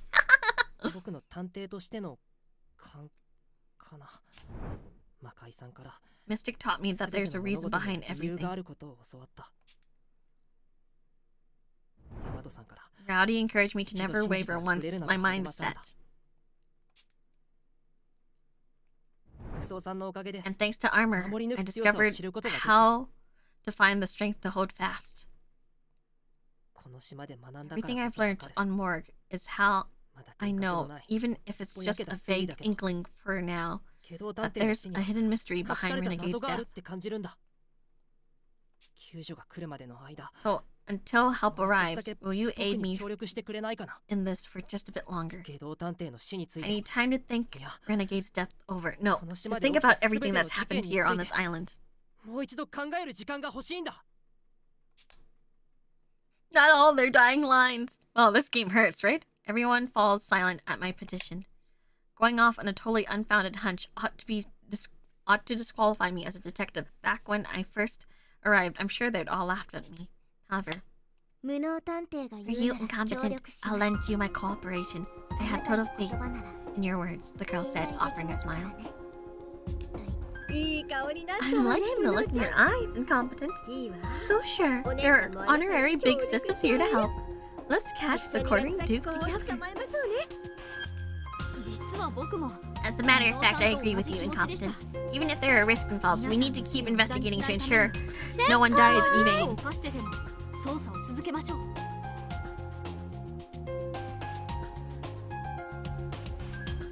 Thank you for the 5 Zebrasus.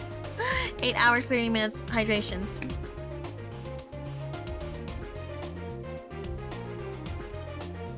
That's not the limit, right?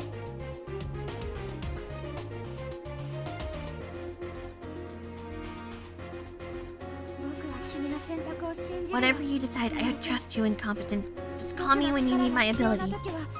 Alright. Only 3.5 hours to go. Shit.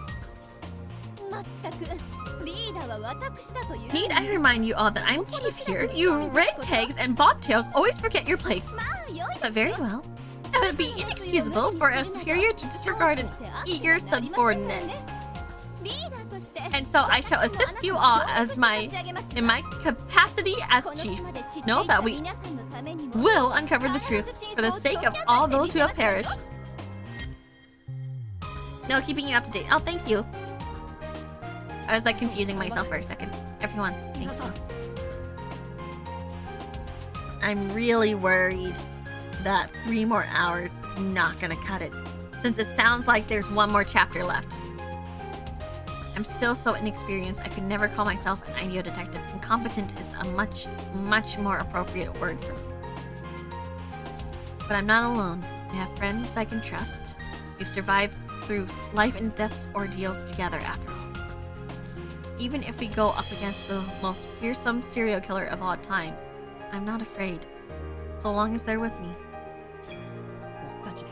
Alright guys, it's time to reverse every tragedy that's occurred on this island. With that, we make the decision to revisit every case that's happened until now. Are you not gonna let me save, stinking game? But not a moment later, we receive an unexpected transmission. Everyone, it's a message from DA headquarters. Huh? I thought we had no signal. There must have been a ship equipped with a comms system near the island. Thank goodness we made it all the way to the surface.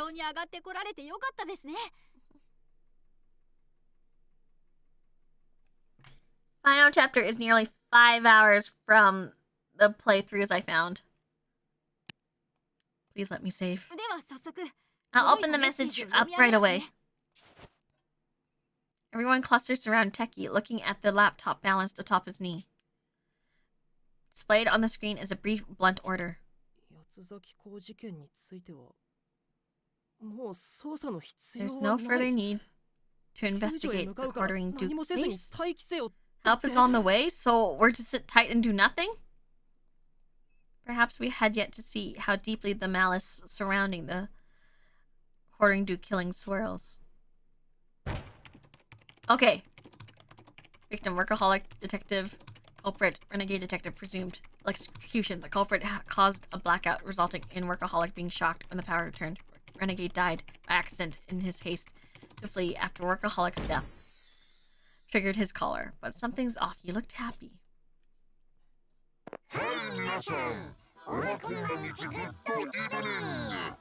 Good morning, night, evening, and day.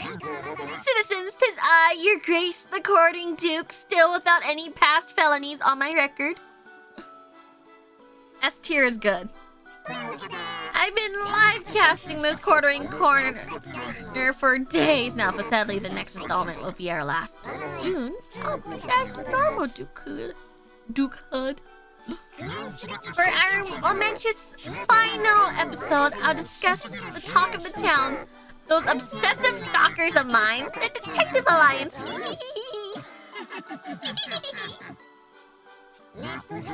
They're seen as heroes online, with folks touting them as defenders of justice. But who are they really? You're dying to know, eh, loyal viewers? Is he gonna dox everyone?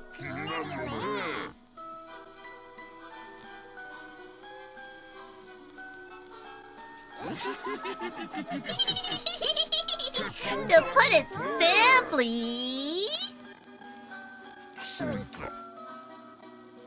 they're what shits out.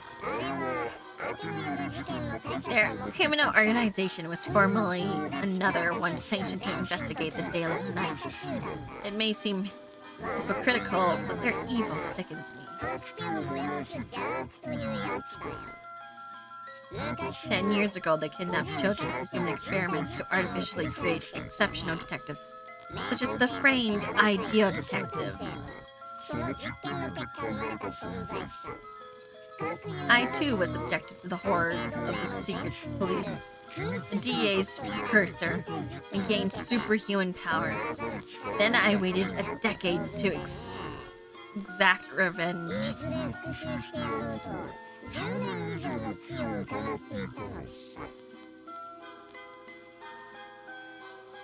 think I already solved it. I think we already solved it.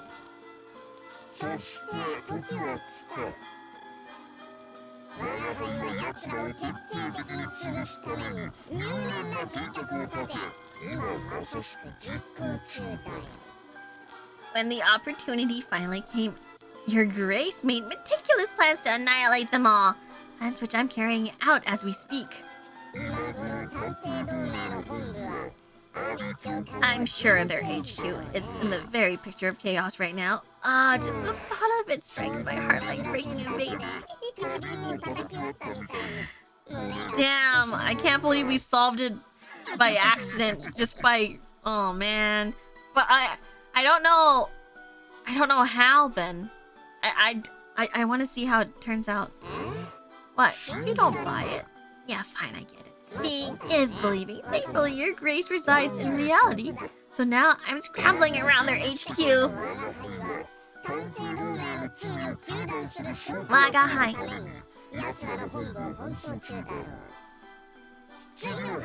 In our next installment, I promise to present you with the emotionally riveting and exceptionally damning evidence I found there. We know the who, but not the why, how, or the why, yeah. This is the moment where the heroes of justice become the foulest villains this world has ever known. Best entertainment ever! Am I right? To all the ladies and gentlemen of the Alliance tuning in, if you hope to stop Your Grace, then I invite you to do so. Not that you'll be able to.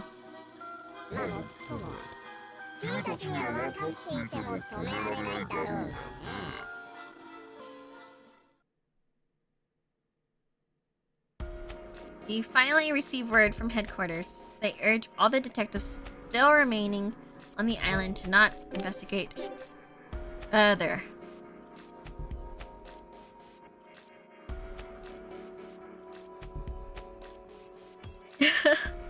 Theory time, Kalai. What you got? So, you know how we were trying to figure out who the,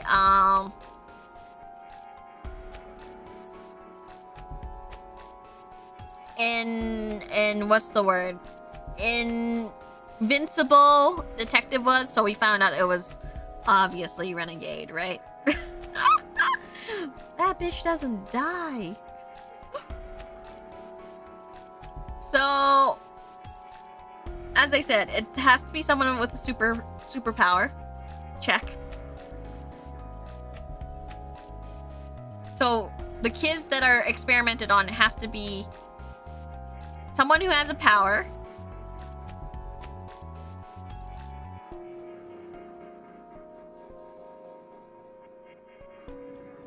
Someone between the ages of 15 to 20.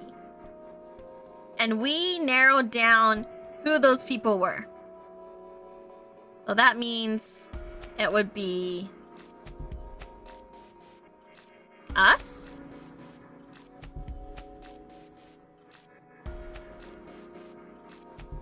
Would be us.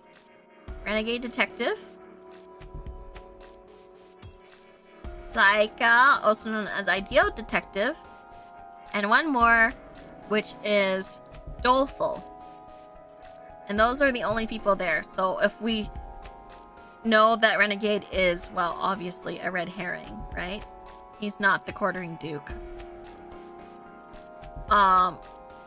It would be Ideal's already fucking dead. And probably not her. That leaves us and Doleful. She fucking died twice. I can't fucking believe she died twice.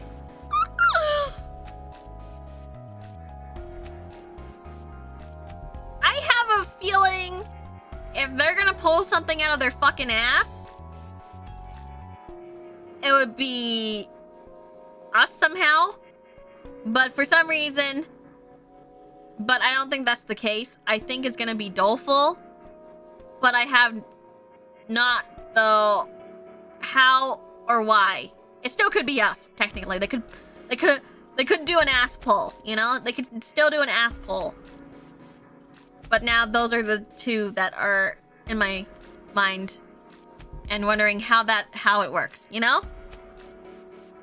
Could be us from the future. That would be such a big ass pull. And it could be someone who comes from the dead zone.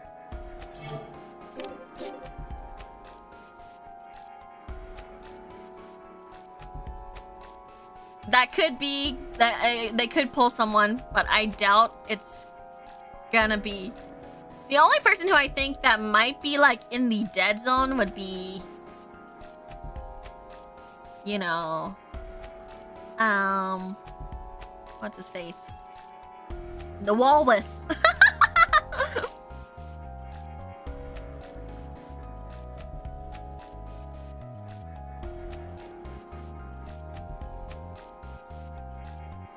So, senior detective.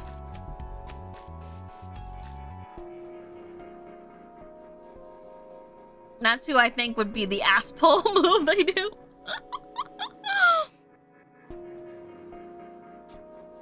Attached to the message is a video of the quartering duke latest irreverent broadcast. Well, I can't read.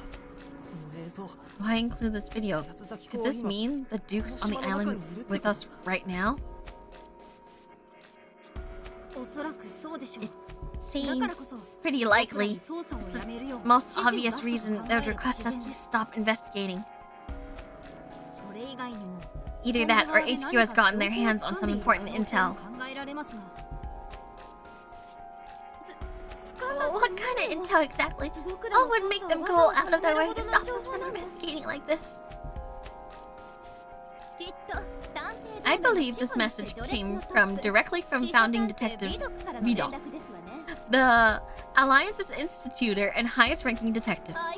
It's utterly devoid of humanity, as per usual, to think he didn't include even a single word of concern for those of us remaining. So, shall we do now? Judging by the live cast, it's possible that the Duke is among us. It may not be in our best interest not to be hasty, the girl said sourly. I'm so tired. But also, if this is gonna be, like, over 5 hours long, we're in the final chapter.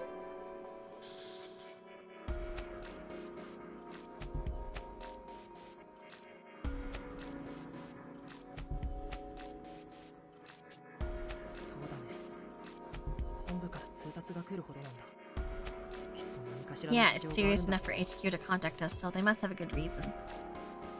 Okay. You gonna be okay to stream Wild Arms? I have no idea, to be honest. I only have 5 hours to go, but I'm in a conundrum right now, senpai, because I feel like at this point, it is a good place to end, you know? Because I feel like at this point, it would be like...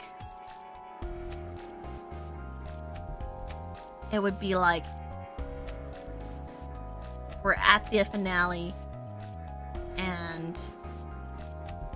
Okay, I'm gonna try to explain it in a way that... what is it? I feel like either it's another stream, or I leave this for senpais to play on their own.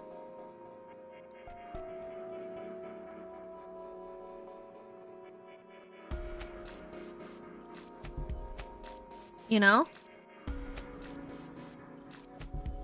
It's one of those things where it's just like, do I make the decision to make senpais play on their own? Or... and do like the ultimate cliffhanger? I would blue ball everyone with a cliffhanger, yes. That's how evil I am. Or do I finish it?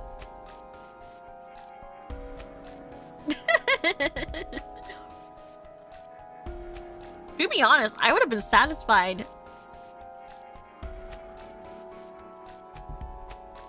To be honest, I would have sort of been satisfied if they stopped right as Saika was just like, okay, see ya! My second death, bye-bye! In which case, it would be okay to start a new game as well.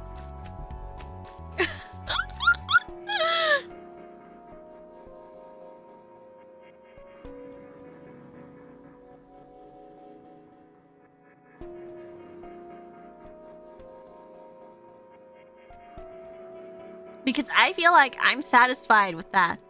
I'm satisfied with, I'm really satisfied with leaving it like this. Because...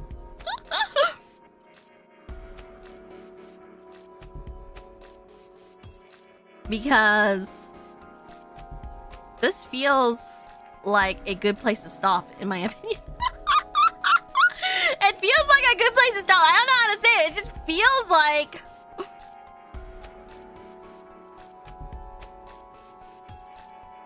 it feels like a good place to stop. I don't know. It's like a gut... I don't know. I feel like... are you gonna finish this final chapter though? Duh. I'm gonna do it off stream if that's the case.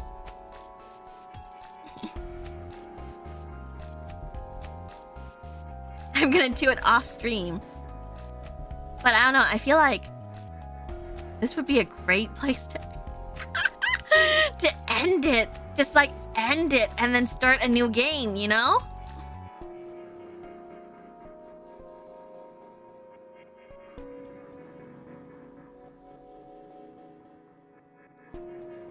That's so evil. I'm kind of floored.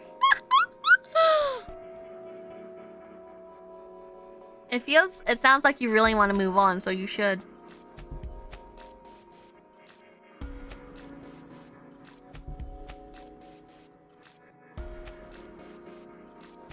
Like, I feel like I'm satisfied. I feel like this is the point where I'm just like, yeah, I feel good. I feel like at this point, I'm playing the bonus chapter. You know what I'm saying? I feel like I'm playing the bonus chapter.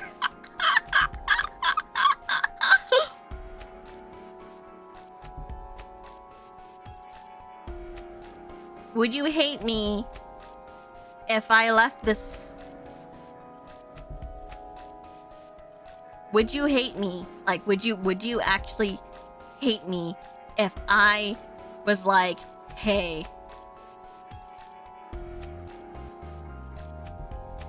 cliffhanger?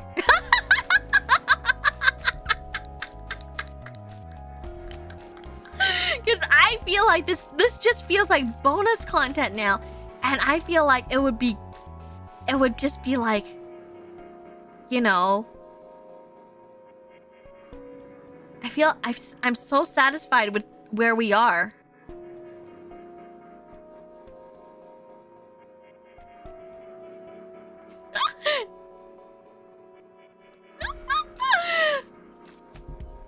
It'll make me go play go buy the game like right now instead. I feel like it.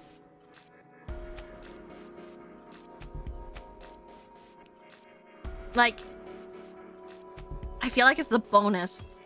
I really do feel like, just like vibe-wise, it feels like I'm playing the bonus chapter.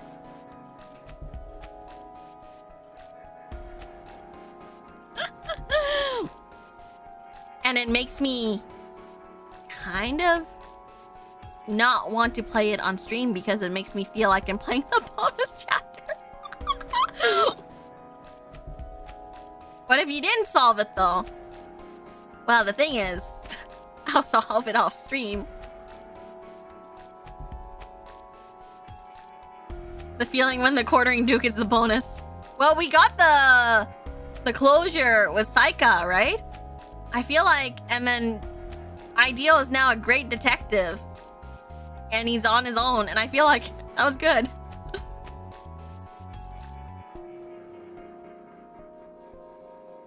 I think that's pretty good, huh?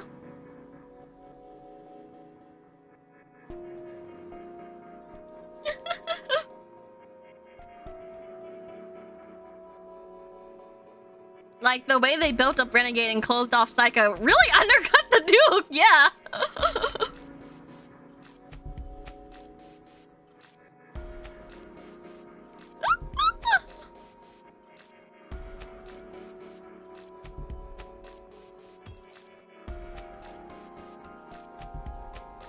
I think this end is perfect too, yeah. I don't know. Maybe the quartering tube was the friend we made along the way. So, yeah, I think I'm satisfied with where we are right now. I know it might be like disappointing to some people, but I'm just like, I don't know how to say this, but I feel like this is a good place to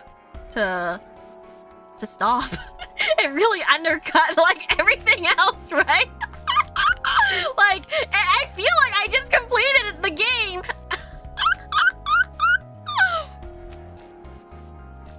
Everything is disappointing some people. I know. So, I really do feel like I just finished it.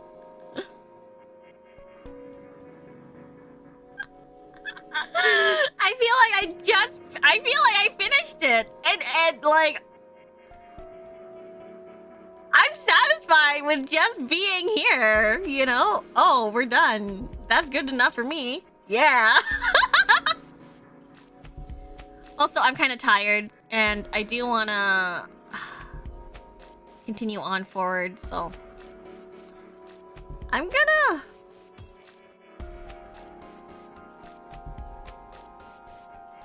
just say it. I think I'm closing the chapter on process of elimination now. I think that's what I want to do. I hope you can forgive me for that.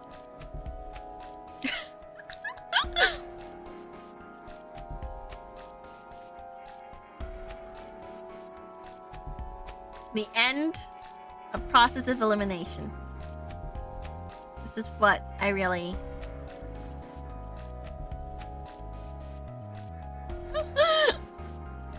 I think this is it. Like, Renegade died was already satisfying enough for me, right? So yeah. And I really do want to encourage people to, like, maybe purchase the game or not. I think it'll be good.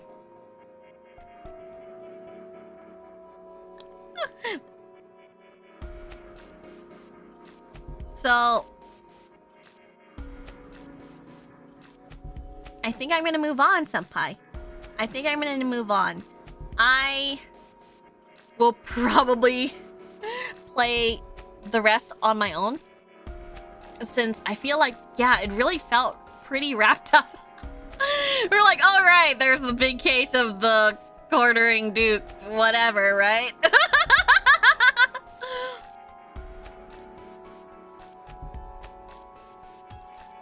So, yeah. I hope...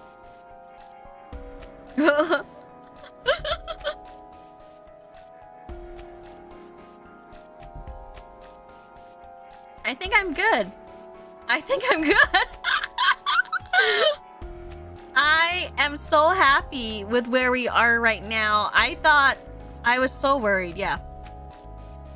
Will there be an update for what you think of the final chapter? Sure. Sure, I'll let you know how I feel about the final chapter, but I feel like, Senpai! yeah, I'm ending it.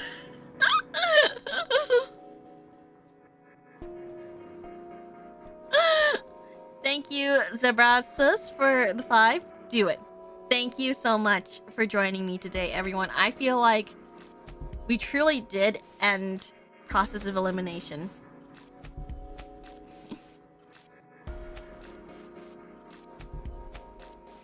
But yeah, like, I'm so happy with where we are right now that I do feel like I've completed it.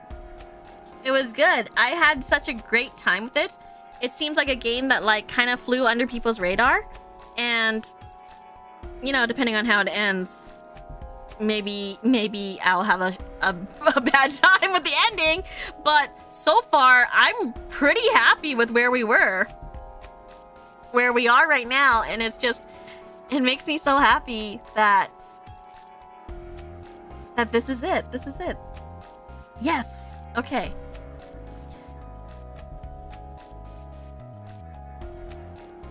Moving on to stuff. Moving on, since we're doing some schedule changes.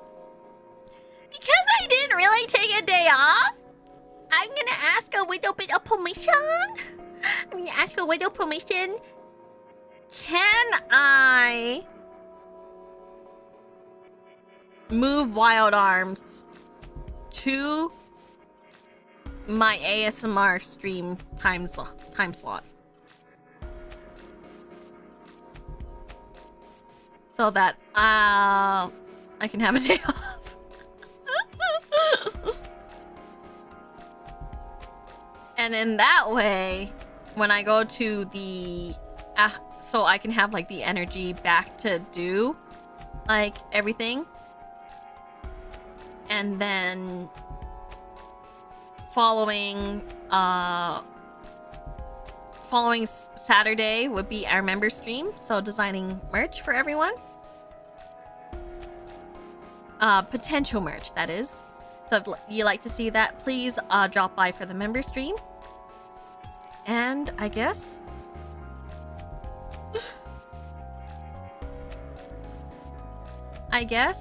that will be it for the rest of this week. I'll set up... I want to start a new game next week, and I've already decided which game that I want to play next week.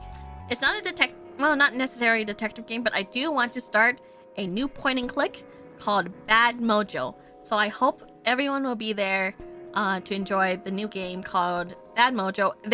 I do have some warning for Bad Mojo. It does feature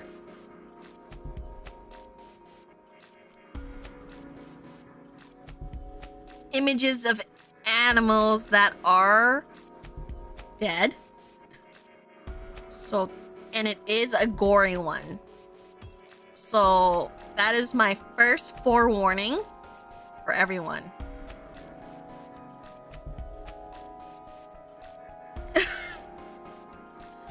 Because surely it can't be worse than Harvester. I think their images are actual dead animals. Like, I think there's actual dead animals. Like, you know, the other ones were like photoshopped, right?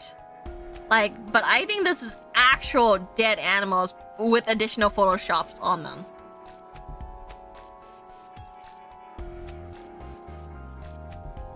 But I still wanted to play it because it's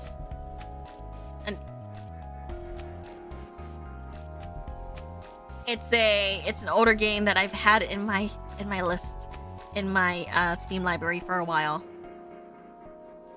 That is definitely something that's not very appealing, but it is one of those games that I feel like would be an interesting watch. But it is my biggest warning for everyone, is that they will feature actual dead animals. I believe. Yes. So that will be it. That's the game that I'm starting next week as well. So yeah, I know it's more there are people who are very sensitive to it. I'm one of those people. So it's gonna be a little rough for me to play it as well. So, thank you everyone for joining me today. And I'll see you guys again Friday at the time slot that I said I would be doing for the ASMR stream will be replaced with Wild Arms instead, and today will be my day off. Thank you so much for joining me today, and I'll see you guys again next time, okay? Scream for mercy! Bye-bye! Bye-bye! Bye-bye!